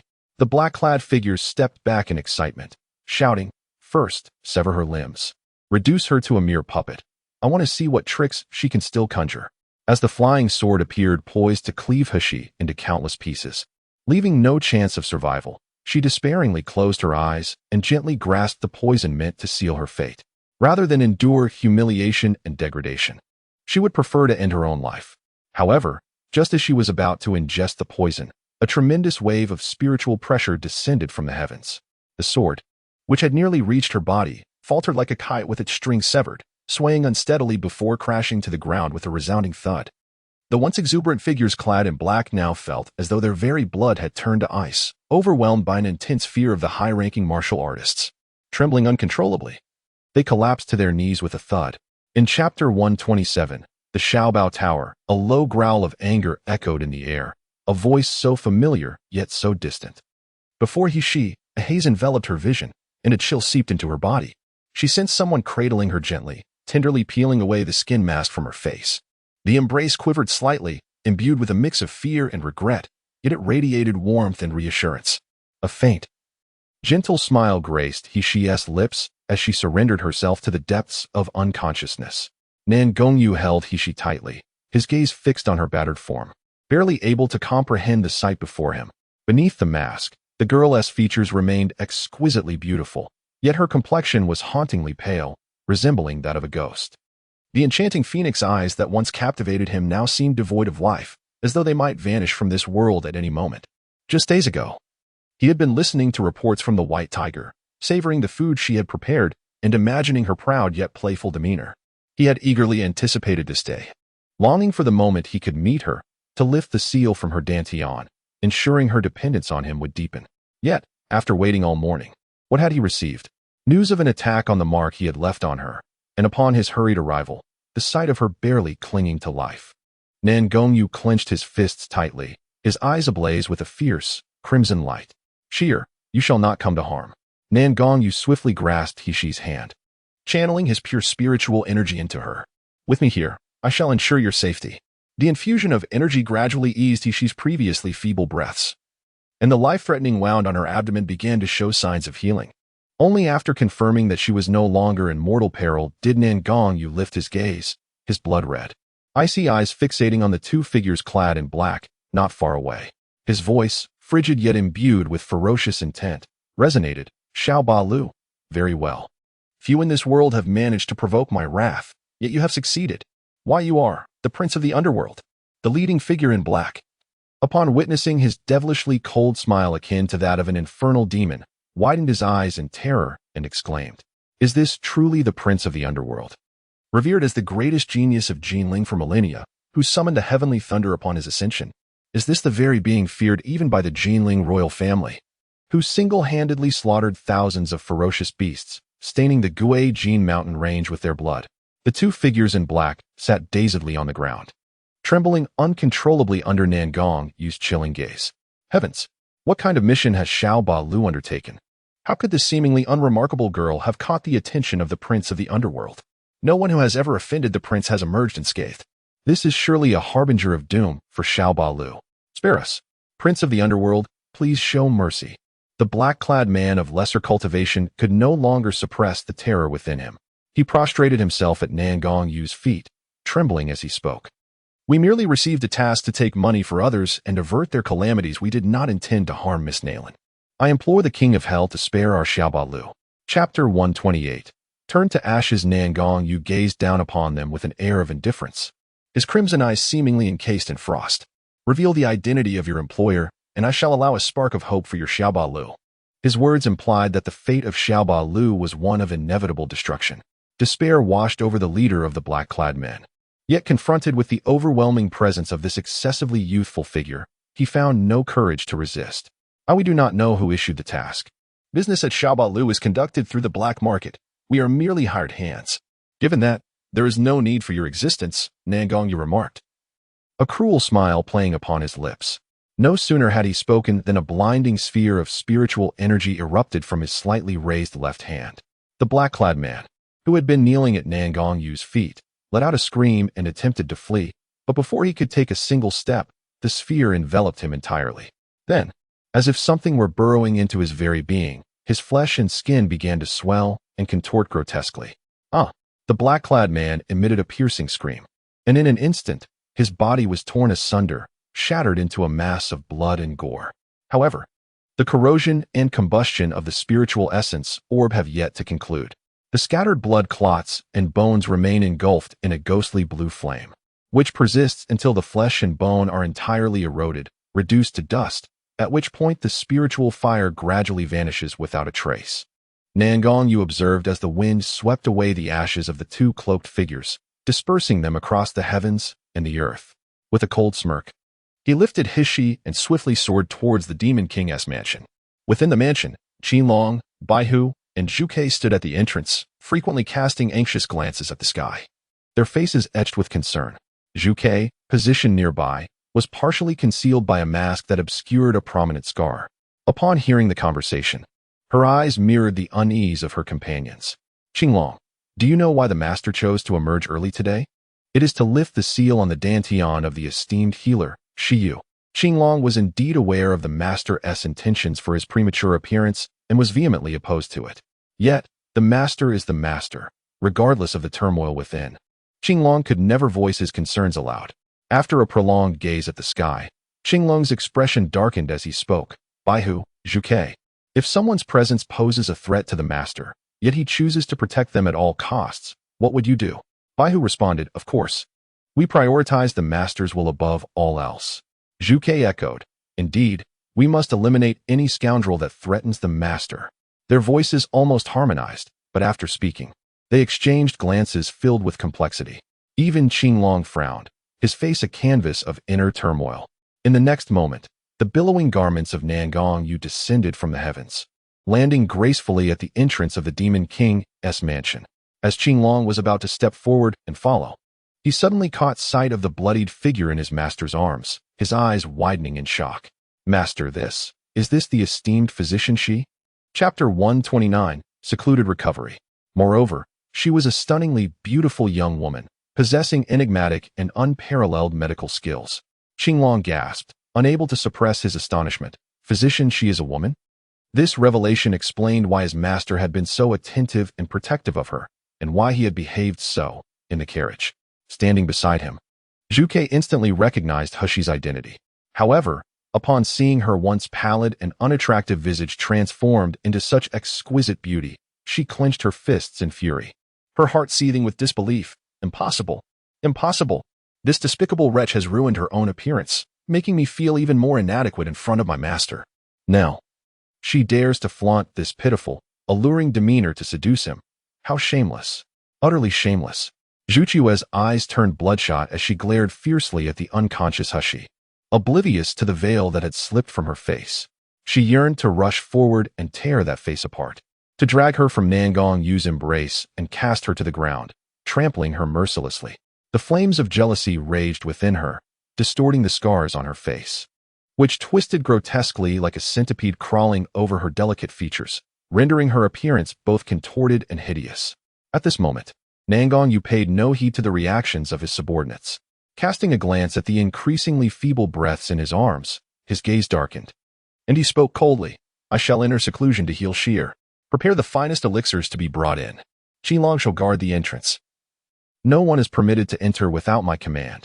Qinglong, who had always obeyed Nalan Yu's orders, felt a sudden chill upon hearing this.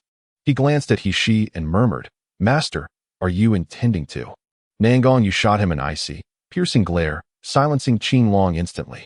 Furrowing his brow, Qinglong followed closely behind Nalan Yu. However, Zhu Ke could no longer restrain herself. She rushed forward and knelt before Nalan Yu with a sobbing tone. Master, you are in a critical moment of life and death. You must not jeopardize your own health for someone inconsequential. If you wish to save Miss Nalan, simply entrust her to me. I am a 5th-grade physician and can surely heal her wounds. Indeed, Master. Even Baihu could not help but interject. Miss Nalan appears to have only sustained superficial injuries. Zhu Qiue's medical expertise is exceptional. Treating such minor wounds should pose no challenge. You should hasten to enter seclusion, lest. Though others might remain oblivious, those who were his closest confidants could distinctly sense that Nalan Yu's already fair complexion had become increasingly translucent. The flow of his blood had begun to slow, and his hands and feet were gradually growing cold. Despite his outward appearance of being unfazed, he was, in fact, enduring immense physical suffering. However, Nalan Yu did not spare a single glance at Zhu Ke, sneering coldly. My affairs are not for you to dictate. Qinglong, do not make me repeat my orders. Master, Zhu Ke exclaimed in surprise, but when she looked up again, the figure of her master was nowhere to be seen. The forbidden grounds of the underworld king's residence, the door to Nalan Yu's chamber, swung open and then firmly shut. Qinglong stood at the entrance like a statue, his expression as cold and composed as ever. Chapter 130. Chilled blood. Zhu Ke glared at him with resentment, her voice sharp and piercing. Qinglong, what are you doing? Do you wish for that wretched woman to bring harm to our master? Step aside and let me in to save him. Qinglong's demeanor remained utterly unperturbed as he replied calmly, I shall not defy the master's command, regardless of its righteousness. No matter how Zhu Ke insulted and screamed, Qinglong remained unmoved. Furthermore, as the most formidable among them, despite being in the same golden core stage, Zhu Ke and Baihu together would hardly match his prowess. Thus, the three of them found themselves locked in a stalemate at the door of the chamber. Inside, Nalan Yu carefully laid He upon his bed. He was a man of particular cleanliness. Aside from the servants responsible for tidying, no one was permitted to enter this chamber. His bed and personal belongings were strictly off-limits to anyone. Yet now, as he beheld the blood staining his bedding, he felt not an ounce of revulsion, only a heart-wrenching panic. His she should be vibrant, proud, and aloof, not in this fragile, near-fading state. Nalan Yu cautiously unfastened Hishi's garment, sprinkling the medicinal powder recently delivered by Qinglong onto the ghastly wounds that marred her skin. The remedies from the Nalan Mansion were undoubtedly exceptional.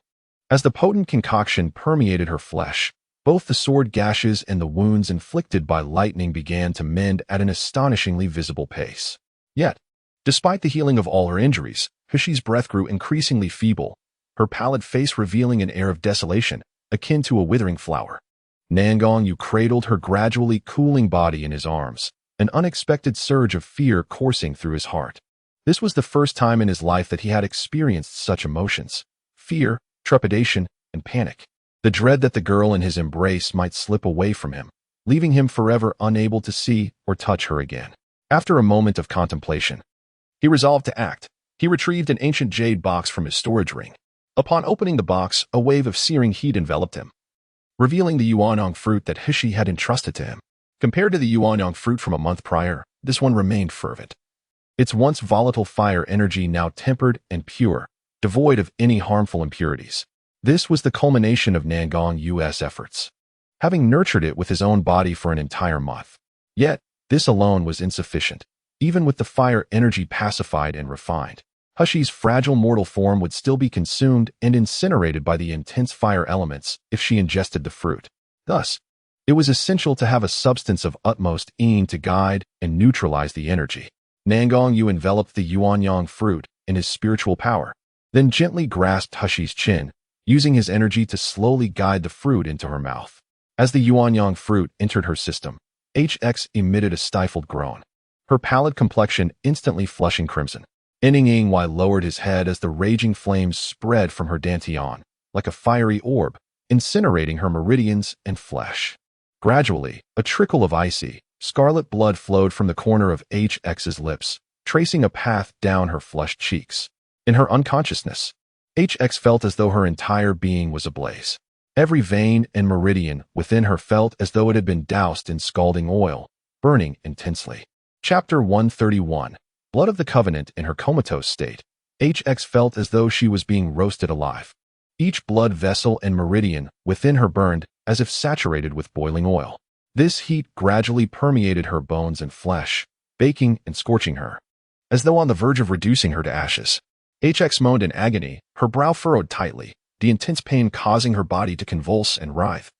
An anguished scream threatening to erupt from her throat. Just as she reached the limits of her endurance, a stream of icy coolness suddenly seeped into her mouth, flowing down her throat into her internal organs, then swiftly spreading throughout her entire body. So soothing, so refreshing, she craved more. HX couldn't help but sigh in blissful relief, eagerly drawing in the coolness, desperate for more of the icy spring. An invisible vortex slowly formed around HX and Ning, unnoticed by either of them. As the violent fire spiritual energy was gradually neutralized by the supreme yin blood, the essence of the yuanyang fruit began to be slowly absorbed by HX's dantian. Within the once tightly sealed and desiccated dantian, a colossal vortex of spiritual energy began to swirl. As the velocity of the vortex intensified, a blinding white light erupted from within Hushi's being, subsequently radiating outward into the vast expanse of the heavens and earth. A faint metallic scent of blood wafted through the crack of the door, causing the three figures, Qinglong, Zhuke, and Baihu, who were poised at the threshold of the dormitory to suddenly change countenance, instinctively raising their hands to clutch their chests. The spiritual energy within them surged violently, while the essence of their blood surged as if striving to break free from their bodies and rush into the room. Zhuke's visage contorted once more as she rasped. "It is the Master. The Master is using her own vital essence to heal that wretched woman." They were all bound by a master-servant contract with the King of Hell, and thus could sense the fluctuations of their master's fortune even from thousands of miles away. The warrior's vital essence, also known as the blood of the heart, signifies one's lifespan. By offering her vital essence to Hishi, the Master was essentially sharing her longevity and fortune with her. The expressions of the three darkened considerably as they gazed at the tightly shut door, their eyes brimming with anxiety and fury. Zhuke screamed at Qinglong. "Do you comprehend what it means for our Master to expend her vital essence at this critical juncture? The onset of the illness is imminent. If she continues to deplete herself in this manner, she will not survive. Are you still intent on blocking us? Let me in to eliminate that vile woman." Just as Zhuke was about to voice her thoughts further, several figures descended swiftly from the heavens. As the newcomer rushed in without having steadied himself, he exclaimed loudly, "I sense that my master's fortune is waning, and the blood of our pact is boiling. What has befallen him?" The individuals arriving were none other than several of Nangang-Yu's closest contracted servants to Yanjing City, Xuanwu, Wuxin, and Wuyo. Upon seeing Wuxin and Wuyo, Zhuke could not contain her tears, exclaiming, "Elder brother Wuxin, elder brother Wuyo, our master is inside, using his own blood to save a mortal woman." However, It is soon time for his affliction to manifest, and if we do not intervene and treat him, I fear for our masters. I fear for our master.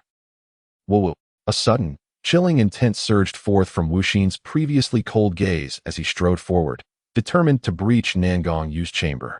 Yet, Qinglong stepped forward, blocking his path. The master has issued orders.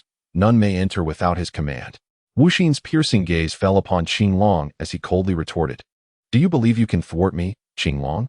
Moreover, let us not forget our primary duty, to ensure the safety of our master." As soon as he spoke, a blinding cold light erupted in his eyes, and an overwhelming spiritual pressure radiated from him. Qinglong, caught off guard, stumbled back several steps, his face paling in distress. Qinglong, Baihu, Zhuke, and Xuanwu, known as the Four Divine Beasts, served as Nangang Yu's elite bodyguards. In a state devoid of desires, thoughts, and impurities, the four formidable beasts served as codenames for the elite assassins secretly cultivated by Nangang Yu. Each of the 8 possessed unique skills and commanded their own subordinates and factions. However, in terms of individual combat prowess, the Azure Dragon reigned supreme among the 4 divine beasts, while the Heartless stood at the forefront of the 4 malevolent beasts, boasting even greater strength than the Azure Dragon. After Heartless pushed aside the Azure Dragon, he concentrated his ethereal energy into his palm and forcefully swung open the iron door. Just as the door creaked ajar, the group felt a blinding flash of white light before them. Immediately, a tempest arose in the heavens, and leaves were swept up from the ground, as though a storm were suddenly brewing. Heartless' expression shifted dramatically, and he swiftly moved to stand before Nangang Yu's chamber, slamming the door open with a powerful strike. However, the scene that unfolded within the room left Heartless and the accompanying figures frozen in shock, standing motionless. The chamber was suffused with a gentle breeze, causing the bed curtains, tassels, and garments to sway gracefully. Behind the fluttering curtains, Nangang Yu and He were entwined in a passionate embrace, their lips barely apart, lost in a haze of intimacy. Heartless and his companions felt their mouths twitch, unsure where to direct their hands, feet, or gazes. This was their first encounter with their typically aloof and indifferent master, now utterly enraptured and overwhelmed with emotion. A swirling vortex began to form, drawing in the ethereal energy from the room, gradually expanding and intensifying its rotation until it enveloped Heartless and the others, even spilling out into the corridor beyond. Unconsciously lost in thought, he suddenly felt an immense force pulling at him, as if an intangible strength sought to extract the spiritual energy from his very being. The faces of those around him were marked by horror, and in a frantic rush, they activated their protective techniques to resist this overwhelming suction. Fortunately, after they initiated their defensive array, the force vanished without a trace, or rather, to be more precise, it circumvented them, dissipating into other realms along with the swirling vortex. He gazed at the frail and delicate girl on the bed, a look of bewilderment dawning in his eyes. Was this anomaly instigated by her? Was this the reason his master risked life and limb to rescue her? Who exactly was she? Wretched woman, by what right do you associate with my master? Begone. Perish. Suddenly, a piercing scream erupted in his ears. Chapter 133. The unfortunate Zhuke. A tremendous force swirled within her, gradually siphoning away the spiritual energy she had painstakingly accumulated over the years. Her visage visibly aged and withered at an alarming rate, yet Zhuke appeared oblivious, completely losing her sanity as she frantically charged toward the vortex's core. Unbeknownst to her, a dagger had found its way into her grasp, its tip glinting with a sinister bluish-green hue, clearly laced with potent poison. A frenzied, vengeful smile curled at the corners of Zhuke's mouth. Even if it meant sacrificing her own cultivation, she was determined to eliminate this woman. She sought vengeance for her disfigurement and would not allow this wretched creature to usurp her master. "Zhuke, you must not," cried Qinglong and the others, their faces turning ashen in unison. However, it was too late. The sharp dagger plunged fiercely towards the entranced He. Yet, the anticipated scene of bloodshed did not unfold. Instead, the rushing Zhuke emitted a piercing scream, her body soaring like a severed kite before crashing against the wall. She coughed up a mouthful of blood, casting a reluctant and resentful glance at He before succumbing to unconsciousness. Baihu watched her with concern, murmuring, "Zhuke fainted without any defense. Her cultivation. Humph. To disregard her master's safety out of jealousy. She brought this upon herself." Wu Xian's cold and unfeeling words instantly extinguished by Hu's desire to assist. At that moment, however, Nangong Yu at the vortex's center abruptly opened his eyes. His spiritual power first swept over He, confirming her safety, before his icy gaze scanned the surroundings, ultimately resting on several subordinates outside the door.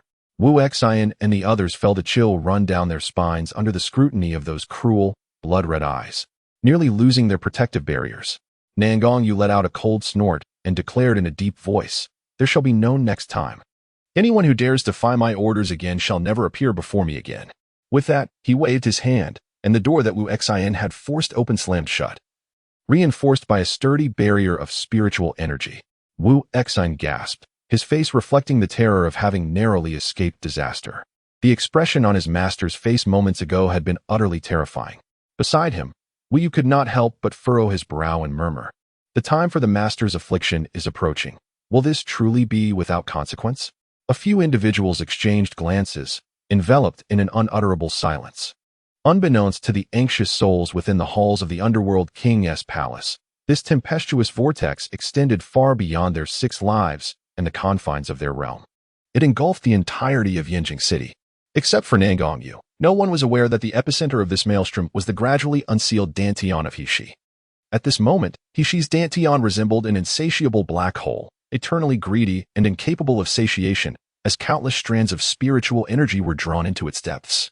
Yet, even as the surrounding energy was entirely consumed, it remained unfulfilled.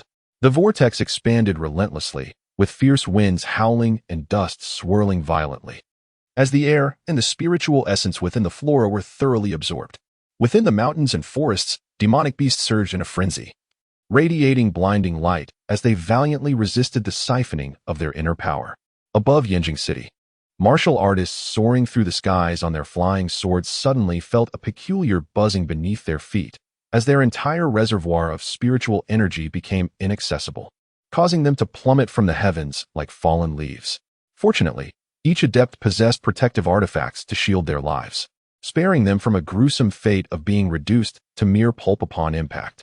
In Chapter 134, titled Demonic Sun by Day and Night, all practitioners engaged in meditation and cultivation across Yinjing City abruptly discovered that not only could they not absorb spiritual energy, but an invisible force was also siphoning their own power away.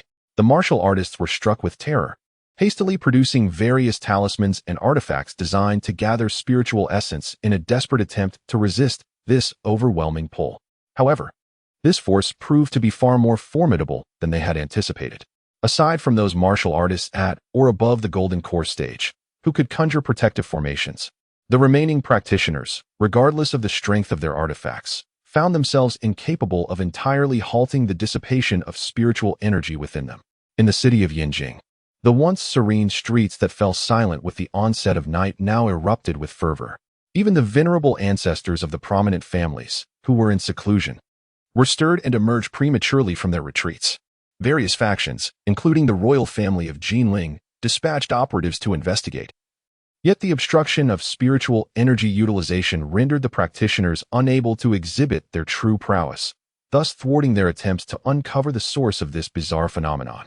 As the absorbed spiritual energy accumulated, a colossal white vortex became visible in the sky above Yinjing City.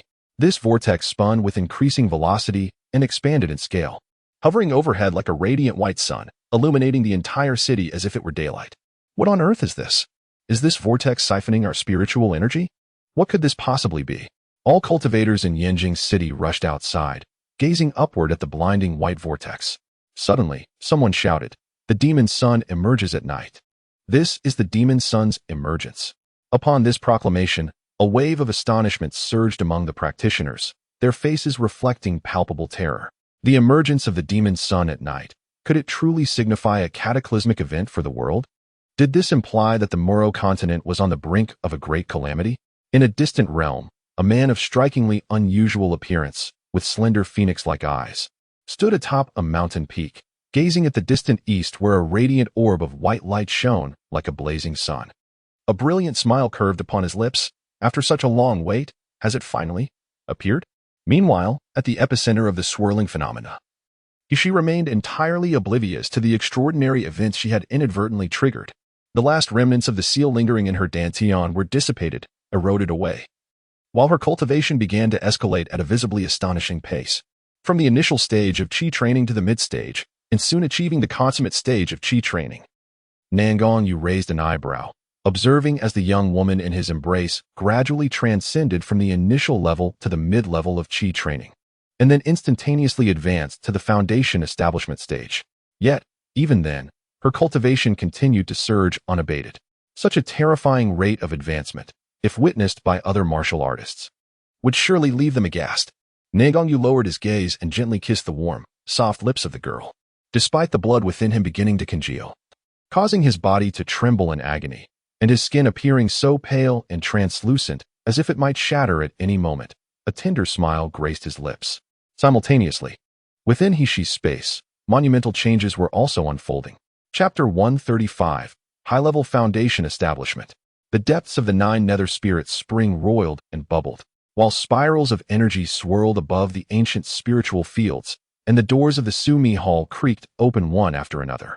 In the expansive chamber of the first room of the Sumeru Pavilion, the once vibrant golden light surrounding the colossal egg had come to a standstill. Cracks began to emerge on the previously smooth surface of the eggshell, as if something within was striving to break free. Warm sunlight streamed in through the window, casting a gentle glow upon Hushi, with flecks of golden light dancing playfully around her exquisite features, much like mischievous sprites clamoring for her awakening.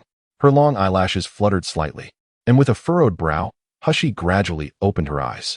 Just as she prepared to move, a muffled groan escaped her lips. Her entire body felt as though it had been trampled by an elephant, aching profoundly, particularly her meridians, which felt as if they had been forcefully expanded by some unseen force. Even the slightest movement of a finger sent waves of pain coursing through her. Drawing a deep breath, she intended to circulate her inner energy to alleviate her fatigue, but to her surprise, her dantian stirred slightly, and a surge of rich, pure spiritual energy overflowed from it, rapidly coursing through her meridians. Under the nurturing circulation of this spiritual energy, the once aching meridians gradually relaxed, becoming supple. The sensation was akin to a full-body massage, so pleasurable that Hushi could not help but sigh in contentment. Suddenly, her expression shifted, and she sat up abruptly. As the spiritual energy within her dantian began to flow again, her consciousness could distinctly perceive the energy meandering through her body as meridians. When it reached the channels in her palms, a thought crossed her mind, and in the next moment, a radiant orb of multicolored light coalesced in her palm. Startled, her mind became turbulent, and the vibrant orb vanished without a trace. Moreover, judging by the abundant spiritual energy from her dantian, she realized that she possessed at least the level of an 8th foundation establishment. However, now she bore no wounds. Her skin was even more delicate and lustrous than before, and the remnants of the whip marks had vanished without a trace. Could it be that she had truly awakened completely? Furthermore, her strength had surged past the chi refinement stage, ascending to the advanced foundation establishment stage. A wave of joy coursed through Hushi's heart. After her arrival in this world, her power had been woefully inadequate, and the path to advancement had been sealed off, a constant source of distress for her.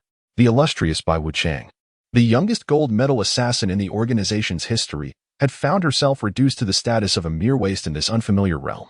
Now, having finally shattered those shackles and achieved such significant growth to the foundation establishment stage, how could she not feel elated? It is worth noting that, apart from the peculiar realm of the underworld King's Mansion, there were hardly any practitioners at the meridian opening stage throughout the entirety of Yinjing City. And those skilled in the Golden Core stage could be counted on one's fingers. In her memories, the so-called genius martial artist Nalan Mansion had only managed to reach the initial stage of foundation establishment in these past 2 years. Hushi smiled gently, unable to resist once again extending her palm. Soon, a dazzling orb of multicolored spiritual energy materialized in her hand. With a thought, she delicately manipulated the energy, transforming the vibrant sphere into a crimson hue, symbolizing the fire element. Her eyes sparkled as the red energy swiftly morphed into a blue water element. Chapter 136, The Tender, Plump Sphere of Flesh. With a mere thought, she discovered that these 5 colors could be freely converted and combined. Yet, was it not the case that ordinary individuals possessed single-colored spiritual energy? Even those with dual spiritual roots manifested a milky hue. Moreover, the more diverse the spiritual roots, the more muddled and dim the white orb became. Suddenly, a tender child's voice echoed in Hushie's mind. Mother, you are silly. It is because you are cultivating the 5-element spiritual power, hence the 5 colors. Hushie was initially taken aback, but soon realized that this familiar voice belonged to Dandan. However, hadn't Dandan mentioned that when she was outside the space, they could not communicate as one person and one egg? Yet now, she could distinctly hear Dandan's voice within the space. Did this imply that Dandan had also ascended? A surge of excitement coursed through Hushie, and her consciousness immediately plunged into the space. Upon entering, she was greeted by an overwhelming abundance of spiritual energy, far denser than before. Before she could fully observe the changes within the space, she felt something collide into her embrace with a soft thud. She stumbled back several steps, struggling to regain her balance, before finally lifting the small entity into view. It was a smooth, plump mass. Perhaps it would be more accurate to describe it as a jelly-like orb. Its texture was delightful, cool, soft, and slightly sticky, with a sheen reminiscent of silky milk that provoked an irresistible urge to taste it. Atop this gelatinous body was a round little head, devoid of hair yet adorned with 2 delicate antennae. The head swayed gently, causing the antennae to quiver lightly as well. Its large, round, dark eyes occupied nearly half of its face, fixated intently on Hushie. Those glistening orbs blinked and sparkled with innocence and longing, captivating even Hushie's typically indifferent heart. She blinked in response and asked, "Are you Dandan?" "Yes, yes." With great effort, Dandan nodded and, suddenly using both hands and feet, wriggled free from Hushie's grasp. In a single leap, he clung to her neck, exclaiming, "Mother, it's me, Dandan. I missed you terribly." The soft, jelly-like sensation of his affection against her cheek left Hushie both amused and exasperated. She gently lifted him off her neck, adjusting her hold to ensure his comfort. Observing his round, plump form, she remarked with playful disdain, "Why are you so chubby? You eat all day, and look at you now, a delightful little ball." Dandan's eyes filled with tears at her words. "I'm not fat. I was always like this."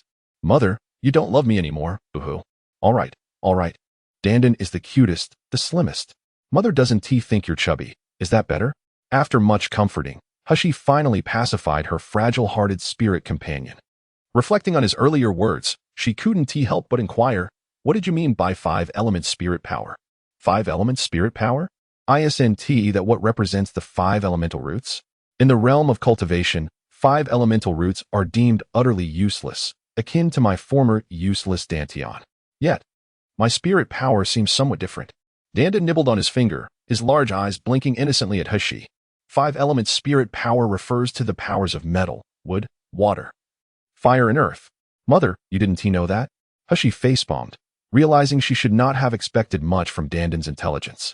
This creature, who clearly knew nothing, wore a look of disdain as if to say, "How foolish of you.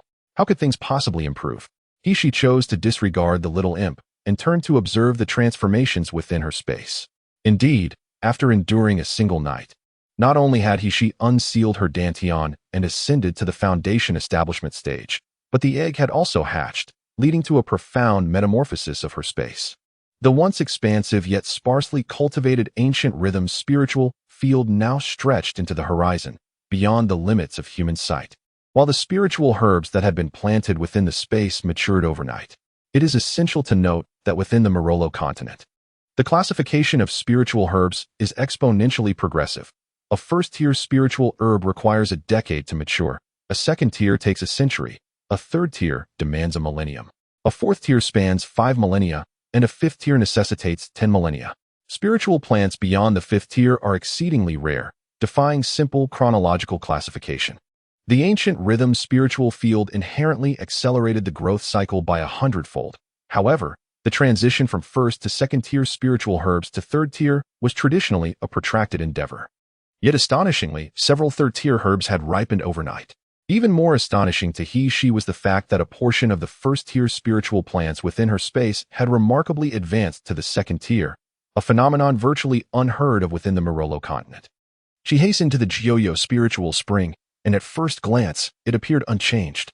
However, upon cupping her hands to take a sip, she was enveloped by a surge of spiritual energy, far more potent than before, flooding into her being.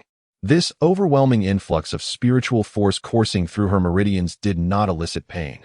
Rather, it imparted a profound sense of comfort, prompting a sigh of contentment from Hishi. It seemed that even the Jiuyo spiritual spring had undergone a transformation. As Hishi reveled in delight, she observed Dan Dan mimicking her actions, leaning over the spirit spring and eagerly dipping his little head into the water. However, after only a couple of sips, he abruptly lifted his head, shook off the droplets, and pouted, declaring, "There's no flavor. It's utterly tasteless." She couldn't help but chuckle at Dan Dan's exaggerated disdain. It was then she realized that the spiritual plants in their surroundings had flourished. The spiritual energy was remarkably rich, yet Dan Dan had completely lost interest, even rejecting the 9 nether spirit spring. What an unappreciative little creature. Hadn't he previously devoured anything infused with spiritual energy? Now that he had grown, he had developed a discerning palate. Dan Dan clung to Hishi's arm, draping himself over her as he playfully whined. "Mother's food is the most delicious. I could eat it for a lifetime without complaint. Mother, I'm hungry, so very hungry. I crave the delightful flavors of your roasted chicken, cake, and rabbit meat." Hishi felt a wave of frustration. It seemed that this little fellow emerged from his shell as nothing more than a glutton, and a picky one at that. Would she truly end up impoverished by her own offspring's insatiable appetite? Unbeknownst to her, ever since Dan Dan tasted her spiritual cuisine, his palate had become spoiled. In his earlier days, he had no choice but to accept whatever was offered to him in order to break free from his shell. Yet now, equipped with human taste and aesthetic sensibilities, he had begun to shun anything that possessed spiritual energy but lacked flavor. Of course, if the spiritual energy were sufficiently potent, Dan Dan would still be tempted, disregarding taste altogether. Chapter 138. The Lingxiao Palace. However, it must be said that Hushi herself was quite hungry. Just before being pursued, she had prepared an array of exquisite dishes and stored them securely in her room within the Shumi Palace. She had even taken the time to organize them into a cabinet, categorizing each culinary delight. The mere thought of it now made her mouth water. It is worth noting that time within the Shumi Palace rooms nearly stands still. Thus, the food stored there, regardless of how long it has been kept, remains in pristine condition, untouched by the passage of time, with even the steam still lingering. Upon arriving at the front of the Shumi Palace, Hishi was astonished to discover that even the palace itself had undergone peculiar transformations. Originally, the Shumi Palace boasted 81 doors, with every 9 doors leading to a distinct palace, totaling 9 palaces. However, as most palace doors remained tightly shut, the scenes within were obscured from view. As such, Hishi had only been aware that the first palace was named the Lingxiao Palace. The only room that had previously been open, containing the eggs, belonged to the first door of the Lingxiao Palace. Yet, following this spatial upgrade, the 8 doors that had been in a state of closure had mysteriously vanished. The sole remaining door bore the inscription Lingxiao Palace, and at that moment, it stood ajar. Hushi gently pushed the door open, and a vague piece of information surged into her mind. 9 celestial palaces. This is Lingxiao, where all living beings are at your disposal. As the door swung fully open, the first sight that greeted Hushi was 8 jade boxes floating in midair, shimmering with a soft white light. These boxes, though seemingly ordinary in design, were adorned with an ancient and intricate totem. Hushi felt an uncanny familiarity with this totem, as if she had encountered it somewhere before. Each jade box was enveloped by a misty, milky white aura, which playfully tugged at its form, causing it to flit about the air like a mischievous child. Hishi reached out to grasp it, yet, to her dismay, her efforts proved futile. Her gaze followed the jade box's erratic movements until it landed upon a corner on the left side of the palace, whereupon she was suddenly taken aback. There lay an array of storage racks and culinary utensils, objects she recognized all too well. It was evidently the very first gate of the Lingxiao Palace where the egg had previously resided. However, the scene before her eyes was one of utter chaos. The doors of the storage racks were flung open, remnants of meals strewn carelessly about, and several bones lay discarded on the ground. Veins throbbed on Hishi's forehead as she turned her head, only to catch sight of the egg, its small head withdrawn in a guilty attempt to sneak away. Instantly, she discerned the instigator of this debacle. With a swift motion, she seized it by the neck, drawing it to her face, and in a menacing tone, she inquired, "Egg, did you consume all of this?" The egg shrank its neck, looking pitifully at her hand, and whimpered, "Mother, I was hungry. I crawled out of the egg. So I ate." Hishi's lips twitched in disbelief. "You devoured an entire cabinet of food, and yet dare to claim hunger." Her mouth watered at the thought of the braised Jinhua chicken, the charcoal-grilled Luyan rabbit, the cured porcupine leg, An entire 2 racks of provisions she had painstakingly purchased with precious crystal and stored meticulously. All of it had vanished overnight. And how could something so small possibly consume food dozens of times its own size? With a downcast expression and eyes brimming with unshed tears, Dandan's childlike voice lamented, "I'm growing. Of course I'm hungry. Mother, please don't be angry." Helpless, Hushie found herself at a loss against this insatiable little glutton. However, when Hushie placed Dandan on the ground, the little creature immediately seized the opportunity, tugging at Hushie's garment and once again proclaiming its hunger. This time, Hushie remained entirely unmoved by Dandan's adorable antics. She spread her hands and replied, "You've devoured everything, and I currently lack both ingredients and energy. There's nothing I can do, so you must endure your hunger.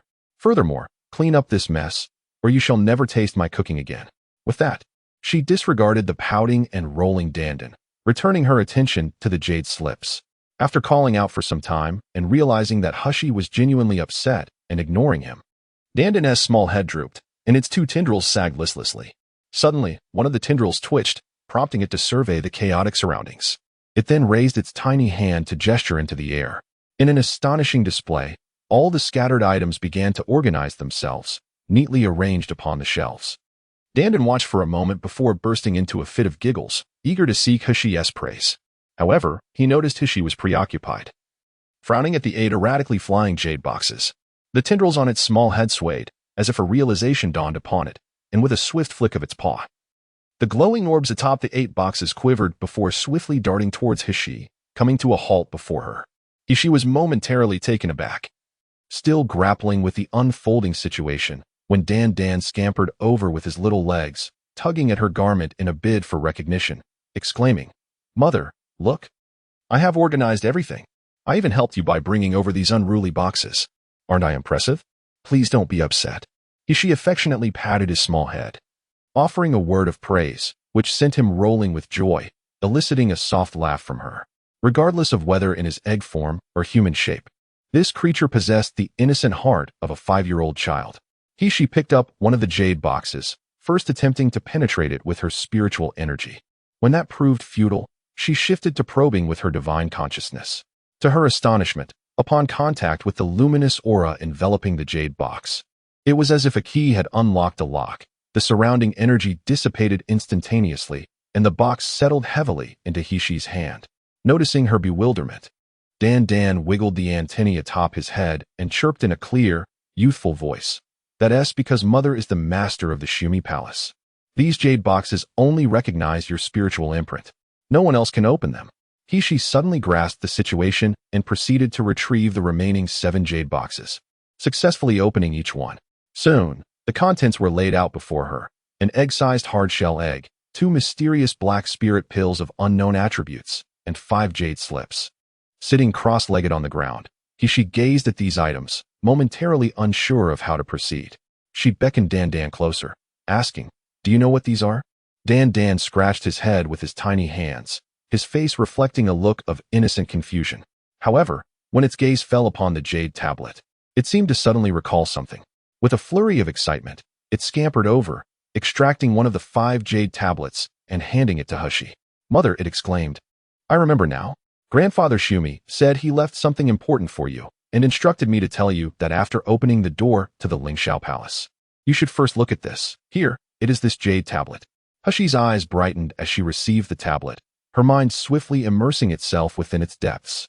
Chapter 140. A new discovery. The Shumi Palace, also known as the Mandala Divine Abode, was created by the Shumi Taoist using the essence of all things in heaven and earth, refined over millennia to become this transcendent artifact. From the inception of the Miluo and Siam continents, there have been whispers that one who possesses Shumi holds the Tao of heaven, and one who grasps the Tao of heaven reigns supreme over the world. Therefore, the inheritor of this divine artifact must possess the blood of the divine race and harbor benevolent intentions, benefiting all living beings. Otherwise, they shall face the wrath of the heavenly principles. The Shumi Palace is divided into 9 palaces and 81 gates. The 9 palaces are Lingxiao, Xianxiao, Qixao, Bixiao, Qixao, Yuxiao, Zixiao, Taixiao, and Shenxiao. Each palace comprises 9 gates, each leading to different realms. However, if all 9 gates are opened simultaneously, the formations will intertwine, causing the gates to vanish and transform into the palace. As Hishi continued to read, she discovered that aside from the treasures stored within the Lingxiao Palace, its most remarkable feature was the stasis of time. This temporal suspension, however, could only be utilized for preserving food and was not conducive to cultivation. It merely served a preservation function. When Hushi attempted to explore the descriptions of the other palaces, she found the text beneath shrouded in a veil of white mist, obscuring her view. It appeared that the relevant information would only manifest upon unlocking the other palaces. Moreover, upon perusing the essence of this comprehensive outline, it becomes evident that the 9 palaces serve distinct functions, each harboring remarkable treasures. Once fully unveiled, they are bound to constitute an astonishing wealth. He, with lingering curiosity, set the outline aside and picked up the remaining jade slips. Among these 4 slips, 3 contained identical content, a precious collection meticulously curated by the Sumi Taoist, entitled Record of All Things. This compilation is divided into 3 sections: spirit plants, spirit beasts, and spirit artifacts, wherein it elucidates the various extraordinary treasures, rare birds, and exotic beasts encountered by the Sumi Taoist throughout his life.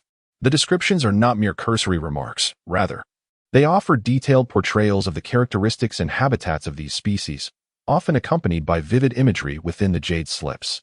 Is this not akin to a comprehensive herbal compendium of all creations? Initially, Hishi feared that, as a novice from another realm, he might be labeled as a simpleton for his unfamiliarity with these entities. But now, such apprehensions have dissipated. When Hishi finally beheld the last jade slip, elation surged through him, and a radiant smile illuminated his typically expressionless visage. The final slip contained the distilled insights of the Sumi elder regarding alchemical practices and various invaluable formulas, known as the Mi Ding Dan Jing. Having been a highly skilled physician in his previous life, Hishi harbored a fervent desire to master the art of alchemy upon arriving in this unfamiliar realm of cultivation. However, in the Miluo continent, physicians are a rare and coveted profession. The alchemical recipes and techniques are often shrouded in secrecy, passed down solely within families or from master to disciple. The texts available in the market regarding alchemy are rudimentary at best, devoid of any practical value. Mother, I am hungry. Could you please roast this egg for me to eat? She, deeply engrossed in the intricacies of the Mi Ding Dan Jing, was suddenly interrupted by the plaintive yet hopeful voice of the egg. No eating. I shall go find food for you right away. You must guard this egg well. If you dare to consume it, you shall never eat anything again. Chapter 141. The Vermilion Bird.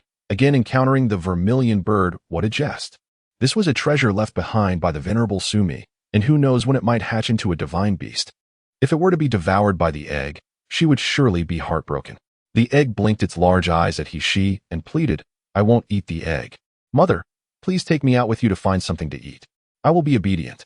Hishi raised an eyebrow, observing the egg's captivating demeanor. Her lips twitched slightly as she shook her head and remarked, not for the moment. There are many wicked individuals outside. What if they capture you to boil and eat? It is best for you to remain here in the space. I will bring you something delicious. The venerable Sumi had indeed mentioned that the egg's identity was meant to incite human greed and desire. With her current feeble strength, how could she dare to casually take this creature outside? Upon hearing the mention of villains wanting to capture him, the little tendrils atop the egg trembled, and it reluctantly abandoned the thought of venturing out. It pitifully cradled the egg and implored, then, Mother, please hurry and bring me food. I am so hungry.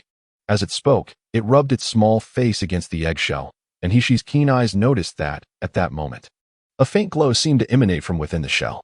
She had no time for contemplation, quickly picked up the 2 pills, examined them, and sniffed them, yet remained utterly perplexed about their nature. Hesitant to consume them recklessly, she cast them into the jade box, choosing to disregard them for the moment. Upon exiting the space, Hushi exhaled deeply, feeling an indescribable sense of relief and tranquility. Indeed, only through the enhancement of her strength and the acquisition of self-protection could she experience this long-lost sense of security. Touching her growling stomach, Hushi rose and stepped out of the room. As she entered the courtyard, the opulent palace and the exquisite garden arrangements left her momentarily speechless. Having previously gazed at the unfamiliar decor in her room, she had an instinct, which now solidified upon witnessing the lavish estate. During her near-fatal encounter with the assassins of Xiaobai Tower, she had vaguely perceived a familiar visage and the soothing, deep voice that resonated in her ears. It must be Nangongyu. Humph pressed her hand against her wildly beating heart, gratitude gradually illuminating her eyes. It could not be mistaken. Only Nangongyu possessed the Yuan Yang fruit, and only he knew how to awaken her chaotic dantian. Moreover, the mark on her hairpin had shielded her from a fatal blow during the chase, undoubtedly alerting Nangongyu to her perilous situation. Thus, in that critical moment, he had saved her life and aided in the awakening of her dantian.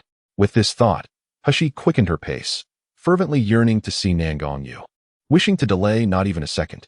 Just as she reached the courtyard gate, intending to step outside and inquire about the circumstances, she heard a distinct commotion from beyond the door. The man's voice was familiar to Humph. It was Baihu, who would freeload meals at her residence every day and take leftovers. However, the woman's voice sounded foreign to Humph at first, but upon closer listening, it held a tinge of familiarity. Baihu's voice was somewhat somber, filled with disapproval. "JK, cease this commotion. This is the master's decree. Do you defy even his orders?" "JK?" Humph had an epiphany. No wonder the woman's voice sounded familiar yet strange, with a hint of dislike. It was the glamorous woman who claimed to be sent by Nangongyu to deliver medicine, but arrogantly tried to kill her. So, the one who saved her was indeed Nangongyu. Humph was about to push the door open when she heard Juchue's shrill voice penetrate the thick iron door. "Baihu, if you still regard me as a companion from childhood, step aside.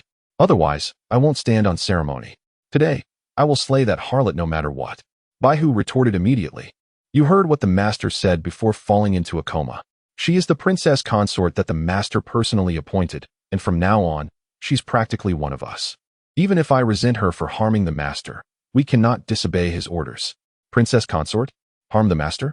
Humphr's hand on the door paused slightly, and her eyes revealed a distinct astonishment. Juchue's voice faltered slightly, but then became even more sharp and furious. "Baihu, don't forget. The master is in this state because of this harlot. If it weren't for saving her, how could the master still be unconscious? I shall not, nor shall I, depart from your presence. Otherwise, do not blame me for resorting to poison. Juke, cease your unreasonable antics. Given your current level of cultivation, what harm could your poison inflict upon me?" The voice of Baihu carried a hint of annoyance and fatigue. "Moreover, Qilong has stated that she might possess the capability to heal our master. After all, she has cured even Ouyang Haoshuan's terminal illness, and Qilong, having witnessed it firsthand, would never speak lightly regarding our master's safety. Furthermore, do not forget where this door leads." Baihu's tone suddenly turned icy, sharp as a blade. "No one is permitted to enter the master's chamber, not even us 8 trusted aides. Trespassers shall face dire consequences. The only one allowed entry is Miss Nalan. Do you not comprehend what this signifies?" Zhuke paused momentarily, then burst into a derisive laugh, her voice rife with malice and contempt. "That good for nothing? A mere girl who cannot even wield spiritual power? You dare to believe she can heal our master, yet you do not trust me. A 5th-grade physician and a formal member of the medical association. Then do you have confidence in curing our master?" Baihu calmly retorted. Zhuke was momentarily taken aback, and her voice rose sharply. "If I cannot heal our master, how could that inexperienced girl possibly succeed? Have you and Qilong lost her senses? Your blind faith in that wretched girl. Do you truly wish to see our master perish?" Hexie, upon hearing this, turned pale with anger. She could no longer endure the conversation. With a forceful push, she opened the ajar door, her eyes blazing as she fixed her gaze upon Baihu. "What has happened to Nangongyu? They claim to have caused the demise of Nangongyu. What does this truly mean?" Both the white tiger and the vermilion bird were taken aback. The white tiger exclaimed, "Miss Nalan, when did you position yourself behind the door? How could he, a master of the Golden Core stage, fail to notice that a mere mortal had overheard their conversation?" Xie, disinterested in his inquiries, maintained a stern expression and demanded, "What has happened to Nangongyu? Is he gravely injured? Take me to him at once." Xie could not articulate the tumult of emotions within her. It felt as though a claw was incessantly raking at her heart, causing both pain and agitation. He was merely a man she had encountered by chance. Yet upon hearing of his severe injuries, all her elevated spirits dissipated, leaving only worry and a hint of unfamiliar dread, a fear that something truly dreadful might befall him. Chapter 143. Displaying skills before the experts. As soon as the words left her lips, a blade of wind abruptly coalesced within her palm, striking fiercely towards Xie. This time, her attack was executed with full force, devoid of any restraint. She was resolute in her intent to slay this wretched person. even at the risk of incurring her master's wrath. "No, vermilion bird." The white tiger cried out, quickly summoning a protective barrier from his palm, hoping to save Hesia. However, the vermilion bird was closer to her, and, caught off guard, he realized there was no time to intervene, his expression shifting in alarm. The wind blade howled, swirling with dust, as if carrying countless sword intents directly toward Hesia. She remained calm, her gaze fixed upon the approaching wind blade, neither retreating nor evading. Instead, a mocking smile slowly crept upon her lips. As the blade of wind surged toward her, she abruptly raised her hand, revealing a white bone whip that had mysteriously appeared in her grasp. With a gentle flick, a shimmering golden blue light burst forth, cleaving the wind blade in two in an instant. The wind blade howled past her, stirring her flowing black hair, and vanished without a trace. Standing at the eye of the storm, she cast a scornful glance at Zhu Ke, completely unscathed. The white tiger gaped in astonishment, his face a portrait of disbelief. The young maiden stood gracefully beneath the sunlight, her skin as pale as snow, her eyes resembling gems that concealed their brilliance. Her delicate features were akin to a celestial being descended to the mortal realm. Despite the absence of any palpable spiritual energy around her, the white tiger distinctly sensed a surge of power at the moment she struck. Did she possess any cultivation? Observing her with an icy demeanor, yet with a hint of mocking amusement in her eyes, she mused, "Ah, so your cultivation has diminished from the early golden core stage to the mid-consolidation stage. No wonder that wind blade approached like a gentle breeze, lacking any real force." Amidst her cries, Zhu Ke unleashed a deadly cloud of poison powder she had concocted herself, aiming it menacingly at He. It was important to note that these toxic particles had been crafted during her golden core phase. Even a practitioner of the same level would regard them with caution. What hope did he have, being merely a newly advanced warrior at the chi refinement stage? Once these poison particles made contact with flesh, they would cause the skin to rot away, ultimately reducing the body to foul bones and putrid remains. As the powder dispersed into the air, she caught a whiff of its distinct, acrid stench. A cold, mocking smile curved at the corners of her mouth as she scoffed. "Daring to wield poison before your ancestors, how utterly foolish." In the brief pause of her words, she had already grasped a handful of silver powder. In an instant, the silver powder erupted into a dazzling spray. The ensuing scene left onlookers astounded. The visible dark gray poison seemed to encounter its nemesis, as the silver powder adhered to it, creating a terrifying gray-white barrier suspended in the air, as if they were engaged in a fierce struggle against each other. Subsequently, she wielded the bone whip in her hand, unleashing a powerful surge of spiritual energy that collided with the barrier. The toxic powder, accompanied by the silver powder, surged relentlessly toward Zhu Ke. Zhu Chue's eyes widened in horror, her face betraying sheer dread. When she had scattered the poison, she was entirely convinced that she would be left utterly disfigured. Thus, she had not prepared any form of defense. Now, faced with the silver powder, she found herself utterly powerless. The familiar stench that wafted to her nostrils made her body tremble uncontrollably, a wave of profound despair washing over her. In the next moment, a barrier of spiritual energy appeared before her, instantly blocking the toxic powder and the silver powder, which drifted down gently to the ground. As soon as the silver powder touched the earth, it began to evaporate, taking the toxic powder with it, vanishing without a trace. However, the most terrifying aspect was that even the ground where the silver powder had settled bore uneven, pockmarked scars. The so-called master of medical poison, after committing a crime, naturally ensures that everything vanishes without a trace, leaving not even a single strand of hair behind. Compared to the self-made poison of Zhu Ke, this silver powder known as bone dissolver is 1,000 times more terrifying. In the past, He lacked spiritual power, rendering her unable to allow the bone dissolver to penetrate the bodies of warriors. However, that is no longer the case. She possesses a considerable amount of dreadful toxins awaiting refinement, and should anyone dare to provoke her, she will show no mercy. Baihu gazed at the completely evaporated silver powder, which had even corroded the ground beneath it, and a sense of dread surged within him. Although these poisons posed no threat to him, they would undoubtedly be fatal to ordinary low-tier warriors.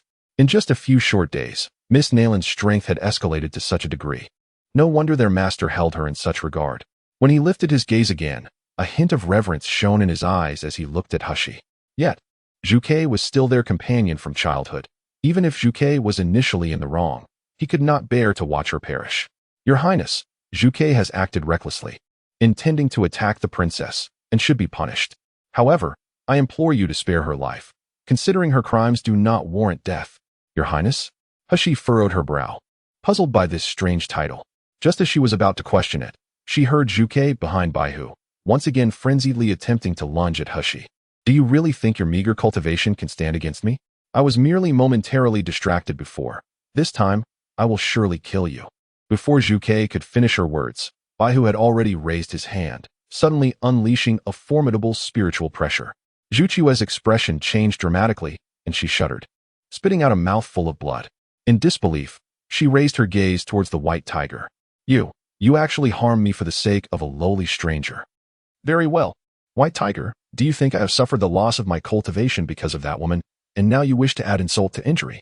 Chapter 145. A life in peril at this moment. The white tiger regarded Zhuge with a growing annoyance, his gaze icy. Zhuge, you have crossed the line. I will report your actions to our master. Once our master awakens, consider how you will explain yourself. With that, he turned his attention away from Zhuge and addressed Humph. Princess, the Qinglong has instructed me that upon your awakening, I am to take you to see our master. Please, accompany me now. Humph furrowed her brow, her concern for Nagongyu overshadowing all else. How is Nagongyu faring? Our master has been in a coma since late last night, and there have been no signs of awakening. The physicians in the manor, including Zhuge, have examined him, yet all are at a loss. Without hesitation, Humph urged, take me to see him. Compared to Nangongyu's safety, settling scores with Zhuge or addressing her contemptible titles seemed utterly trivial. Furthermore, she felt that allowing Zhuge a swift death would be too lenient. From this day forth, if Zhuge dared to provoke her again, she had prepared numerous intriguing games to ensure her demise. The white tiger promptly led the way, casting a cold glance at the resentful Zhuge as he passed her, shaking his head in resignation. The sentiments that Zhuge harbors for her master are well understood by the companions who have grown up alongside her, and they have, both overtly and subtly, offered their counsel on several occasions. However, in pursuit of her own selfish desires, she has disregarded her master's commands. It seems that Zhuge will not remain in the underworld palace for much longer. The journey to the place where Nagongyu is recuperating is somewhat distant. Humph pondered the events of the previous night, yet she could recall not a single detail. She cast a sidelong glance at the stoic Baihu, whose expression was frigid, devoid of the lively gossip that had characterized their time in the other courtyard. Humph could distinctly sense his dissatisfaction and resentment towards her, stemming from the fact that she had caused Nagongyu to fall into a deep unconsciousness. Was it Nagongyu who saved me yesterday? Baihu's steps faltered for a brief moment before a faint smile graced his lips. Indeed, my lady. They had all witnessed Hump's near-fatal state. Had it not been for their master's desperate efforts to save her, Humph would surely have perished, let alone experiencing her current surge in strength. Yet, their master now lay unconscious and perilously close to death because of her. This left Baihu unable to suppress his animosity towards Humph. Had she not been present, their master would surely have endured this bout of illness as he had in the past, without facing any threat to his life. Again, it was my lady? Humph frowned, asserting, I am not your lady. Baihu scoffed, his tone laced with bureaucratic detachment. I regret to inform you that this is the master's directive. Even if we are unwilling, we must comply. The master has declared you to be the lady, and thus you are. How absurd. Just because Nagongyu claims she is the lady, does that mean she is? Is there no one who will consider her own opinion? Moreover, why would Nagongyu claim to his subordinates that he is her prince consort? Has he lost his senses? Just as Humph was about to retort against the white tiger, she found herself at the entrance of Nangongyu's chamber, forcing her to abandon her intention to clarify matters. Before the door stood a considerable number of individuals, among whom was the Azure Dragon, accompanied by 3 notably striking men. Beside the Azure Dragon stood a tall, slender man clad in black, his eyes gleaming with intensity, yet his demeanor bore a striking resemblance to that of the Azure Dragon. Having already acquainted herself with the 4 elite bodyguards surrounding Nagongyu, Azure Dragon, White Tiger, and Vermilion Bird, this figure was likely to be the Black Tortoise. Chapter 146. Cold poison. Next to the Black Tortoise stood a youth adorned in moon-white brocade, his features clear and handsome, yet his expression was imbued with an icy demeanor, emanating an aura that dissuaded any approach. Humph had an unsettling intuition that this individual's strength surpassed that of the Azure Dragon, and he possessed a notably aloof and rebellious temperament, though his identity eluded her. When her gaze fell upon the third man, She was momentarily taken aback. This individual was someone she had indeed encountered before, and she held a faint recollection of him. It was the enigmatic figure known as Wuyo, who had presided over the auction at the Taotai Pavilion. Upon noticing her gaze, Wuyo curled his lips into a subtle smile, his eyes deep and shadowed, rendering his thoughts inscrutable. As Hushi approached, the Azure Dragon, lacking any inclination for pleasantries, simply stated, "Come inside with me." The door to the chamber swung open instantaneously, and as Hushi followed him in, she was met with a wave of intense heat that washed over her. Beads of perspiration formed on her forehead, frowning. She hastily summoned a thread of water elemental energy to shield herself, which provided her with considerable relief. Upon witnessing the pure spiritual energy radiating from her, Qinglong's eyes revealed a hint of astonishment as he explained, "The frost poison within the master's body has begun to infiltrate his lungs. We have exerted every effort to suppress it, yet our attempts have yielded little success." As they rounded the corner, a colossal bed came into view, with wisps of smoke rising above it, the temperature escalating increasingly. Lying amidst the swirling smoke was none other than Nangongyu. At the first sight of him, Hushi's pupils constricted sharply. The man on the bed wore nothing but a white silk nightgown, his hair cascading around him, his eyes tightly shut. From a distance, his handsome visage resembled a sculpture carved from jade. Despite the oppressive heat engulfing the room, his face bore not a trace of color, appearing as though it were on the verge of becoming translucent and frozen. Hushi had never encountered such a version of Nangongyu. In her memory, he was always elegant, charmingly rogue, and flamboyantly audacious, yet, at this moment, he appeared exceedingly fragile, as if he could shatter at the slightest touch. Without waiting for Qinglong's invitation, Hushi hurriedly approached and grasped Nangongyu's wrist. "How icy." A slight tremor coursed through her hand, though she was holding a human wrist. The sensation felt akin to gripping a piece of cold jade freshly retrieved from the refrigerator. This chill conveyed an illusion that it would seep into her very bones. Stealing her resolve, Hushi gradually infused her spiritual energy through his pulse, initiating a circulation throughout his entire being. As a stick of incense burned away, she maintained her position, yet her brow furrowed ever more tightly. Beside her, Qinglong was in a state of anxious agitation, repeatedly contemplating interrupting Hushi to inquire about his master's condition. Yet, he hesitated, fearing that such a disruption might hinder her healing efforts and prove detrimental to his master. Just as his patience was nearing its breaking point, Hushi gradually released her grip, though her furrowed brows remained tightly knit. Qinglong swiftly asked, "How is my master? Will he recover?" If even the renowned healer who cured Ouyang Haoshuan, Siya, is at a loss, our only recourse would be to seek Elder Cheng of the Medical Association, who happens to be Zhuchua's mentor. However, this would inevitably expose my master's condition to others, jeopardizing the enigmatic status of the Nalan Mansion. Such exposure could lead to even greater peril for my master. With this thought, Qinglong's grip on his sword tightened, and his gaze toward Hushi unconsciously shimmered with a glimmer of hope. Chapter 147. The Treatment Plan. After a moment of contemplation, Hushi spoke. "When did Nangongyu first exhibit this ailment?" Qinglong promptly replied, "It began when my master successfully absorbed qi into his body and cultivated spiritual power. This affliction has accompanied him ever since. Every year, on the 7th day of the 7th month, it manifests, causing his blood to feel as if it has frozen, and rendering his meridians rigid and frail. This state persists for 3 days before gradually improving. By the 5th day, my master returns to his usual self." Upon hearing this, Hushi's expression revealed a hint of surprise. She turned her gaze around the surroundings before inquiring, "Does Nangongyu not utilize the most potent and fiery substances to suppress the cold poison within him when the illness strikes each year?" She pointed to a magnificent fire crystal emanating a steaming heat. "Not this, nor the yuan-yang fruit. These are utterly insufficient to suppress the cold poison within him." "How do you know?" Qinglong exclaimed, astonishment etched across his face. Soon, fervent light ignited in his eyes. "Indeed, my lord enters the fire flame cave annually as the 7th day approaches, for only the utmost yang and searing heat within can quell the coldness in his body." Just as Qinglong was about to explain why Nangongyu had not been sent to the fire flame cave, he noticed Hushi nodding in sudden realization. "I have heard of the fire flame cave," she mused. "At its heart lies a blazing sunfire, said to incinerate all things in existence. If it is the fire flame cave, then it may indeed have the potential to suppress the cold poison within Nangongyu." Of course, she had not merely heard this. She had just seen it in the record of all things. Yet, She furrowed her brow, gazing at Nangongyu on the bed, her expression becoming increasingly complex. The fire elements within the fire flame cave are wild and extreme. Even with Nangongyu's constitution, prolonged exposure would inevitably inflict irreversible damage upon him. Thus, for him to enter the fire flame cave, he must first bring his body to its optimal state, or he would be unable to withstand the searing flames. But he is sacrificing everything to save me. This man, willing to forsake his life for her, despite their mere chance encounter. Why? What could he possibly seek? A myriad of emotions flickered across Hushi's face: guilt, gratitude, heartache, and doubt. In that moment, she even forgot to maintain her water spirit energy, nearly collapsing under the onslaught of the heat. On Xinglong's face, a look of ecstatic joy appeared.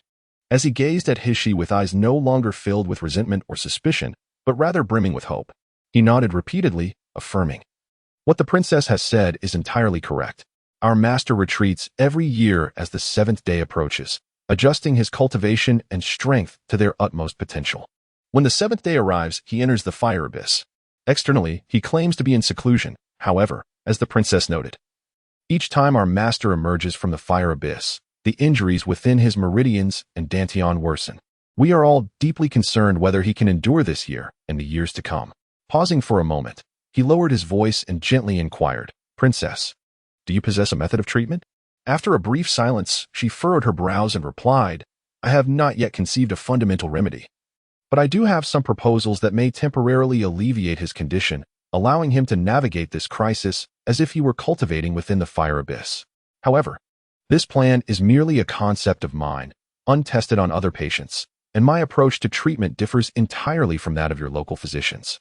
Whether you choose to adopt it is entirely up to you." Chapter 148. "I will cure you," Qinglong promptly asked. "Could you please elaborate on your treatment plan, princess?" Hushi nodded and proceeded to list a series of herbal names. Yusue Ji, Kixialian, Tianlingua, Yining Chao. "You simply need to gather these herbs," she instructed. Upon hearing this, a look of doubt crossed Qinglong's face. Yining Chao possesses a potent cold attribute. Taken alone, it can inflict cold poison on ordinary cultivators. An excessive consumption may even lead to death. The master is currently suffering from a cold poison outbreak. How can you? She lifted her eyelids, her gaze cool and indifferent as she lightly laughed. "I have stated before that my treatment plan differs from that of other physicians. And the medicinal materials I employ also vary significantly. If you do not believe in it, you may choose not to adopt it."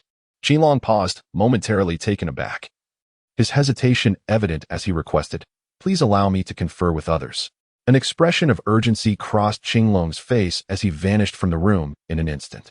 In the sweltering heat of the room, akin to a steamer, only Nangongyu and Hishi remained. Hishi quietly gazed at the unconscious Nangongyu. And after a long while, she could no longer resist the urge to extend her hand, gently caressing his brow and eyes.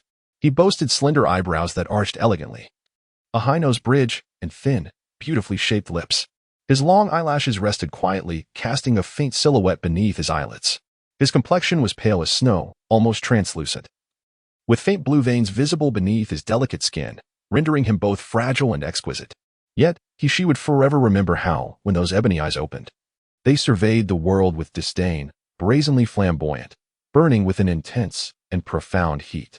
"Nangongyu, is the ultimate cold and in substance you speak of your own blood?" She whispered softly near his ear. "We are but strangers who crossed paths. Why would you go to such lengths for me?" Throughout her life, those around her who treated her well and made sacrifices did so only to exploit her, extracting her residual value. Even her partner, Lang Yi, with whom she had faced countless dangers, could ultimately betray her. Such experiences have rendered Hishi unable to trust anyone, and she finds it particularly challenging to open her heart to others. Yet, the actions of Nangongyu have created a fissure in her once closed heart. She yearns to believe, yet fears that this might be yet another manipulation, yet another deception. "Regardless of the circumstances, I will surely heal you," as she murmured. "Even if it is merely to repay your kindness, I am determined to completely cure your ailment." In truth, Nangongyu's injury at this moment is not severe, and she possesses the confidence to suppress it with a simple remedy. However, what leaves Hishi perturbed is her inability to discern the source of the cold energy within Nangongyu's body despite her various probing methods. There is evidently no discernible origin, nor any signs of poisoning. Yet, as time passes, his body continues to grow increasingly frigid, with even his dantian showing signs of impending frost. This leaves Hishi utterly bewildered. It appears that uncovering the cause of Nalan Yu's condition is not something that can be accomplished in a short span of time. For now, the only course of action is to alleviate his suffering and help him endure this ordeal. Qilong stepped outside and meticulously relayed Hishi's diagnosis and treatment plan to Wuxin and the others. Chapter 149, Self-Sacrifice for Atonement. As soon as he finished speaking, the newly arrived Zhuke voiced a sharp objection. Qilong, have you lost your senses? Yichao is a substance of chilling nature. That vile woman intends to use Yichao, clearly seeking to take the master's life, and you still choose to trust her. Qilong furrowed his brow, maintaining a solemn expression as he spoke. The method the princess employed to treat Ouyang Haoshuan was beyond the comprehension of ordinary physicians. Yet now Ouyang Haoshuan is lively and has even restored his former prowess. Zhuke, I ask you this. Do you possess the means to heal Ouyang Haoshuan? And can you likewise cure our master? Zhu Chue's voice faltered momentarily before she raised her tone, exclaiming, I cannot heal our master, but my master can. She is a third-generation elder of the Medical Association, capable of curing any ailment or affliction that crosses her path. If only we summon my master, she will undoubtedly restore our master to health. No sooner had Zhuke finished speaking than Wuxin raised a hand, unleashing a powerful gust of wind that forcefully toppled her to the ground. Zhuke tumbled awkwardly, blood trickling from the corner of her mouth, her pale face reflecting a mixture of rage and hatred as she gazed at the cold-eyed onlookers. Wuxin let out a cold snort, her gaze piercing like a blade. Zhuke, do not forget our oath. Anyone who divulges our master's injuries is akin to a traitor and shall face divine retribution. This applies even if the one you disclose it to is your master. Overwhelmed by Wuxin's formidable aura, Zhuke trembled, recalling that her current frailty was a result of that despicable Nalan Hishi. Her resentment ignited like a raging inferno, burning ever more fiercely. You fools! Manipulated by a woman of dubious origins. It is clear that my master is the one most capable of restoring our master to health. Yet you choose to trust that vile creature instead of me and my master. Zhuke laughed mockingly, her entire visage contorted with a sinister expression, accentuated by the scars adorning her face, rendering her appearance even more grotesque and terrifying. If this wretched woman fails to cure our master, no. This vile creature intends to administer the Ning grass, evidently with the intent to bring about our master's demise. Should your decisions lead to our master's untimely fate, prepare to take your own lives in atonement. Qilong and the others exchanged glances, their faces betraying their unease. After all, if Yishi harbored ill intentions, it could very well endanger Nalan Yu's life. Yet, if they were to disregard Hishi's treatment plan, they found themselves utterly at a loss. Were they truly to seek assistance from the Medical Association? That would be akin to inviting a wolf into the fold. If our master were conscious, he would never consent to such a course of action. What, then, should they do? You assert that I cannot heal Nalan Yu, and they must take their own lives in penance. But what if I succeed? Suddenly, a clear and melodious female voice resonated from within the room, causing everyone to turn their attention toward the source.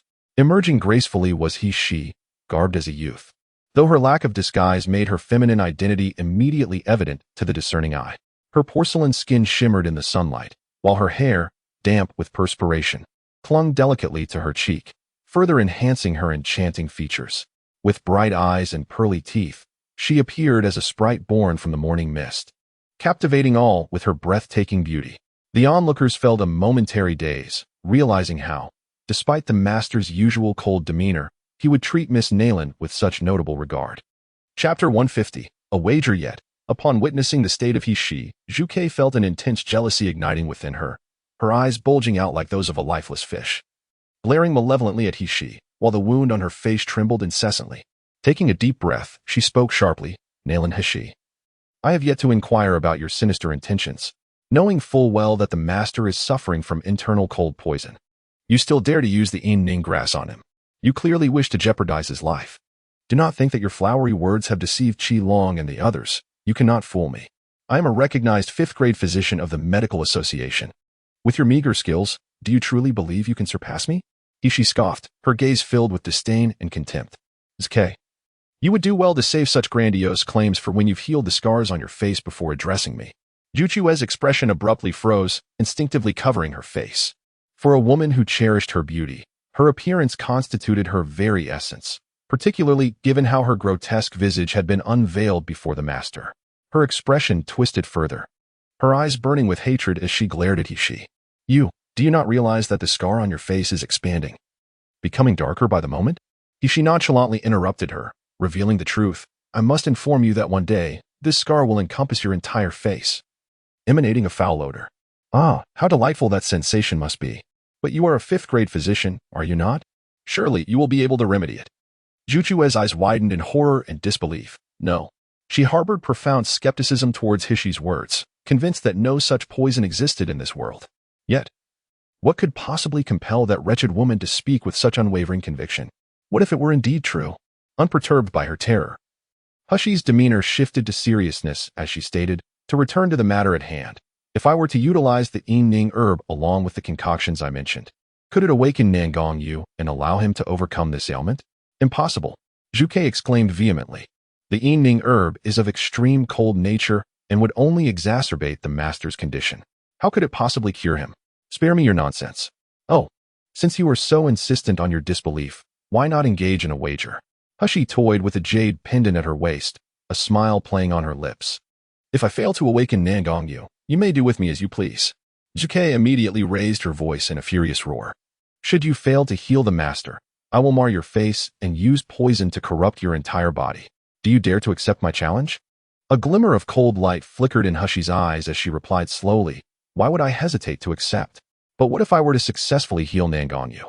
Zhuke paused, then let out a dismissive scoff, retorting, with the herbs you propose, it is utterly impossible for the master to awaken. You are merely indulging in fantasies. Should you truly manage to heal him, I shall renounce my cultivation and cease to be a physician from that moment forth. Would that suffice? Hishi smiled enigmatically, no longer paying her any heed, and turned to Qin Long, instructing, prepare the medicines I spoke of immediately. Chapter 151. The spiritual plants have perished, however. A look of hesitation crossed the face of Qin Long, who furrowed his brow and said, Your Highness, there is one more matter that I just forgot to mention. It may prove somewhat challenging to procure these medicinal herbs. Hishi raised an eyebrow, displaying an expression of surprise. The names of the herbs she had listed were merely ordinary spiritual plants. Even the solitary Yinning grass, classified as a fourth-tier herb, was rare, but not beyond the financial means of the illustrious Ming Wangfu. How could they possibly be unable to acquire it?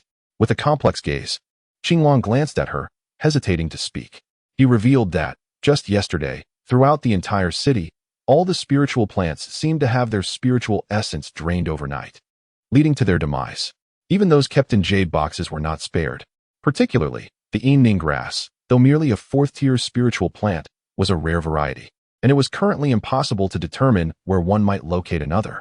Hishi was taken aback, suddenly recalling that throughout her journey, she had indeed not encountered any greenery. Could it be that the spiritual plants had all perished? Noticing Hishi's frown, Zhuke burst into laughter, exclaiming, So you were already aware that the spiritual plants had withered, and that is why you dared to wager with me, knowing full well that your plan cannot be realized. You spoke with such conviction. How shameless of you. Do not think that just because the spiritual plants have died, you can evade your wager. I shall certainly mar your face later. Qilong and the others exchanged glances, frowning at Zhuke, who seemed to have lost all reason, disregarding their master's safety merely to provoke Hishi. Suddenly, Baihu interjected, Zhuke, does your master not possess a portable medicinal garden? That is indeed a treasure of celestial connection, within which the medicinal herbs are surely untouched by the loss of spiritual essence. You must urgently request these herbs from her. Perhaps there is still time. How dare you? Zhuke shrieked in a fit of hysteria.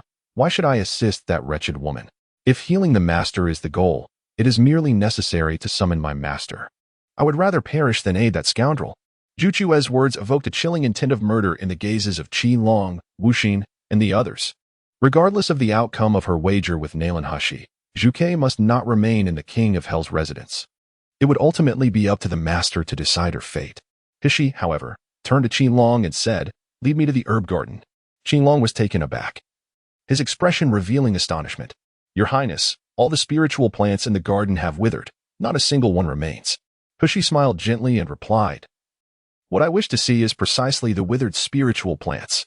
In this world, withered spiritual plants possess no value, which is why they are typically stored in jade boxes for trade. Once a spiritual plant withers, its spiritual essence dissipates, rendering it incapable of merging with other materials during alchemy and unable to withstand the refinement of alchemical flames, thus losing all efficacy. Yet Hishi was different. She sought those plants to utilize them as traditional medicine. And as for traditional medicine, to ensure long-term preservation, it is often processed and dried. Withering does not impair the medicinal properties. Zhuke may wish to see her fail, but she would do well to reconsider. The herb garden of the King of Hell is vast, and due to the arrangement of the spirit-gathering formation, the original spiritual essence is exceedingly rich. However, at this moment, the medicinal fields lay barren and desolate, the flora withered and languid, while the crystals surrounding the array had lost their vitality, reduced to mere dust. Hishi sighed, pondering how it could have come to this, only to meet the profound and intricate gaze of the Azure Dragon. Dear Princess, do you truly not recall the events of last night?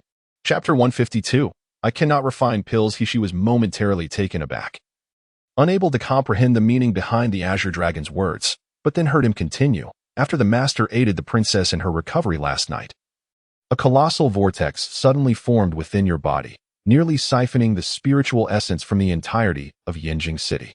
The demise of these spiritual plants is indeed the result of last night's vortex.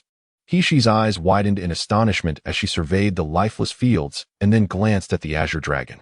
After a moment of surprise, a flicker of realization ignited within her. Eddie, indeed, this must be the doing of that little glutton. The elder of Shumi once mentioned that Eddie required an immense amount of spiritual energy to hatch, and she had previously fretted that nourishing this spirit beast would leave her destitute. Yet, while she had suspected Eddie's need for a significant amount of energy, she could never have anticipated it would be to such an extraordinary extent. This was the essence of an entire city, and that little rascal had absorbed it all, shamelessly claiming to be hungry. It was utterly outrageous. Moreover, Eddie was her spirit beast, and she felt a sense of joy at its impending hatching. As for anything else, who cares? She crouched down, plucking a withered spiritual herb, bringing it to her nose to inhale, then tearing off a piece to savor in her mouth. Delicious, indeed. Though devoid of spiritual energy, the efficacy of the herbs remained entirely intact, surpassing even the perfection of those meticulously crafted through specialized techniques. She rose to her feet, gesturing toward the ground strewn with withered spiritual plants. Please gather the varieties I mentioned. Qinglong, perplexed, wondered if the princess intended to use these for alchemy. However, ordinary herbs, devoid of spiritual power, would disintegrate into ashes upon contact with the alchemical fire. She shrugged her shoulders, asserting, I have stated before, I am not an ordinary physician. I do not practice alchemy. No alchemy? How then will you treat our master? Qinglong gazed at her, his expression betraying skepticism. Could this Miss Nalan truly be as Zhuke suggested, a charlatan seeking to deceive? Yet, recalling the miraculous occurrences surrounding Ouyang Haoshuan, he suppressed his doubts and began to collect the withered spiritual plants one by one.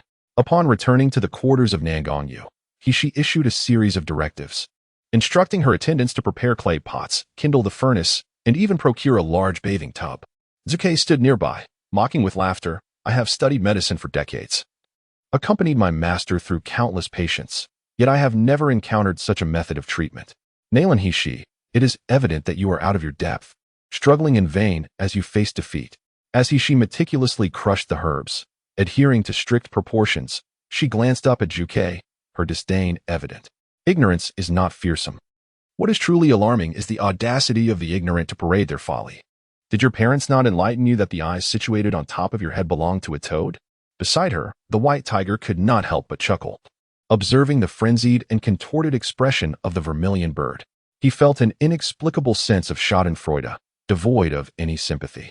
The vermilion bird screamed, attempting to lunge at Hishi, infuriated by the audacity of this woman to liken her to a toad, suggesting that a toad might aspire to dine on swan flesh. How dare this wretched creature mock her so? Yet, as she drew near to Hishi, an overwhelming surge of spiritual energy assailed her, and she suddenly felt a sharp pain in her abdomen. In an instant, she was sent soaring through the air like a kite severed from its string, crashing heavily to the ground. Chapter 153. A pot of black broth. The one who acted was the usually silent and cold-faced Wuxing. The door to the room slammed shut before her, and despite her fervent knocking, no one would answer her summons.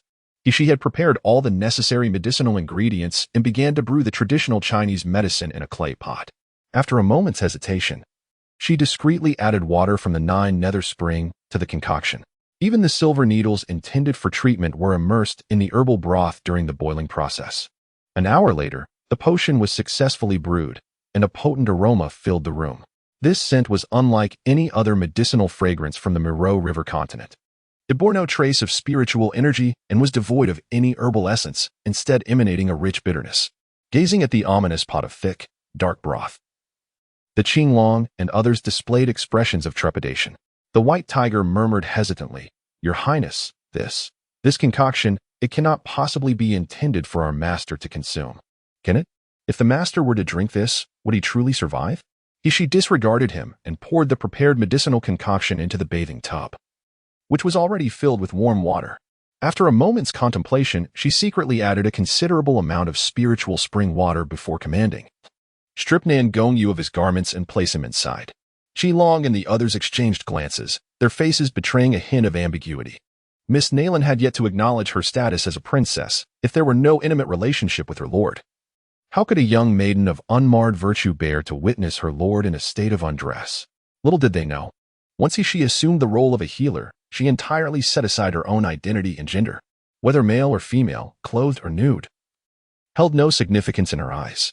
Before long, Qilong placed Nan Gongyu into the medicinal solution, the dark liquid spilling over his chest. At the moment of contact with his body, the potion began to simmer slightly. Meanwhile, Hishi's expression grew grave. In truth, employing the chilling condensing herb was not without its risks. However, the coldness within Nan Gongyu was excessively potent if exclusively warming herbs were chosen. The alternating temperatures would only exacerbate his condition, akin to the injuries inflicted by the fiery cave. While it momentarily alleviated his cold poison, it would ultimately worsen the damage to his meridians. Thus, Hishi devised a plan to use the condensing herb as a catalyst, complementing it with other herbs to temporarily ease his affliction. Yet, the condensing herb was indeed an extremely cold substance. Once it entered Nan Gongyu's body and combined with the cold poison within, it could potentially intensify his illness, even placing his life in jeopardy.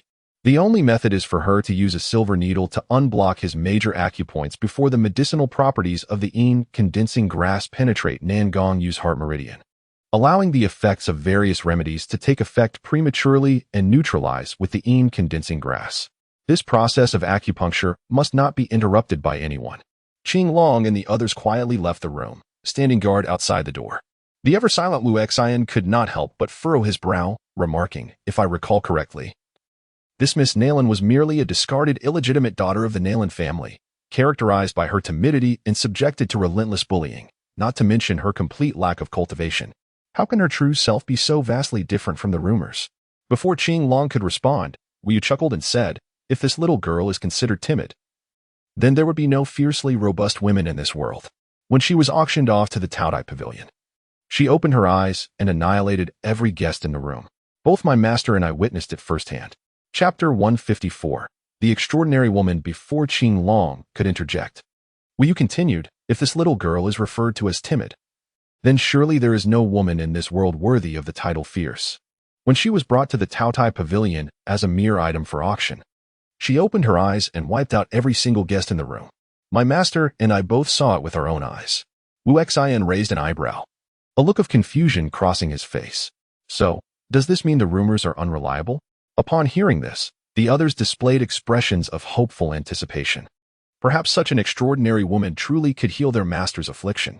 At this moment, the subject of their discussion, she found herself in a critical phase of treatment within the confines of the room.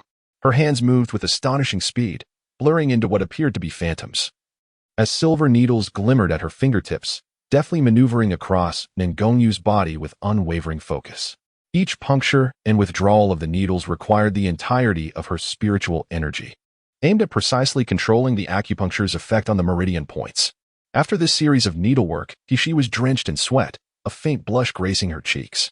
With a sigh of relief, she wiped the perspiration from her forehead and sank onto the edge of the bed. Meanwhile, the medicinal water in the tub had ceased its boiling and now flowed serenely around Nan Gongyu, whose icy body gradually began to warm. Hishi's gaze shifted from his slightly revived face to his form, and suddenly her expression froze. It was only at this moment that she realized she had been staring at Nan Gongyu for an extended period.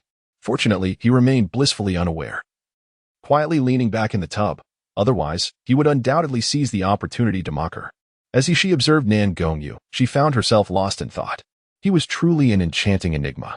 His cascading hair flowed like smooth black silk, and his once pallid complexion was now tinged with color. Yet, it was his face that stood out most. His features were exquisitely sculpted, reminiscent of a celestial being.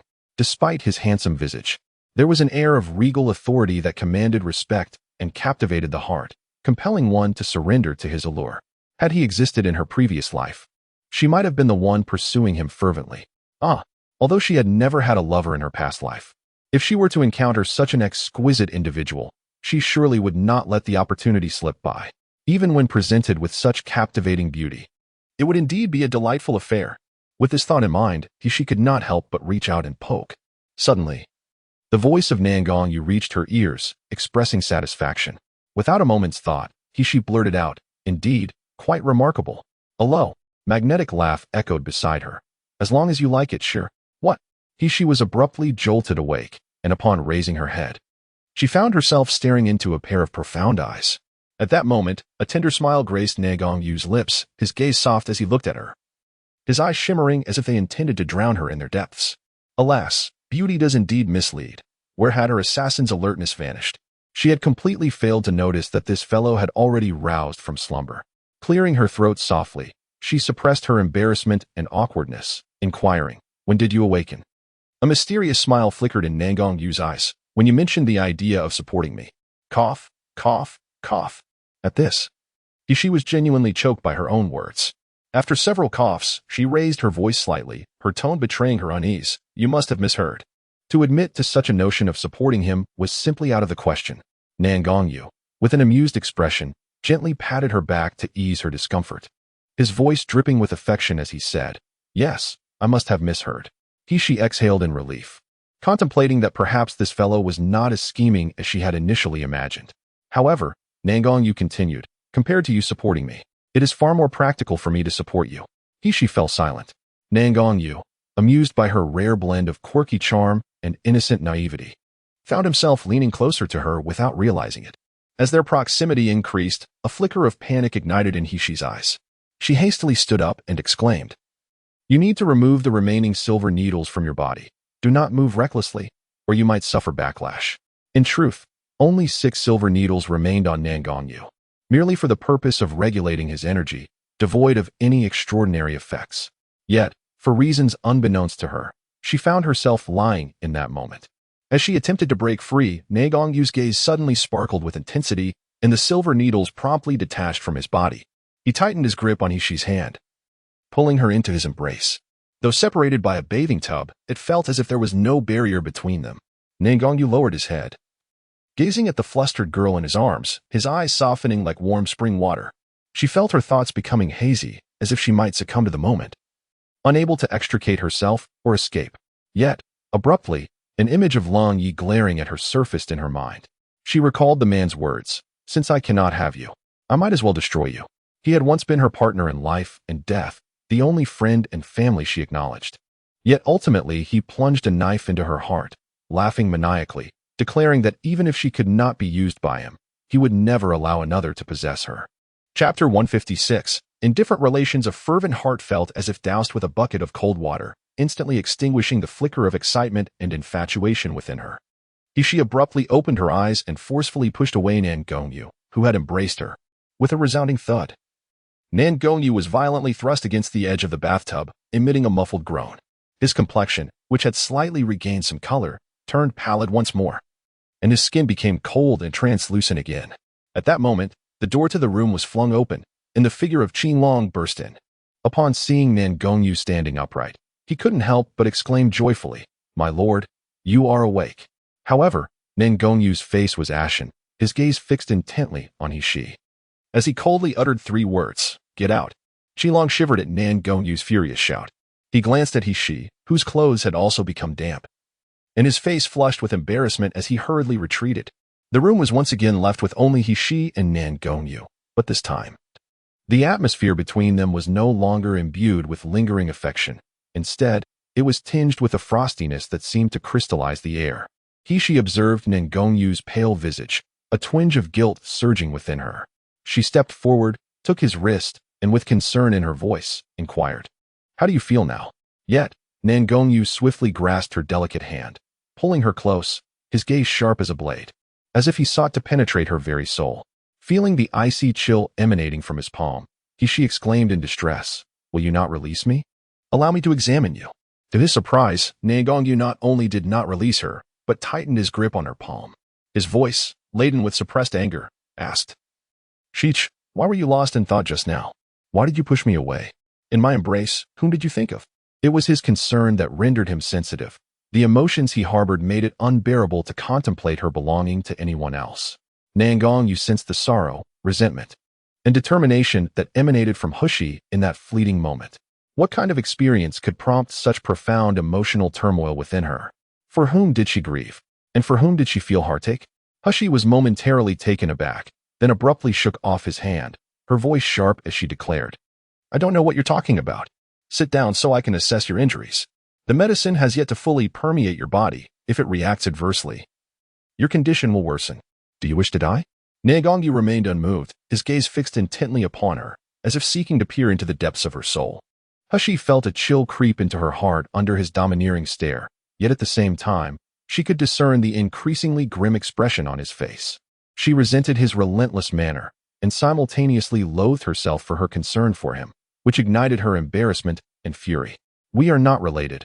At most, we are merely acquaintances. Is it not natural for me to push you away? Should I not resist the advances of a stranger? Or do you believe I should be welcoming to any man I have known for just over a month?" Nalan's expression suddenly darkened, his beautiful starry eyes seeming to blaze with fire. With the swiftness of lightning, he reached out and pulled she tightly into his embrace, then coldly laughed. "Oh, a stranger?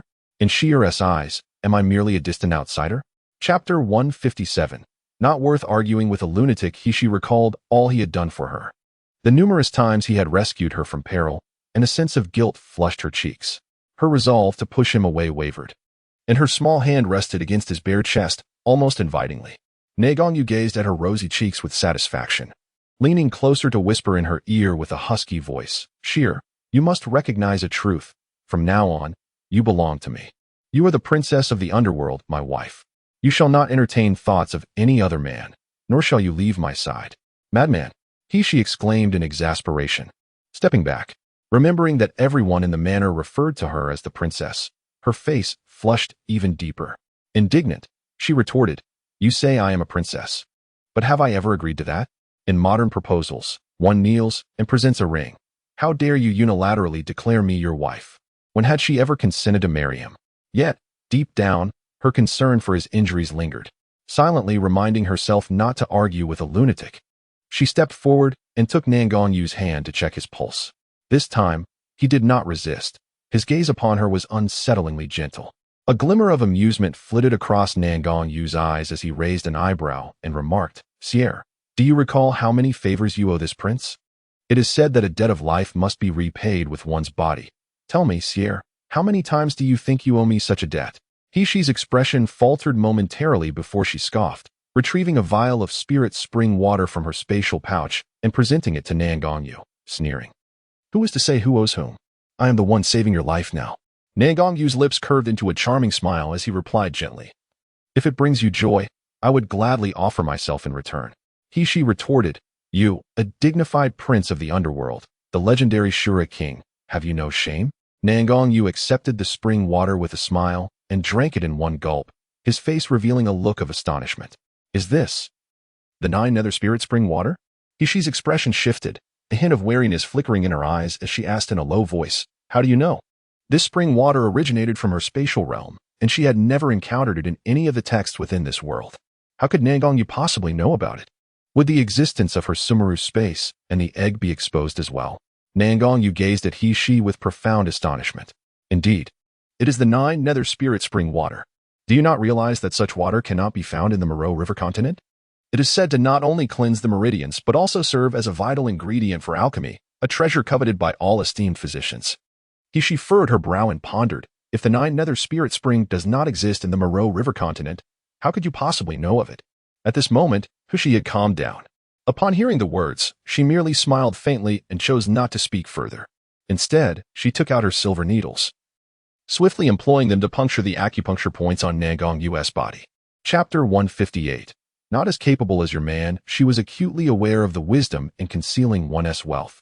Thus even Xiaoli and her companions only knew that her culinary creations were delectable, imbued with rich spiritual energy and efficacy. Yet they remained oblivious to the fact that she utilized spring water from a spiritual source. However, how could such a monumental secret slip so carelessly from her lips in a moment of anxiety before Nan Gongyu? Had she, in her heart, deemed him someone worthy of her complete trust? A ripple of emotion surged within Hishi, causing her hand, steady with the silver needles, to falter momentarily. Nan Gongyu let out a low, muffled groan. His deep, resonant voice was akin to a cat's claw gently scratching at her heart's core. With a furrowed brow, he murmured, "It hurts." Her heart raced wildly, fully aware that Nan Gongyu was feigning weakness, yet his demeanor was undeniably captivating, almost enchanting. Nan Gongyu's life had been preserved, and with several days of treatment, he would be able to return to his usual self. Nonetheless, as previously mentioned, both the fire cave and Hishi's current remedies merely address the symptoms rather than the root cause. By the 7th day of the 7th month next year, the cold poison within Nan Gongyu would inevitably resurface. In any case, she must devise a way to eradicate the cold poison from his body entirely. Hishi's mind began to race through the attributes and illustrations of various medicinal herbs cataloged in her memory, keenly searching for conditions akin to Nan Gongyu's symptoms. Meanwhile, Qinglong quietly withdrew, leaving only Nan Gongyu and Hishi within the confines of the room. Yet Hishi remained engrossed in her thoughts, utterly unaware of her surroundings. A gentle smile radiated from Nan Gongyu's eyes as he reached out to softly grasp Hishi's delicate hand. "Are you worried about my illness, Xia?" He chose not to confront her stubbornness, instead slightly altering his demeanor as he inquired, "Do you recall the events that transpired during your ascension last night?" Hishi shook her head, merely recounting the information she had gleaned from Qinglong. A shiver ran through her as she instinctively nodded. Remembering the harrowing pursuit from the previous night, she hesitantly asked, "Do you know who was after me?" She had overheard the assassins mention the Zyabela, yet was oblivious to its true nature. Nan Gongyu replied nonchalantly, "Zyabela is a notorious assassin organization registered in the underground trading market of the Miluo continent, consistently ranking within the top 3. Top 3? Is that formidable?" Nan Gongyu smiled faintly, leaning closer to whisper in her ear, "Not as formidable as your man. You rogue." Hishi pushed him away, her cheeks flushing as she retorted, "I can handle my own enemies. I do not require your assistance." "Humph, Zyabela. And that person lurking behind the scenes attempting to assassinate me, I will make them regret ever stepping foot in this world." Chapter 159. "Happy that you trust me so much," Nan Gongyu chuckled softly, affectionately caressing her cheek. "Indeed, how assertive you are. No wonder you have captured my attention, Xia. Whatever you wish to pursue, I shall support you wholeheartedly." "What do you mean by I shall support you?" Hishi shot him a glare, prompting another amused smile from Nan Gongyu, who then asked, "What is your current cultivation level, Xia?" Although he witnessed the rapid growth of Hishi's cultivation during the advancement yesterday, once all extraordinary phenomena concluded, the spiritual energy surrounding Hishi vanished without a trace. Startled by this revelation, Hishi followed Nan Gongyu's teachings, focusing her gaze upon him. And a clear thought crossed her mind, an information about a mid-stage nascent soul. Moreover, she suddenly recalled that when she encountered Zhu Ke and Baihu, despite not employing the technique of dual vision, a vague notion had informed her of their cultivation levels. As she pondered this perplexity, a sweet and lively voice suddenly chimed in her ear. "Hiki, this is all thanks to Dandan." "How about that, mother? Am I impressive?" Hishi retorted. "Dandan, you mustn't eavesdrop on my thoughts. That is an invasion of privacy." Dandan chuckled mischievously and explained in a cherubic tone, "Don't worry, mother. I know what it means to refrain from witnessing or listening to inappropriate matters. Just like when you and that big brother were playing kissy, I didn't peek." Hishi exclaimed, "Enough, Dandan. And why is he referred to as big brother? I am your mother. Do I appear so old?" Hishi felt an overwhelming wave of frustration wash over her, realizing the necessity of dedicating time to educate her child. Proper upbringing must commence from infancy. "No." She shook her head and hesitated. "If my feelings are not mistaken, I should currently be at the 8th level of foundation establishment." Nan Gongyu raised an eyebrow slightly. Although he had anticipated this, he was still taken aback upon hearing the outcome. She pressed her lips together, hesitating for just a moment before speaking again. "Moreover, it appears I can discern your cultivation level. You are in the mid-stage of the nascent soul." Upon hearing this, Nan Gongyu was momentarily taken aback. But then a wave of joy surged in his eyes. He reached out and embraced Hishi, Chuckling softly, Xia, I am truly delighted. I am pleased that you trust me so deeply. Seeing Nalan Yu's smile radiating like a blossoming flower, his already handsome face became even more captivating, causing her to inwardly curse him as a prodigy. Yet, she retorted, what are you acting so strange for? Nalan Yu released her, adopting a serious tone. Sheesh. I am grateful that you have shared this with me, but it must remain between us, understood? I do not know how you acquired such an ability, but it may attract the envy of other martial artists. She let out a light scoff, responding matter-of-factly, of course I am aware of that. Who does not understand the adage that a person without guilt may still incur blame for possessing something precious? Do you take me for a fool? Chapter 160. Recovery in 3 days. Nalan Yu's eyes glimmered with warmth and sweetness, knowing full well not to divulge secrets to others, yet you easily confide in me. The little one who claims not to harbor feelings for me. She once more examined Nalan Yu's body to ensure there were no issues. After leaving him several bottles of spiritual spring water, she summoned the Azure Dragon. Once again, the Azure Dragon confirmed that Nalan Yu was safe and would return to normal in 3 days, filling him with immense joy. Looking at Shi, his eyes brimmed with awe and gratitude, devoid of the previous wariness. After she conveyed some important reminders, she prepared to depart. Unexpectedly, Nalan Yu grasped her hand tightly, displaying a forlorn expression as if he were about to be abandoned. She felt a wave of frustration, repeatedly assuring him that she would return the following day. Only then did Nalan Yu reluctantly release her. As Qilong followed closely behind Shi to escort her out, he stealthily observed his master, who had regained his composure. His demeanor inscrutable. The stark contrast to his earlier state sent a shiver down Qilong's spine. Upon exiting Nalan Yu's quarters, Shi and Qilong encountered the anxious Baihu, Wuxin, and Zhike waiting at the entrance. Zhike, upon seeing Shi's haggard appearance, was immediately filled with elation, convinced of her victory. She glared fiercely at Qilong, exclaiming, Qilong, does this woman lack the ability to heal our master? His treatment has been delayed, and his health is suffering. Can you bear the consequences of this? Qilong narrowed his eyes, filled with disdain as he regarded Zhike, yet his expression remained inscrutable to outsiders. Zhike, do you genuinely wish for the princess to fail in curing the prince? In your eyes, the prince's well-being pales in comparison to your petty malice? Stop slandering. Zhike shrieked, growling. It is your gullibility towards this wretched woman that has placed our master in jeopardy. How dare you refer to her as the princess? Are you so entranced by her beauty that you have lost your senses? In an instant, Qilong's eyes blazed with a chilling energy, his sword unsheathing with a swift motion, striking fiercely towards Zhike. Zhike was suddenly overwhelmed by an immense spiritual pressure, as if a mountain had descended upon her, causing her to collapse to her knees with a loud thud, blood spilling from her lips, her complexion turning ashen. You. Zhu Chue's voice trembled, spewing forth frothy blood, yet she could not articulate a single coherent thought.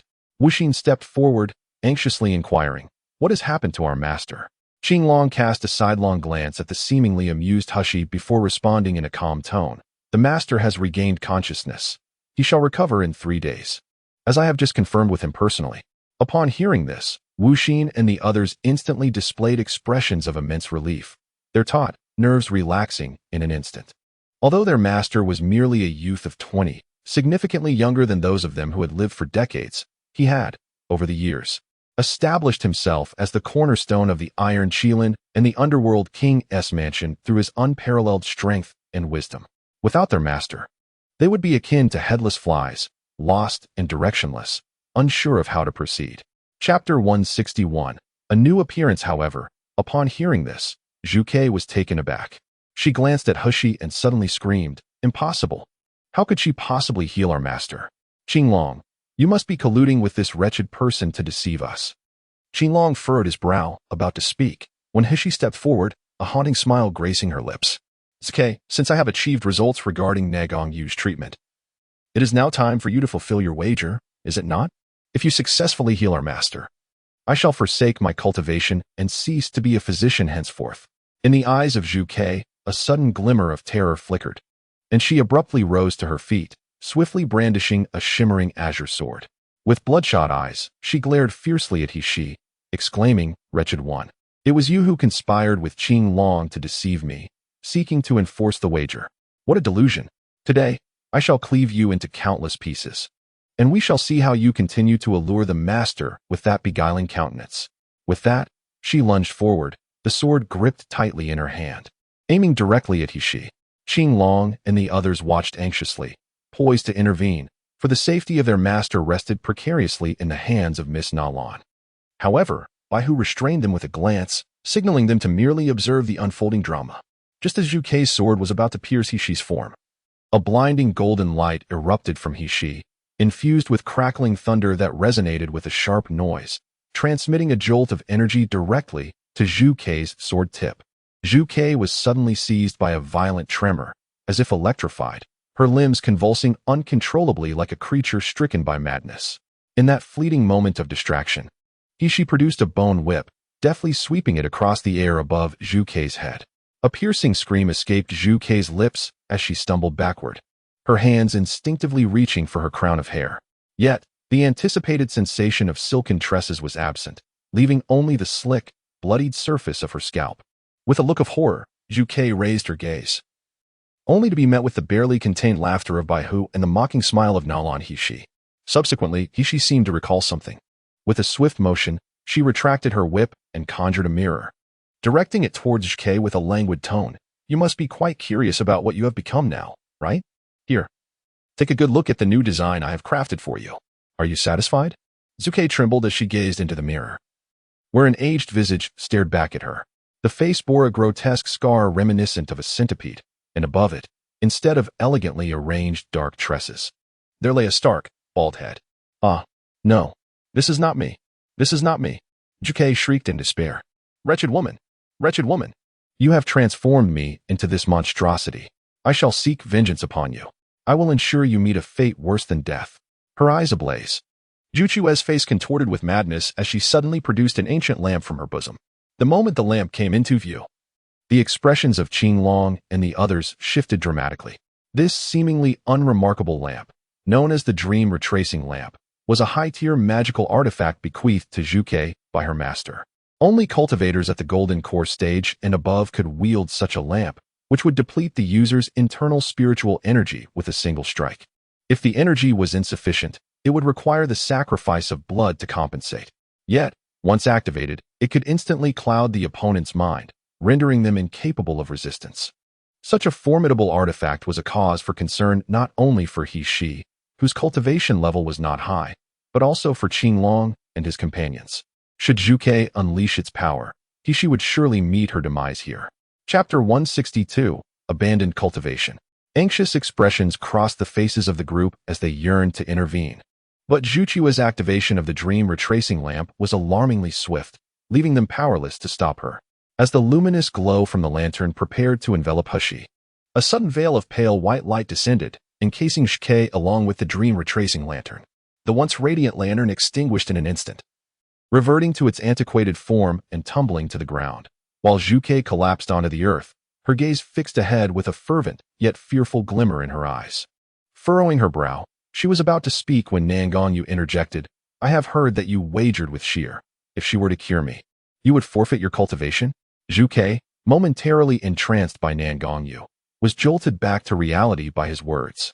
With a sudden thud, she knelt before him, tears streaming as she pleaded, My lord, I am merely concerned for your safety.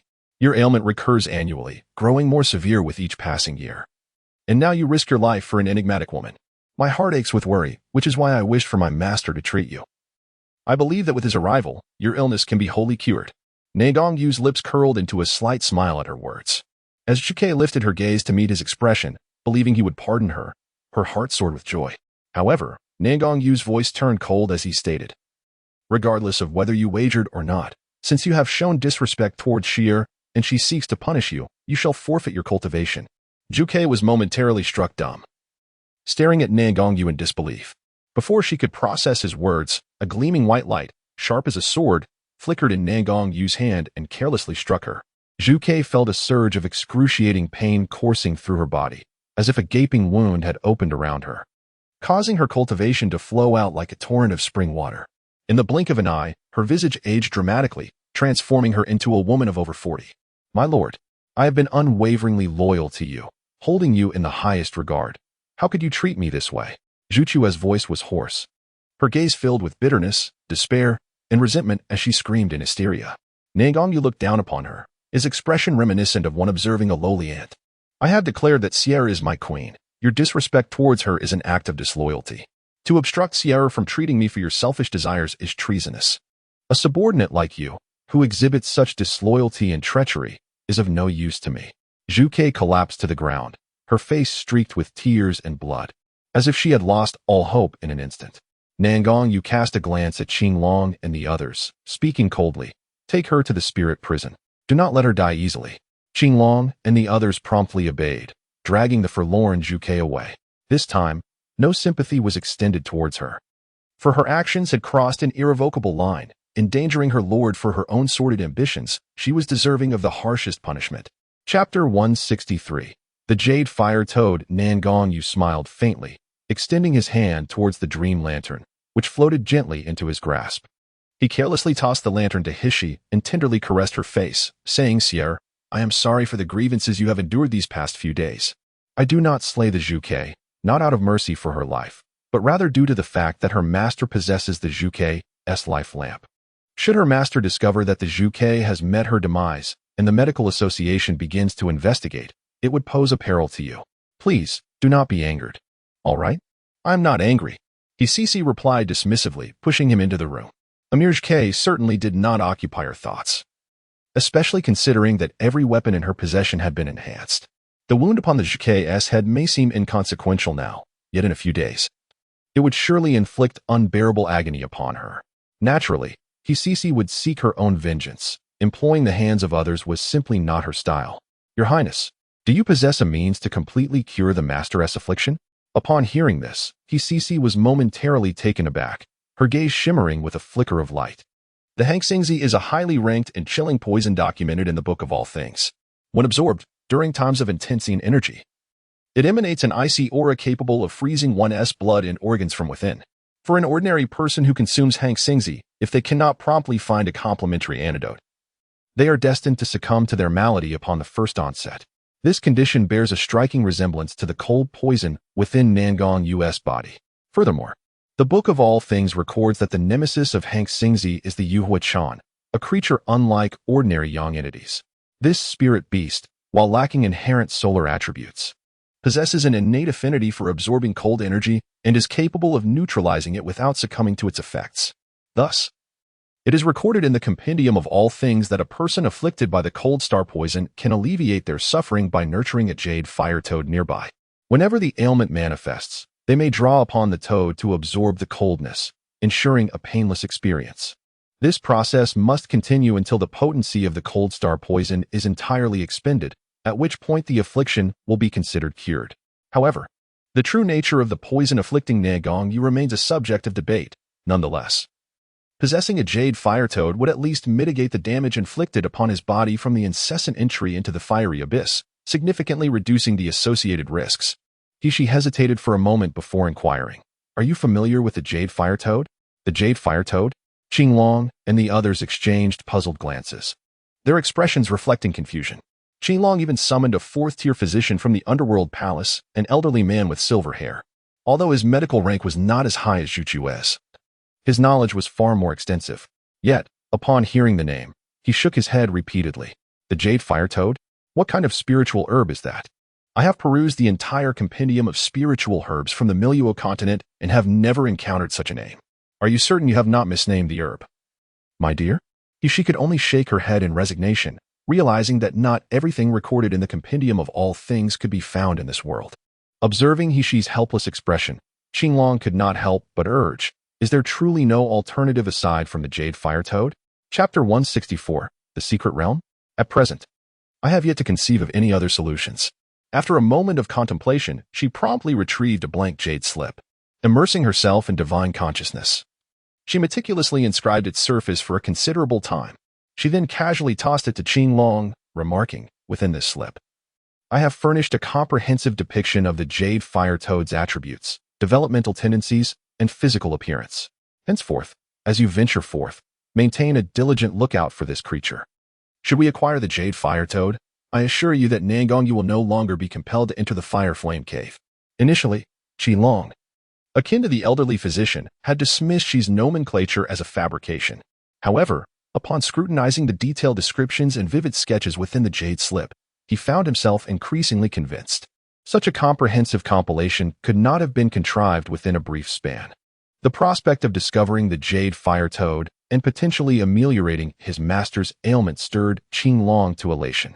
I shall forthwith disseminate this information, he declared, compelling all domains under the jurisdiction of my underworld king's mansion to exert their utmost efforts in the quest for the jade fire toad. The alleviation of our master's malady we entrust to the princess consort.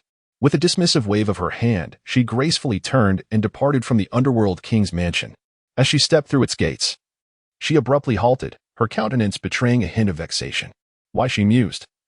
Do I find myself increasingly accustomed to the appellation of princess consort, increasingly regarding it as a matter of course? This is simply preposterous. At this moment, the streets and alleys of Yanjing City were filled with a cacophony of noise. As she proceeded along her path, she frequently caught the lamentations of various households. The spiritual plants had withered, the crystals intended for storage had turned to dust, and even the high-grade magical artifacts had sustained damage. Beads of cold sweat trickled down her forehead. She had never anticipated that the commotion she and Dan had caused the previous night would have such far-reaching consequences. It was not merely the spiritual plants that suffered. Even the seemingly inconspicuous flowers and grasses along the way appeared to have lost their vitality, their leaves drooping in a languid manner. It would not be an exaggeration to say that she had thrown Yanjing City into turmoil, rendering it desolate and dispirited. However, as she passed through the bustling Dong Dajia, she noticed that the atmosphere here differed markedly from the anger, frustration, and despair prevalent in other areas. Numerous unfamiliar warriors had inexplicably gathered in the hotels and restaurants, most of whom possessed foundational cultivation levels, while several others were at the pulse condensation stage. Moreover, she sensed the presence of several golden core stage experts on the second floor of the drunken immortal pavilion. The faces of these warriors were etched with a mix of tension and excitement, frequently glancing toward the west, their eyes brimming with insatiable greed and desire. She furrowed her brow slightly, her pace slowing. What could have drawn these warriors together in such numbers? At that moment, she sharpened her hearing and faintly discerned a conversation amongst several individuals downstairs. In my view, this is not merely a supernatural occurrence, but rather the emergence of a hidden realm. Our sect has already discerned its location, right at the foot of Tsang Mountain. This time, we must act swiftly, outpacing the other factions. Once we obtain the treasures of the hidden realm, our sect shall undoubtedly ascend to become the preeminent sect in Jinling. What use are these inept individuals of the Jinling kingdom, who can scarcely find a handful of cultivators at the nascent soul stage? This treasure rightfully belongs to us. Chapter 165. At the foot of Tsang Mountain, treasures? Is not my own estate situated at the very base of Tsang Mountain? If high-level warriors are all heading there, what shall become of the safety of Granny Chen and the others? She's expression shifted slightly. No longer able to eavesdrop with ease, she quickened her pace, racing toward her estate like the wind. Fortunately, it seemed that many were deterred by the hidden realm's treasures, which left mostly insignificant rogue cultivators in their wake. What astonished she the most was her inability to locate her own estate. It had not been reduced to mere rubble, but rather, the site where her estate once stood had transformed into a common patch of grass, devoid of any sign of its former structure. She hurried forward, inquiring, "What has happened? Where's the estate? Are Granny Chin and the others safe?" To serve such a master is the greatest fortune of their lives. Whether their master is male or female bears little significance to them. They all firmly believe that one day, their master will shine brilliantly before all the warriors of the Moreau River continent. Upon hearing Shijia's words, she focused her gaze and indeed discovered that her secluded residence remained intact, which brought her a sense of relief. However, she had not anticipated that the little fox possessed such remarkable abilities, capable of deceiving cultivators below the foundation establishment stage with illusions. Upon witnessing she rushed towards her with tears in her eyes. Chen Mama conducted a thorough inspection of the young lady, before wiping her tears and exclaiming, "Miss, how could you take such risks with your precious life? If you were to perish, how would I ever face the madam in the afterlife?" "Enough, Mama. Please cease your weeping. I shall refrain from such reckless behavior in the future," she said, attempting to console Chen Mama, while simultaneously experiencing a wave of warmth she had not felt in a long time. In this dilapidated abode, there were those who worried for her, cared for her, and placed their trust in her, treating her as a true pillar upon which to rely. This sensation was something the typically solitary she had never encountered before. Though she had gained a multitude of burdens and attachments, she felt no irritation. Rather, she was filled with anticipation for life. Chapter 166. The Nine-Tailed Fox Yet. As she scanned her surroundings, she noticed the absence of the little fox, prompting her to inquire, "Where is the little fox?" Typically, upon her return, it would be the first to rush to her side, seeking affection. Upon hearing her question, Shin Mama's expression shifted to one of gratitude tinged with concern. "Miss, you are unaware of the events of last night. It was thanks to the little fox that we remained unharmed. However, afterwards, she locked herself in her room and refuses to come out. You should go check on her." However, within the secluded residence, they encountered not a single soul. Only the blood-soaked floor of she's chamber and the lifeless form of a stranger. They were gripped by fear of further intrusions, while simultaneously harboring concerns for she's safety, rendering them unable to leave. Thus, they anxiously awaited her return, hoping for her safe arrival. To their dismay, what awaited them was the tumult of spiritual energy erupting in Jinling City. Logically, given the scarcity of spiritual energy at the foot of the Tsongshan Mountains, even the energy vortex should not have extended its reach here. Yet, inexplicably, the once barren and desolate Tsongshan underwent a sudden transformation. A formidable force of wild beasts cascaded down from the mountain, causing all creatures hidden within its depths to stampede in a frantic flight, as if pursued by some unseen force.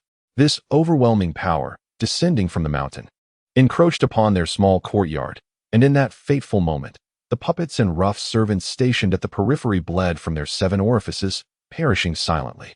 In this critical juncture, it was Xiao Li who, exerting all her spiritual energy, conjured a protective, ethereal shield, thus safeguarding the majority within the residence.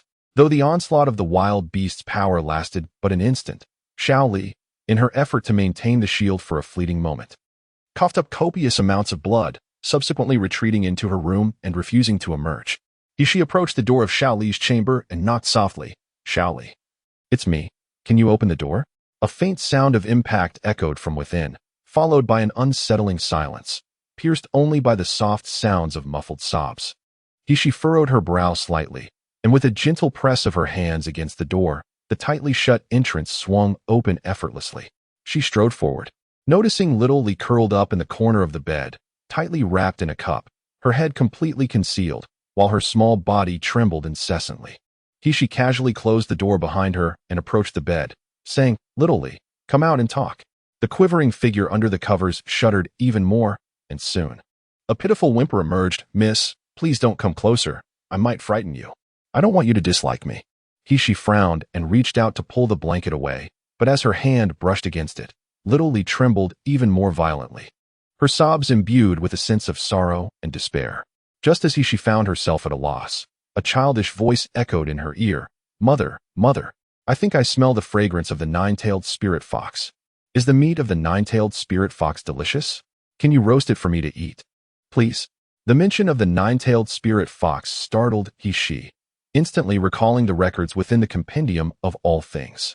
The nine-tailed spirit fox is one of the ancient divine beasts, its true form being that of a fox with formidable vitality. With each ascension, it grows an additional tail and gains a new form of magical power. Once it accumulates all 9 tails, it will possess the ability to overturn the heavens and the earth. The tails of the nine-tailed spirit fox are each worth their weight in genius treasures, and the inner elixir formed after it reaches 6 tails is a coveted treasure among martial artists. Furthermore, although the nine-tailed spirit fox is a beast, it possesses an extraordinary ability to transform, posing a significant threat to humanity. Consequently, they were gradually hunted to extinction. On the Miluo continent, they have long since vanished. Edan claimed to have detected the scent of the nine-tailed spirit fox, and the only entity exhibiting unusual behavior in the room was the little raccoon. Could it be that she is a nine-tailed spirit fox? She was filled with astonishment as she listened to Edan clamoring for the flesh of the nine-tailed spirit fox. With a hint of irritation, she retorted, "This is your elder sister, the little raccoon. Besides, if you wish to consume the nine-tailed spirit fox, do not expect me to prepare anything for you in the future." Edan fell silent, instantly deterred from further protests, and with a hint of grievance, pleaded, "Mother, please do not be angry. Edan will not eat the nine-tailed spirit fox, so please prepare food for me." Hishi's gaze once again settled on the trembling little raccoon as she tentatively inquired, "Little raccoon, are you a spirit fox?" As soon as her words fell, the little raccoon abruptly tossed aside the cup that covered her, gazing at Hishi in disbelief. "Miss, you know." Hishi's eyes were immediately drawn to the fluffy, long tail behind her, its fur a pristine silver white, exuding an air of mystery, nobility, and beauty in the dim light. The little raccoon's expression abruptly stiffened, revealing a countenance fraught with despair, fear, and sorrow. "Miss, since you are aware, please end my life and take my tail. Rather than perish at the hands of others and suffer torment, I would prefer to die by your hand. Consider it a repayment for your grace in saving my brother." "What would I want with your tail?" Hishi replied, bemused. "Am I to fashion a fur coat from it?" Little Lee suddenly widened her eyes, her expression of sorrow transforming into a vacant stare. "Miss, do you not know? The tail of a nine-tailed spirit fox is the most precious treasure of nature. If it were to be sold, what foolishness are you uttering?" Hishi scoffed, her tone dismissive. "You are merely my servant. The entirety of Little Lee belongs to me, bound to serve my interests. If I were to disassemble you for profit, would I not incur a significant loss? Do you truly believe I would engage in such a futile venture?" Upon hearing this, Little Lee stood frozen, staring at Hishi.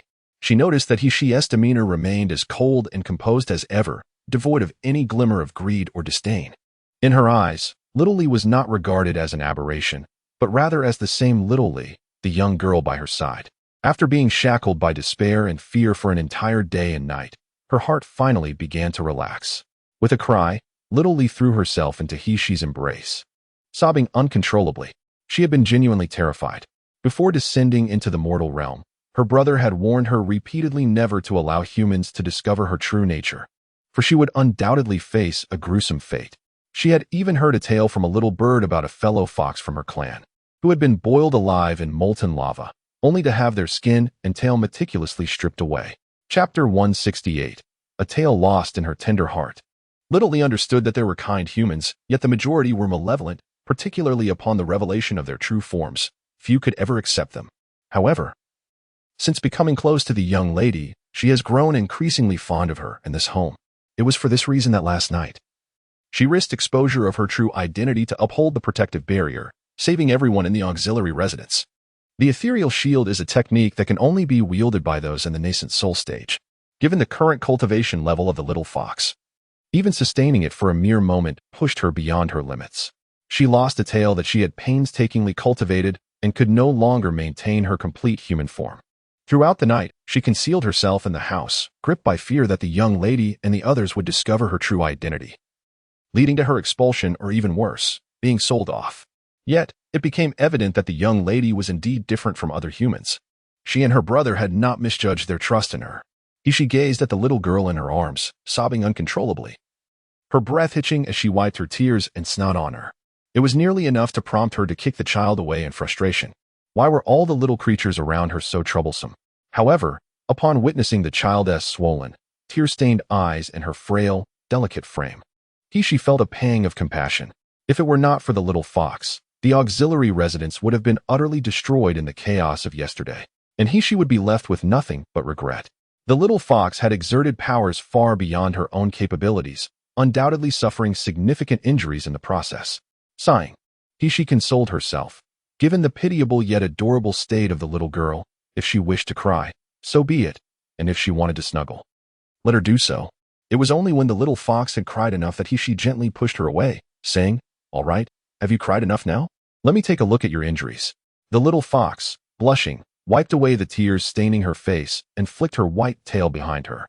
In a hesitant voice, she murmured, "Miss, please do not worry. I am fine. It is merely a lost tail." Can losing a tail truly be considered trivial? One must understand that as a celestial beast, the nine-tailed spirit fox possesses an arduous path to ascendancy. Losing a tail hinders the ability to maintain her human form, marking a significant loss for the little fox. Hishi's gaze softened slightly as she reached out to caress the young girl's face, gently saying, regardless of the circumstances, "It was you who saved everyone in the other courtyard this time. I owe you a favor."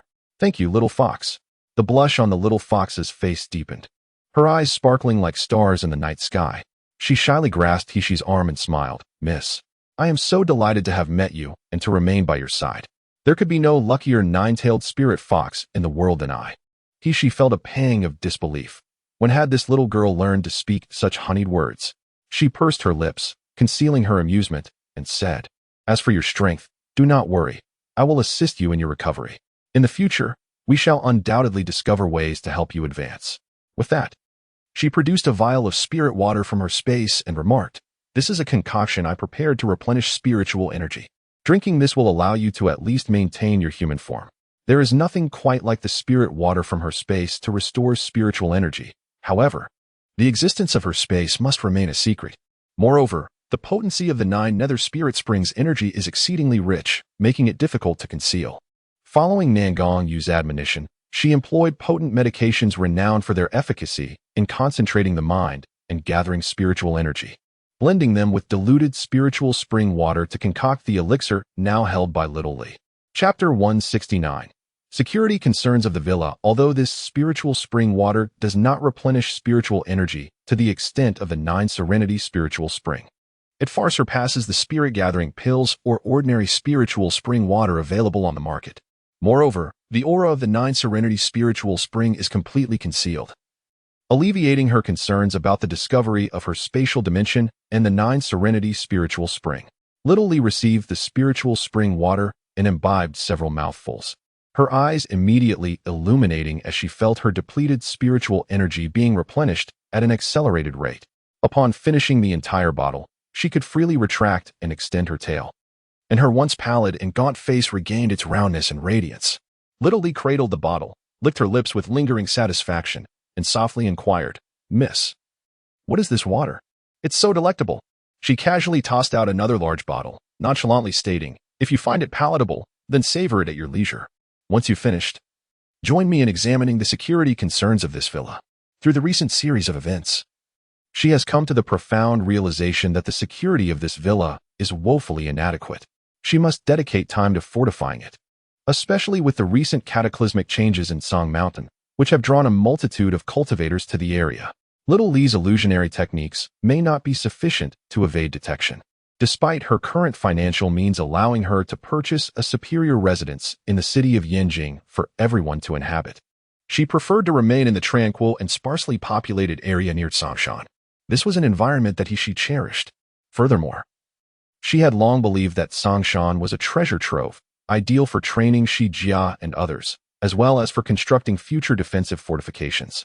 As for the scarcity of spiritual energy, she possessed a spatial realm and a spiritual spring. Moreover, Shi Jia and his companions did not adhere to the traditional path of martial artists, rendering the abundance or deficiency of spiritual energy inconsequential to her. She retrieved the compendium of all things left by the elder of Shumi, turning to the section on formations for a meticulous examination. Given that the compendium primarily served as an introduction, it lacked comprehensive details on advanced formations. However, the elder had provided methods and principles for some simple and commonplace formations. She identified a particularly practical one and, in conjunction with the concealment techniques of the little raccoon, established further protective measures around the courtyard. As a result, even those martial artists with enhanced perception would be oblivious to the courtyard's existence, naturally circumventing it even if they approached its vicinity. Only cultivators at the golden core stage or above, with the intent to investigate, might faintly sense something amiss, while such protection could not be deemed infallible. Time was of the essence, and she had numerous tasks to undertake, leaving her little opportunity to develop a superior formation.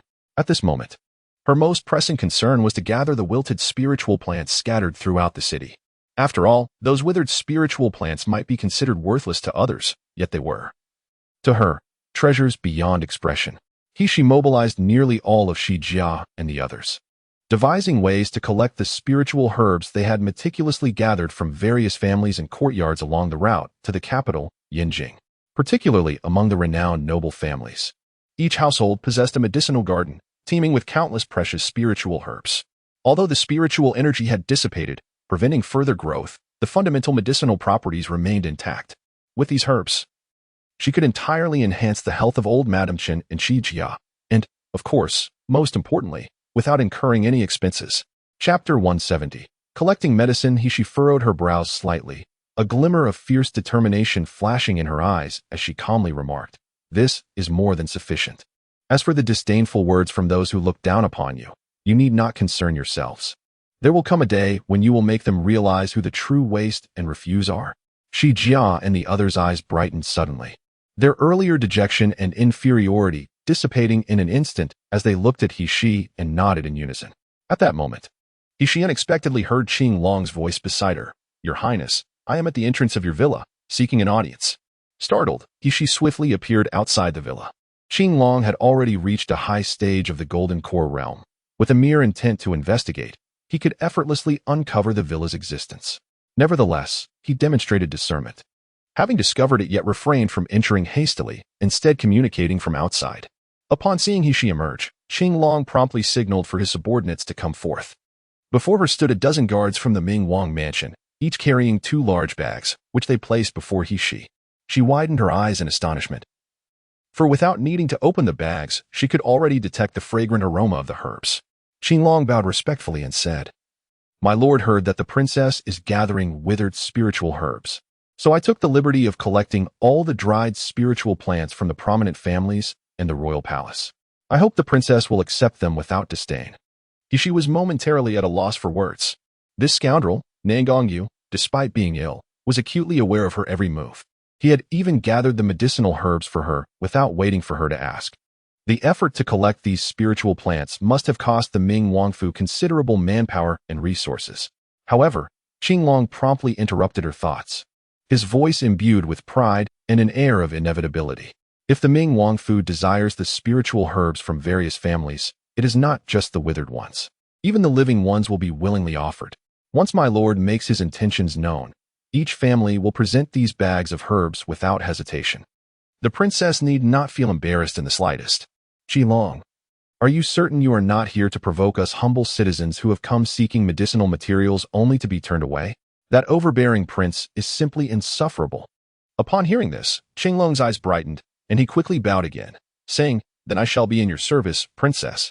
With that, he departed gracefully, accompanied by a retinue of individuals flying away on their swords. As the personal guard of the Ming Wang, a Golden Core expert, he had intentionally lowered his status to deliver this bundle of herbs, all for the sake of receiving this assurance from He Shi. With this substantial collection of medicinal herbs, He Shi swiftly penned several new prescriptions and instructed Xiao Li and Granny Chun to begin brewing them. Among these prescriptions were concoctions for refining the bodies of Shi Jia and others, as well as remedies for Granny Chen's injuries. Chapter 171. The withered tree blossoms again. Xia and Nangongyu had gathered an abundance of withered spiritual plants, far too numerous to be utilized in a short span of time. Hence, Xia decided to store most of the remaining herbs in her spatial realm, intending to categorize and process them gradually. However, upon entering the space, she was taken aback by the scene before her. There, her round, short-limbed companion, the egg, was diligently excavating and planting the withered grass in the ancient spiritual field. Just as Xia was about to jest at the egg's lack of understanding, after all, how could the withered spiritual plants possibly revive? The very essence of being withered meant that even the seeds of newly sprouted spiritual plants had perished alongside them. Her amusement was abruptly halted. To her astonishment, she witnessed the withered grass that the egg had tossed into the pit rejuvenating at a visibly rapid pace, its leaves gently swaying, exuding an air of vitality. Upon noticing Xia, the egg's face lit up with joy as it scampered over with its little short legs, affectionately clinging to her calf. "Mother, I'm so bored. You never come in to play with me. By the way, did you bring me something delicious?" Xia retrieved a roasted deer leg from her storage ring and handed it to the egg, watching it devour the morsel in one gulp. She then lifted it and pointed to the verdant spiritual field that had flourished under its care. "Did you plant all of these?" "Yes. Didn't you ask me to tidy them up?" The egg grinned adorably, biting its tiny hand. "Mother, am I good? Am I amazing?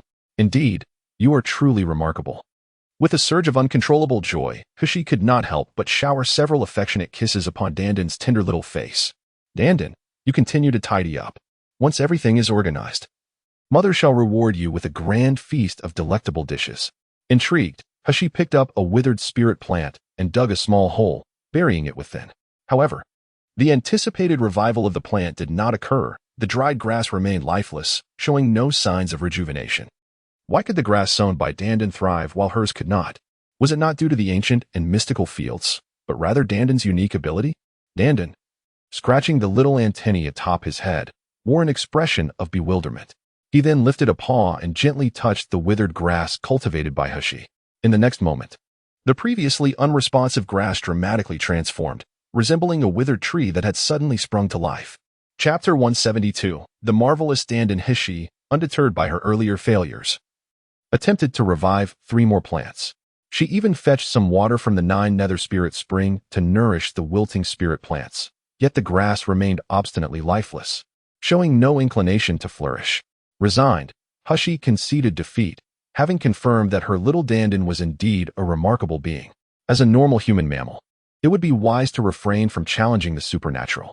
Sensing Humph's disappointment, Dandan earnestly patted her shoulder, donning a comforting expression that seemed to say, "Do not be disheartened. Mother, be strong." This left Humph in a state of amused exasperation. Gently stroking Dandan's little antennae, she mischievously remarked, "Poor Dandan, I cannot lend a hand. The remaining spirit plants must be tended to solely by you." Upon noticing the towering heap of withered grass beside him, Dandan's cheerful expression swiftly transformed into one of sorrow, his little antennae drooping in a display of grievance. Humph could not help but chuckle. "All right, do not feel so wronged. I am merely preparing a delightful feast for you, ensuring you shall eat to your heart's content. Surely, that suffices?"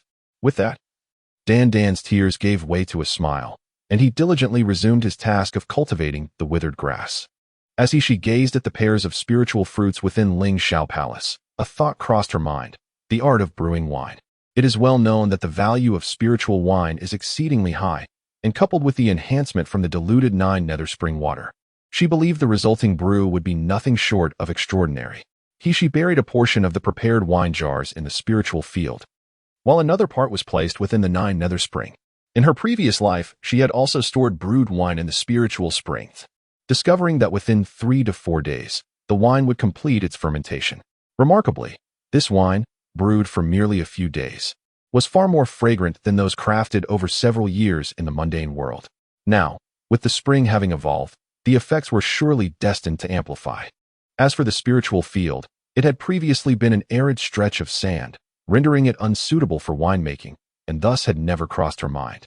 However, the ancient spiritual field now brimmed with rich spiritual energy, likely capable of enhancing the quality of the wine, and she was eager to experiment. Little did Humph know that the ancient spiritual field's 100-fold acceleration of time was not only beneficial for the spiritual plants cultivated upon it, but also for the spiritual wine buried beneath its surface. Consequently, when she retrieved the spiritual wine, its aroma was potent enough to intoxicate the beasts of an entire mountain, leaving her utterly astonished. Yet, that is a tale for another time. On the following morning, Humph departed from the guest house early, making her way to the underworld king's residence. Compared to yesterday, the number of martial artists gathered at the foot of Tsongshan has multiplied several times. Each face is marked with an anxious excitement and an unwavering determination. The ranks of these martial artists have advanced from primarily Qi training and foundational practitioners last night to a day where not a single Qi training practitioner is in sight. The majority are composed of those at the foundational and meridian condensation stages, many adorned in identical attire, clearly hailing from the same noble clan. Fortunately, they have congregated to the west of Tsongshan, while the separate residence of Humph lies to the east. Coupled with clever disguises, the existence of the residence remains undetected. However, Humph harbors a wealth of curiosity about what has transpired within Tsongshan, drawing such a throng of martial artists.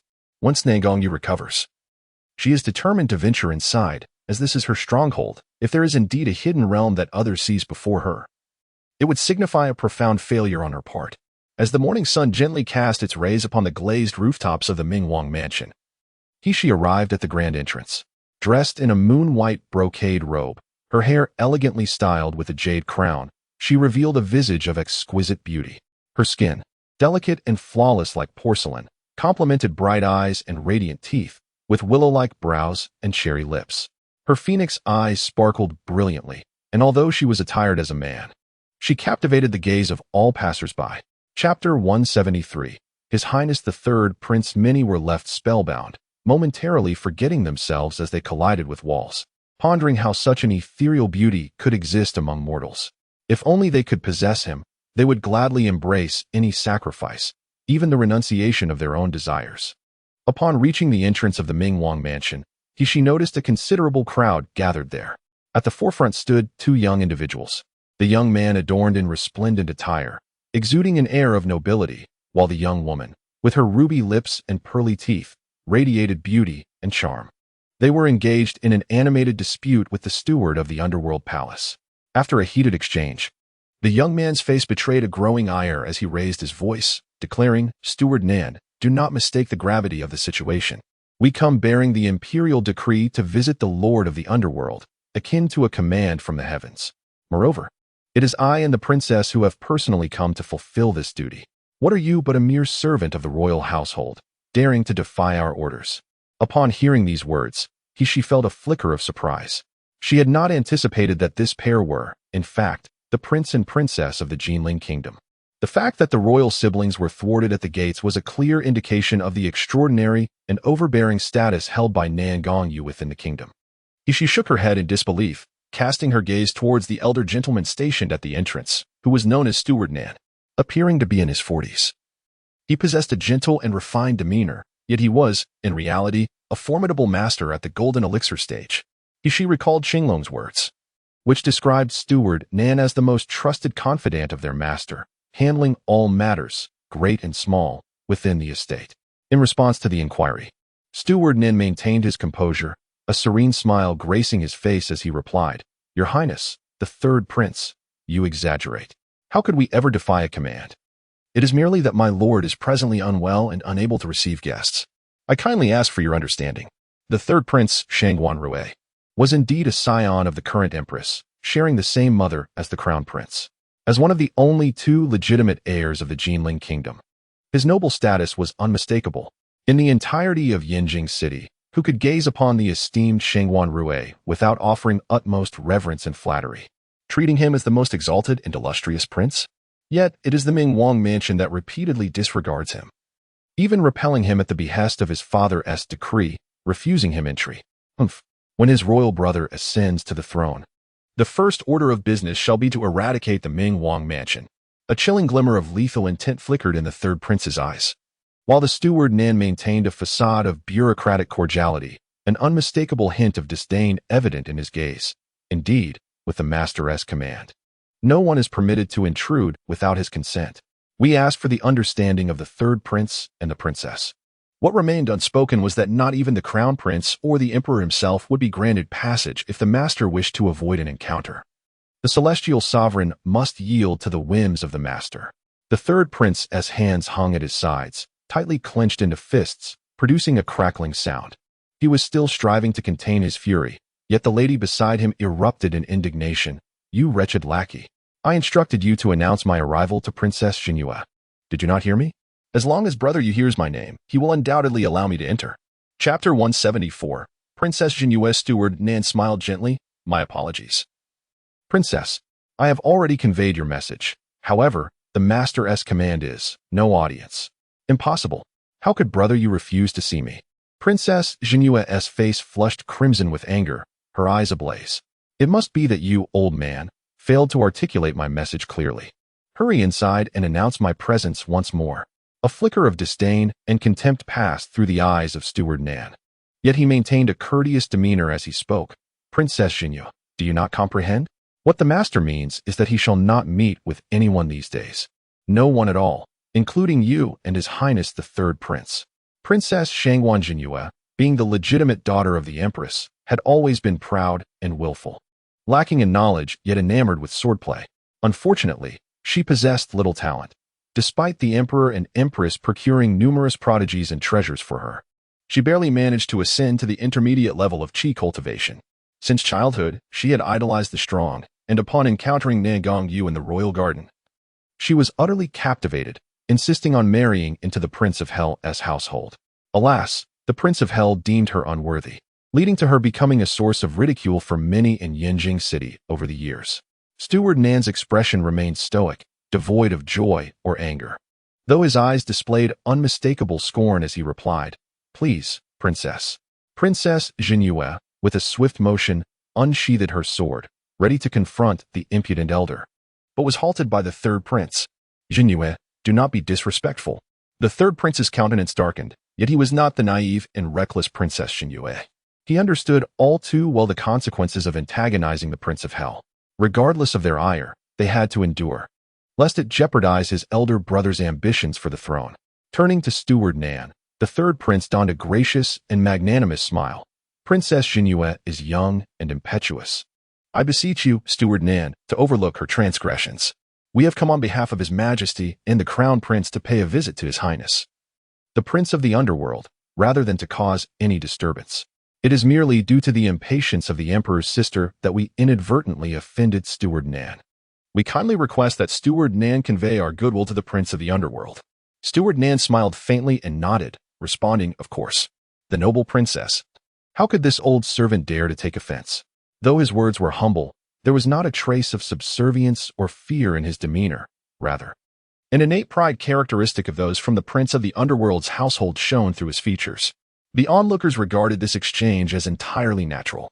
After all, this was the Prince of the Underworld, capable of single-handedly repelling hordes of monstrous beasts. What did it matter if the visitors hailed from the imperial city? Without the prince's protection, the royal family of Jinling, let alone the entire nation, would have long been overrun by those beasts. She found herself reflecting on the unparalleled status of Nan Gongyu and Jinling as she took a small step forward. Out of the corner of his eye, Steward Nan caught sight of He, and his previously formal smile transformed into one of warm surprise as he hurried forward, exclaiming, Your Highness. He shot him a sharp glance, and the astute steward immediately corrected himself, smiling. The prince has been awaiting you at the water pavilion for quite some time. Please, allow me to escort you. She nodded in agreement and was about to follow, when she heard the somewhat sullen voice of the third prince from behind. Wait, Steward Nan, did you not say that His Highness, the Prince of the Underworld, does not receive guests? Why does this young man? Chapter 175. Does my identity concern you? In ancient times, descriptions of handsome men often included phrases such as radiant as the sun and moon, as solitary as a pine standing alone, elegantly poised, and exquisite as jade in the wind. At that time, the third prince merely scoffed, believing that a man could never be compared to the delicate beauty of a woman. However, upon encountering the youth before him, he found himself utterly captivated, his senses overwhelmed, and his heart lost. The ordinary beauties of his own household appeared as mere dust in comparison to this striking young man. The anger etched on the third prince's face swiftly dissipated, transforming into a gentle and refined demeanor, akin to a spring breeze. Unbeknownst to him, he had even produced a folding fan, exuding an air of nonchalance and grace. I am Shangguan Rue. May I inquire about the esteemed name of this young gentleman? Have you come here to inquire about the health of the King of Hell? The onlookers, initially entranced by the youth's unparalleled charm, found themselves momentarily breathless. However, upon hearing the third prince's words, they were jolted back to reality, filled with confusion. It is worth noting that just moments before, when the third prince and Princess Jinhua sought an audience, the southern steward of the King of Hell's residence had treated them with indifference. Even when Princess Jinhua had drawn her sword, the southern steward showed no sign of compromise. Yet now, in the presence of this seemingly unremarkable young man, the southern steward's demeanor had transformed entirely, his previously composed face now adorned with a warm smile. Who exactly is this youth? She, witnessing the third prince's ostentatious display, felt a pang of annoyance and had no interest in engaging further, promptly turning to leave. The steward of the Nangang household cast a cold gaze towards the third prince, for she was aware that this was the princess chosen by their master, the future mistress of the Mingwang Manor. Anyone daring to covet her would meet a dire fate. Halt. At that moment, the Princess Xinyu, who had been momentarily entranced by Hushi's beauty, regained her composure and stepped forward to obstruct Hushi's path, haughtily demanding, My third brother is addressing you. Did you not hear? Who are you? And by what right do you enter the Mingwang Manor? Though the youth's striking looks surpassed even those of Ne Gongyu, Xinyu felt no admiration. Instead, an inexplicable surge of intense loathing and jealousy welled within her. Hushi sneered softly, not even bothering to spare her a glance. Does my identity concern you? How dare you? Do you know who I am? Xinyu exclaimed, pointing an accusatory finger at Hushi, her voice laced with indignation. You dare to speak to me in such a manner. Do you believe I won't have you? You. How dare you? Xinyue's face flushed with fury, alternating between shades of green and purple, her body trembling with rage. The onlookers, however, could hardly contain their amusement, though they refrained from being overly audacious due to her royal status. their faces contorted in suppressed laughter, quaking in silent mirth, while common folk feared the identity of Princess Xinyue. The guards of the Mingwang Manor and steward Nangong felt no such trepidation. Unable to restrain themselves, they all smirked, their eyes gleaming with unmistakable mockery, even if no laughter escaped their lips. Chapter 176.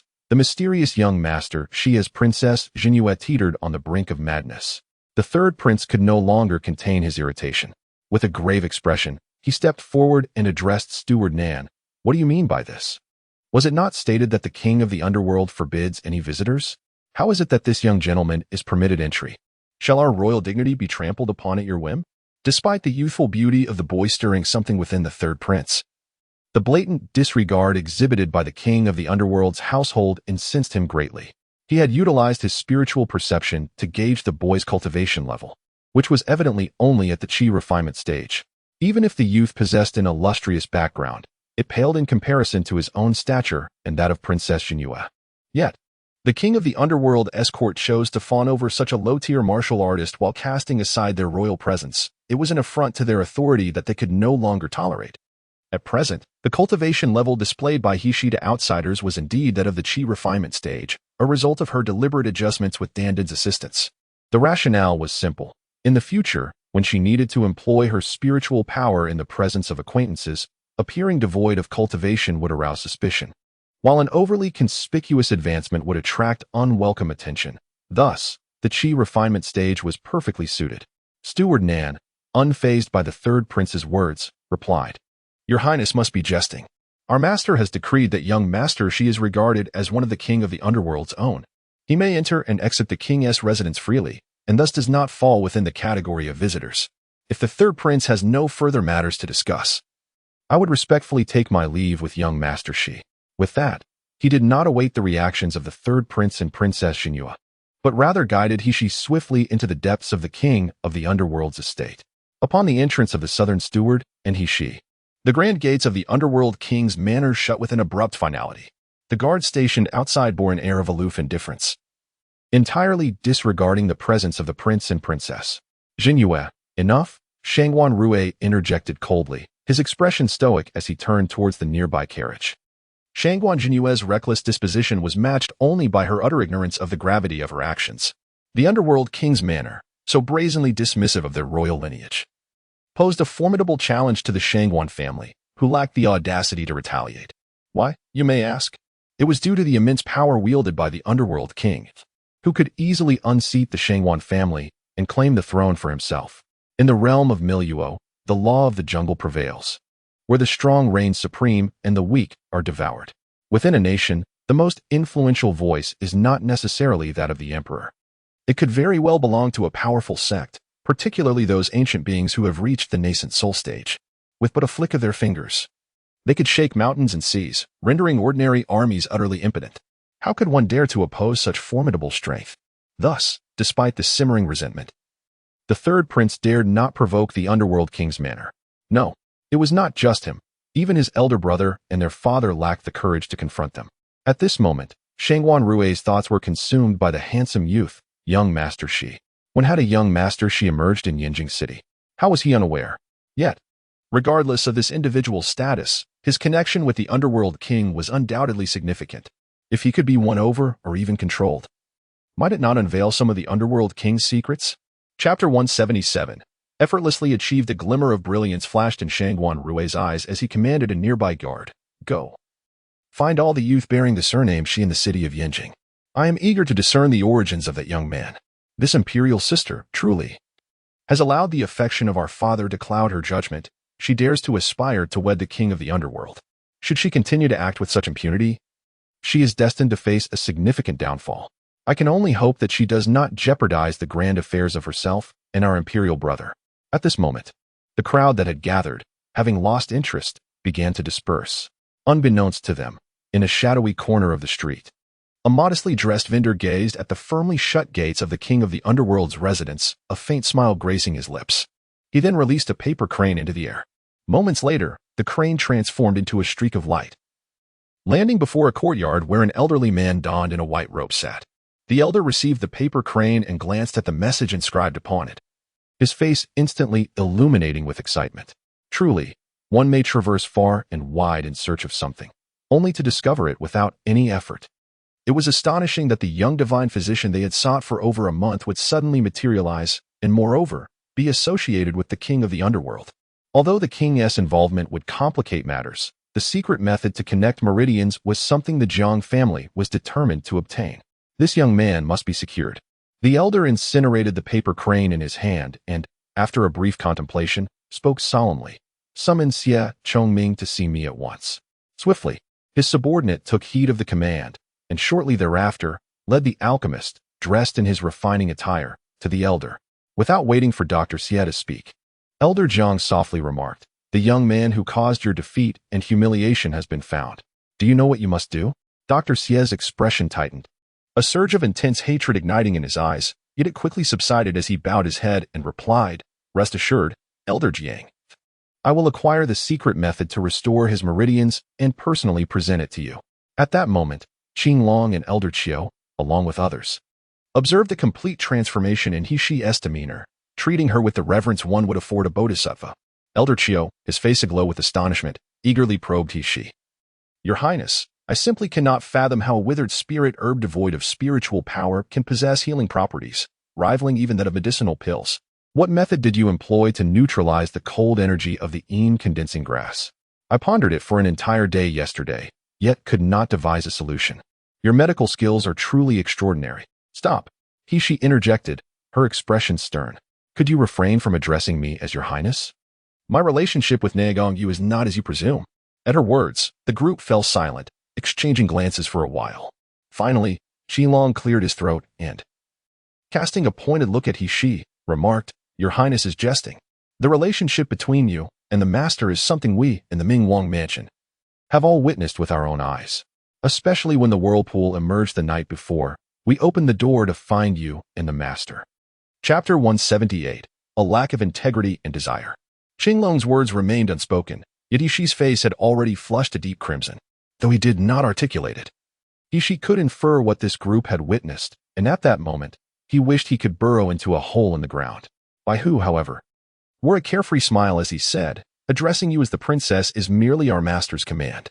If you have any objections, feel free to bring them to our master. By the way, he has been waiting for you at the water pavilion for quite some time. Please do hurry there." "Did you think it would be of any use to mention it to him?" He Shi gritted his teeth, retrieving a food box from his spatial realm and handing it to Baihu. "This is the meal your esteemed master ordered yesterday. Please deliver it to him promptly. I shall prepare the medicinal herbs for later." Baihu dared not accept it, even exaggeratedly retreating a step, waving his hands. "Princess, please spare me. If the master discovers that his visitor is not the princess, but rather me, he would surely flay me alive. It would be best if you delivered it yourself. The master would be delighted to see you, and perhaps his injuries will heal more swiftly. As for the preparation of the herbs, old Qiu has already learned. So let him assist the princess instead." "Old Qiu, do you not agree?" "Indeed." Old Qiu chuckled, stroking his beard. "It is an honor for me to assist the princess." With a heart full of frustration, yet devoid of any alternatives, He Shi turned and made his way towards Nagong Yu's chambers. At this moment, He Shi still held a food box, and as she moved, the tantalizing aroma of the food wafted forth, causing Wu Yu, who was initially spectating with indifference, to involuntarily sniff the air repeatedly. "What is this delightful scent?" Wu Yu craned his neck to peer into the food box, his gluttonous demeanor eliciting hearty laughter from the white tiger, who patted his back and exclaimed, "This is a culinary masterpiece exclusively crafted by the princess. Its exquisite taste rivals that of the rarest delicacies. I dare say, despite your worldly gastronomic experiences, you have yet to encounter anything that compares to the princess's culinary skills. Once you indulge in this, you shall find all other delicacies utterly lacking." Wu Yu, known as one of the four great beasts, the gluttonous Tao Tai, clearly had an insatiable passion for food. The white tiger's words ignited a fervent craving within him, transforming his gaze towards He Shi into that of an eager, pleading puppy. He Shi was nearly blinded by his antics. Was this truly the same Wu Yu, the elegant and imposing gentleman from the Tao Tai pavilion?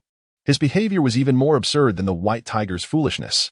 What was most vexing, however, was that this fellow flitted around her, incessantly calling out "Princess! Princess!" The sound was like a relentless buzzing fly that made her wish to swat him away. Even the azure dragon could no longer bear to watch. Covering his face and sighing, wishing he could drag this embarrassing individual out of the underworld palace. Yet, he understood Wu Yu's nature, typically languid and indifferent. Once he became fixated on something, he pursued it with unwavering determination. Moreover, although the cultivation of desirelessness may not be particularly high, his extraordinary skills are unmatched by any other. If it truly comes to a confrontation, he and the white tiger may find it challenging to subdue him. Ultimately, she, feeling exasperated, retrieved another food container from the spatial realm and tossed it to him, coldly stating, "This is a one-time concession. There shall be no second instance." Upon receiving the food container, Wu Yu was immediately enveloped by a rich and fragrant aroma, his eyes sparkling with anticipation, as if he wished to swallow the entire container along with its contents whole. Chapter 179. Allow them to acclimate. First, she shook her head helplessly, as the persistent cries of her child echoed in her ears. "Wu, mother no longer loves Dandan. It's one thing to share delicious food with that charming elder brother, but why must it be given to others? This is clearly Dandan's. Wu, mother no longer cares for Dandan. What an absurd predicament." The azure dragon swiftly led she to the water pavilion, which had already removed the fire crystal, allowing for a refreshing breeze to flow through as the gauzy curtains fluttered gently, creating a comfortable and cool atmosphere. As she stepped into the inner chamber of the water pavilion, she beheld Nan Gongyu, clad only in a white satin nightgown, reclining on the edge of the bed. His long hair cascaded partially down his shoulders, while the other half was elegantly gathered with silver tassels. From the side, he appeared with high cheekbones and exquisitely handsome features. Yet his complexion was shockingly pale, almost translucent. Despite both her and the azure dragon's entrance into the room, Nan Gongyu seemed oblivious, his long lashes casting shadows as he slightly lowered his gaze, exuding an aura of frailty and beauty. A sudden, inexplicable pain surged through Hishi's heart. She detested witnessing this man's frail side. He ought to be vibrant and exuberant, yet in his quest to save her, he had become so weakened. Gently, she knocked on the door, prompting Nan Gongyu to turn his head. Upon seeing Hishi, a flicker of tender warmth spread across his otherwise cold brow and eyes. "You have arrived?" Though his tone was unremarkable, it was imbued with profound joy and anticipation, causing Hishi's heart to race uncontrollably. She steadied her emotions and approached with a food container in hand. Soon, a servant from the pavilion came forth to receive the box, meticulously arranging its contents upon the table, as the enticing aroma of the food wafted through the room. Even the trained servants of the Nalan Mansion could not resist inhaling deeply, swallowing hard, and forcing themselves to hide their desires. This world, largely oblivious to the existence of seasonings, had many who consumed spiritual food solely focused on its rich spiritual essence, perhaps noting sweetness or saltiness at most. Thus, when they encountered the dishes lovingly prepared by Hishi, they found it almost unbelievable that food could possess such exquisite flavors. Indeed, ever since Nan Gongyu had savored a meal prepared by Hishi, he had shamelessly demanded takeout on a regular basis. The inhabitants of the Nalan Mansion had, to varying degrees, begun to grasp what true culinary delight entailed. Although most had yet to taste it, the vibrant colors, alluring aromas, and concentrated spiritual energy, coupled with the white tiger's endorsements and the delectable sauces that lingered on their fingertips while clearing the table, stirred a relentless hunger within them. Sigh. If only the princess could marry into the royal residence and impart a fraction of her culinary skills to the esteemed chefs within. The prince and princess are dining together. Nan Gongyu lifted a piece of food with his chopsticks and savored its delicate fragrance and tenderness, smiling gently as he remarked, "Since you, Sheer, will inevitably become my princess, what fault is there in having them rise early? It is beneficial for them to acclimate." Chapter 180. Compensation. Hsieh's lips twitched. "Who says I will inevitably become your princess?" Nan Gongyu raised an eyebrow. "You are not willing?" Hsieh glared at him. "We have only known each other for a month." A month, yet we have embraced and kissed. Hsieh, considering the close bond we share, can you truly claim that we are mere strangers? Hsieh felt a surge of annoyance. What did he mean by having kissed and embraced? She was clearly coerced. Nan Gongyu leaned closer and whispered in her ear, "Share, do you truly not wish to become my princess, my rightful wife?" The warmth of his breath brushed against her ear, his exquisite features mere inches away.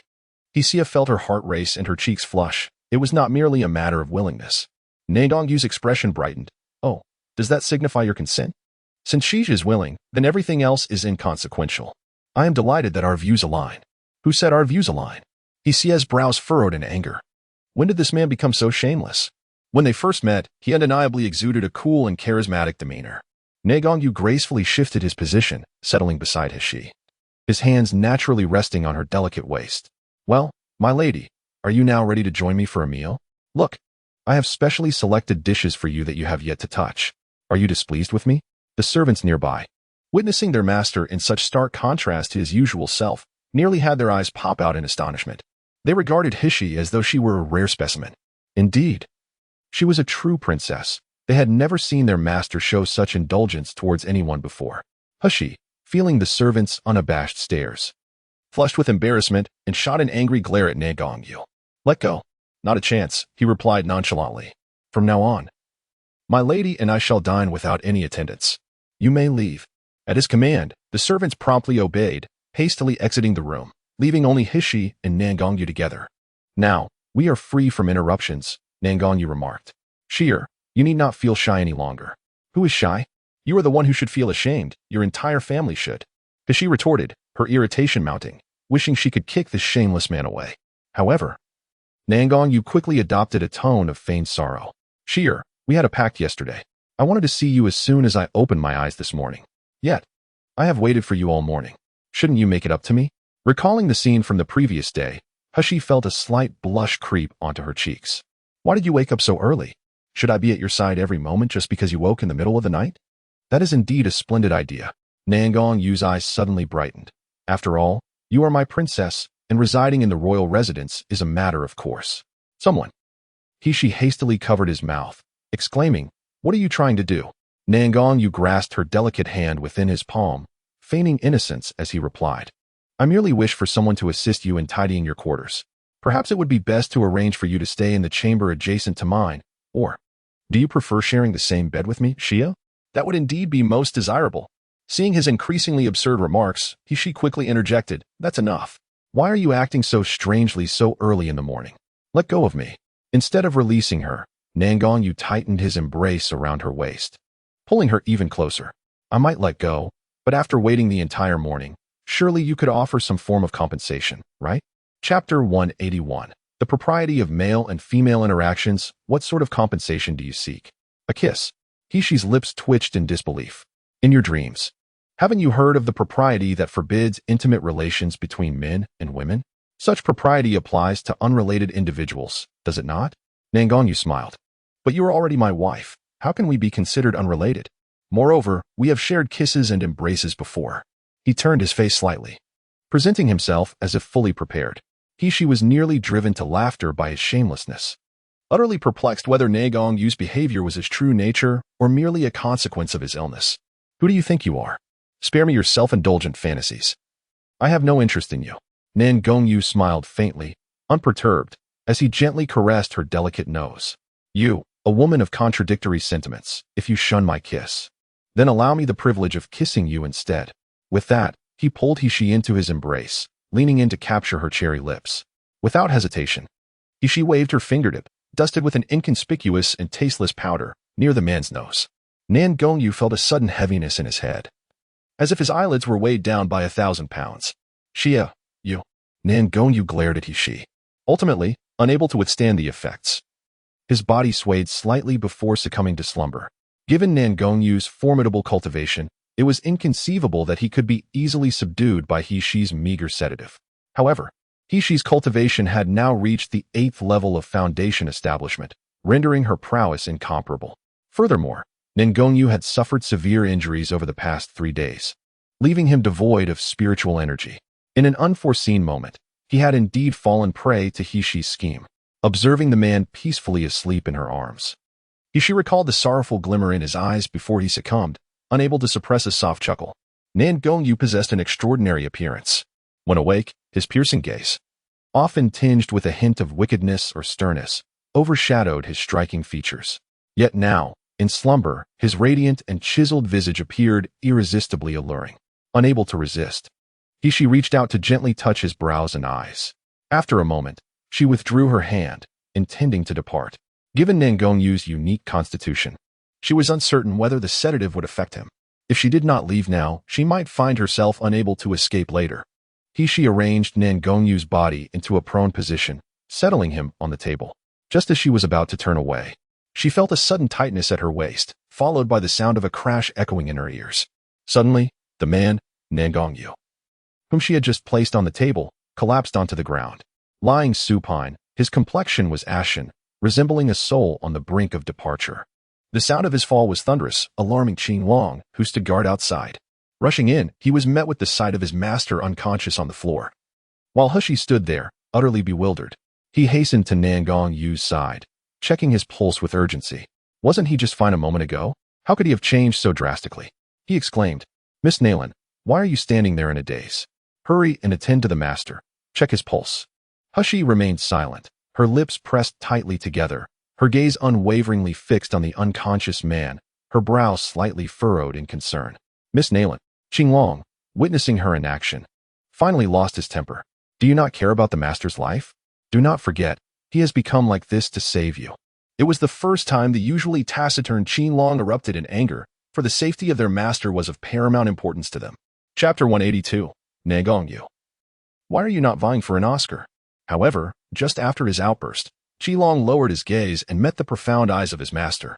The cold glint in Nalan's eyes clearly conveyed a silent warning. "Is my princess someone you can insult? Are you seeking death?" Qinglong felt a vain throb on his forehead, and cold sweat trickled down his spine. Humph, who had initially doubted whether Nalan was merely feigning unconsciousness, found herself uncertain in light of Qinglong's furious demeanor. Could it be that Nalan was genuinely injured? Had she inadvertently caused his fall when she departed moments ago? Nalan's injuries were so severe that if his internal organs had been impacted during the fall, the situation could easily worsen. The mere thought of this sent she into a state of agitation. She hurriedly approached Nalan, taking his hand to check his pulse. This time, Qinglong, displaying a commendable sense of propriety, yielded his position to Humph and even adjusted his master's posture so that he could lean closely against her. Truly, this loyal guardian of the King of Hell had made considerable efforts. Humph grasped Nalan's hand and began her examination. However, 3 minutes later, she abruptly released his hand and turned to leave. How foolish and naive she had been to genuinely believe that this calamity, which had plagued the world for millennia, would succumb to death from a fall. This man was clearly feigning, pretending to be unconscious, pretending to fall, pretending to be lifeless. Nalan, with such talent for theatrics, why not compete for an Oscar? In her moment of distraction, she lost her balance and fell heavily. Yet, instead of the anticipated pain, she was met with the sensation of warm, taut muscles beneath her. A low, husky voice resonated beside her. "I did not expect you to be such a passionate person." She, infuriated, gritted her teeth and attempted to rise. Nalan held her tightly, pleading, "Don't go." Initially, it would have been easy for Humph to shake him off, but Nalan had resorted to using the last remnants of his spiritual energy, causing his hands to grow increasingly cold and his vitality to dwindle. "Have you lost your mind? Release me. Stop using your spiritual energy. Do you wish to perish?" she implored. "I won't let go unless you promise me you won't leave." He insisted. Panic washed over Humph as she realized that if this continued, he would truly be in grave danger. "All right, I won't leave," she quickly conceded. Only then did Nalan release his grip, a faint, feeble smile gracing his lips. "Is it so arduous for you to concede that you harbor feelings for me?" With these words, his eyes shut, and he genuinely lapsed into unconsciousness. Leaving Humph standing there, gazing vacantly at his exquisite countenance in slumber, her expression shifting incessantly, ultimately resolving into a protracted sigh. Although she was incensed at Nalan for deceiving her, she was also cognizant of the gravity of his condition and desired to prioritize saving his life before settling scores. She instructed Qinglong to prepare anew a chamber suffused with the spiritual energy of fervent fire crystal stones, and she arranged a bathing tub and hot water, recreating the treatment room precisely as it had been the day before. However, this time, the medicinal concoction differed somewhat from that of the preceding days. Originally, Nalan no longer necessitated an augmentation in dosage, which was why she had acquiesced to Qiu Lao's preparation. Alas, Nalan had only himself to blame for his self-destructive behavior in exerting his inner strength. She had no recourse but to retrieve a porcelain vial from her spatial dimension and unceremoniously pour 1/3 of the freshly prepared medicinal fluid into the bathing tub. This porcelain vial was a rather impractical magical artifact, the provenance of which she herself was uncertain. Its capacity was limited, yet it could accommodate several tons of liquid. The medicinal fluid within the vial had been prepared by her in the space last night in her spare time. It was extracted from the spiritual herbs cultivated by Dan, combined with 9 nether spiritual spring water, and its effects were 1,000-fold superior to those of yesterday. However, it might be too much for ordinary people to endure, so Shishi had not originally planned to use it. Under Shishi's guidance, Qilong placed Nagongyu into the medicinal tub, then stood aside as Shishi extracted silver needles and meticulously inserted them into several major acupoints on Nangongyu's body. As the silver needle pierced his body, smoke began to emanate from Nangongyu, causing the once sweltering temperature of the room to plummet. This was a sign that the chilling poison within him was being expelled. Shishi handed the porcelain vial to Qilong, instructing, "Once the color of the medicinal solution in the vat fades, replace it with a new barrel of water and pour the solution back in. If we continue this for 3 days, Nangongyu will recover." Qilong, taking the vial, quickly replied, "Your Highness, the master's condition remains precarious. I hope you will stay here until he awakens." He feared that if the master woke to find the princess absent, he might incur the master's wrath. Observing Qilong's expression, Hashi realized that leaving at this moment was an impossibility. Furthermore, she felt a sense of responsibility for Nangongyu's current state, having promised him she would not depart. Thus, both emotionally and rationally, she was compelled to remain. After a moment of contemplation, she inquired, "Do you have an alchemy chamber here?" "Yes," Qilong replied. "But, Your Highness, I thought you said you were not skilled in alchemy?" His heart filled with confusion, yet he bowed in acquiescence. As long as the princess chose to stay, it mattered not what she wished to do. He would comply, even if it meant dismantling the king of Hell's estate. The alchemy chamber within the estate was, of course, well-equipped. Spanning approximately 20 square meters, the walls were inscribed with numerous runes designed to gather spiritual energy. In one corner stood a rack made from special materials, allowing for the placement of spiritual herbs and beast cores without any loss of their vital essence. In the center of the room stood a gray alchemical furnace, approximately human height, with a tripedal round belly design, its exterior engraved with various sigils. She had encountered these symbols in the Mi-Ding Danjing. They represented special spirit collecting and isolation formations that could significantly enhance the probability of pill refinement. The higher the grade of the alchemical furnace, the more intricate and beneficial these sigils became.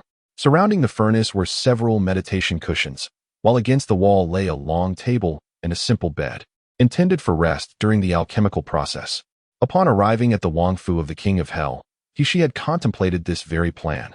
And now she was fervently eager to learn the alchemical methods detailed in the Mi-Ding Danjing. However, the inconvenience of being in a separate courtyard and the absence of an alchemical furnace hindered her efforts. Thus, borrowing the alchemical chamber from the Wangfu seemed the most prudent course of action. Following the descriptions in the Mi-Ding Danjing, she began to channel her internal spiritual energy, isolating the fire element energy and gradually condensing it until a faint golden flame flickered at her fingertips.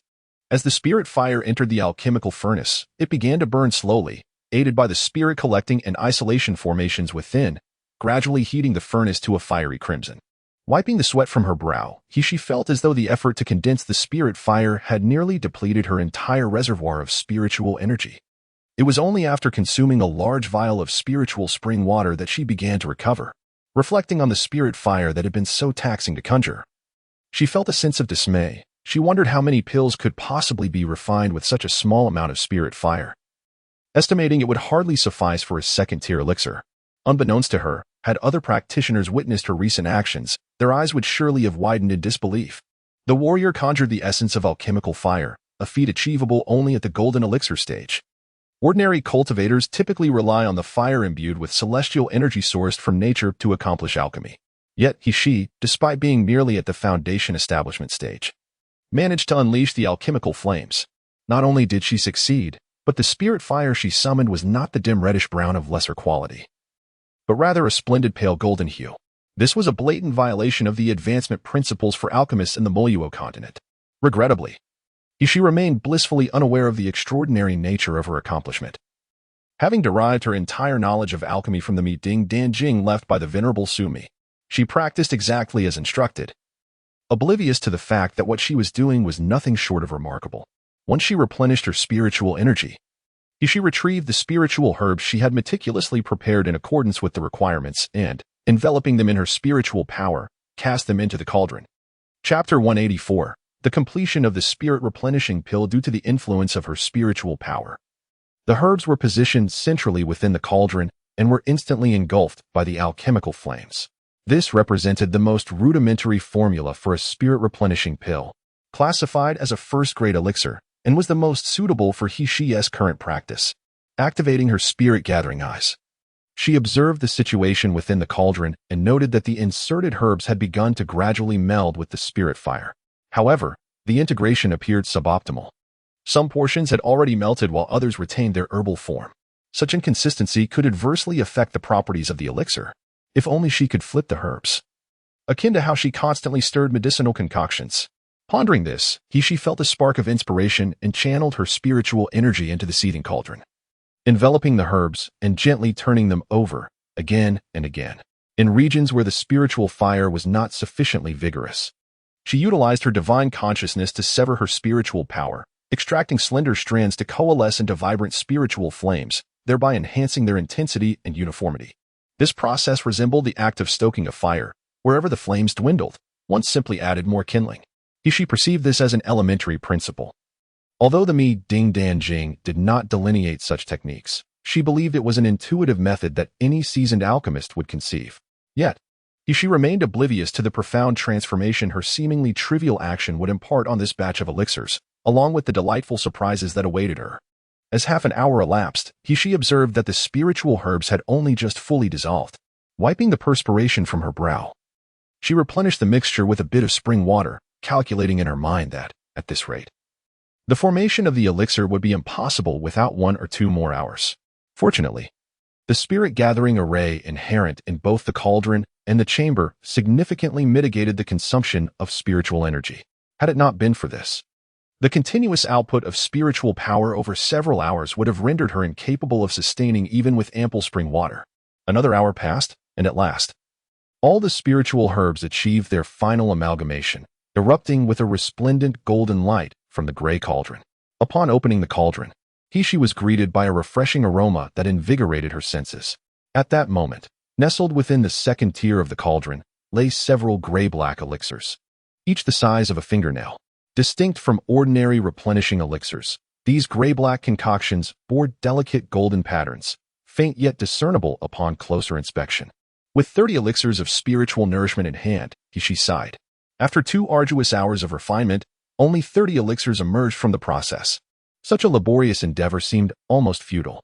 Were these words to reach the ears of other alchemists, they would surely drown she in a torrent of disdainful spittle.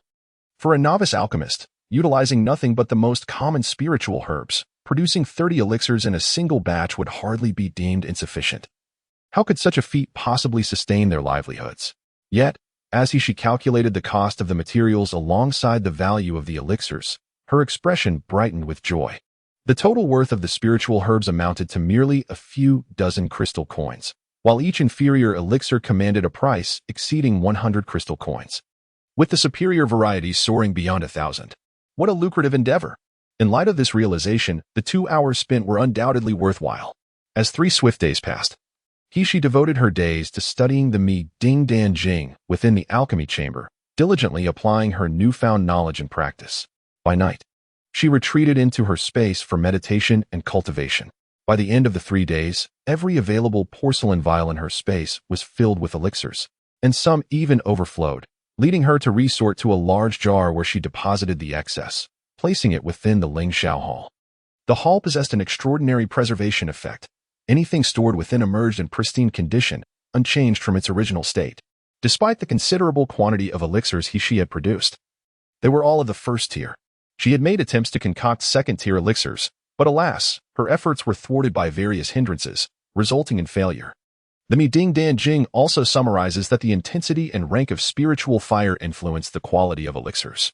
It appears that she was unable to refine a second-grade elixir due to the insufficient level of her spiritual fire, resulting in the failure of the elixir due to inadequate spiritual energy during the final concoction. However, the failed elixirs produced by she were remarkably different from those of other alchemists. Typically, a failed alchemical process would result in the elixirs shattering into powder, or even causing the entire alchemical furnace to explode. Yet, after she's unsuccessful attempt at creating a second-grade elixir, she still ended up with small, obscure pellets of elixir. distinctly smaller and duller than the ordinary second-grade spirit-replenishing elixirs. After some contemplation, she decided to separately store these failed elixirs, intending to investigate the reasons for their failure in the future. During this period, she also visited Nan Gongyu to assess his condition. Due to the additional ingredients she had incorporated into the medicinal bath, he had been in a deep slumber for the past 3 days to prevent any unforeseen outbursts. Only yesterday did she cease adding more ingredients. The results of the treatment surpassed her expectations. Nan Gongyu's physique proved to be extraordinarily resilient. Despite the potency of the concoction, which would typically backfire on an ordinary person, he surprisingly adapted well. Moreover, after 2 days of treatment, not only had the cold poison within him been dispelled, but his spiritual energy also began to gather and circulate within his dantian. Remarkably, even the injuries sustained in the fire cave began to heal gradually. As of today, it could be said that Nan Gongyu had fully recovered, regaining his peak cultivation level, and there was no need for concern until the next onset of poison. Standing behind Nan Gongyu, she began to remove the silver needles from his body. At the very moment she extracted the last needle, his eyes suddenly flew open, as she found herself unexpectedly face to face with a pair of beast-like eyes, blazing with fervent intensity. She was momentarily taken aback. However, before she could turn away, her wrist was firmly grasped by another, the warmth of their hold contrasting sharply with her previously frigid state, now akin to searing coals. Beads of perspiration formed upon her forehead as she questioned, "What do you want with me?" Yet, before she could finish her thought, her entire being was abruptly lifted, rendered powerless as she was dragged into a vat of medicine. A startled cry escaped her lips as she felt a mouthful of bitter liquid slip down her throat, causing her delicate features to contort in distaste as she coughed repeatedly. "You lunatic, are you trying to drown me?" With that, she braced her palm against the rim of the vat, intending to leap out. She was unnerved by the heat of his gaze, and the intimate proximity of their bodies left her cheeks aflame. She pushed against Nan Gongyu's chest with both hands, striving to maintain her composure as she declared, "What are you talking about? I don't understand." Chapter 186. Punishment. At his words, Hishi's face stiffened, her guilt prompting her to avert her gaze. "Stop spouting nonsense. Your fainting is a result of your own recklessness. I warned you not to use your spiritual power. And as for the sedative, do you have any evidence?" Confronted with Nan Gongyu's accusations, the only defense she could muster was to feign innocence, resolutely denying any wrongdoing. After all, the sedative she had concocted herself was a testament to her confidence. No one would uncover the truth. With that thought, she forcefully pushed against the man who had ensnared her, aiming to make her escape. However, the resurgence of Nan Gongyu to his prime was beyond her current capacity to influence. Her attempts to resist were not only futile but also resulted in Nan Gongyu tightening his embrace. She felt a sense of frustration, as if she had shot herself in the foot. Had she healed Nan Gongyu only to have him suppress her even more unrestrainedly? Nan Gongyu found Hishi's exasperation endearing. He chuckled softly. "Sheer, how should I punish you?" "Punish? Are you kidding me? I'm the one who healed you, okay? Why should I?" Before Hishi could finish, Nan Gongyu lowered his head. As the kiss concluded, Hishi was left without any strength to resist, allowing Nan Gongyu to hold her in his arms. Seeing her docile demeanor, Nan Gongyu's heart melted. "Sheesh, marry me, become my queen, will you?" Hishi suddenly snapped back to reality and leaped out of his embrace, retreating several feet away in a panic. "You, stop dreaming. Why would I marry you?" Nan Gongyu smiled. "Indeed, I'm dreaming, but I only dream of my sheer. Bah, who's yours?" Hishi refused to admit the trace of delight she felt. Nan Gongyu moved swiftly, appearing beside Hishi and pulling her into a tight embrace. "Sheer, don't avoid me, all right? You can't escape. You are destined to be mine." Hishi retorted angrily. "Why am I yours? It's more like you're mine. Don't forget, you owe me your life." As soon as the words left her lips, Hishi felt an overwhelming sense of regret, her heart sinking deeply.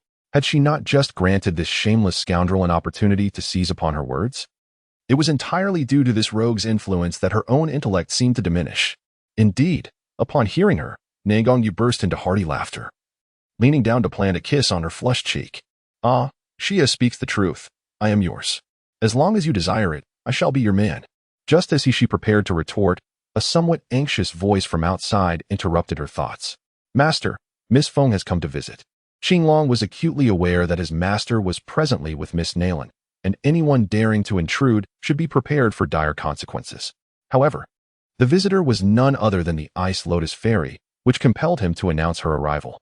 Nangon regarded Hishi thoughtfully for a moment before responding. I'm currently unavailable. Ask her to wait a moment. Qilong peered through the crack of the door, contemplating the situation. Indeed. Unavailable seemed to translate into enjoying a bath with Miss Nalan. Silently scoffing, he nonetheless maintained a respectful demeanor as he replied affirmatively. However, the visitor was Miss Feng, compelling him to announce her presence. Nangon gazed at Hishi, pondering for a moment before replying, I am currently occupied. Please have her wait a moment. Qinglong peered through the crack in the door and thought to himself that being occupied merely meant enjoying a bath with Miss Nalan.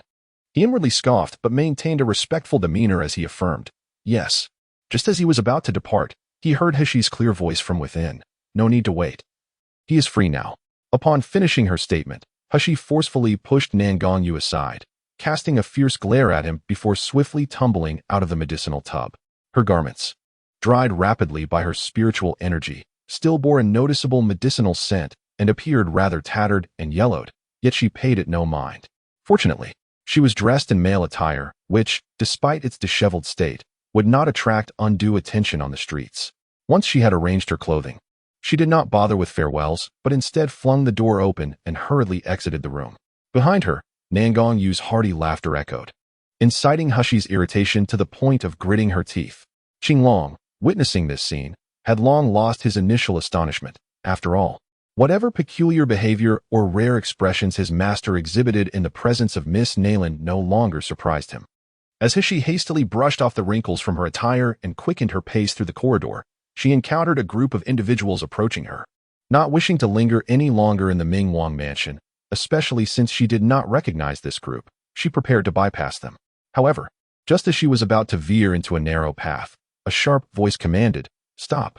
Hishi came to a halt and turned around, only to be confronted by a strikingly beautiful woman clad in purple, who, hands on her hips, angrily exclaimed, "How dare you serve in the King of Hell's estate without paying your respects to my lady?"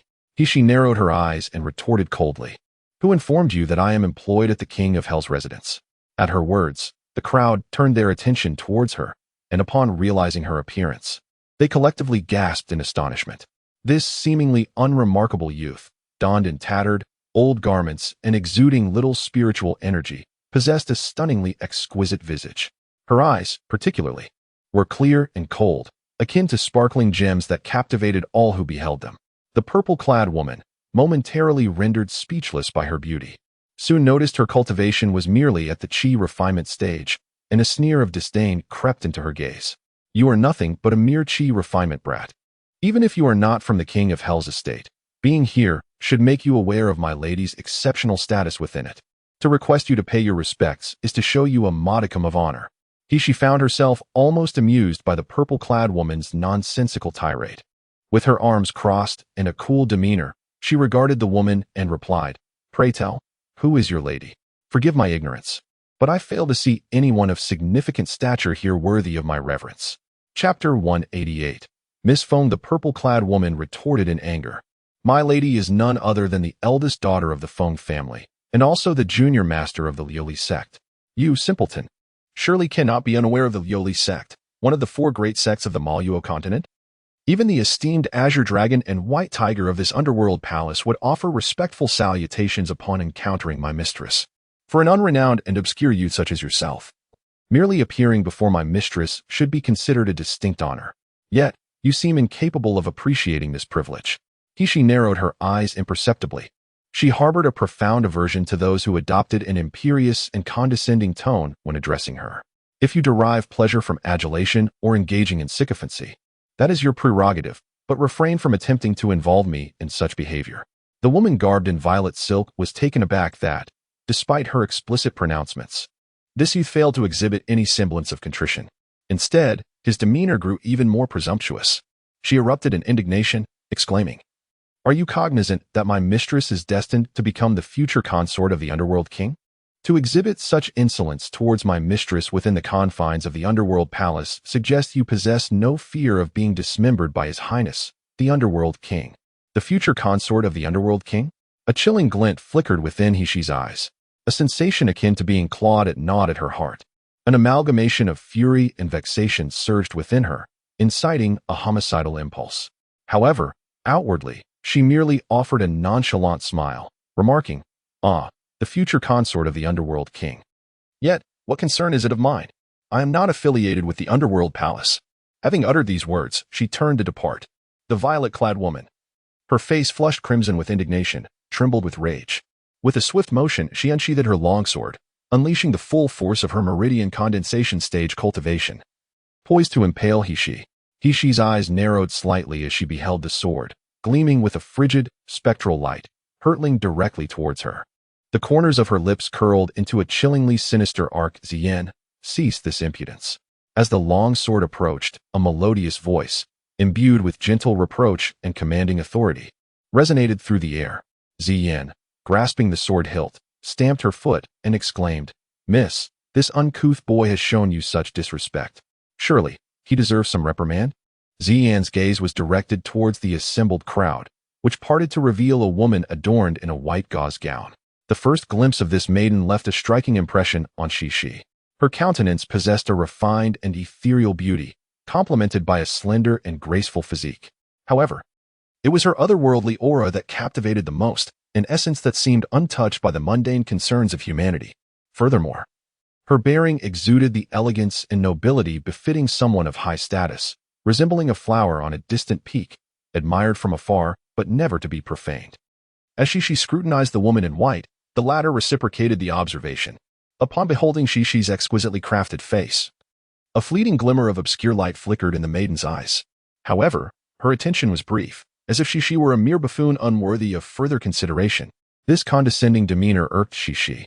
"Miss, allow me to discipline this unruly boy," Zien implored, approaching the esteemed Miss Feng with a blend of entreaty and coquetry.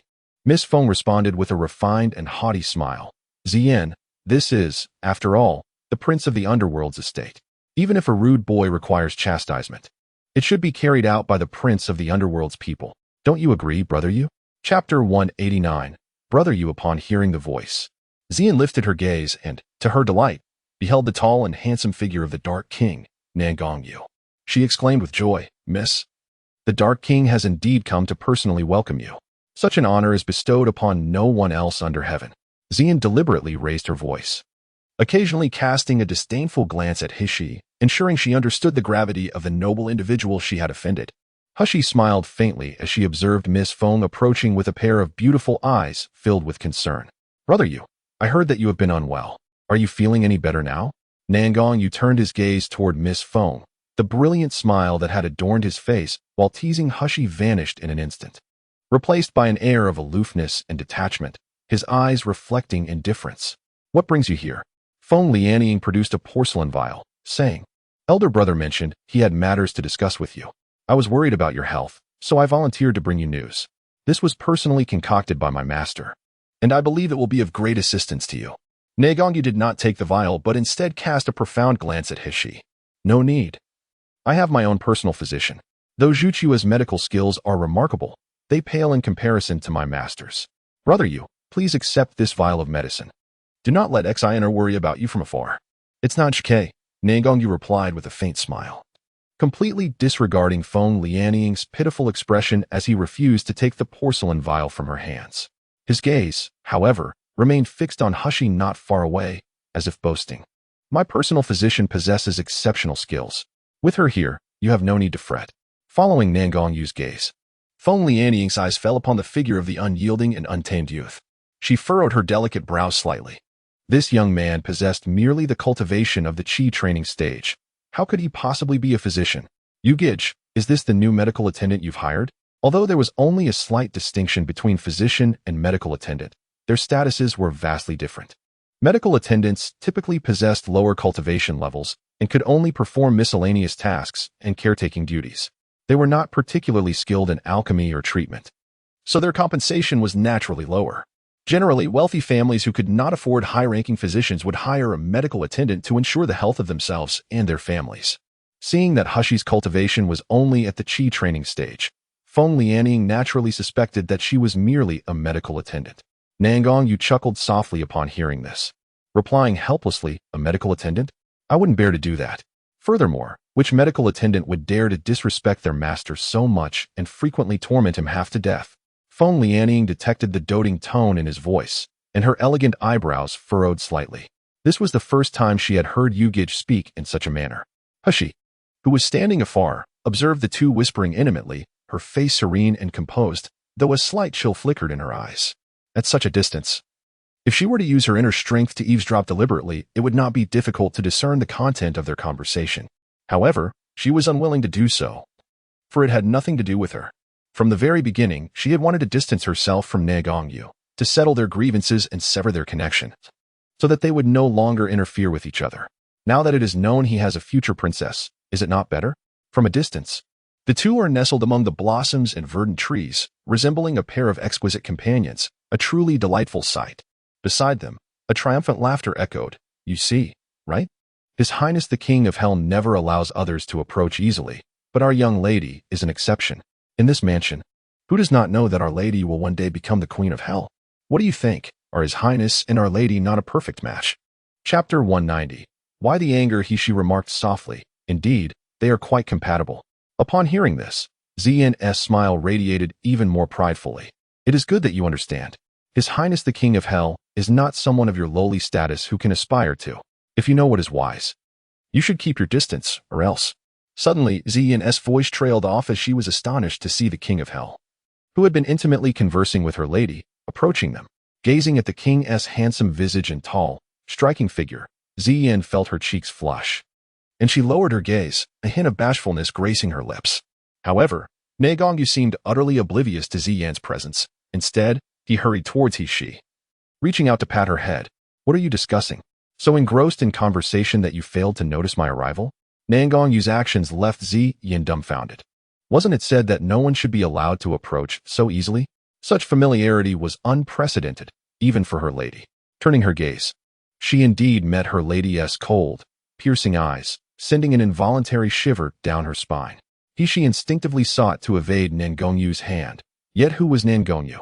Now restored to his peak strength, evasion was beyond Hishi's capabilities. Consequently, not only did he touch her head, but he also wrapped his arms around her waist, gently pulling her into his embrace. The man's deep voice chuckled in her ear. Are you still angry? However, this aura of menace dissipated in an instant. When she turned to look, she merely saw Feng Lianying gazing at them with an expression of calm indifference, a faint smile lingering on her lips, revealing no discernible hint of emotion. She furrowed her brow and forcefully pushed Nan Gongyu away, discussing the future of the Queen of Hell. Truly a match made in heaven. Upon hearing this, Nan Gongyu couldn't help but laugh heartily, lowering his voice as he leaned closer to her ear and said softly, Shiyu, is it really appropriate for you to praise yourself so? Nevertheless, it is indeed true. I like it. Instantly, she felt a wave of frustration. Was this man genuinely oblivious or merely pretending? Stop feigning ignorance. With a beauty beside you, I implore His Highness the King of Hell to refrain from provoking me in the future. Nangongyu was momentarily taken aback. After their relationship had deepened, she rarely referred to him as His Highness the King of Hell anymore. Observing the cold smile at the corner of her lips and the frosty glint in her eyes, he realized that she was genuinely upset. But why was she angry? Nangongyu glanced at Feng Lianying standing at a distance, and his eyes brightened as he chuckled. Sheer, are you feeling jealous? She shot him an exasperated glare. As if I'd be jealous. You're overthinking this. Continue entertaining your lovely guest. I am quite busy and must take my leave. Feng Lianying then spoke up. Brother you. What are you two discussing? Before Feng Lianying, Nangongyu's previously indulgent expression faded, and he spoke with a frigid demeanor. There is a matter at hand. Sierra is upset, and at this moment, he had no inclination to engage with anyone else. Once I handle this, I shall seek you out. He gently kissed her cheek, his voice tender. Be a good girl and wait for me at home, all right? Chapter 191. Are you looking for me? Upon finishing his words, she swiftly disappeared from sight. Hisisi remained oblivious to the transformation of her previously sullen mood, which had inadvertently shifted to a blend of embarrassment and relief. The warmth of Nangongyu's kiss lingered on her skin, causing her face to blush uncontrollably, reaching all the way to her ears. Meanwhile, Zian, who observed the interaction between Nangongyu and Hisisi, felt her complexion fluctuate between shades of pale and flushed, nearly gritting her teeth in frustration. Although the young man was strikingly handsome, he was still a man. How could the King of Hell be involved?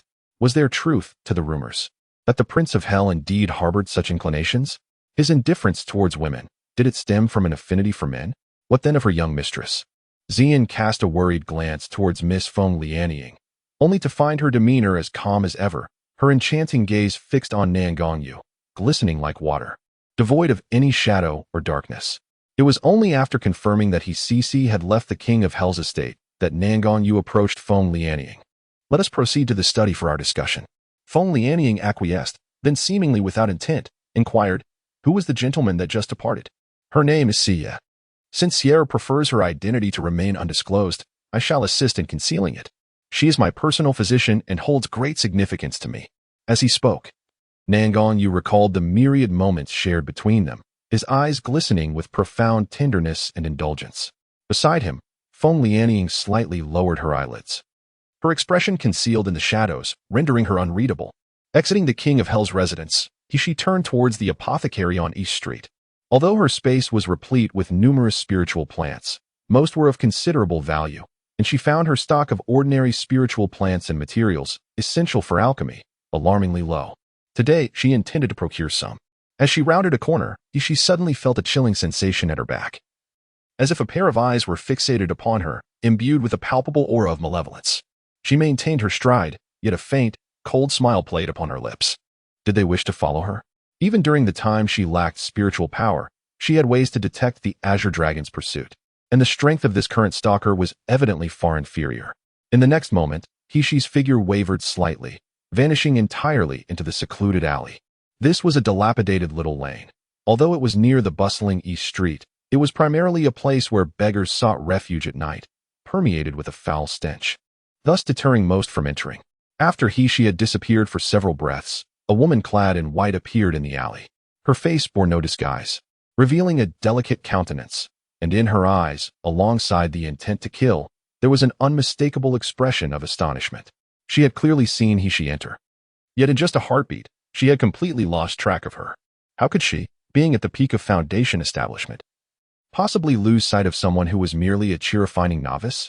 As the woman clad in white stood in a state of uncertainty, a sudden, crisp laughter pierced the air beside her. Are you searching for me? Startled, she turned to behold the figure of a youth swiftly materializing before her, bathed in sunlight. The boy's skin shimmered like polished jade. However, his alluring phoenix-like eyes seemed to harbor a chilling frost, instilling a sense of dread in those who met his gaze. Chapter 192. The bound spirit. She raised an eyebrow slightly. Oh, is that so? So you have followed me all this way merely to kill me? Was she truly so easy to bully that anyone could come to attempt her assassination? The account with the Xiaobai Tower had yet to be settled, and now another had emerged. The woman in white replied coldly, my original orders were to ascertain your true identity and then find an opportunity to eliminate you. However, it appears that I need not investigate any further. I shall ensure you meet a death without a burial place. Regardless of your identity or background, you will not stir any further tempest. Huh. So, you wish to slay me here? What is this? Are you trembling now? The woman in white laughed heartily. Yet it was already too late. With that, she began to channel her entire spiritual energy, swiftly summoning her flying sword, which shot towards Hishi. The sword not only surged forward with ferocity, but also emanated a frigid aura, causing the very air around it to seem to crystallize with frost. Remarkably, as the sword sliced through the air, it appeared to siphon the spiritual energy around it, enhancing its lethal momentum. While Hishi sensed an increasingly intense suction of spiritual power as the sword approached. Annoying brat, you shall meet your demise. The woman clad in white summoned her spiritual energy with great intensity, her delicate features contorting into a grotesque grin. Just as the flying sword was about to pierce through Hishi's frail form, she perceived a fleeting blur, and Hishi's figure vanished from her sight. However, in the next moment, she discovered to her horror that she was utterly immobilized. Her body remained poised with one foot forward and her hands desperately channeling spiritual power.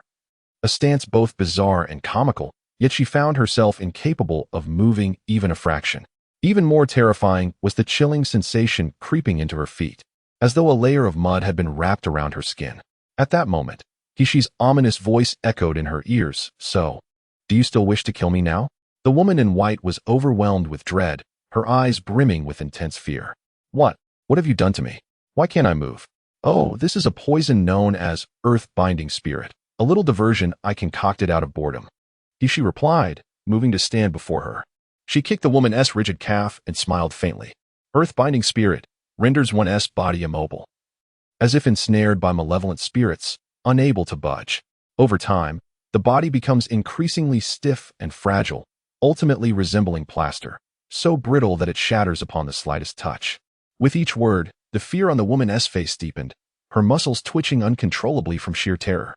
Hesea, however, smiled and said, "There is no need for concern. The immobilizing effect of the earth-binding spirit only affects the bodies of ordinary individuals. As for martial artists, with their spiritual energy protecting them, it is not so easy for them to be turned into plaster. The earth-binding spirit merely renders you immobile for a few hours.